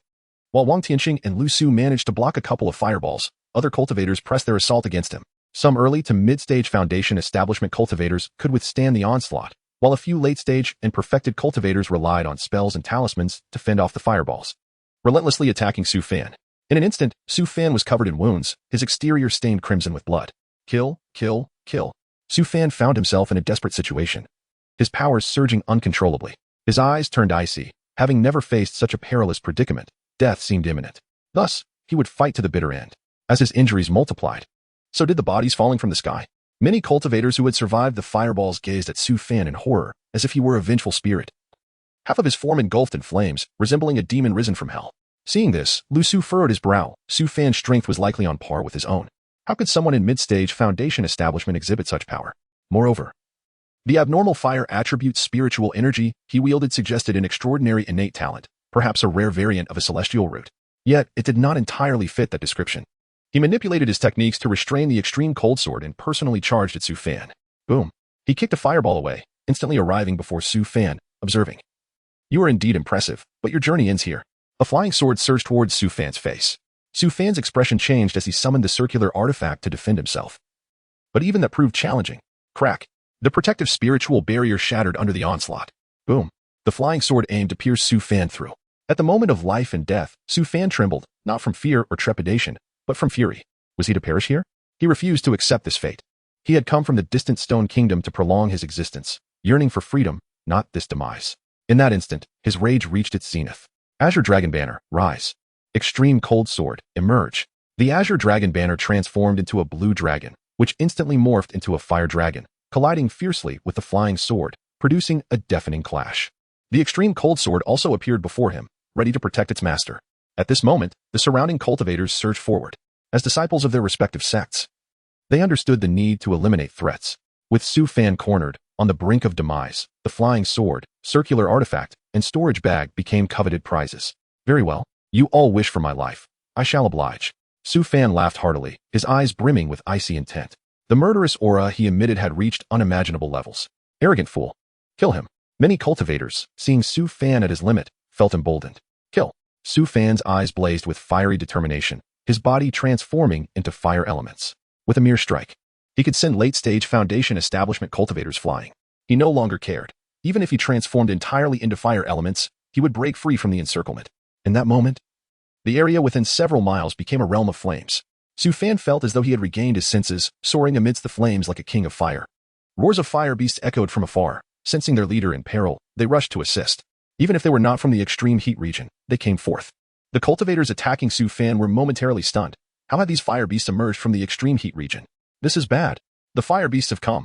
Lu Su grimaced, simultaneously fending off the flames and confronting the extreme cold sword. He glanced at Su Fan, who was engulfed in elemental transformation. Could this chaos be his doing? This was disastrous. So many fire beasts. Even he, along with all present cultivators, would face annihilation. Wang Tianxing reacted swiftly, abandoning his assault on Su Fan and fleeing into the distance. Though the artifacts were vital, his life was paramount. Moreover, in this Tianhua secret realm, he could acquire other artifacts or spiritual herbs to replenish his losses. Attempt to flee? You all shall perish. Su Fan's eyes radiated cold fury, and with a thunderous boom, the battle commenced. A colossal fire beast, 100 times larger than the ordinary, descended with an overwhelming presence that instilled terror in all the cultivators present. Chapter 47. Astonishing Harvest. Level 3 Fire Beasts. How could they possibly emerge from the extreme heat zone? Flee. The expressions of the cultivators besieging Su Fan were filled with disbelief. It was common knowledge that fire beasts from the extreme heat zone would never venture out. How could they suddenly launch an attack on them? Can a core formation fire beast truly heed his command? Liu Su's eyes widened in incredulity. He was baffled by Su Fan's condition, but to command a core formation fire beast was utterly unfathomable. Once he exited the secret realm, he would undoubtedly report this to his sect. If he could seize control of Su Fan's secret realm, the Tianhua secret realm would become an inexhaustible treasure trove for the Wang Tian men. Kill him. Seeing Liu Su's greedy expression, Su Fan spoke coldly. Following Su Fan's command, a torrent of superheated flames shot toward Liu Su. This was the assault of a level 3 fire beast, possessing astonishing power. The Foundation establishment cultivators obstructing its path were instantly reduced to ashes. Fear flickered in Liu Su's eyes. The speed was too swift. He summoned his flying sword, the best he could muster, to block the attack. The sword emitted a sizzling sound, but Liu Su, merely a perfected Foundation establishment cultivator, could not withstand the full force of a genuine core formation beast. With a resounding crash, he was hurled away, and before he could react, the colossal fire beast loomed above him. No. Liu Su unleashed a barrage of magical artifacts in a desperate attempt to defend himself, only to be crushed underfoot by the enormous beast, leaving him no time to react. With Liu Su, the strongest cultivator of Wang Tian men, slain, the remaining cultivators were gripped by terror, scrambling to escape, only to find themselves besieged by frenzied fire beasts. Su Fan, spare me. I am a disciple of the 6th peak of Qingyan Peak. We have met before. A young cultivator shouted desperately, beset by 2 level 2 beasts. Were it not for the magical artifacts surrounding him, he would have surely become the fire beast's meal. Su Fan paid him no mind.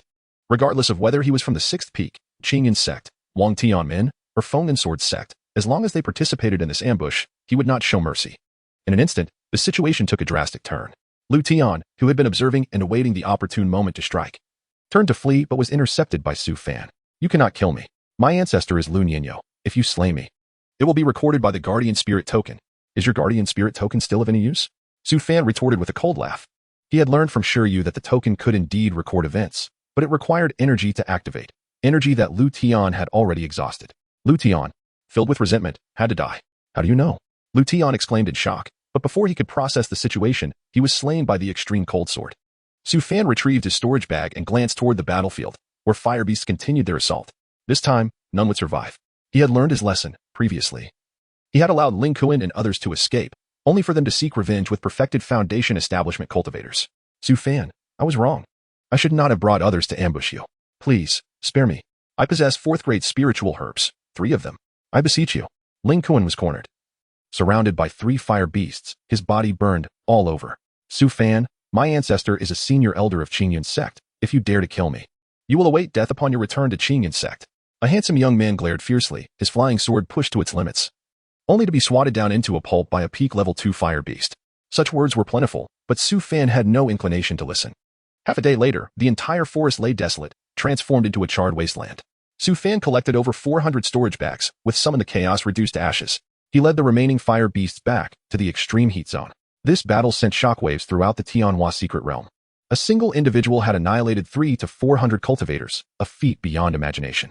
In the northern part of Tianhua secret realm, Shiryu, hiding within a tree hollow, was left dumbfounded upon receiving this news. He had assumed Su Fan might retreat to some forbidden area to evade pursuit. Though perilous, it would maximize his chances of escaping the search of numerous disciples. After some time, if these cultivators could not locate him, they would likely give up. Yet, who could have anticipated that Su Fan would be so formidable, single-handedly vanquishing those who sought to ambush him, leaving not a single survivor? It was utterly inconceivable. What the heck? Su Fan. Thankfully, I have maintained a decent relationship with him. He is a veritable harbinger of death. No, if word of his massacre spreads upon his exit. Shiryu's eyes widened in alarm. It was important to note that many of the disciples involved in the ambush had illustrious backgrounds, with ancestors at the nascent soul and golden core stages. Shiryu shook his head, hoping Su Fan would manage to survive. Upon returning to the extreme heat zone, Su Fan began addressing his elemental transformation issues. He discovered that part of the elemental essence could revert to his physical form, yet some had entirely elementalized, such as his left arm, which posed a significant dilemma. If he returned to Qingyun sect in this state, he would undoubtedly be labeled a demonic entity and subjected to extermination. Once he suppressed the fire element, he commenced an inventory of his spoils. Hundreds of storage bags lay before him, and he felt as though he were in a dream. Especially since these belonged to disciples from the 3 major sections. Casually sifting through a few, he found the accumulated spiritual stones already numbering in the thousands, including several mid-grade spiritual stones. A day later, after sorting through all the contents of the storage bags, he discovered a total of 310,000 low-grade spiritual stones, 10,009 mid-grade spiritual stones, 150 high-grade spiritual stones, and 17 top-grade spiritual stones. Furthermore, there were 851 magical artifacts, among which were 131 top-grade artifacts, along with 36 talismans. The only magical artifact he acquired was Liusu's low-grade flying sword. Magical artifacts were indeed rare. No wonder mid-grade artifacts had stirred such a tempest. Lu Tian must have been favored within the Lu family to obtain a mid-grade artifact, and it seemed prudent to exercise caution regarding the Lu family upon his return. In addition to spiritual stones and magical artifacts, there was a substantial quantity of elixirs and spiritual herbs. It was worth noting that during this past month, the cultivators of the 3 major sects had been diligently harvesting known spiritual herbs, as it was a task set by their sections. Among them was a 6th-grade spiritual herb, which Su Fan discovered within the storage bag of a Foundation Establishment cultivator. Who would have imagined that a Foundation Establishment cultivator could possess a 6th-grade spiritual herb? If he had taken it back, it might have allowed him to break through to the mid-Foundation Establishment stage, laying a solid foundation, but instead, he had participated in the ambush against Su Fan and ultimately met his demise. Su Fan lamented the unpredictable nature of life. One must always remain vigilant in their endeavors. For instance, the ambushers were certainly not limited to those present. Some might be waiting 20 or 30 miles away for the final outcome, preferring a lower chance of success but seeking a more secure approach. With the assistance of the core formation fire beasts, Su Fan decimated the scene, prompting the others to retreat and abandon their ambitions. Regardless of right or wrong, the outcome was that these individuals preserved their lives, while the Foundation Establishment cultivator lost both his life and the 6th-grade spiritual herb.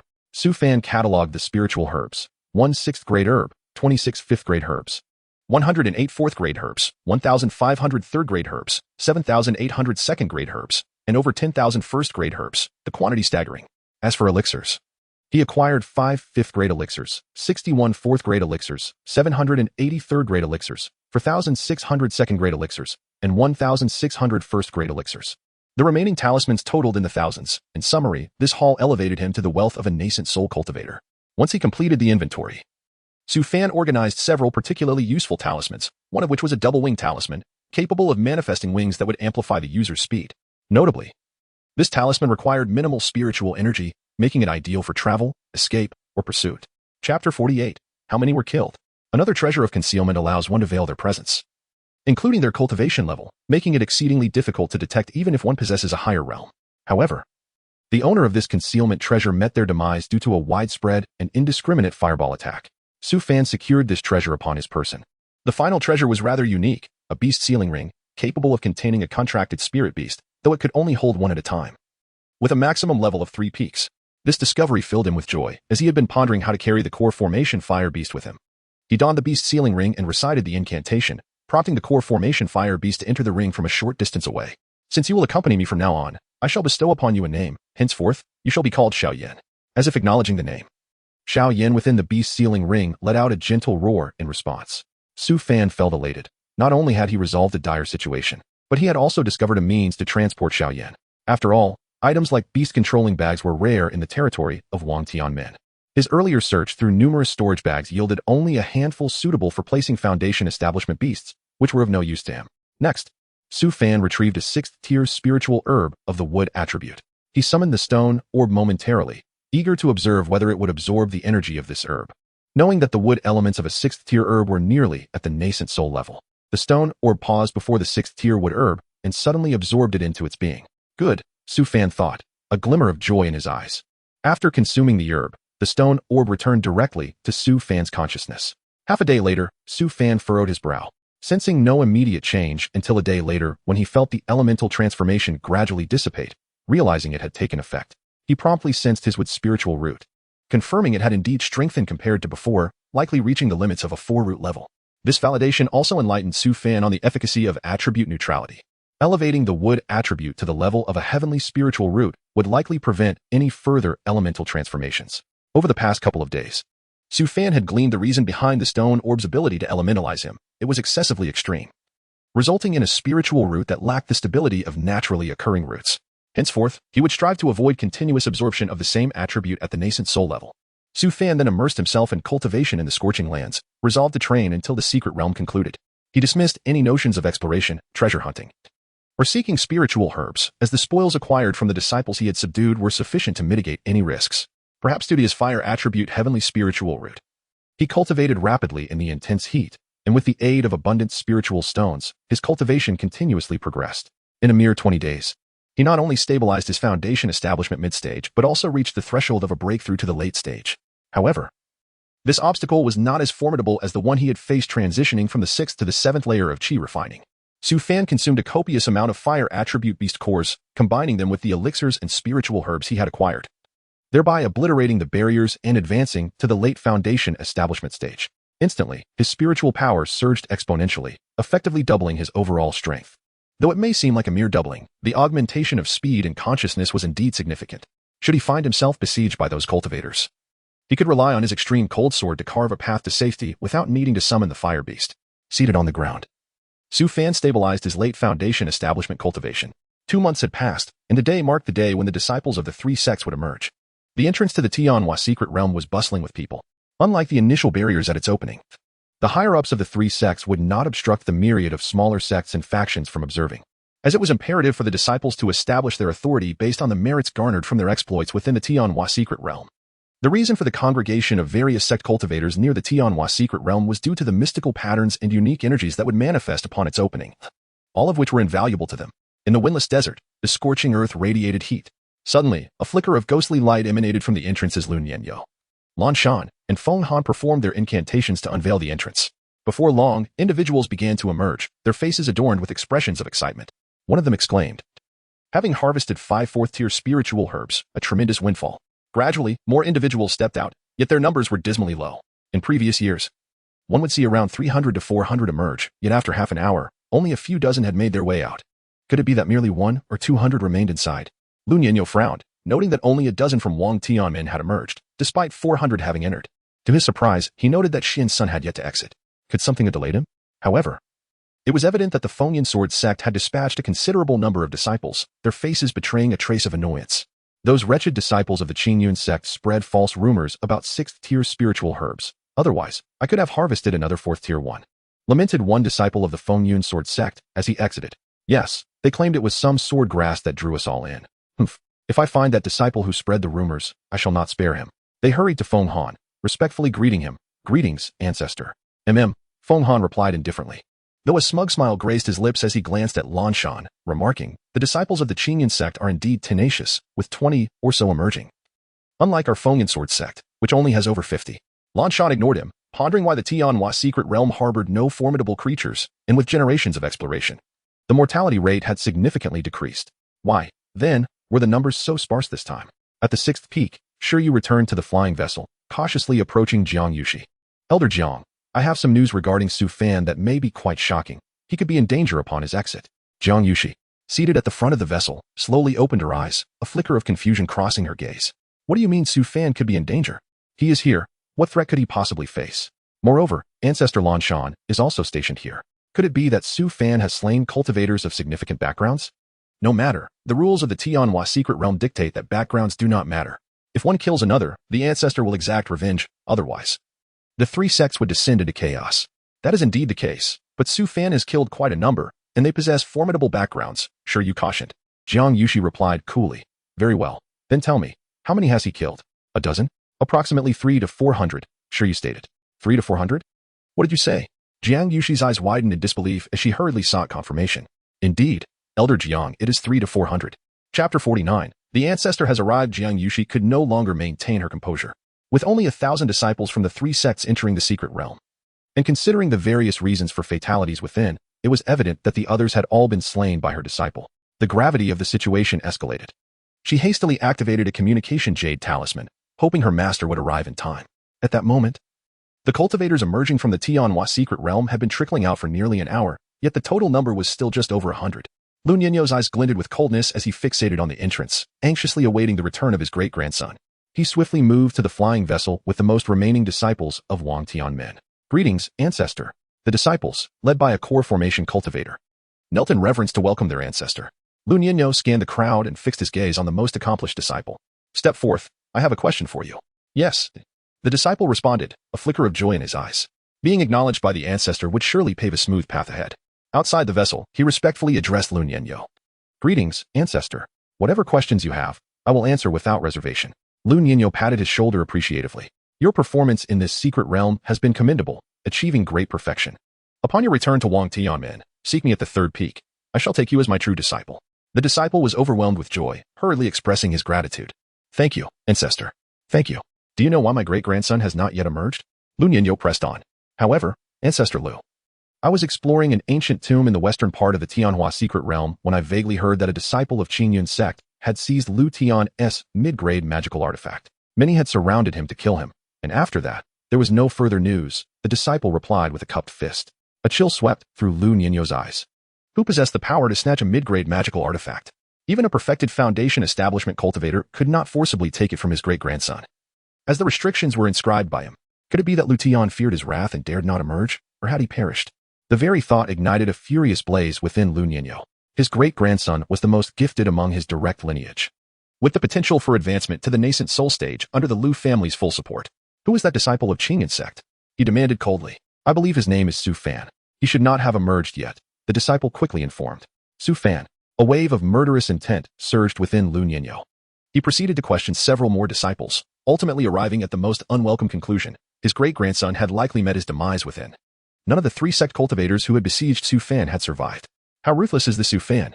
Did Lu Tian not mention his background? Did he fail to mention who his grandfather is? This audacious wretch seeks death. Lu Nianyo seethed. He had ensured his great-grandson faced no peril, providing a mid-grade magical artifact and a protective spirit talisman, yet they had failed to preserve his life.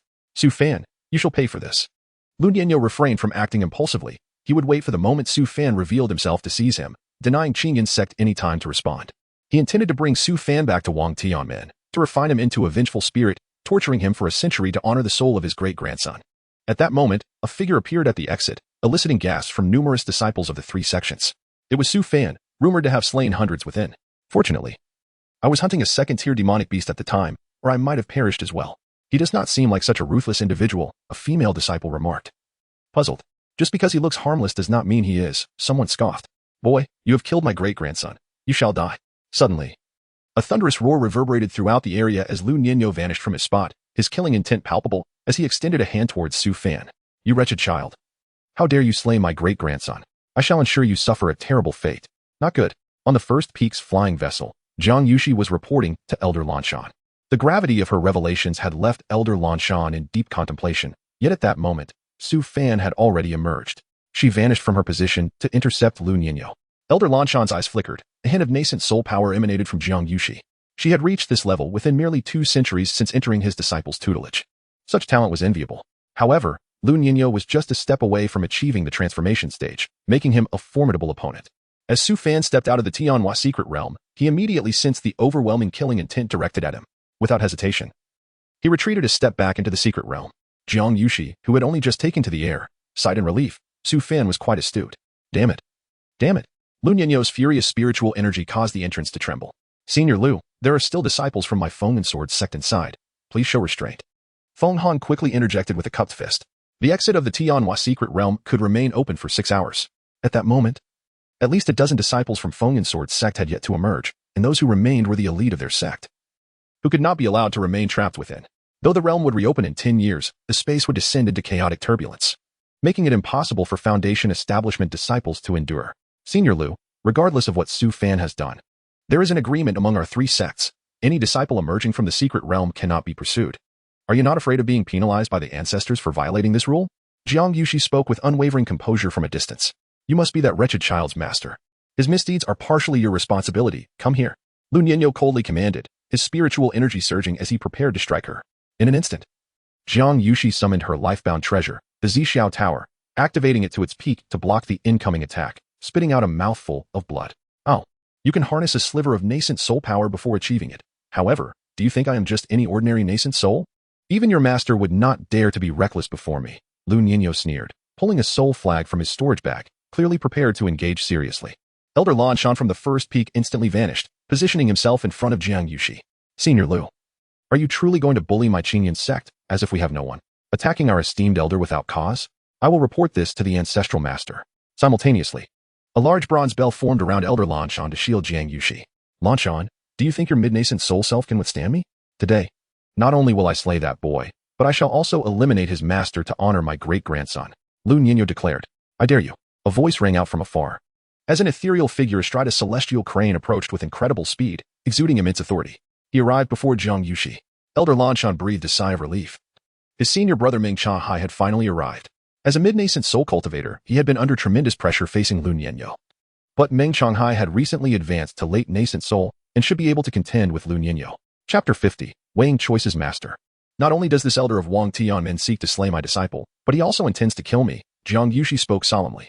Meng Changhao's face immediately contorted with rage as he turned to Lu Nianyo with a cold voice. Lu Nianyo, you shameless old wretch, as relentless as ever. You have violated the rules set forth by our ancestors. Do you wish to perish?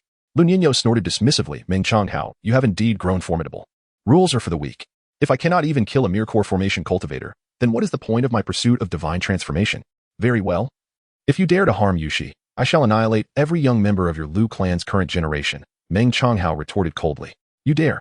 Lu Nianyo's soul artifact erupted with immense power, overwhelming the surrounding sect cultivators, forcing them to the ground or to hastily retreat. The strength of his nascent soul was far too potent for ordinary cultivators to withstand. Even the slightest residual wave could be lethal. Meng Changhao unleashed a colossal dragon to shield himself from the attack of the soul artifact, his face betraying astonishment. Lu Nianyo's prowess was profound. Fortunately, he had broken through to the late nascent soul stage a few years prior. Otherwise, he feared he might not even be able to protect his disciple today. Do you think I would hesitate?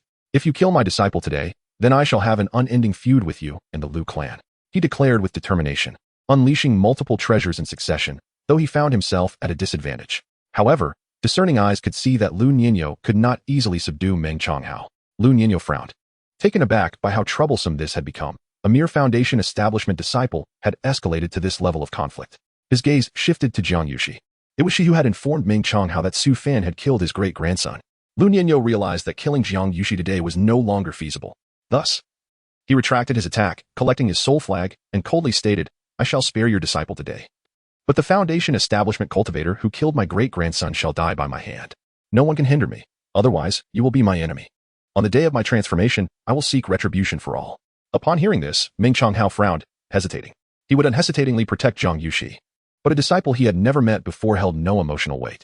Offending an ancient being on the verge of divine transformation for such a disciple was hardly worth it. If Lu Nianyo succeeded in his transformation, he would ascend to the level of the ancestors. Have you come to a decision? Lu Nianyo's voice was icy. Master, we absolutely cannot hand Su Fan over to him. This is not how the rules operate here, Jiang Yushi urged anxiously. Meng Changhao sighed, transmitting his thoughts. Yushi, you are far too kind. Such matters are not what I desire either, but the other party is adamant about having Su Fan pay with his life for his great-grandson. Even if we protect Su Fan now, once he returns to the sect or ventures outside, consider the consequences of being targeted by an ancient monster like Lun Yanyo. Then we cannot turn him over now. If he travels outside, he will be followed. I shall keep him within the peak indefinitely, Jiang Yushi replied resolutely. Meng Changhao shook his head. It is not that simple. If Su Fan does not perish, you two will not escape unharmed. Lun Yanyo will direct his wrath towards you. The moment Su Fan dies, all debts will be settled. If you heed my words, do not concern yourself with this matter. Absolutely not. Su Fan is the disciple I brought to Qingyun sect. After his remarkable performance in the Tianhua secret art, I cannot abandon him. It would not only be shameful for me, but for the entire Qingyun sect as well. Master, if you do not wish to intervene, you can report it to the sect leader. There are still 4 hours remaining. The sect leader will undoubtedly arrive, Jiang Yushi insisted firmly. She recognized the gravity of the situation, but Su Fan had consistently surprised her, transforming from a mere disciple thought to be a good luck charm into a shining star. She felt it was unjust to abandon him now. Seeing her stubbornness, Meng Changhao sighed and conceded to her wishes on the surface, vowing to do his utmost to safeguard Su Fan when he emerged. If all else failed, he would have done his best. At the exit of the Tianhua secret realm, Su Fan observed the fierce battle outside, deeply moved by his master's defense on his behalf. The adversaries were respected figures from both Qingyun sect and Fengmen Sword sect. Yet his master boldly condemned them, arguing fiercely for his sake. When he saw Jiang Yushi being targeted by Lun Yanyo, he nearly rushed to her aid, but thankfully, his ancestor arrived. Yet he understood this was not a viable solution. Even the ancestor might not be able to protect him. Indeed, after Lun Yanyo relinquished his murderous intent towards Jiang Yushi, the ancestor sighed and fell silent, awaiting Su Fan's emergence. Su Fan realized he had been betrayed. While his master might not have noticed, he understood that once he stepped outside, there was no chance of returning to Qingyun sect alive. He bore no ill toward Meng Changhao or his master, only frustration at his own weakness. Su Fan resolved not to exit the Tianhua secret realm. After today, chaotic spatial currents would ensue, but he felt he had no choice but to gamble. To step outside would mean certain death. Remaining within offered him a glimmer of hope. As time passed, 3 hours elapsed, and nearly all disciples from the 3 sects had exited. The cold light in Lun Yanyo's eyes deepened as he scrutinized the departing disciples, his divine sense firmly hovering at the exit. The moment Su Fan appeared, he would seize him, leaving no chance for escape. Yet, half an hour later, no one emerged. Surely Su Fan isn't refusing to come out? Some disciples whispered. He must be too afraid. After all, a nascent soul powerhouse from Wang Tianmen is guarding the entrance. Who would dare to venture out? Don't we have 2 ancestors present? It's said that Lun Yanyo is merely a step away from reaching the ancestor level. It's hard to say. Jiang Yushi wore a troubled expression, hoping for Su Fan's emergence to save him. However, it seemed Su Fan had chosen to remain within the Tianhua secret realm. Yet, no one had ever survived the chaotic currents inside. The exit began to gradually close, and Lun Yanyo's anger flared, his cold demeanor reflecting his fury. That wretched brat wants to stay inside? Does he not realize that it is a death sentence? It is too lenient for him. I refuse to believe he will not come out. Lun Yanyo ordered the disciples of Wang Tianmen to return, then directly positioned himself at the entrance of the Tianhua secret realm, blocking off all routes. Jiang Yushi, filled with indignation, attempted to act but was stopped by Meng Changhao, who transmitted his thoughts. You will at most send him to his death. If you wish to avenge Su Fan, cultivate to the nascent soul stage, then to divine transformation. At that point, you can suppress and annihilate this ancient monster. Very well, I will surely kill him once I achieve divine transformation. Jiang Yushi's eyes glimmered with icy resolve. As the final moments approached, the Tianhua secret realm sealed completely. Su Fan could no longer escape. This passage could only be opened by 3 nascent soul cultivators employing secret techniques. As a foundation establishment disciple, he would remain forever trapped within, doomed by the chaotic currents of space. Lun Yanyo did not depart. He sat resolutely at the entrance of the Tianhua secret realm, seemingly wary of any miraculous occurrences.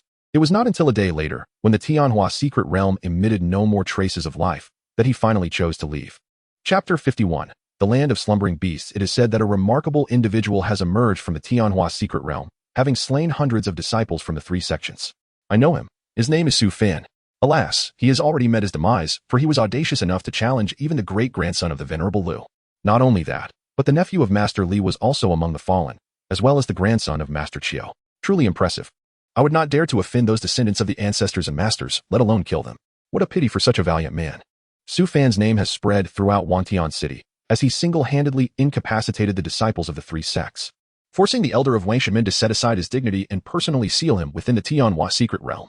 Such feats are seldom witnessed in a millennium. Particularly noteworthy is the fact that Su Fan possesses merely a 4-element spiritual root, which adds to his legendary status. Inside the Tianhua secret realm, Su Fan watched as the final sliver of light at the exit closed, letting out a sigh. He had just sensed the aura of Lun Yanyo, who must have been blocking the exit. He refrained from using the concealment talisman, as its efficacy against someone as formidable as Lu Niño was questionable. It was time to contemplate his next steps. How would he survive within this realm?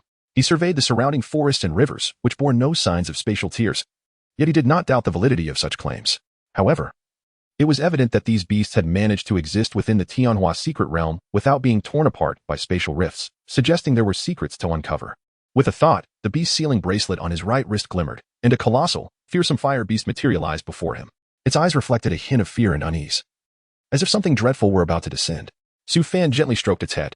Xiaoyan, lead me to your hiding place away from the spatial rifts. The fire beast responded with a roar, indicating its willingness to comply, urging haste for the sake of safety. Su Fan nodded and mounted Xiaoyan, who then galloped toward the region of extreme heat. Upon arrival, Xiaoyan did not pause but continued deeper into the scorching territory. Su Fan felt the temperature rising steadily. He wondered where they were headed.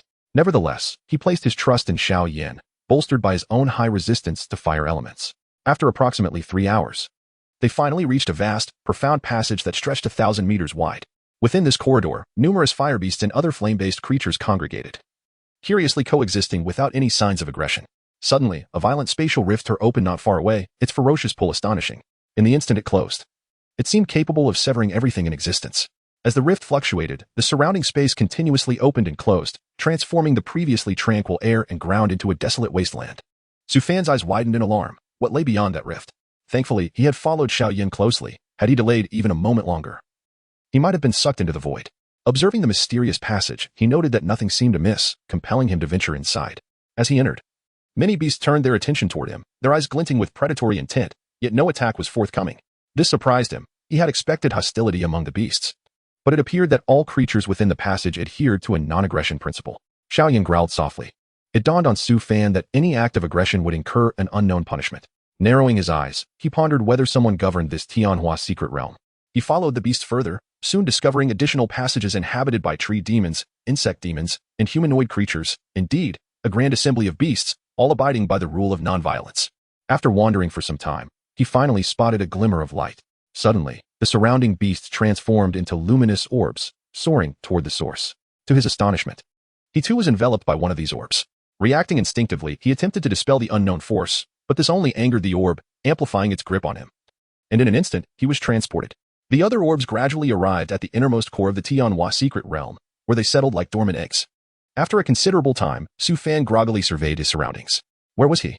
The beasts encased in light were in deep slumber, some exuding such powerful auras that they sent shivers down his spine. Certainly, these were nascent soul-level beasts, utterly devoid of any resistance. Why was he the only one awake? Was it because he was not a beast?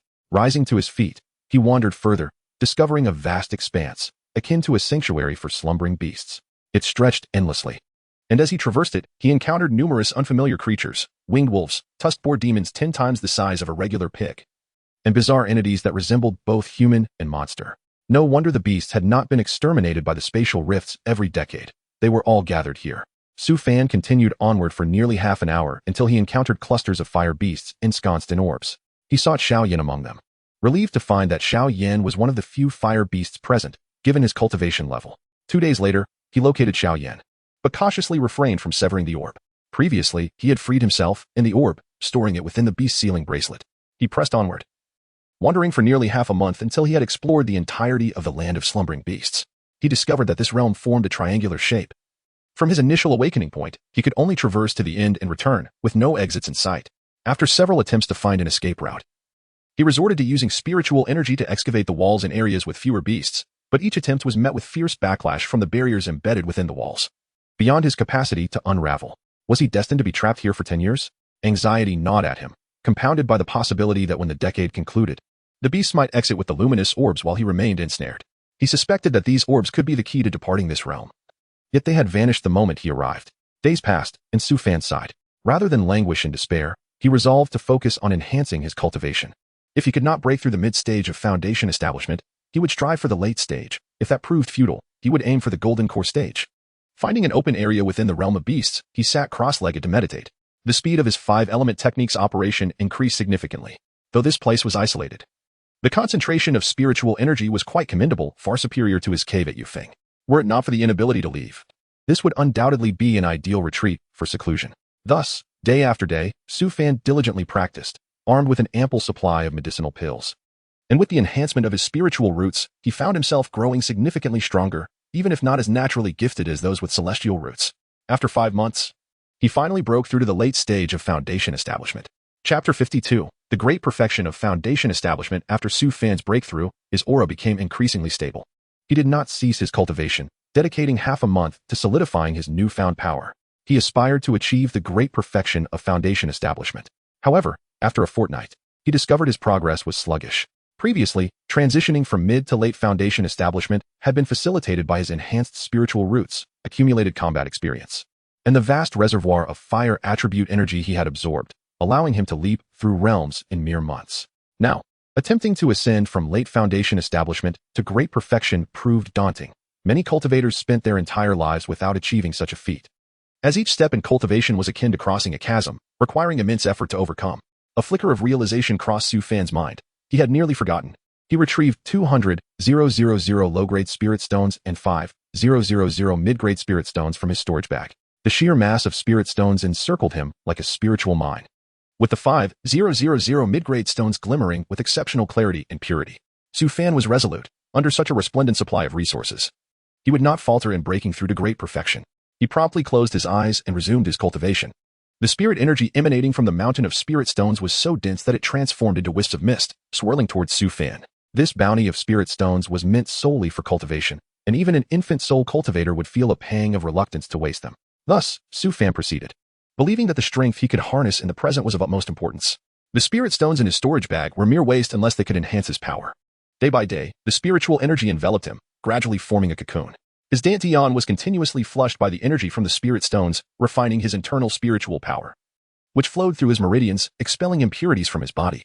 One day, he noticed that most of the spirit stones surrounding him had turned white, and within him, a vast surge of spiritual energy coalesced into a formidable force, crashing against the foundation establishment platform.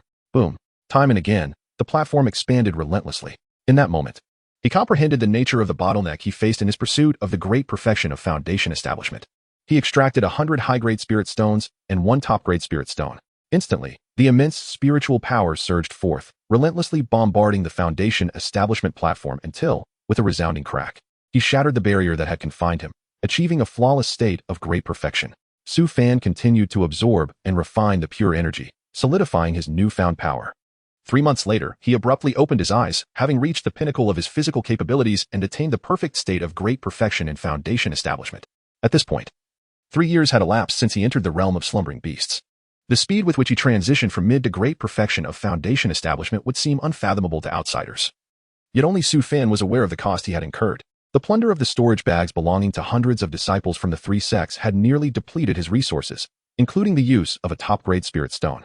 Through years of cultivation, Su Fan estimated that his spiritual roots had indeed improved. His mastery and perception of fire attributes had reached the level of a celestial spiritual root, though his innate quality had yet to achieve that standard. The difficulty of altering one's innate disposition was indeed significant. Presently, he seemed to be at the level of a true spiritual root, and perhaps once his other spiritual roots were elevated, his innate quality would ascend once more. Now that he had attained the great perfection of foundation establishment, his internal spiritual power was harmoniously unified, resulting in substantial enhancements across his perception, consciousness, and speed. His control over the extreme cold sword became increasingly adept. Should he return to the Tianhua secret realm and engage the disciples of the 3 sects in battle, he could dispatch them with ease, even without the aid of fire beasts. He wandered through the triangular terrain of the slumbering beast once again, but found no escape routes. Was he destined to wait for 7 years to see if he could access the Tianhua secret realm? Anxiety crept upon Su Fan. His time in cultivation had not yet reached 7 years, and the prospect of remaining in this place for another 7 filled him with trepidation regarding the potential impact on his mental state. He began to study the cave's restrictions. Although he had no formal training in formations and prohibitions, he understood that such a grand restriction must possess weak points. Where might these vulnerabilities lie? Su Fan pondered deeply. The areas where beasts congregated would have stronger restrictions, suggesting that the weak points were likely in the most secluded locations. After exploring the triangular terrain several times, he deduced that a branch cave in the southeast appeared devoid of beasts, potentially housing a weak point, and hurriedly made his way there. Soon, Su Fan arrived at the branch cave, which was merely a few zhong in size. Were it not for his meticulous search, it would have been easily overlooked. Upon entering, he noticed the spiritual energy was significantly sparser, which brought a glimmer of joy to his eyes. The spiritual energy throughout the triangular terrain was exceedingly uniform, as if deliberately curated, Yet this place was markedly deficient in energy. Perhaps it could lead to an exit. Su Fan clapped his storage bag, and the extreme cold sword materialized instantly.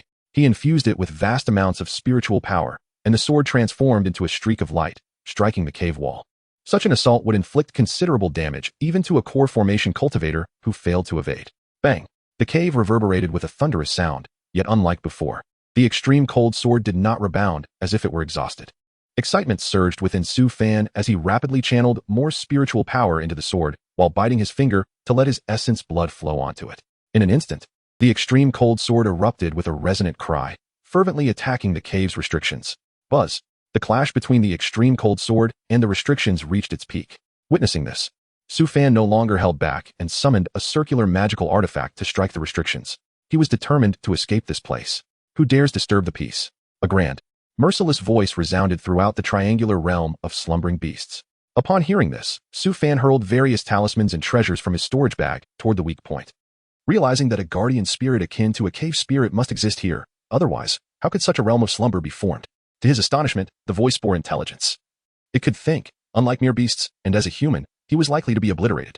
As he continued to bombard the wall, the cave's inner surface began to fracture, creating a small opening. He immediately directed the extreme cold sword to strike at this aperture. At that moment, deep within the distant triangular region, a phantom spirit slowly emerged from a statue, leaping forth to the realm of slumbering beasts. It surveyed the area and, upon spotting Su Fan, declared coldly, "Invasion detected. Eradication initiated."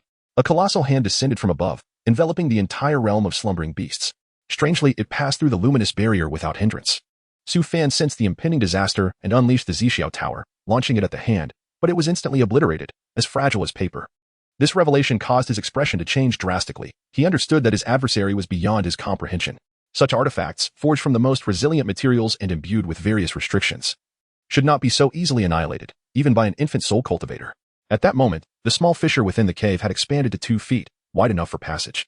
Yet, the hand was now less than 30 meters away, poised to extinguish him in an instant. Even if he evaded the strike, he knew that the moment he was touched, death was inevitable.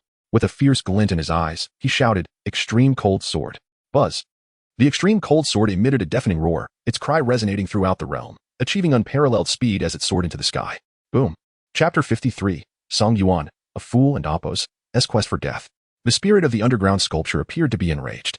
As Su Fan charged into the crevice, an even more formidable surge of spiritual power was unleashed upon him.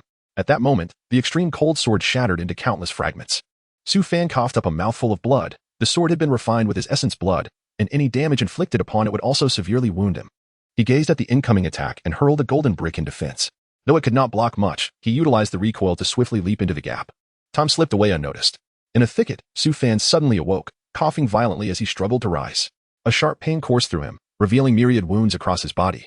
While the veins within him lay in utter disarray, he slapped his palm, attempting to access his storage pouch, but it remained unresponsive. He endeavored to channel his energy, but, with a sudden gasp, spat out another mouthful of blood. His efforts were futile, only exacerbating his injuries. The losses he suffered were catastrophic. His circular talisman and extreme cold sword were both rendered useless in the Tianhua secret realm, and now he was gravely wounded. Unable to summon even a trace of spiritual energy, hardly possessing the strength to move. At this moment, he was no different from a cripple. With a heavy sigh, Su Fan pondered whether he could find a location rich in spiritual energy to absorb some of it. He opened his storage pouch and found healing elixirs. As he scanned his surroundings, he suddenly spotted a road in the distance to the west, igniting a flicker of hope within him. The presence of a road signified the existence of mortal habitation. He rose and made his way toward the path. The brief journey of less than 2 miles nearly caused him to faint from exhaustion. Realizing his dire state, he could only hope to catch a ride from anyone passing by on the road. After a while, a group of riders galloped toward him along the path. Judging by their attire, they were likely envoys of a secular dynasty. Su Fan shook his head. If he were to obstruct their path, given his current condition, he might indeed be killed by them. For the next hour, no one else traversed the road. Su Fan understood that he could not afford to linger any longer. He pushed himself onward along the path, hoping to encounter a village. However, it seemed that fate was playing a cruel joke on him. The endless expanse of grass revealed no signs of habitation. A few miles behind him, a convoy was making its way forward, led by the stout and affable Song Yuan, a well-known figure in the area, known for his generosity and connections. He was often referred to as the Timely Rain, as he was respected by all manner of bandits and marauders. Despite being a second-rate master, he was far more dependable than first-rate experts when it came to escorting goods. Riding at the forefront on a magnificent steed, Song Yuan appeared relaxed. This remote road had few villages, let alone bandit groups, although they had taken a longer route. Safety was paramount. Boss, our employer is becoming rather impatient, a burly man murmured beside him. Song Yuan laughed heartily. We haven't taken a break. What is there to be impatient about?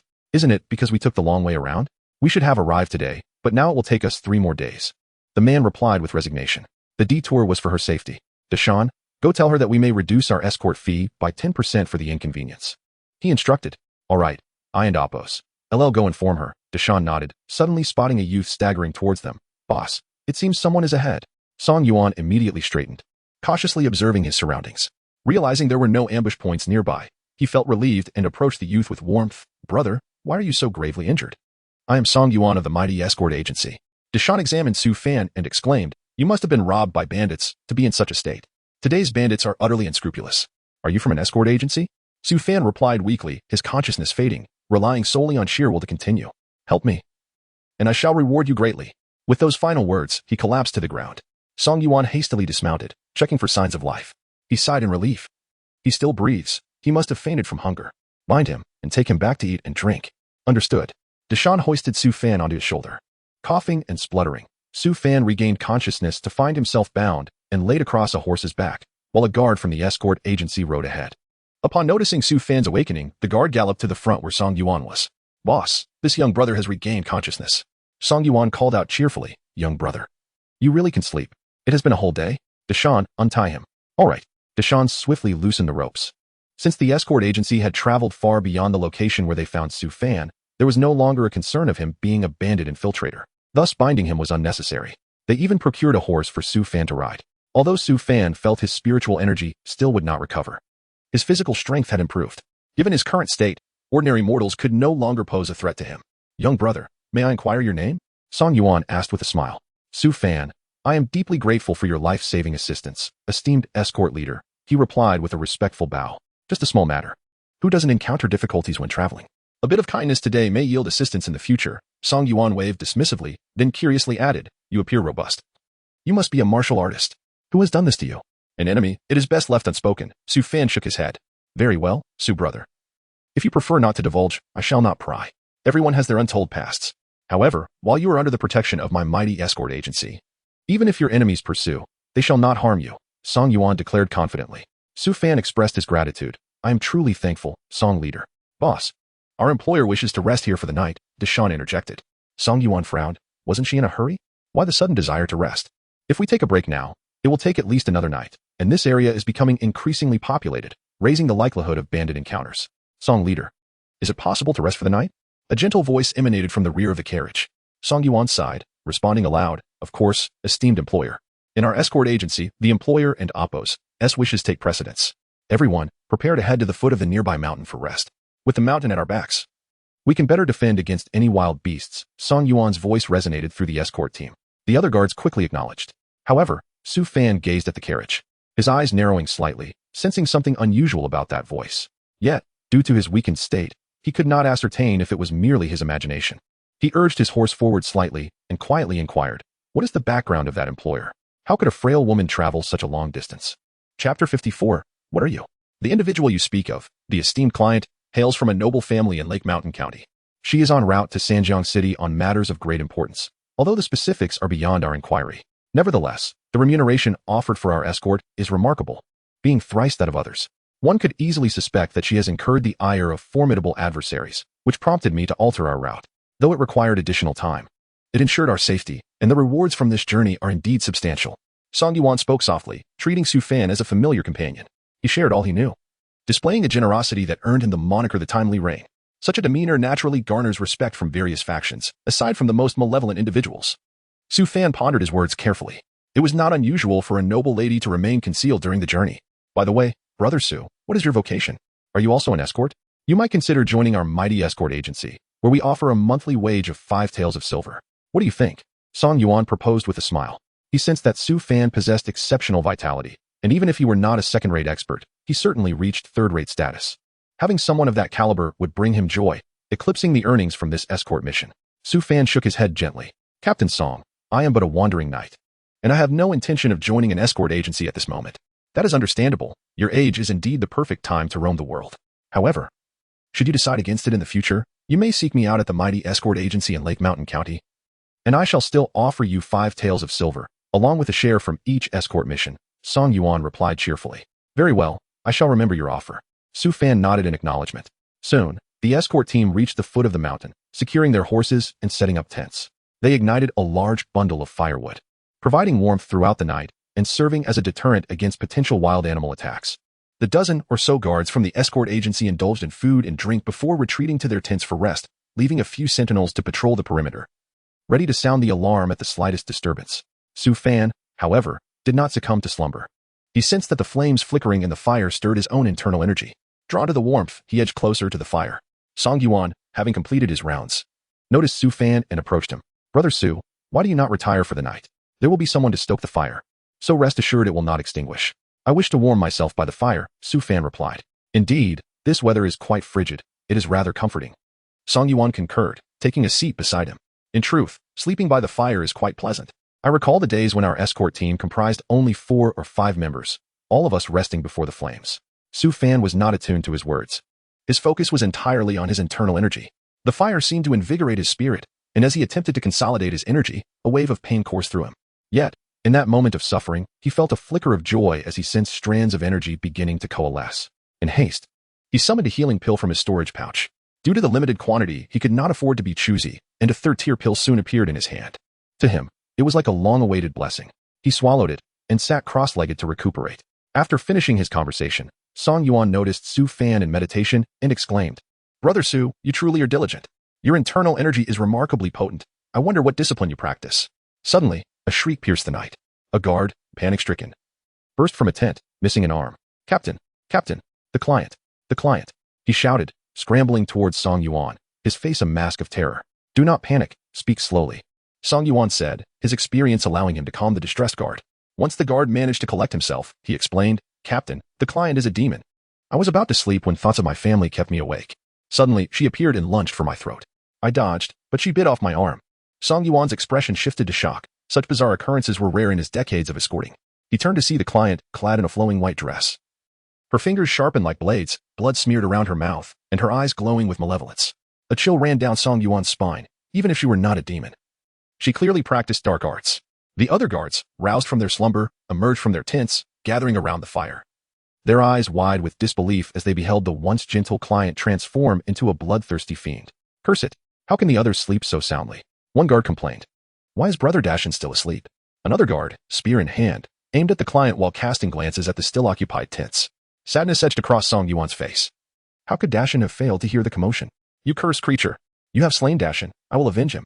Fueled by rage, he brandished his sword, its keen edge glinting as he struck at the client. Clang! The sword clashed against her razor-sharp fingers, only to be deflected away. The client leaped forward, her claws poised to strike Song Yuan. Suddenly, a figure appeared, delivering a punch that sent her crashing into a tree, splintering wood upon impact. The spectacle left the other guards astonished. The speed and strength displayed were reminiscent of a top-tier expert. Song Yuan, equally taken aback, managed a rueful smile. Thank you. Brother Su, I did not realize your true prowess. You saved my life. I am indebted to you. Should you ever require assistance, I will be there. With that, he knelt, tears in his eyes. Today, my brother Dashin has been slain by this malevolent being. I lack the strength to avenge him. I beseech you, Brother Su, to take action. I am willing to offer my entire fortune, 1,451 taels of silver, and 2 properties in Lake Mountain County. Please. I implore you to eliminate her. Su Fan regarded him in silence before nodding. Very well, though he had only just regained a fraction of his energy. He knew he could not disregard Song Yuan's plea, especially after the latter had saved him. At that moment, the client, having regained her composure, wore a sinister grin. In an instant, she lunged towards Su Fan with blinding speed, a sight that nearly terrified the other guards. Su Fan stepped back, having never practiced martial arts, but possessing the enhanced physique of a second-tier beast. He surged forward, delivering a powerful punch. Boom. The client's ghostly blade merely grazed his fist, leaving a faint mark. She appeared taken aback, rasping, You cultivate immortality? So, you possess awareness? With a swift punch, Su Fan sent her flying, following up with another strike that slammed her to the ground, gripping her throat tightly. Speak. What are you? Chapter 55. Revenge. This fluid and breathtaking scene left the other guards utterly astonished. Brother Su is truly remarkable. Indeed, I never anticipated that the employer was a demon. I have caused harm to my fellow brothers and to Dashin. Song Yuan lamented, feeling sorrowful. We are all from the same escort agency. We often see each other, and there is a certain camaraderie. Yet, in the span of a single night, we have lost more than half of our number. The head of the escort bore no grudge against you. Such matters in the escort business are unpredictable and fraught with oddities. It can only be said that our luck has been unfortunate. Yes, we do not blame you. You have always offered us the highest wages and taken the safest routes. The guards consoled him. At this moment, Su Fan had grasped the employer, but she remained obstinately silent. Very well, since you refuse to speak. I shall break your neck and see if that compels you to reveal the truth, Su Fan threatened ominously. No. The employer hastily interjected. If you can teach me the ways of immortality, I will tell you. There are powerful beings behind me, and if you kill me, you will surely face retribution. Merely the art of corpse refinement. Do you truly believe yourself to be significant? Since you refuse to divulge, then you shall die. Su Fan, growing impatient, snapped her neck with finality and cast her aside. Her eyes widened in shock, seemingly unable to comprehend that she had met her demise so abruptly. She harbored a tremendous secret connected to immortality. She had forsaken her noble status to pursue the path of cultivation, transforming herself into something neither human nor ghost. Only to perish in this manner? As Su Fan examined her lifeless form, he discovered no storage bag, indicating she was indeed not a cultivator. However, her speed, physical strength, and the manner in which she consumed human blood suggested she had been cultivated as a material for something far more sinister. Brother Su, thank you for avenging Dashin. This 300 taels in silver notes and loose silver is all I possess. The rest is in Lushan County, which I shall give you along with the property deed upon our return. Song Yuan produced the prepared silver notes. Su Fan waved his hand dismissively. Head Song, you have saved my life. Avenging you is my way of repaying you. Song Yuan insisted on pressing the silver into Su Fan's hands. Brother Su, you have already saved me once. That is sufficient repayment. You must accept this, or my heart will remain unsettled. Head Song, your work as an escort is no easy task. Keep the money for yourself. I will take 100 taels and give you a vial of elixir. Consider it a purchase of my gratitude. Su Fan presented a bottle to Song Yuan. Song Yuan sighed. Brother Su, you are truly a good person. I shall accept this vial of elixir. These elixirs are beneficial for prolonging life. Remember to take one each year, Su Fan instructed. Understood. Following the attack by the employer, the group resolved to return to Lushan County. Song Yuan invited Su Fan to accompany them, and he agreed. After 7 or 8 days, they returned to Lushan County, a place bustling with activity, as the county's name suggested, thronged with people. Importantly, Su Fan could sense the abundant spiritual energy in this locale, far superior to the outside world. He had only recently regained his 7th layer of chi refinement. If he practiced here for half a year, he would surely recover fully. Brother Su, if you truly do not wish to join our illustrious escort agency, then we must part ways here, Song Yuan stated, intending to report this mission's outcome to the agency. The other guards also clasped their hands in farewell. Brother Su, farewell. Farewell, my brothers, Su Fan replied, clasping his hands in return. During this journey, he had developed a semblance of warmth with these individuals, and he found it difficult to part. Yet, the path of cultivation is one where stagnation equates to regression. One must contend with the heavens and discuss the Tao. Staying behind would only lead to complacency. After parting from Song Yuan and the others, he sought out an inn, spending a few taels of silver to secure a room. After washing up, he changed into a white robe and sat cross-legged on the bed to meditate. Su Fan opened his storage bag, retrieving a 4th-grade elixir to swallow. If other cultivators had sustained injuries of this magnitude, they would likely require a lifetime to recover fully, if ever. The elixirs in his storage were far beyond the requirements of his current level. Days passed, and Su Fan restored his cultivation to the 9th layer of chi refinement. Within a concealed chamber of a residence in Lushan County, a figure entered and reported the situation to the immortal master seated on a jade mat. Shang Guanyu was killed? What transpired? Those escort guards could not have exceeded the 2nd tier of cultivation, could they? The master pondered. Shang Guanyu had consumed the potent body-strengthening and demonic elixirs I crafted. Even 1st-tier experts would struggle against her, so how could she fall to an escort? The disciple was uncertain, only relaying what Song Yuan's group claimed, that a passing expert had slain the employer. The master, stroking his beard, contemplated. A passing expert. Could it be that they are also a cultivator?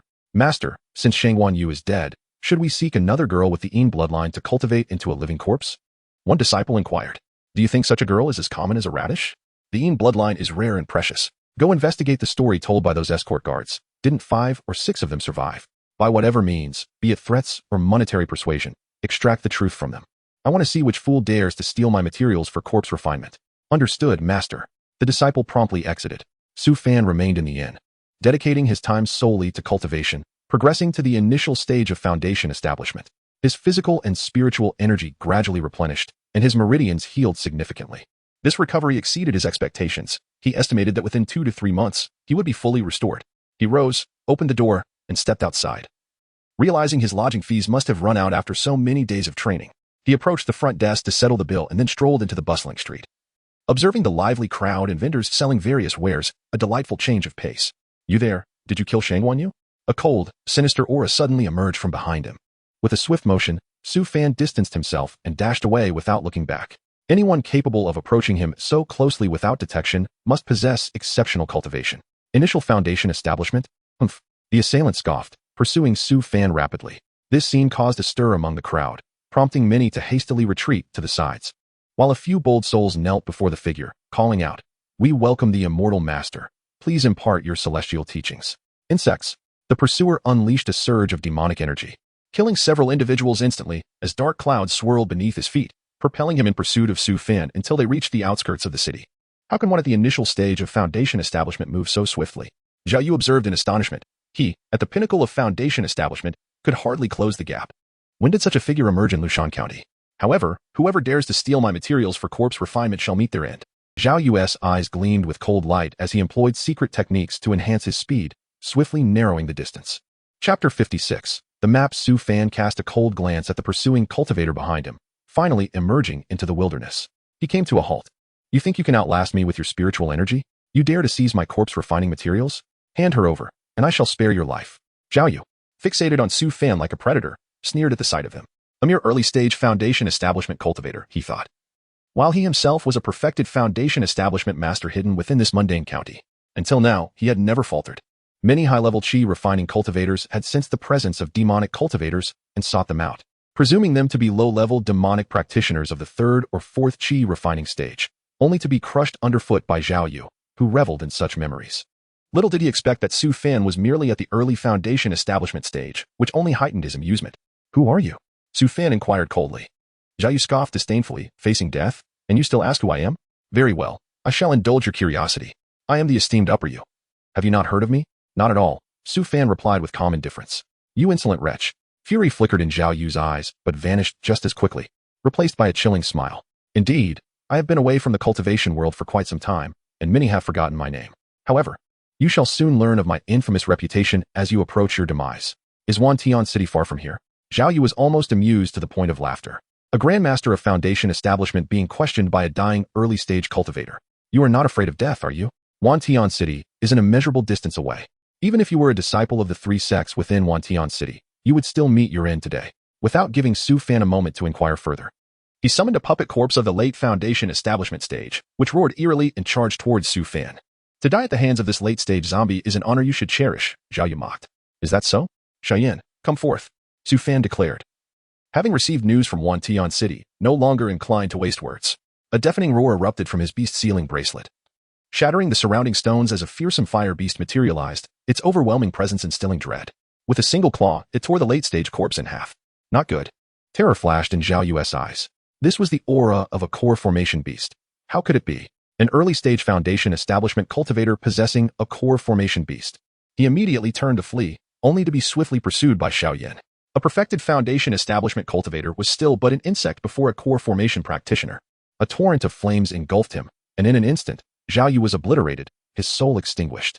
Su Fan grasped Zhao Yu's storage pouch, probing with his divine sense and discovering a considerable bounty, thousands of spirit stones, rivaling those of disciples from the three sects, alongside 3 talismans and various peculiar materials. In Zhao Yu's secret chamber, a furtive figure rummaged through the contents. Master has gone to deal with that cultivator who stole his corpse refining materials. Given that person's prowess, you should be able to escape the city and won't return anytime soon. Master, you hoard your resources, giving me but 1 spirit stone a month, which has left me at the mere 3rd stage of chi refining. You treat me not as a disciple, but as a useful ant to exploit. Today, I shall steal everything and escape to cultivate to the high levels of chi refining. Then I, too, can become an ancestor. Why is there nothing? Damn that old fossil.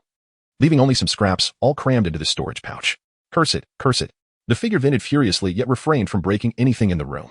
Fearing his master's return, suddenly, a figure appeared at the entrance of the secret chamber, causing the man to gasp in horror. He fell to his knees. Lowering his head, Master, I saw the disarray in your chamber, and wished to tidy it up. I meant no disrespect. Seeing his master remain silent, he bowed repeatedly, pleading, Master, please forgive me, I shall never do so again. You are a disciple of Upper Yu? A calm voice inquired, instantly realizing the gravity of the situation. The man lifted his gaze, his face draining of color.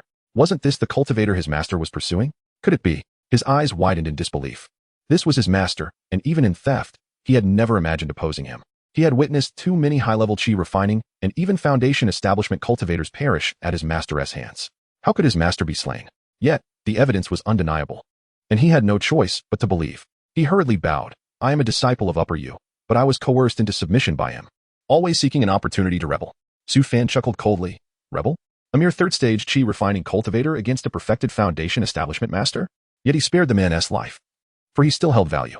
This individual had been utilized by Upper Yu for many years. In this region, he would be most convenient to employ. What is your name?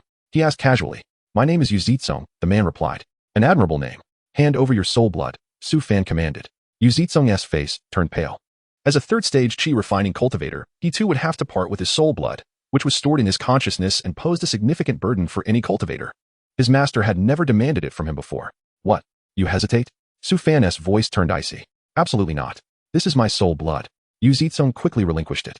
Su Fan accepted the soul blood, stating coolly, retrieve a detailed map to Wantian City for me. I shall await you here in 2 days. Complete your task, and you shall receive your soul blood back. Otherwise, you shall meet your end. Yes, I will certainly fulfill my master's command. Yu Zitsong responded hastily. As he raised his head, Su Fan had already vanished. He slumped to the ground, realizing the gravity of the task ahead. Such a grand map was likely stored deep within official archives, necessitating the use of significant connections. The cultivator capable of slaying his master was a far more formidable entity, and he could only give his all, hoping the other would spare him. After departing from Upper Yu's secret chamber, Su Fan made his way to the mighty escort bureau. Upon seeing Song Yuan unharmed from a distance, he turned and left. Returning to the inn, 2 days later, he ventured back into Upper Yu's secret chamber. Finding Yu Zitsong already waiting there, kneeling before him with an enormous detailed map spread across several tables. Master, this map spans over 100,000 miles. With the farthest power being Wantian sect, Yu Zitsong reported eagerly. Su Fan scrutinized the map, noting that reaching Wantian sect would require traversing several sect territories. Nevertheless, the map was comprehensive, even marking the locations of gathering markets for cultivators. Master, this map is said to have been circulated by a sect called Jinwu, personally drawn by one of their esteemed elders, Yu Zitsong explained. Chapter 57. Qiming Dan. Yu Zitsong made a timely introduction, displaying considerable thoughtfulness. He merely wished for the cultivator who had slain his master to depart swiftly, for with their absence, he would not only regain his soul blood and attain freedom, but could also reign supreme in the mortal realm. Su Fan glanced over the map briefly. It appeared to be quite old and not fabricated. He calmly inquired, is there anything else besides this map? Master, there are a few smaller maps, each covering areas of several thousand miles, came the reply. Present them to me, Su Fan stated indifferently. Soon, Yu Zitsong retrieved several scattered maps from a chest, each originating from various locations. Su Fan meticulously compared the maps, mentally deducing their significance. It seemed that the largest map was indeed the most credible. The elder of the Jinwu sect was presumably a formidable Yuan Ing stage expert and would not engage in deception. He stored the map in his storage bag and, with a touch to his forehead, released Yu Zitsong's soul blood. With that, Su Fan turned and departed on his flying sword. Yu Zitsong, momentarily stunned, erupted with joy, absorbing the soul blood into his being and hurriedly kneeling, expressing his gratitude for the restoration of his soul blood. After a lengthy pause, he finally stood upright, exhaling in relief. It seemed that this cultivator truly did not regard him highly, which was preferable to his shameless master. A month passed as Su Fan journeyed along the map's path, traveling at a moderate pace while recovering his cultivation. He had now reached the mid-foundation establishment stage. One day, in a valley, 2 streaks of light zipped through the air, one of which belonged to a young female cultivator of striking beauty, who appeared quite remarkable among her peers. Her eyes betrayed a sense of urgency as she feared the pursuer behind her. The pursuer was a lecherous young man with a sinister grin, relentlessly casting spells to bombard her. The young female cultivator employed a magical artifact to block the attacks, but it was on the verge of collapse, the protective barrier cracking and threatening to fail at any moment. Junior sister, why not become your senior brother's furnace? You are merely at the 9th layer of qi refinement. By becoming my furnace, I assure you will reach the foundation establishment stage in 3 years, the lecherous youth taunted, licking his lips with a depraved smile. Anxiety filled the young female cultivator's heart. This despicable creature had ambushed her while she was out and had pursued her for days. Though he claimed a wish for mutual cultivation, his true intent was to use her as a furnace. She would not acquiesce unless he were at the pinnacle of the foundation establishment stage or even a core formation cultivator. Should she fall into the clutches of this lecherous youth, her path to immortality would be irrevocably severed. Suddenly, she spotted a figure in the distance, seemingly on the move. Unable to discern his cultivation level, she hoped that he might be stronger than her. Even if he could not defeat her pursuer, he could serve as a shield. She rushed forward, calling out, Senior, please help. I am Hong Yin, a disciple of the Qingwan sect. My master is Yu Jinren. If you save me, I shall reward you greatly. Su Fan was traveling when he noticed the duel of sword lights behind him. He had no intention of intervening. It was of no concern to him. Yet, when the woman barreled towards him, his displeasure grew. He coldly declared, "This matter does not concern me. If you dare approach within 100 feet, I shall kill you." Hong Yin felt a chill of despair. He was likely a lone cultivator, entirely detached from any entanglements. The invocation of Yu Jinren's name was futile. Her face turned pale as the lecherous youth caught up, unable to gauge Su Fan's strength and feeling a sense of trepidation. Nevertheless, upon hearing Su Fan's words, he laughed. "You are quite reasonable, my good fellow. Hong Yin, just obediently become my furnace." Su Fan turned to leave, choosing not to involve himself in such matters. Seeing him depart, Hong Yin panicked. Her spiritual energy was nearly depleted, even with her exceptional speed. She could only match a foundation establishment cultivator and would be overtaken by the lecherous youth in half an hour. "Senior, I possess tickets to an auction where Qiming Dan will be sold, which enhances the chances of forming a core," she hurriedly exclaimed. "Damn it. How dare you reveal such information?" The lecherous youth roared in anger. He knew of this auction and had kept Hong Yin as a furnace partly due to her master's status. Anticipating that her master would be generous enough to provide her with tickets, he turned his gaze towards Su Fan's retreating figure and coldly warned, "Friend, do not let this information leak, or I will not spare you."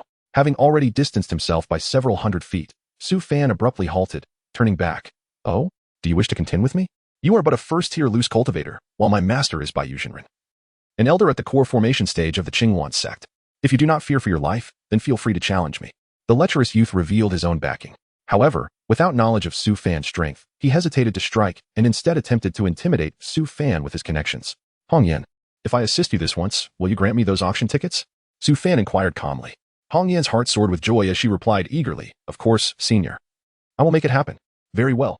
In an instant, Su Fan appeared within 10 feet of the lecherous youth, moving with unparalleled swiftness.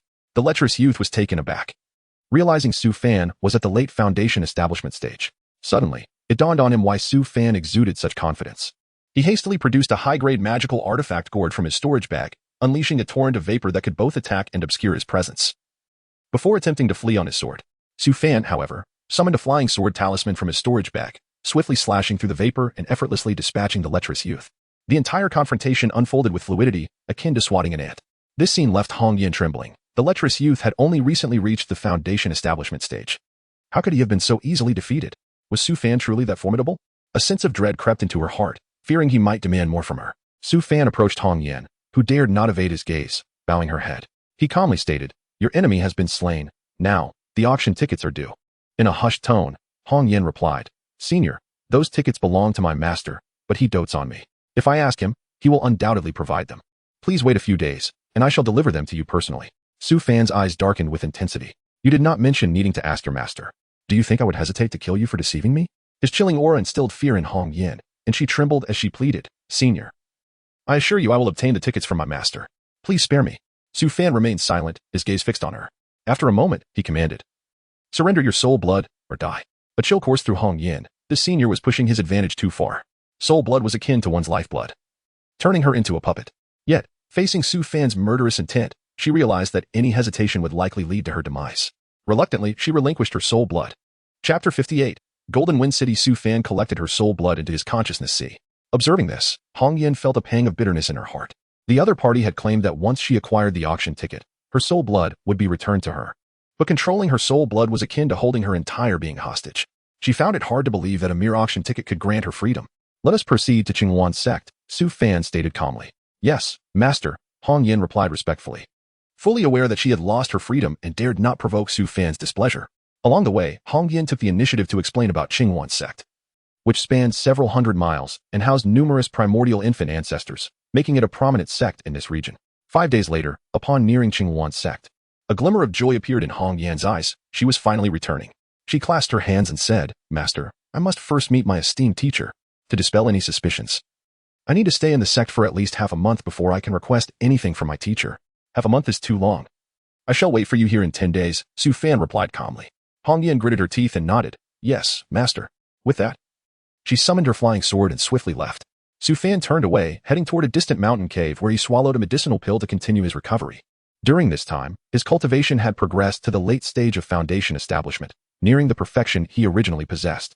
In another month, he would be fully restored. Regrettably, both the extreme cold sword and the circular magic tool had been lost in the Tianhua secret realm. The upcoming auction promised items of the core formation level. And aside from the Qiming Dan, it was likely that other magical artifacts would be present. The significance of these artifacts was undeniable. Had it not been for two magical tools, he might have perished within the Tianhua secret realm. He considered himself fortunate that the Tianhua secret realm only permitted entry for those below the core formation level. Even if a cultivator managed to enter the lair of slumbering beasts, facing attacks far beyond the foundation level would be impossible to withstand. It was sheer luck that Su Fan possessed two usable magical artifacts, allowing him to escape from the brink of death. All of this was thanks to Lu Nianyo. Reflecting on this, a cold glint flashed in Su Fan's eyes.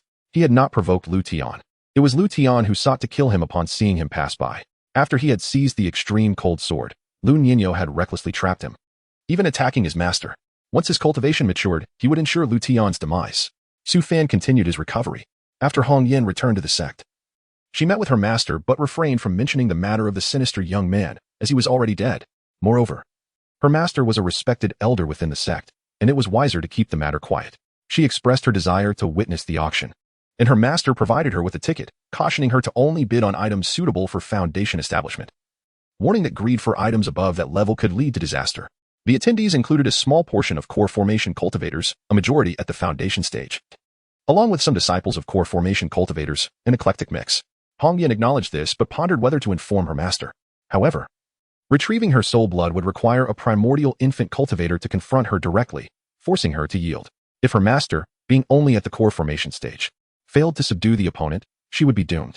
After much contemplation, Hong Yin accepted the auction ticket without revealing anything. 10 days later, just 50 miles from Qinghuan's sect, Hong Yin anxiously awaited her master.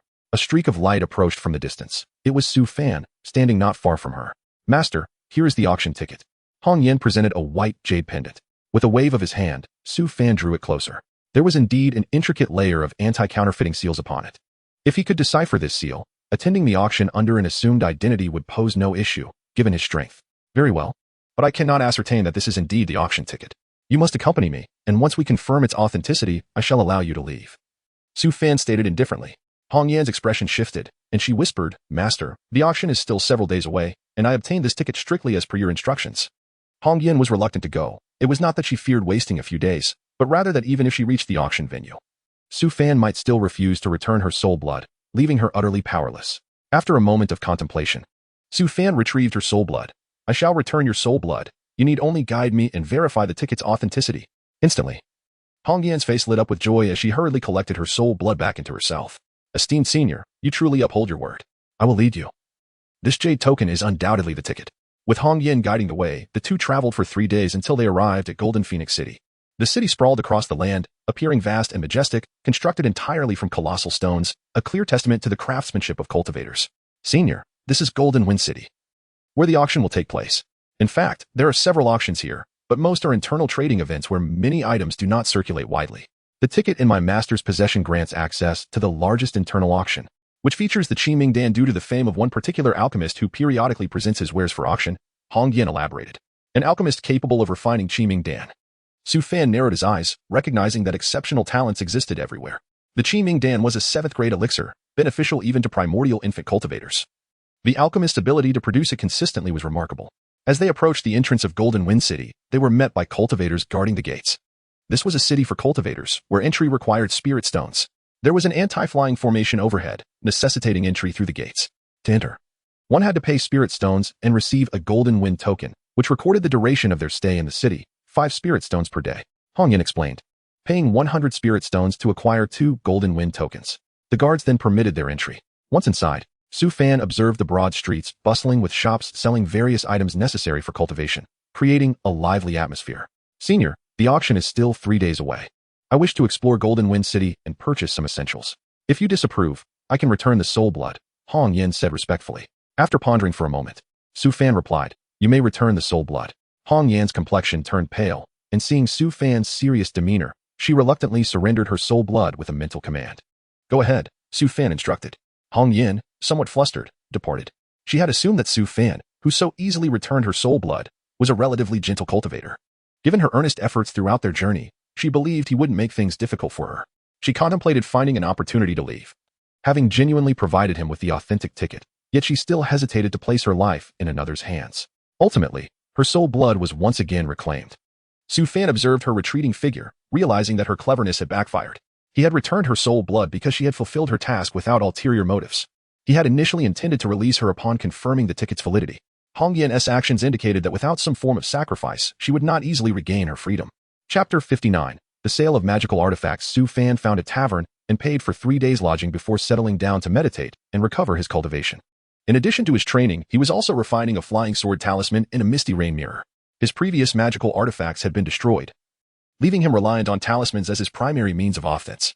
After half a day, having refined both talismans to a sufficient level, he retrieved the last of his magical artifacts from his storage bag, the flying sword adorned with the tassels of the heavenly gate, which hovered before him. He hesitated, contemplating whether to infuse his blood into this sword. Previously, when he had attempted to blood refine the extreme cold sword, it had shattered, nearly rendering him incapacitated. Especially now. Without having achieved the golden core stage, the backlash from blood refining a magical artifact during the foundation establishment phase was no trifling matter. After much deliberation, he resolved to proceed with the blood refinement. The power gained from the artifact would be substantial, and with this weapon, he would stand a fighting chance against golden core cultivators should the need arise. The potential rewards outweighed the risks, and so he opted to undertake the blood refinement once more. Drawing upon his experience from the previous endeavor, he succeeded within a day, transforming the sword into a blood-refined weapon, equivalent to the results of a decade of ordinary refinement. Next, he needed to prepare the spirit stones for the upcoming auction. Although he still possessed 100,000 low-grade spirit stones, he doubted it would suffice, especially given the high value of 7th-grade pills. Su Fan left the tavern in search of a shop where he could sell his magical artifacts. Ultimately, he stopped before the largest spiritual artifact shop in Golden Wind City. Upon entering, a young attendant at the 6th level of Qi refinement immediately approached him, courteously inquiring about the grade of artifacts he wished to purchase, whether low-grade or top-tier, as they had them all in stock. I wish to sell some artifacts. Do you accept them here? Su Fan asked. Indeed, we do. May I ask how many artifacts you wish to sell? The attendant responded, accustomed to such inquiries given their reputation as the premier artifact shop in Golden Wind City. I have around 400 to 500 artifacts. Can your esteemed shop accommodate this? Su Fan replied calmly. The attendant was taken aback and quickly said, several hundred? Please wait a moment while I consult the shopkeeper. Shortly thereafter, the shopkeeper hurried downstairs. Upon seeing Su Fan, he greeted him with a broad smile. I am Wu Xian. May I inquire your name, esteemed guest? Zhao Fei, Su Fan replied indifferently. Brother Zhao, please accompany me to a private chamber for a detailed discussion. Our Chiyu Pavilion operates under the auspices of the esteemed ancestor Wuj, so you need not worry about our credibility, Wu Xian said politely. Very well, Su Fan agreed. Before entering, Hong Yan had mentioned that 3 great golden core ancestors presided over the city, Wuj, Wu Kuan, and Wu Tu. It was unlikely that a shop under ancestor Wuj would engage in self-sabotage.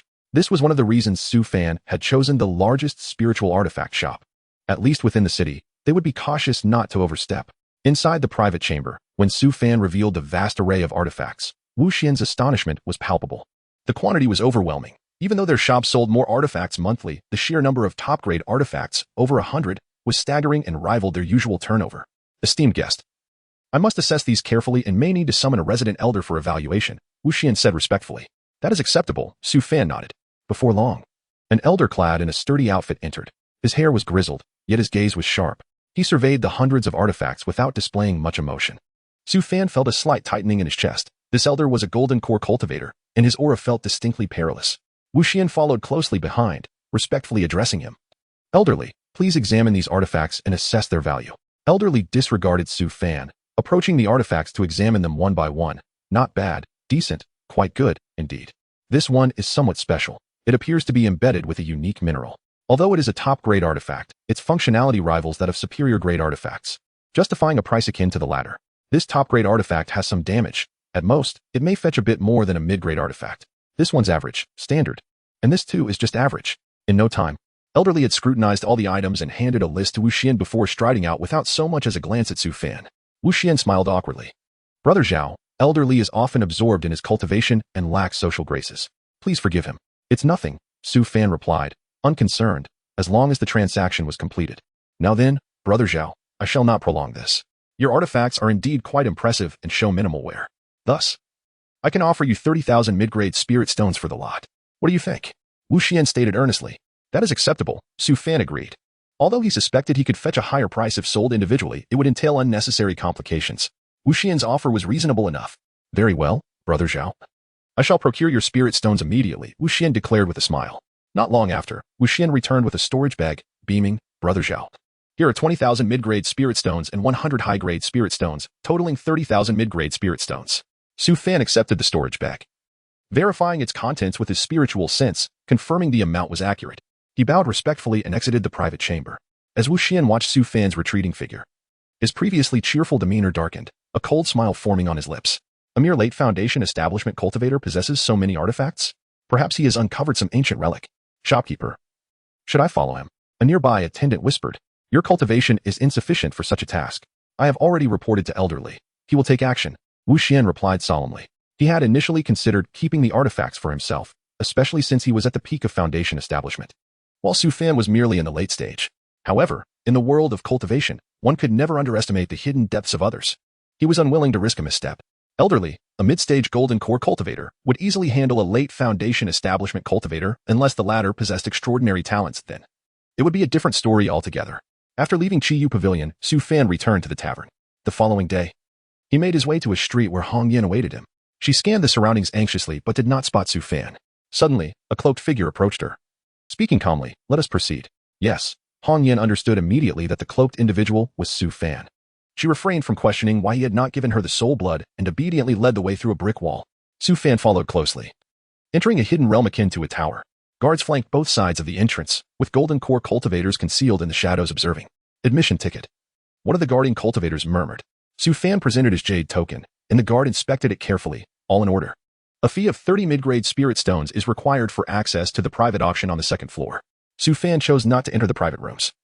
30 mid-grade spirit stones could be exchanged for at least 3,000 low-grade spirit stones. Merely for a private room, he retracted his jade token and stepped inside. The auction hall stretched grandly before him, measuring 1,000 feet in length and width, with the auction stage occupying 100 feet.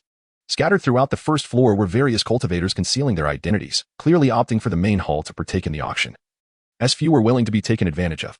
Chapter 60. The Azure Spirit Pill. Su Fan chose a corner seat along the staircase, with Hong Yin sitting beside him. As he surveyed the surroundings, he noticed that the majority of the attendees were clad in standardized cloaks, clearly wishing to conceal their identities. At that moment, the auction commenced. A middle-aged man, dressed in luxurious attire, approached the stage and greeted, "Welcome, esteemed friends and seniors, to this auction. Since we are all familiar faces, I shall forego further introductions." He tapped the hammer in his hand and announced, "Let the auction begin. The first item is 10 bottles of True Essence pills, starting at 1,500 low-grade spirit stones. 1,510, called a cultivator, followed by bids escalating to over 2,000, ultimately concluding at 2,560 stones. Not all who purchase these pills are merely chi refining cultivators. They may also be Foundation establishment or even core formation practitioners, acquiring them for their disciples," Hong Yin explained, concerned that Su Fan might perceive this as a low-tier auction, particularly since the soul blood remained under Su Fan's control. "When will the Azure Spirit Pill be auctioned?" Su Fan inquired nonchalantly. "Most likely towards the end," Hong Yin contemplated. "The Azure Spirit Pill is exceedingly precious and is sometimes the grand finale." As the second item, a set of low-grade magical artifacts was swiftly auctioned off. It became apparent that many items sought by chi refining practitioners were being purchased by family elders, as various magical artifacts, spirit pills, and talismans were selling rapidly, often at significantly lower prices than those found in individual shops. By the time of the dog hour, a high-grade magical artifact suitable for Foundation establishment appeared, inciting a flurry of bidding. However, it did not pique Su Fan's interest, as he was only intrigued by unique talismans or treasures. A high-grade treasure, once wielded by the esteemed ancestor Wu Kuan, was introduced. Though classified as a low-grade artifact, it possessed both offensive and defensive capabilities, priced at 30,000 mid-grade spirit stones. Many cultivators shook their heads at such a steep price, yet the auctioneer remained unfazed. Moving on to the next item, a 6th-tier demon beast pelt valued at 10 high-grade spirit stones, which was quickly claimed by a cultivator. Su Fan, meanwhile, found little to engage his interest. His focus was solely on items capable of catalyzing transformations into spirit pearl or aiding his breakthrough to core formation. Suddenly, an item caught his attention, a beast feed discovered in ancient ruins, imbued with archaic restrictions. After testing, it was found to be akin to the giant spirit pill, renowned for enhancing the cultivation of spirit pets. Valued at 100 mid-grade spirit stones, there were 3 bags available, starting at 100 stones. 110 mid-grade spirit stones. 120. The bidding for the beast feed was scattered, and Su Fan ultimately secured it for 150 mid-grade spirit stones, just enough to nourish his pet, Xiaoyan. Subsequently, several low-grade magical artifacts were presented until a mid-grade artifact, the Xianming sword, ignited excitement throughout the auction hall. The bidding soared from 30,000 to 50,000 mid-grade spirit stones, with Su Fan participating until it reached 60,000, where it was ultimately claimed by a masked woman. Bringing the bidding to a close, Su Fan mused on the audacity of Lu Tian, realizing that mid-grade artifacts commanded such exorbitant prices, his entire collection barely matched that sum. And with the Azure Spirit Pill still to bid on, he had no choice but to forego this one. At last, as the auction neared its conclusion, the moment for the Azure Spirit Pill arrived. Ladies and gentlemen, no need for further discussion. The Azure Spirit Pill enhances the chances of Foundation Establishment cultivators achieving core formation by 30% and is of considerable value. We have 3 pills. Auctioning one at a time, starting at 3,000 mid-grade spirit stones. The bidding commenced. 3,100, 3,200, 3,500, 5,000. A bold participant aggressively raised the price, clearly aware of the Azure Spirit Pill's rarity, seeking to deter rivals. Yet, the bidding continued unabated, climbing to 6,000 stones. Su Fan noted that the bidders were primarily from the lower tiers. The private boxes on the second and third floors remained silent, prompting him not to bid. The price eventually reached 10,000 mid-grade spirit stones, which fell within expectations for a pill that could enhance breakthrough probabilities. 30,000 mid-grade spirit stones. Boomed a resonant voice from a second-floor box, raising the stakes by 20,000, signifying a determined intent to secure the item. 40,000. Came a call from a servant in a left-side box on the third floor. 45,000. 46. 47,000.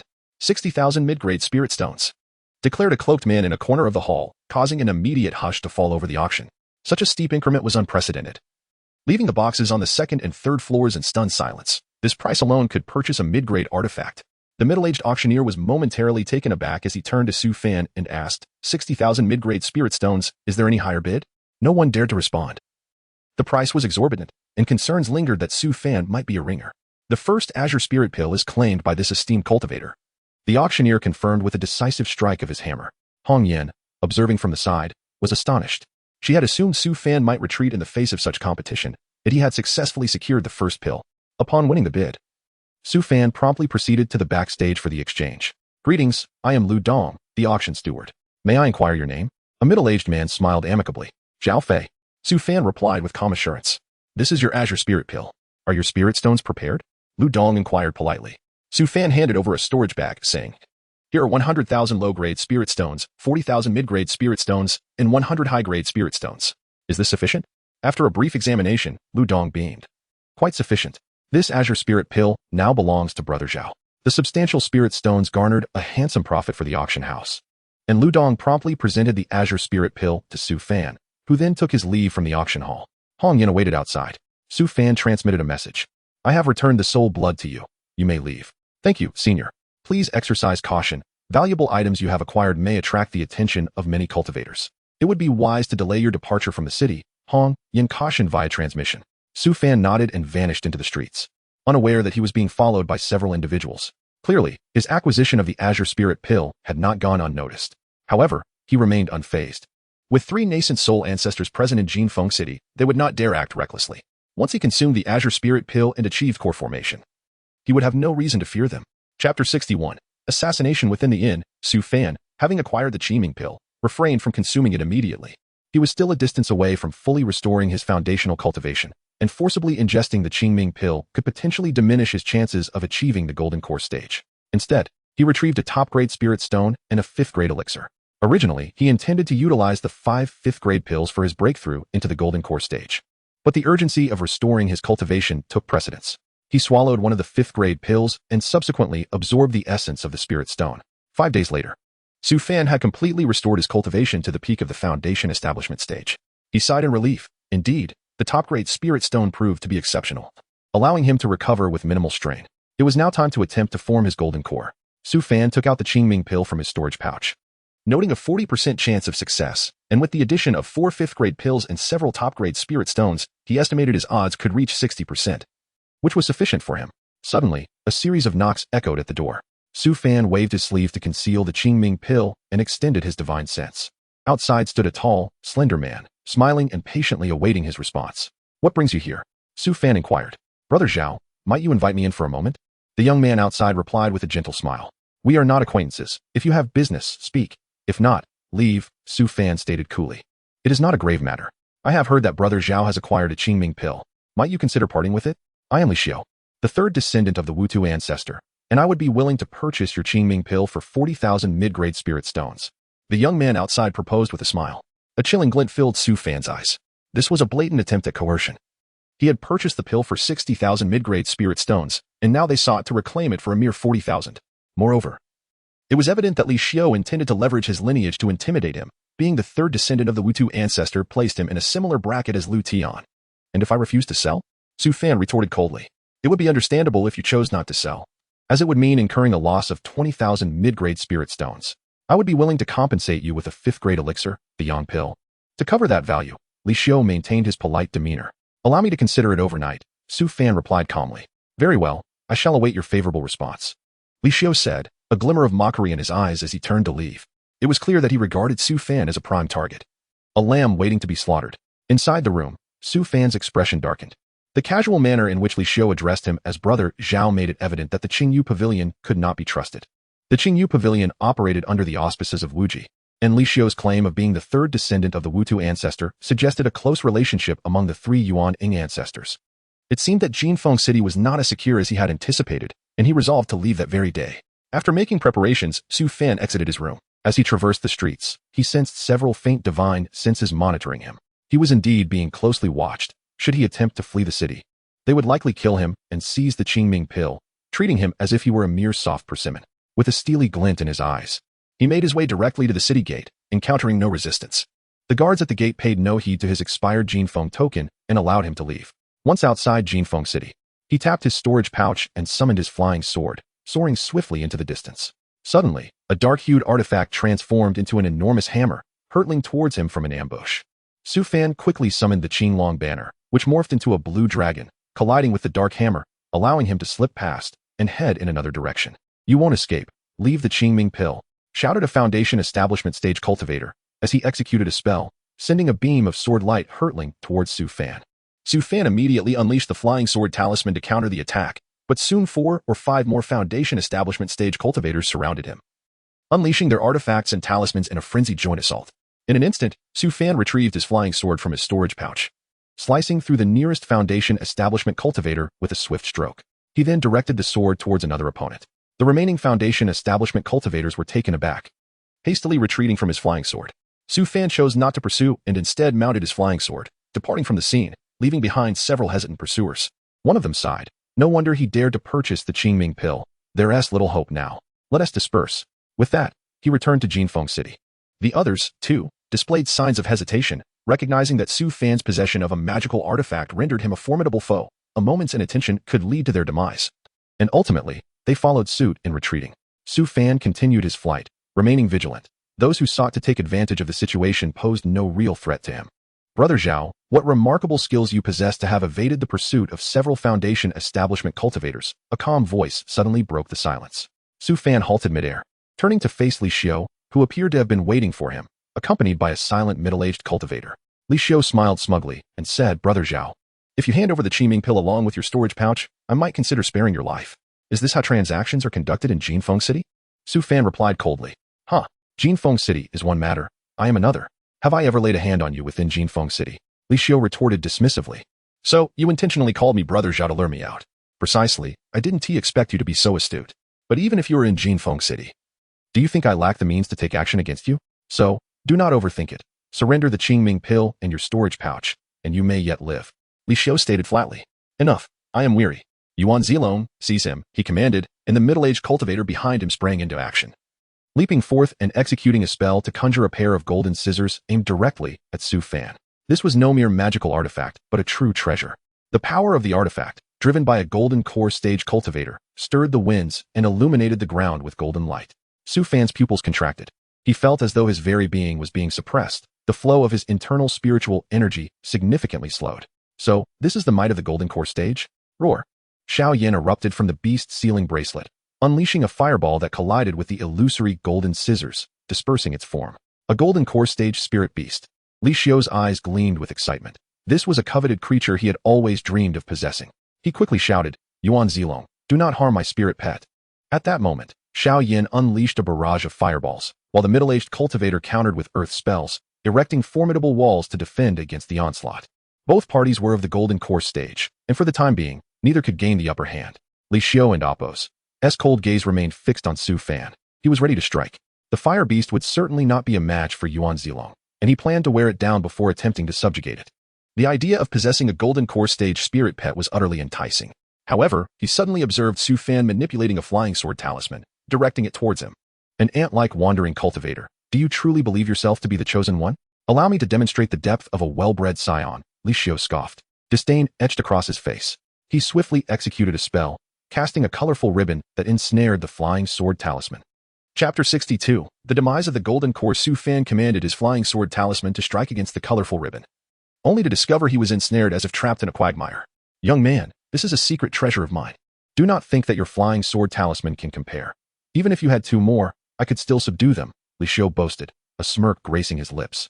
With a flick of his wrist, Li Xiu conjured a sphere of azure light that morphed into a colossal skull, roaring as it charged toward him.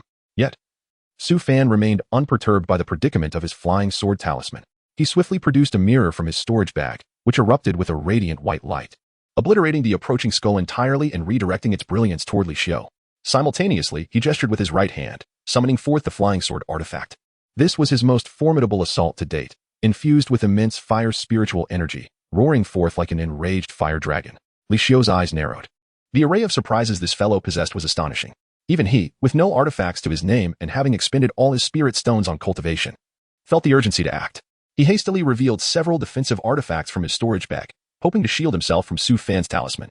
However, the myriad of artifacts and talismans crumbled before the might of the flying sword artifact, shattered and sent flying, its momentum unabated. Damn it! Li Xiu shouted desperately, Yuan Zilong, come to my aid. Meanwhile, Yuan Zilong, engaged in combat with Xiao Yan, unleashed a defensive shield to counter the ferocious fireball assaults of the monstrous beast. Upon witnessing the dire situation, his expression shifted drastically. How could Li Xiu falter against an opponent of such caliber? He transformed his shield into a streak of light, hurling it toward the menacing beast, and seized the opportunity to dart toward Su Fan with incredible speed.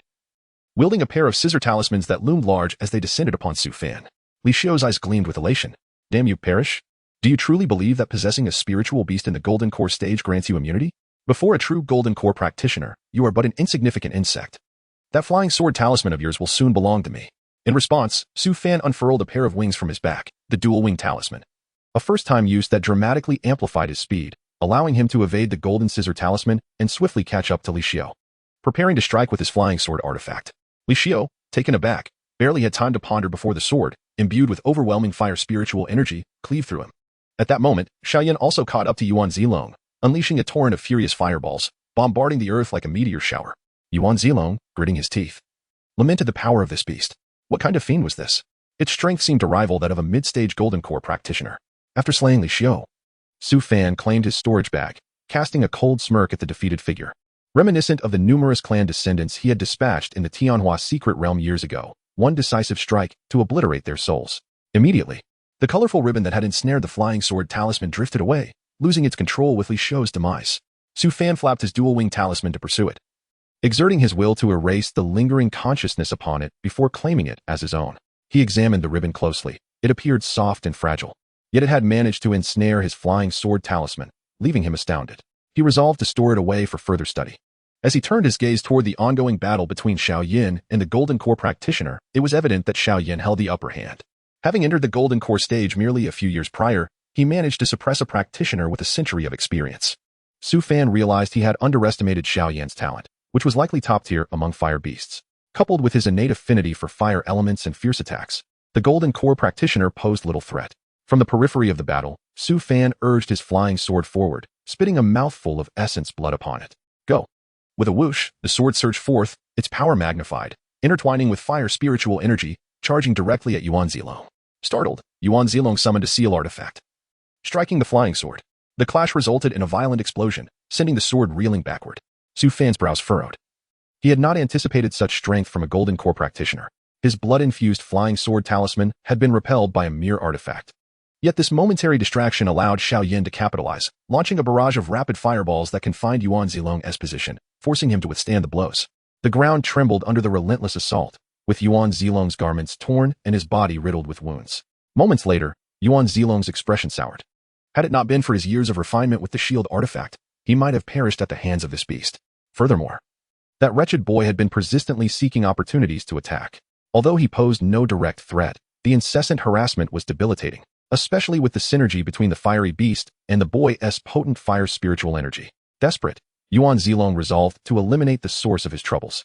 He initiated a speed-enhancing technique, barreling towards Su Fan, fully determined to slay him, lest he face the wrath of the Wutu ancestor. Su Fan, sensing the impending threat, circled behind Xiao Yan, his dual-wing talisman granting him comparable speed to the Golden Core practitioner. Each time Yuan Zilong approached, Su Fan would unleash his flying sword artifact, delaying Yuan Zilong just long enough for Xiao Yan to inflict further damage. However, this time, Yuan Zilong employed his shield to deflect the flying sword artifact, disregarding the damage inflicted by the ferocious fire beast behind him. He was resolute in his pursuit of Su Fan. With a resounding crash, he struck Su Fan, a glimmer of joy in his eyes. Yet, the relentless barrage of fireballs from behind shattered his defenses, resulting in catastrophic consequences. After a brief struggle, Yuan Zilong found himself grievously injured, one leg lost, and wounds covering his body. He glared at the monstrous fire beast, seething, "Damn you. Once I report to the Wutu ancestor, your master is as good as dead." Suddenly, a flying sword artifact pierced through his abdomen, shattering his golden core. Staring in disbelief at Su Fan, who stood at a distance, he murmured, "Impossible, impossible. I clearly killed you. It was Xiao Yan who ended your life." Su Fan replied calmly, prompting Xiao Yan to unleash an overwhelming torrent of fireballs, engulfing the vicinity in flames. He had no intention of granting Yuan Zilong any chance to escape, bombarding him with fireballs for half an hour until there was no possibility of hiding his soul. The remnants of his essence would be utterly obliterated. Li Xiu had boasted of the prowess of clan descendants, and now Su Fan would demonstrate to both Li Xiu and Yuan Zilong the might of the disciples of the three sections. With a disposable substitute talisman and Yuan Zilong's assumption of his demise, Su Fan wielded the concealment talisman, catching them off guard. Two talismans, combined with Xiao Yan's ferocity, resulted in the demise of a Golden Core practitioner. After a while, the ground where Yuan Zilong had stood lay leveled. Su Fan exhaled, feeling a sense of relief, having exhausted his trump cards. Chapter 63. Deadlock. As the dense smoke dissipated, Su Fan cast a glance towards the spot where Yuan Zilong had fallen. The storage bag lay shattered, its contents nearly obliterated, leaving only remnants of top-tier magical artifacts and a scissor-shaped treasure. Su Fan picked up the scissor-shaped artifact, feeling a faint energy attempting to flee from his grasp. However, having been attacked by fireballs and rendered devoid of its spirit due to its owner's demise, it was firmly held in his hand. This artifact was not suited to him, but when the opportunity arose, he intended to sell it for a handsome profit. He stowed the scissor-shaped treasure away in his storage bag. At that moment, Xiao Yan returned to his side, and Su Fan affectionately patted it. Simultaneously, he resolved not to return to Tian City for the time being. His current cultivation level was insufficient to avoid causing trouble for his master. He needed to reach the Dan formation stage before returning, so he would possess the strength to seek vengeance. Otherwise, purchasing a Qiming pill while being pursued by multiple foes would only lead to more complications, let alone dealing with Lun Yanyo. Su Fan summoned Xiao Yan into the beast sealing bracelet and swiftly set off in a determined direction, aiming to distance himself from Jinfeng City and evade the current crisis, all while striving to attain the Dan formation. "Young friend, do not flee." An elderly voice rang out.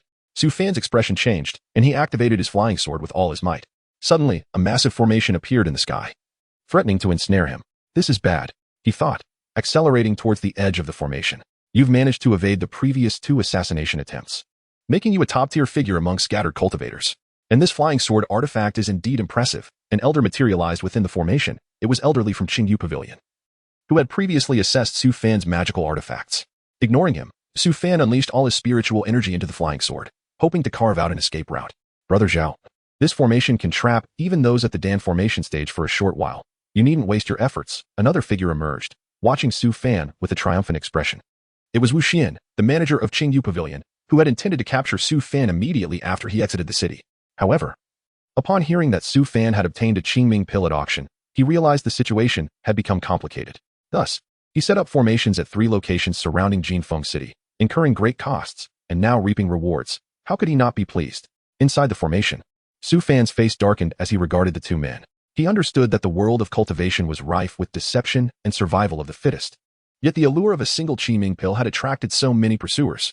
He had utilized a concealment talisman when leaving the city, effectively evading many. "Hand over the Qiming pill and your storage bag, and I shall spare your life." Elderly squinted. Su Fan scoffed at the notion of relinquishing his treasures in exchange for his life. Every assassin had proposed the same, and he doubted they would spare him even if he complied. Without hesitation, he turned and flew in another direction, directing a beam of sword light towards one corner of the formation, releasing Xiao Yan to strike the same spot. "Ah, a spirit beast at the Dan formation stage. Now I understand how you managed to escape from Li Xiu." Elder Li's eyes lit up as he unleashed a torrent of violent spiritual energy towards Xiao Yan. "Roar!"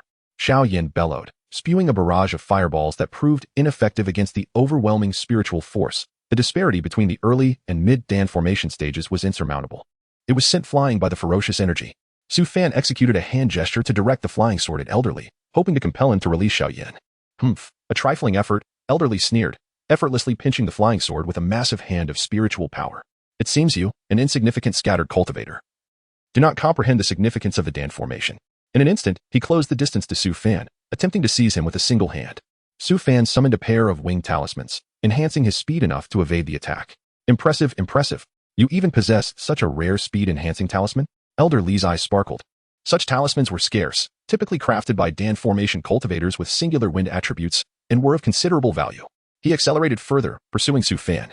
As Su Fan dodged the attacks while seeking weaknesses in the formation, Elderly unleashed a divine ability, sending a blurred phoenix shadow hurtling towards him, intent on shattering Su Fan's protective artifacts. Ugh! Su Fan coughed up blood, his winged talisman cracking under the strain, causing his speed to wane. In desperation, he activated a blood escape technique, racing toward the formation's edge. Elderly chuckled, "You think your feeble body can break free from the formation?" Meanwhile, Xiao Yin broke free with a thunderous roar, unleashing its life fireball, a scorching projectile that raised the air temperature significantly. This was a last resort, consuming its fiery essence. Once depleted, recovery would be arduous, indicating a regression in cultivation. Damn beast. Elderly attempted to block it with a hand of spiritual power, but found it penetrated through. He hastily conjured a copper bell to shield himself. The fireball struck the bell with tremendous force, causing it to sway precariously, relinquishing the chase after Su Fan. Elderly turned his fury towards the fire beast, brandishing a green flying sword and growling, slash. The strike carried immense might, causing Xiao Yin to reveal a flicker of fear. It poured all its energy into producing a fireball twice the size of the last, but the green sword cleaved through it effortlessly. Suddenly, another flying sword intercepted the green one, granting Xiao Yin a moment's respite. It managed to evade decapitation, losing only a foot instead. "You insufferable ant!" Elderly exclaimed, turning to see Su Fan manipulating the returning flying sword. Xiao Yin had accompanied him through perilous trials. He could not bear to watch it perish. Moreover, should Xiao Yin fall, Su Fan would lose a formidable ally, sealing his own fate. Enraged, Elderly unleashed a set of small flags, planting them around Xiao Yin, transforming into a brawny bull charging at the fire beast, intent on trapping it. Elderly's speed surged, closing the distance to a mere 100 yards in a heartbeat. Had Su Fan not reacted swiftly, he would have been slain by a single blow. Now, Elderly was genuinely furious, repeatedly casting spells to seal off all of Su Fan's escape routes, determined to crush this pest. Su Fan evaded with all his might. Yet his wounds multiplied, and his spiritual energy waned rapidly. The mid-Dan formation stage was extraordinarily overpowering. If not for his extensive battle experience and robust internal energy, he would have perished long ago. His consciousness began to blur, as if the conclusion was all but inevitable. Sighing, Su Fan reflected on his life, from birth to youth. He had never tasted a day of true happiness. The only time he had enjoyed good fortune was within the nurturing valley of Master Xianfeng in the Tiger's Den. After navigating countless dangers to reach Wangtian City, he had inadvertently seized a mid-grade magical artifact from Lu Tian, inciting multiple pursuits. He had subdued the fire beast, defied fate, and wreaked havoc, only to be ensnared in the Tianhua secret realm, depleting several magical artifacts in his escape, now facing demise over a single Qiming pill. His life had indeed been extraordinarily vivid. "Enough, Xiao Yin, you must be weary as well. Return," Su Fan said, tapping the beast sealing bracelet to transform the battered Xiao Yin into a flicker of flame and draw it back within. Elderly regarded this with a cold chuckle. "Fear not. When you fall, I shall take good care of that fire beast, ensuring it becomes my spiritual pet, far superior to being with an ant like you." Chapter 64. The Void Spirit Realm. Wu Xian, observing from the periphery, felt an urgent pang in his heart as he watched Su Fan on the verge of collapse. The thought of the core formation spirit beast, the Qingming pill, and the abundant resources within the storage bag weighed heavily on his mind. If Elderly were to slay Su Fan, he would undoubtedly lose all the treasures in that bag, leaving him with nothing but scraps. Wu Xian's anxiety mounted. He was at a loss for what to do. He dared not intervene, knowing that Su Fan's beast sealing bracelet contained a core formation demon beast that would surely obliterate him if he entered. At that moment, Su Fan was teetering on the brink of unconsciousness, plummeting towards the ground. Elderly, not wishing to delay further, flicked his fingers, and a blue flying sword transformed into a streak of light, aimed to sever Su Fan's head from his shoulders. Resolute, Wu Xian summoned a spirit rope and cast it towards Su Fan's storage bag, shouting, "Elderly, the core formation demon beast is yours. But the Qiming pill in the storage bag belongs to me." The spirit rope shot forth with impressive speed, ensnaring Su Fan's storage bag and seizing it in an instant. Elderly, witnessing this, erupted in fury. "Wu Xian, do you think this elder dares not to kill you?" Just then, Su Fan, who had been on the brink of unconsciousness, suddenly opened his eyes wide. With a resounding boom, the wings behind him radiated a dazzling light, accelerating his escape. In a flash, he tore free from the spirit rope and surged out of the formation. Wu Xian, taken aback by Su Fan's sudden emergence, hastily swung the spirit rope in an attempt to pull him back, only to find himself yanked upwards. Kill him, Su Fan commanded, slapping the beast sealing bracelet, unleashing Xiao Yan, who darted towards Wu Xian. Fear gripped Wu Xian's heart as he unleashed a barrage of talismans, but Xiao Yan effortlessly obliterated them with fireballs, leaping forth to rend him apart, leaving only ashes in its wake. Su Fan recalled Xiao Yan, now battered and bruised. Keeping it out any longer would be fatal. He swallowed a fourth-grade pill to restore his spiritual energy and soared away on his flying sword. As he departed, he glanced back at the formation, noting that the old man was still manipulating the array. Time was of the essence. He needed to flee quickly. 3 days later, Su Fan noticed that Elder Li had been tailing him relentlessly, a chill creeping into his gaze. This persistent elder had not given up despite the passage of time. Throughout the journey, Su Fan had consumed numerous spirit pills to restore his cultivation, utilizing the top-tier magical artifacts and talismans from his storage bag. Even with a significant gap in cultivation realms, he had managed to evade capture. However, Elder Li's tenacity and superior spiritual recovery rate were closing the distance between them. Elder Li was increasingly agitated. This damn Foundation establishment brat is remarkably slippery. During the chase, Su Fan had used a blood-spraying talisman to mislead him and employed a speed-enhancing top-tier magical artifact, along with a unique top-tier array artifact that had ensnared him for a full hour. Once I catch up, I will extract his soul and torment him for 10 years. Elder Li retrieved an ancient talisman from his waist, its pattern somewhat faded, a relic from an ancient ruin. He had discovered through old texts that this was a celestial talisman capable of exponentially boosting a cultivator's speed, surpassing even the finest wind talismans. Reluctant to use it until now, he felt there was no time left to hesitate. He struck his leg, and in an instant, his speed surged, closing the distance to Su Fan, who was now merely a few miles away. Not good. Su Fan's pupils contracted. Xiao Yan had fallen into a deep slumber within the beast sealing bracelet. With a steely resolve, he activated the blood escape technique and poured all his remaining spiritual energy into his winged artifact, which had already suffered significant damage. He decided to expend it completely, regardless of the consequences. In a flash, blood and colorful light surged forth, propelling him away. Damn brat. Elder Li, seething with rage, released a speed-enhancing jade pendant and pursued with all his might. After a brief incense stick's worth of time, Su Fan, still unable to shake off Elder Li, flew towards a dark area that the map indicated as a perilous zone, rumored to be home to 6th or 7th level demon beasts. A place even core formation cultivators dared not venture. Attempting to escape death? You wish. Elder Li, undeterred, pursued him relentlessly. 1,000 miles away from Su Fan's direction, a multitude of cultivators gathered from various sects of the Yin Kingdom, numbering in the thousands, all Foundation establishment disciples, on a sect's flying vessel. A core formation elder encouraged the disciples. The Void Spirit Realm, which opens once every 80 years, is about to commence. As disciples of our Heavenly Sword sect, may you all achieve resounding success and experience a surge in your spiritual power. Other sects echoed similar sentiments, and before them, a vast, swirling vortex gaped wide, inviting the cultivators to enter. Disciples, the entrance is now open. May you return triumphant, proclaimed a sect leader. At that moment, a streak of red and gold light surged towards them, followed closely by a white glow. Who dares to trespass into the trials of the Void Spirit Realm? Seeking death? A formidable presence of nascent soul cultivators manifested, 5 in total, 4 men and 1 woman, with the imposing aura emanating from a middle-aged man among them. 2 figures appeared, a young cultivator, battered and on the verge of collapse, and a mid-core formation cultivator, who looked around in fear, especially at the nascent soul cultivator who had spoken.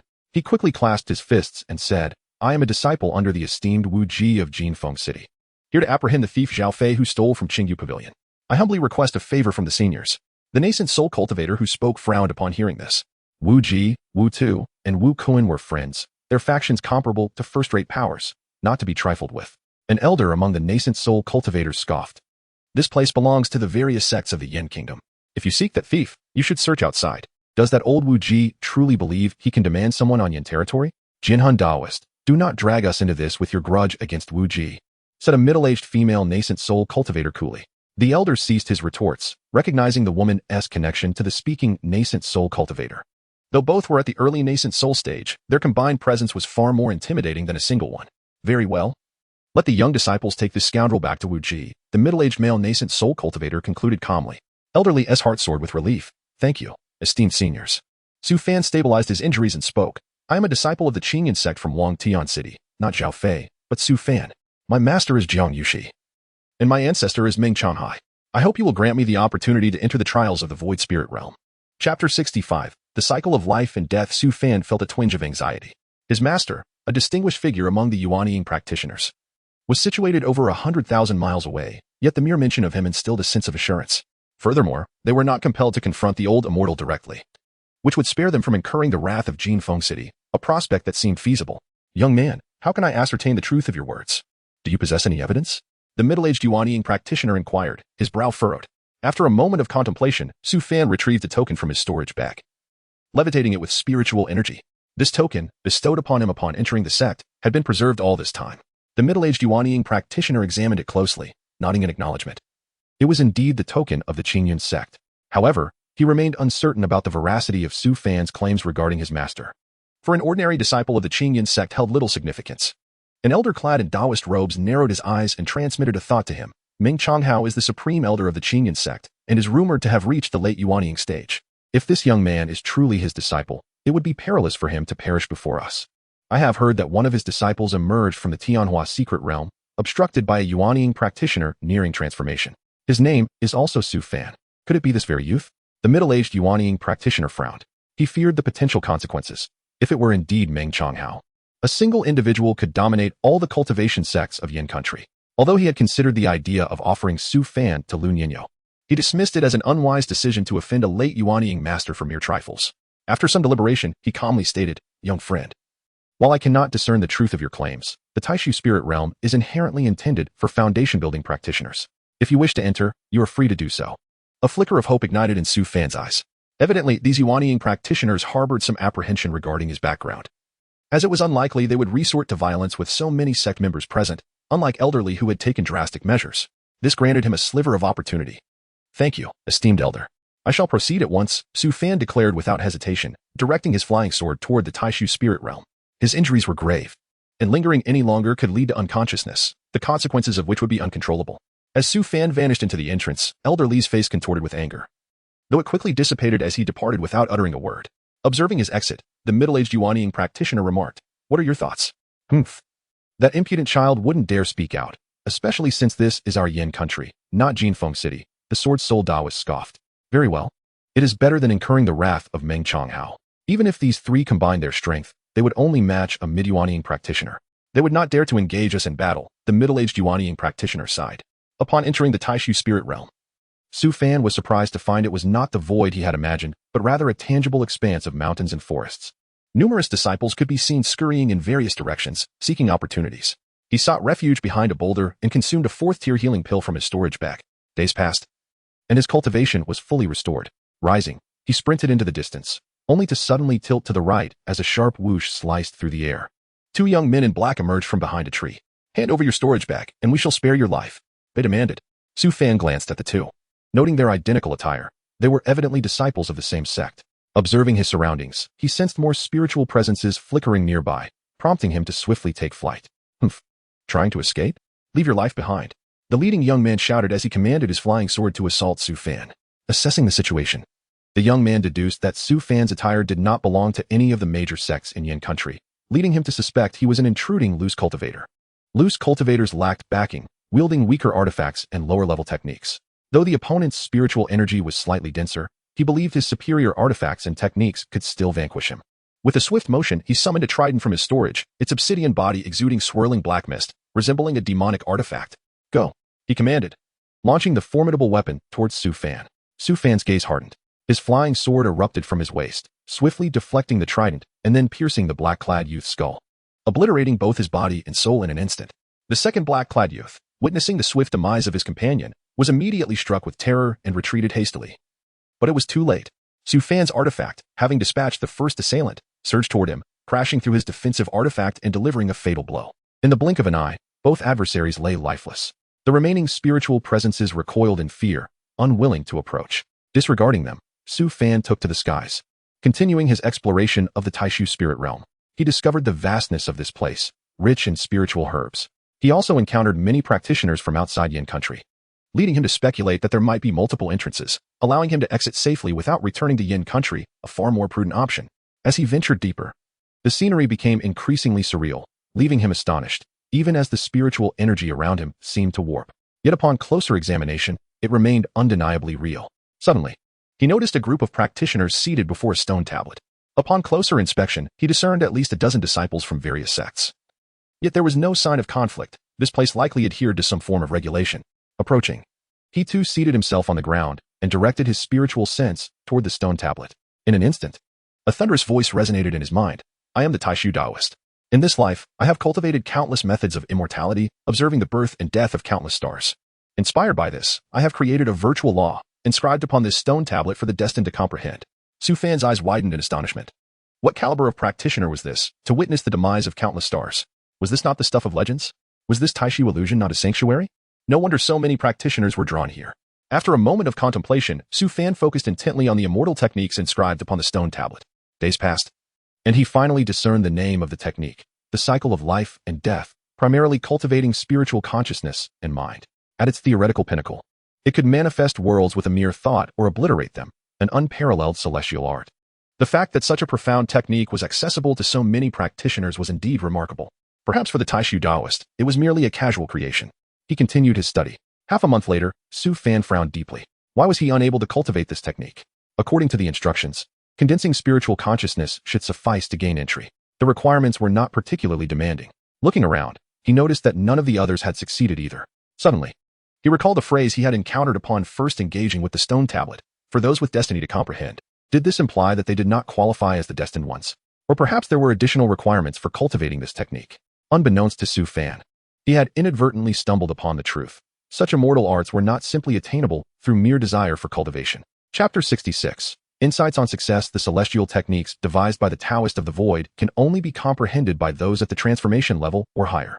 However, this place only permits foundation-building cultivators to enter, making the criteria for the fortunate ones quite stringent. Moreover, Su Fan discovered that once he ceased to contemplate the stone tablet, the memories of the techniques inscribed upon it would gradually fade away, rendering them impossible to carry forth. At this moment, many cultivators surrounding the stone tablet began to rise and shake their heads, gradually departing, evidently aware that the techniques were beyond their grasp, and it would be more prudent to seek resources elsewhere. Nevertheless, Su Fan was unwilling to concede defeat. If he could comprehend the art of life and death reincarnation, it would signify a transformative leap for him. However, he was at a loss as to where to begin. Su Fan diligently focused his consciousness, attempting to penetrate the gateway to these techniques. Yet, his mind dissipated once more, marking his 1451st failure. According to the teachings inscribed, a fortunate individual ought to succeed within 10 attempts.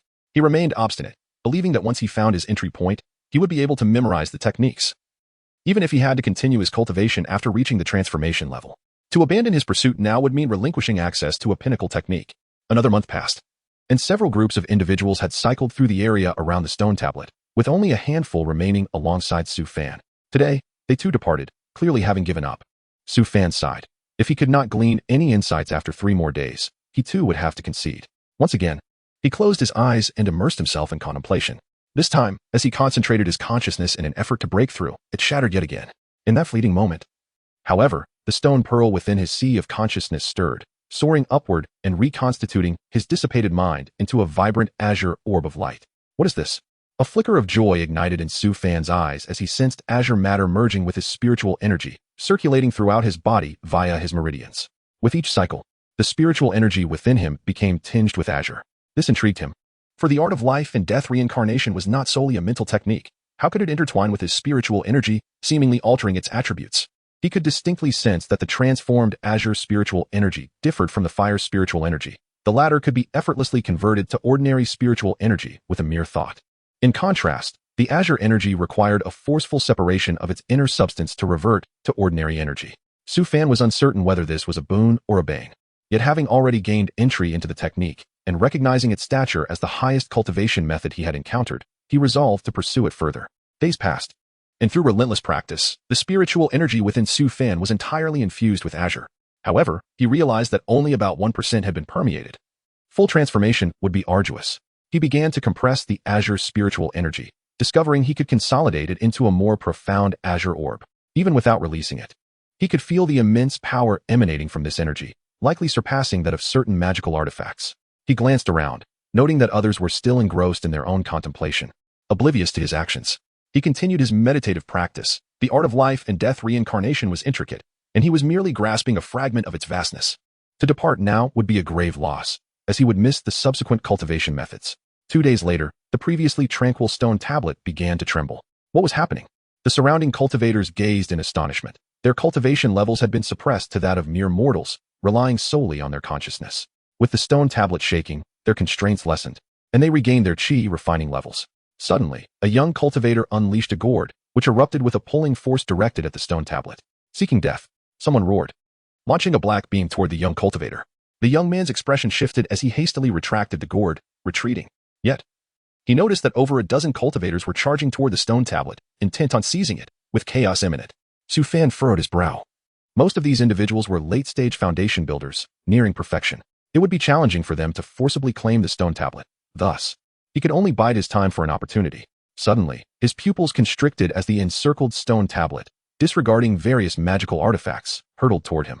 Could it be that he had comprehended the art of life and death reincarnation?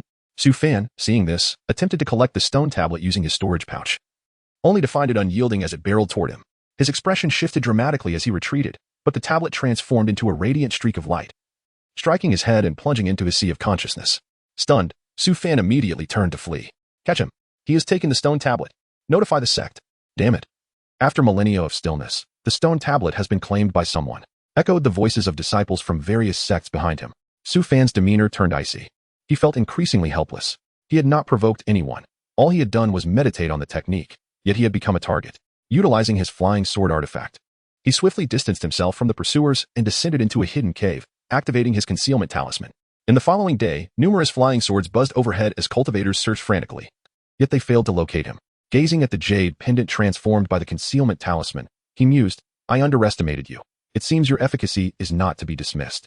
The adversaries I faced were simply too formidable, rendering it ineffective, but now that they are all foundation builders of the same rank, they cannot easily detect me. He began to examine the stone tablet within his sea of consciousness. Upon entering, he challenged the stone pearl, only to be repelled by an invisible hand that sent him sprawling to a corner of his sea of consciousness. Observing the pitiful state of the stone tablet, he recalled its imposing presence from a day prior and couldn't help but smile. It had been subdued. Scanning the stone tablet with his consciousness, he discovered that comprehending it remained unchanged, allowing him to breathe a sigh of relief. He had feared the art of life and death reincarnation might vanish. With that, he settled into a lotus position within the cave, continuing to refine his spiritual energy into azure. After testing, he realized that the azure spiritual energy was twice as potent as before its transformation, meaning his techniques would be twice as powerful as well. This was a significant revelation. Originally, a technique at the foundation level capable of doubling its strength could easily vanquish opponents of the same rank. No wonder it was a celestial technique created by an immortal. It was truly astonishing.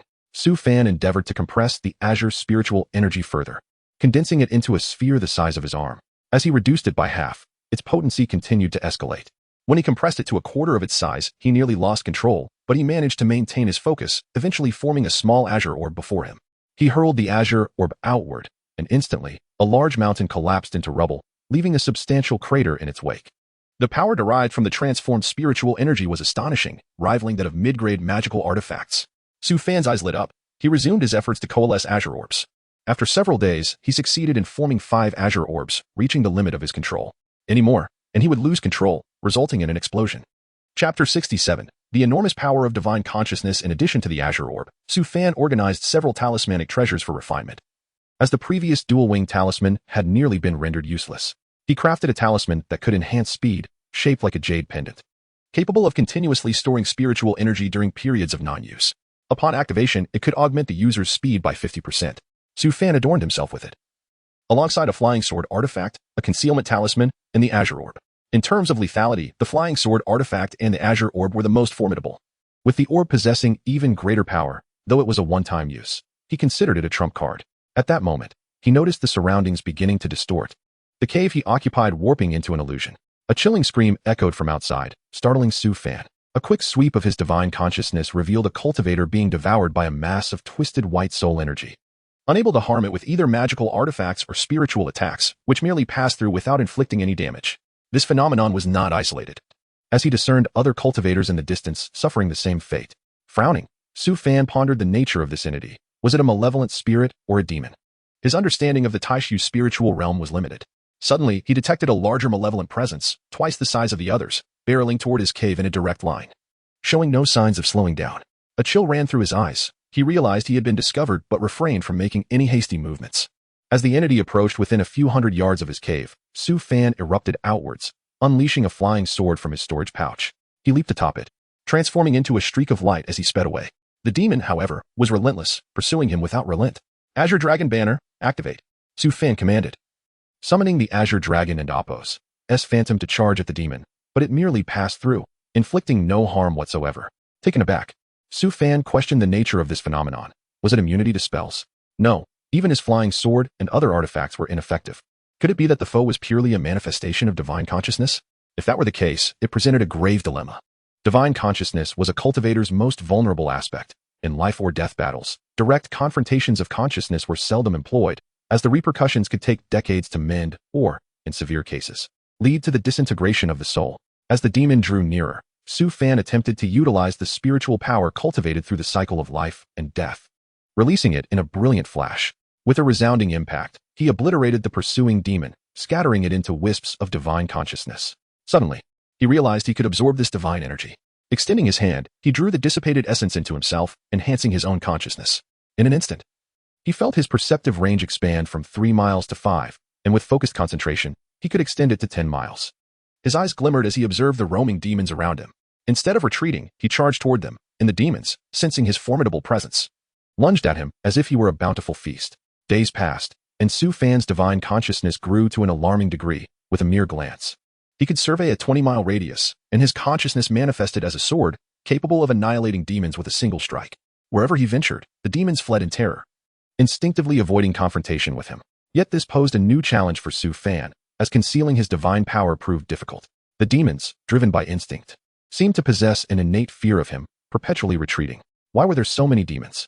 Had something gone awry in the Taishu spiritual realm, which had maintained stability for half a year?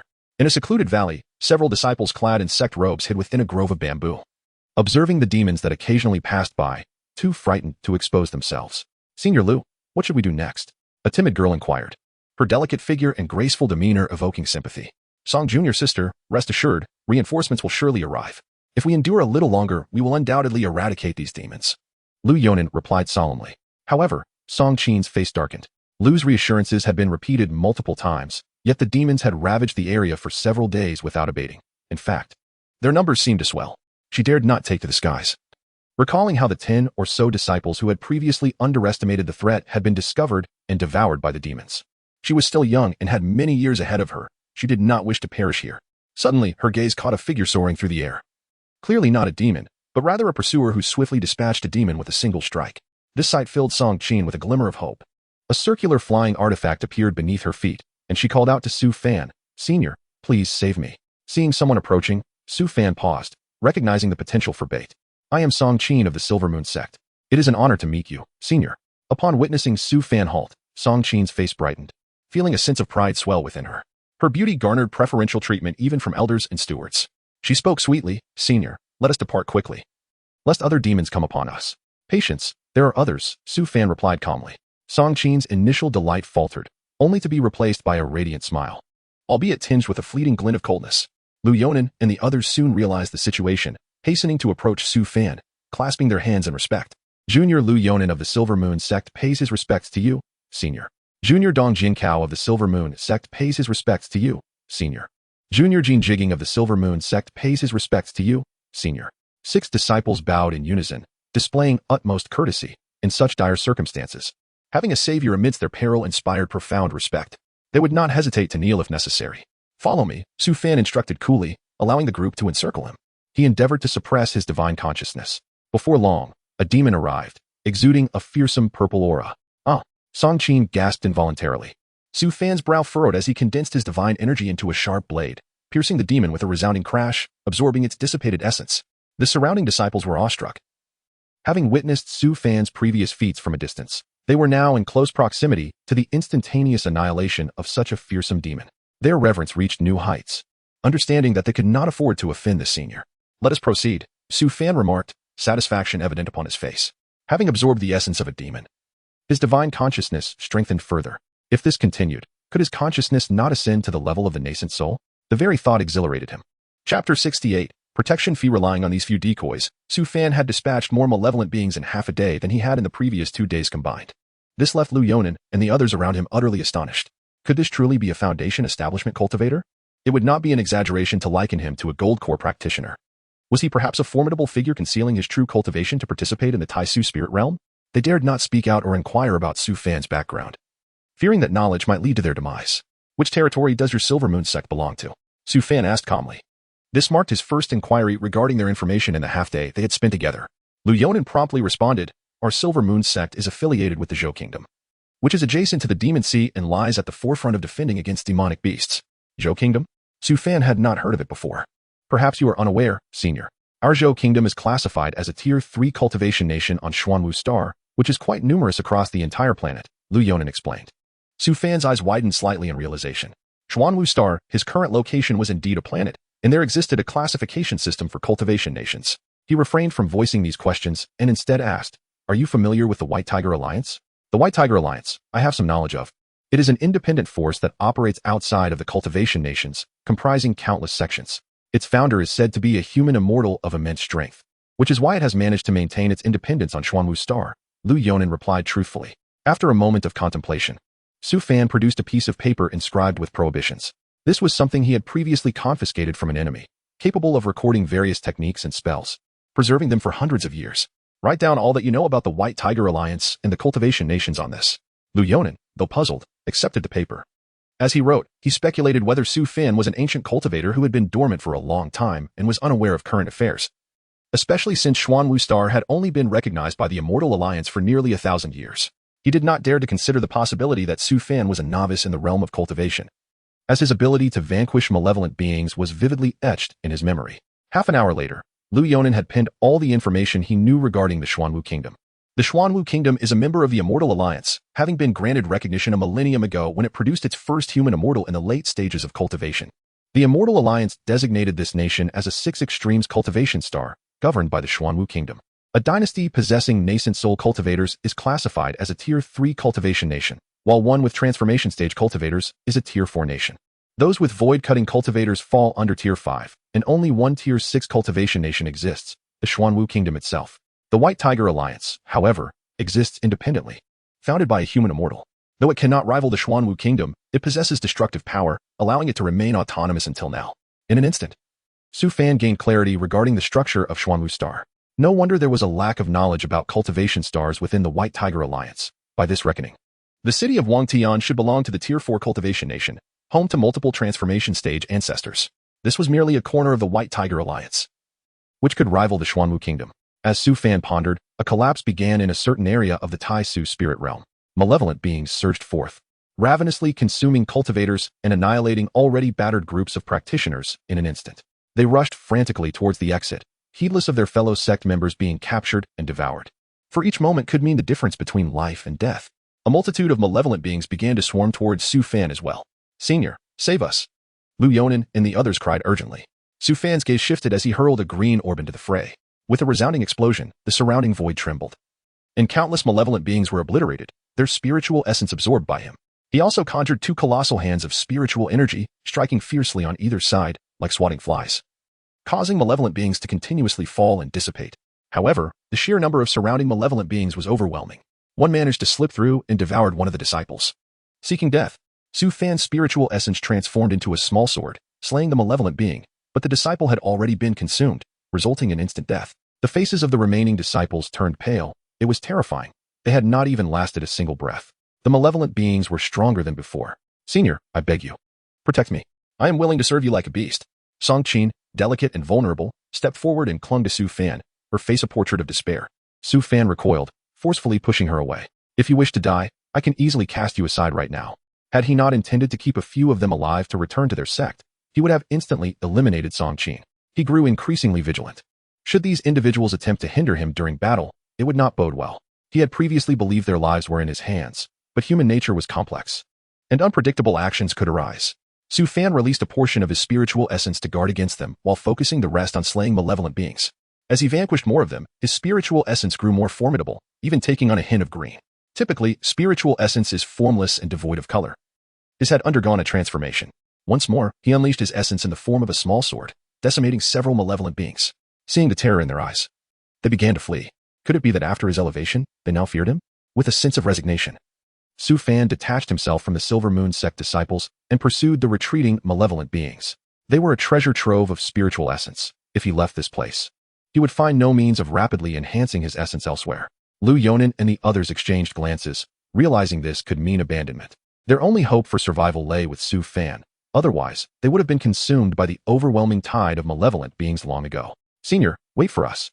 Leonin gritted his teeth and gave chase, as did the other disciples. Fortunately, as Su Fan continued to slay malevolent beings and absorb their essence, he slowed his flight, allowing them to close the gap and form a protective barrier against the malevolent entities. Along the way, more cultivators witnessed this scene and hastened to join them. Senior. Ahead lies our Sect's teleportation array. One disciple called out to Su Fan, hoping he would land near the array.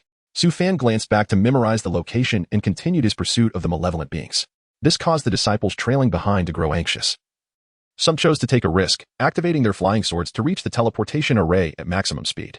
However, they were overtaken and devoured by the suddenly appearing malevolent beings, leaving only 2 out of 7 to enter the array's vicinity. The others could only continue following Su Fan. Senior, ahead is the teleportation array of our demon spirit sect. If you could deliver me there, I shall offer 20 high-grade spirit stones in return. A graceful young cultivator presented 20 gleaming spirit stones. Though he felt a twinge of pain parting with them, having saved for many years, the value of life far outweighed that of wealth. Su Fan swiftly pocketed the 20 high-grade spirit stones and surged towards the teleportation array below. The young cultivator was elated and hastily clasped his fist in gratitude. Thank you. Senior. Chapter 69.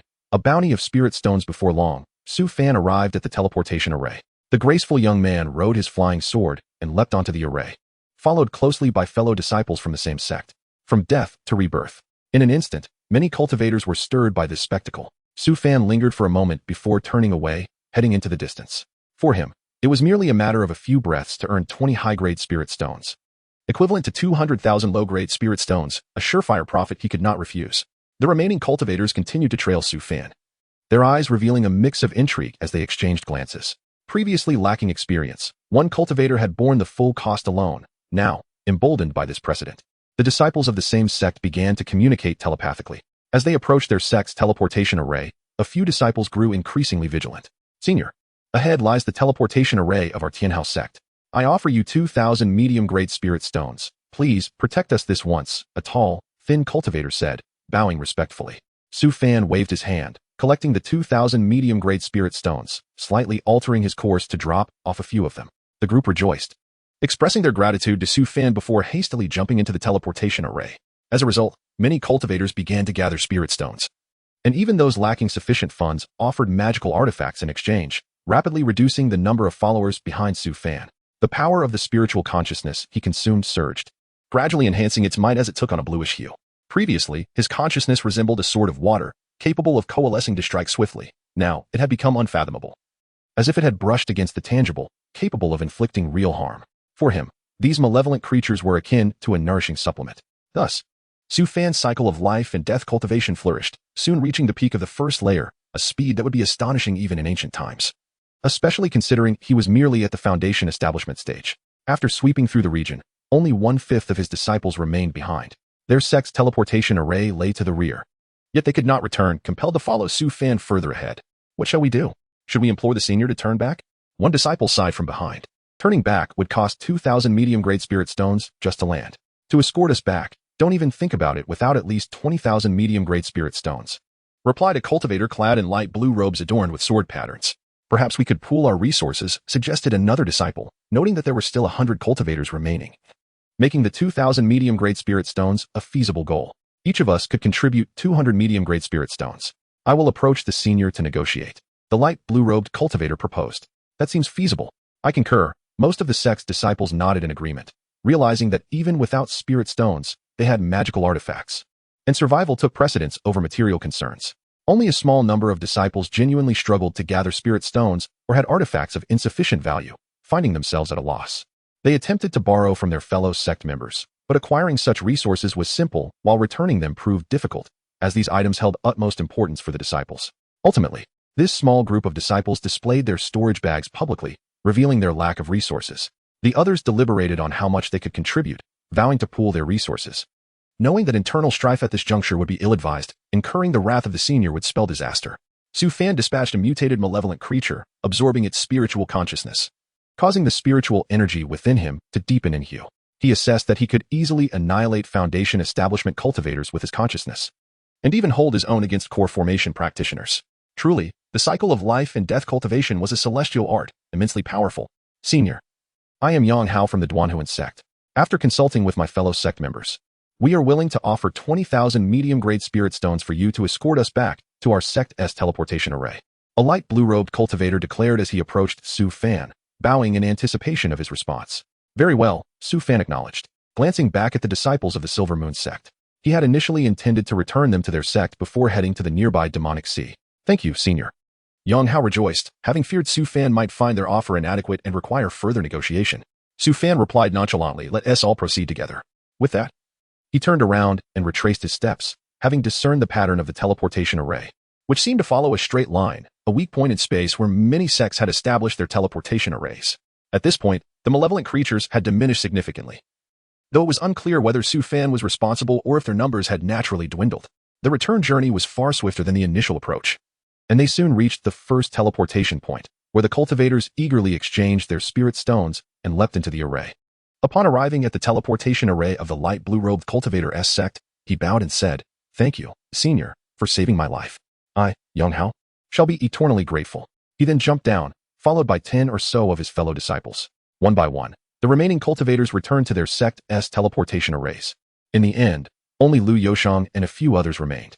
Feeling somewhat embarrassed, he said, Senior, our sect's teleportation array is somewhat special due to its proximity to the demonic sea. It lies in a different direction. Would you be able to escort us there? Of course, but I require your soul blood in return, Su Fan replied calmly. Soul blood? Lu Yoshang was taken aback and quickly added, Senior. That is the essence of a cultivator's being. Then why would I ask for your soul blood if not for that reason? Su Fan replied coldly. He understood that only by holding their soul blood could he ensure safe passage into their sect. Otherwise, their allegiance might falter the moment they arrived. Lu Yoshang glanced at the malevolent creatures that roamed nearby, realizing that should he stray from Su Fan's protection for even a moment, they would likely converge upon him and lead to his demise. Handing over his soul blood offered a glimmer of hope for survival. Refusing would mean certain death. With a heavy sigh, Lu Yoshang relinquished his soul blood. The other cultivators appeared troubled, yet recognizing Su Fan's growing aura of menace. They understood that delay was no longer an option. Thus, they too complied and surrendered their soul blood. Seeing this, Song Qin, with a delicate demeanor, implored, Senior, my cultivation has been compromised during this trial. If I give you my soul blood, my injuries will worsen. I beseech you to show mercy. You may choose not to comply, in which case you shall remain here. Su Fan's eyes glinted with coldness. Song Qin's expression shifted as she contemplated her anger. But upon seeing Su Fan's icy demeanor, dread seeped into her very core. Reluctantly, she offered her soul blood, saying, Senior, this is the soul blood of a humble servant. Please keep it safe. Su Fan seamlessly merged the collected soul blood into his spiritual consciousness, which had grown immensely powerful. He could withstand the burden of not just these few soul bloods, but even 100 cultivators' essence without faltering. Chapter 70. The Silver Moon Mountains. Now, there were no more concerns. Su Fan spoke calmly. I require the use of your sect's teleportation array. Once I depart from the Taishu spirit realm, as long as you refrain from causing further trouble, I shall return your soul blood without fail. Absolutely no trouble will arise. Senior, you have saved us from dire peril, and we are profoundly grateful. Lu Yonan quickly assured him. That is for the best. Su Fan had learned through years of experience that true power lies in the deterrence one holds, and placing faith in others' empty promises and superficial niceties could lead to one's demise. After collecting their soul blood, he instructed them to stand closer, for certain unique malevolent entities could still pose a threat to their lives. The group then soared towards the teleportation array of the Silver Moon sect. Along the way, they encountered numerous malevolent creatures, which Su Fan endeavored to eliminate, enhancing his spiritual awareness significantly. Eventually, when the spiritual energy within him transformed entirely into a verdant hue, Su Fan sensed that his awareness had reached its limit. Further enhancement might lead to a rupture of his physical form, manifesting a feeling of overflow. He compressed his spiritual awareness, continually refining the verdant essence. Suddenly, a monumental wave of spiritual force erupted from his being, enveloping a 10-mile radius in shimmering azure light, instilling terror in Lu Yonan and the others, rendering them immobile. What a formidable pressure of spiritual awareness! Lu Yoshang gazed at Su Fan in fear, recognizing that the intensity matched that of the elders within their sect, all of whom were at the core formation stage, some even at its pinnacle. Previously, he had believed Su Fan to be powerful, but now it was evident that his spiritual force was extraordinarily potent. Su Fan furrowed his brow, striving to control the overwhelming spiritual force that had erupted due to excessive compression. He attempted to have the intensity, gradually stabilizing his awareness. He realized that his foundation was still too low. If he were at the core formation level, he could endure 10 times more, at which point his awareness would indeed rival that of the nascent soul. Nevertheless, his current spiritual awareness had reached a terrifying level.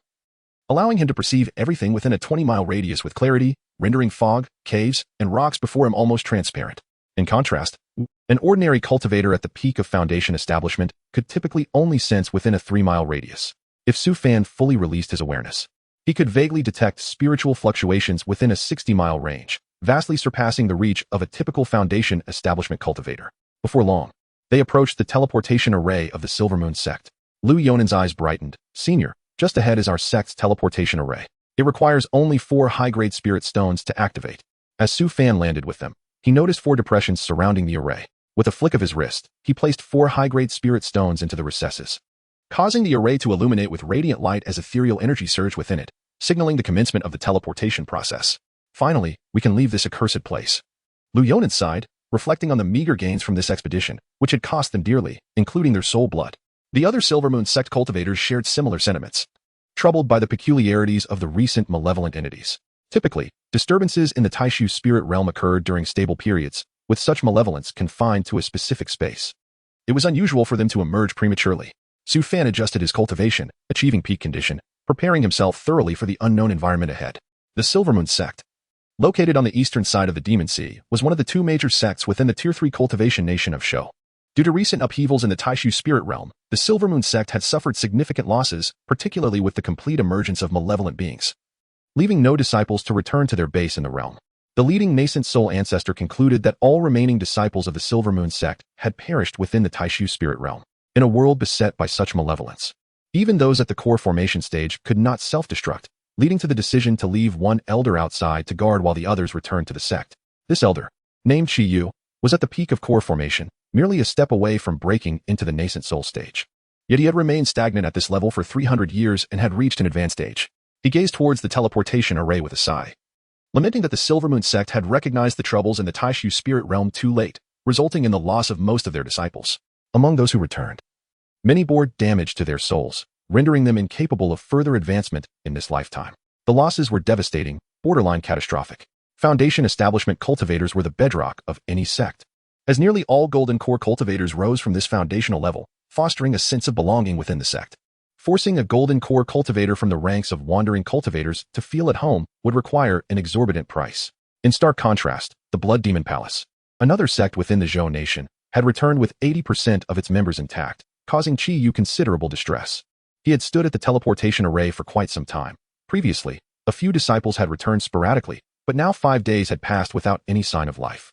He resolved to wait 3 more days. Should no disciples emerge, he would cease the operation of the spirit stones powering the array and conceal it before returning to the sect.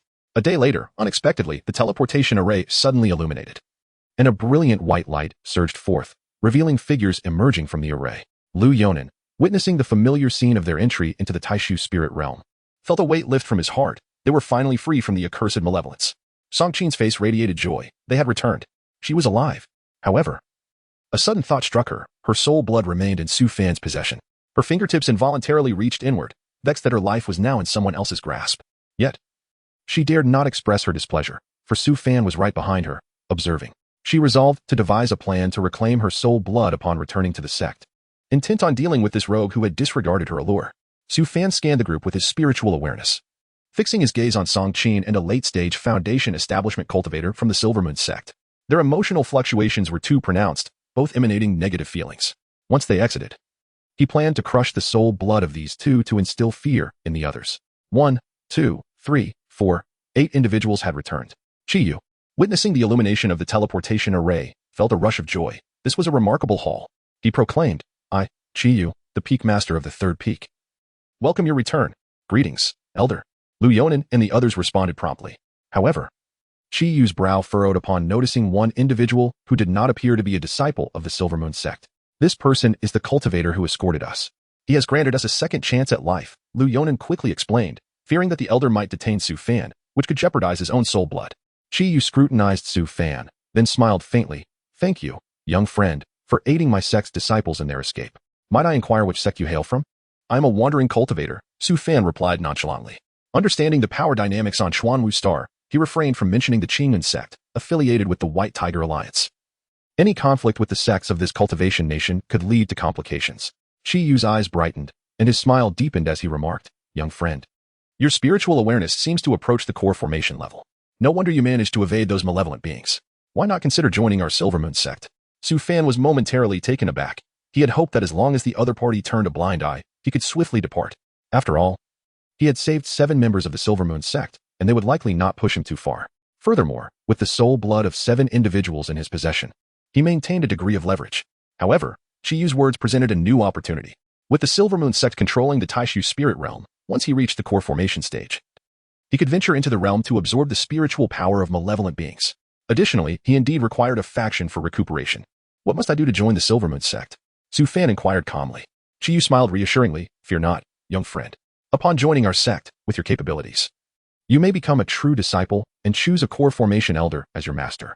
You will receive a monthly supply of 60 mid-grade spirit stones and gain access to the 6th level of our repository. And what are the obligations? Su Fan asked, seeking clarity on what would be expected of him, firm in his resolve not to engage in any life or death struggles immediately upon joining. The young friend need not worry. Apart from the perils of the sect or directives from the ancestors, the true disciples are not subjected to obligatory tasks. Chiyu continued, should you choose to join my 3rd peak, I can bestow upon you a separate subordinate peak. Upon hearing this, Lu Yonan and the others were taken aback. A subordinate peak could only be possessed by a core formation cultivator. Their earlier astonishment at the recruitment of Su Fan had already been significant. Although the Silvermoon sect was not particularly large, it was under the protection of a nascent soul ancestor, and generally, they would not accept Foundation establishment cultivators of uncertain origins. Now, even before Su Fan had joined the sect, the offer of a subordinate peak had been made. Su Fan agreed, as he indeed required a solitary mountain peak to serve as his abode. Very well, then let us return to the sect together, Chiyu declared. With a wave of his sleeve, summoning a magnificent flying vessel that materialized before them, carrying the group toward the horizon. Within the territory of the Zhou Kingdom, there exist 2 mountain ranges rich in spiritual energy, one known as the Blovine Mountain Range, and the other as the Silver Moon Mountain Range. As the name suggests, each sect claims one. The Silver Moon Mountain Range stretches for thousands of miles, densely forested, and even the most seasoned hunters can easily lose their way deep within its confines. This is primarily because the Silver Moon sect has established an extensive mist formation in the area, unless one is a disciple of the sect or a Foundation establishment cultivator. Reaching the mist formation would be a futile endeavor. At this moment, the sect leader Wang Boren received news that 7 disciples had survived, filling him with exuberance. He had been troubled for days, as the current sect leader was responsible for the explorations conducted in the Taishu spirit realm. The result had been a significant loss of the dispatched Foundation establishment cultivators, with half returning in a crippled state. Had it not been for his ancestral bloodline, he feared he might have been detained by several peak masters and confined to the back mountains. Although the ancestor had temporarily safeguarded him, his prestige had waned, and some peak masters no longer heeded his commands. Coupled with his previous missteps, even a report to the ancestor would bear no fruit. Wang Boren paced within the grand hall, occasionally glancing outside. Suddenly, a dark appeared in the distance. It was Chi Yu's flying vessel approaching the main peak. He was instantly elated and hastened outside to await their arrival, as the leader of the sect, taking the initiative to greet them.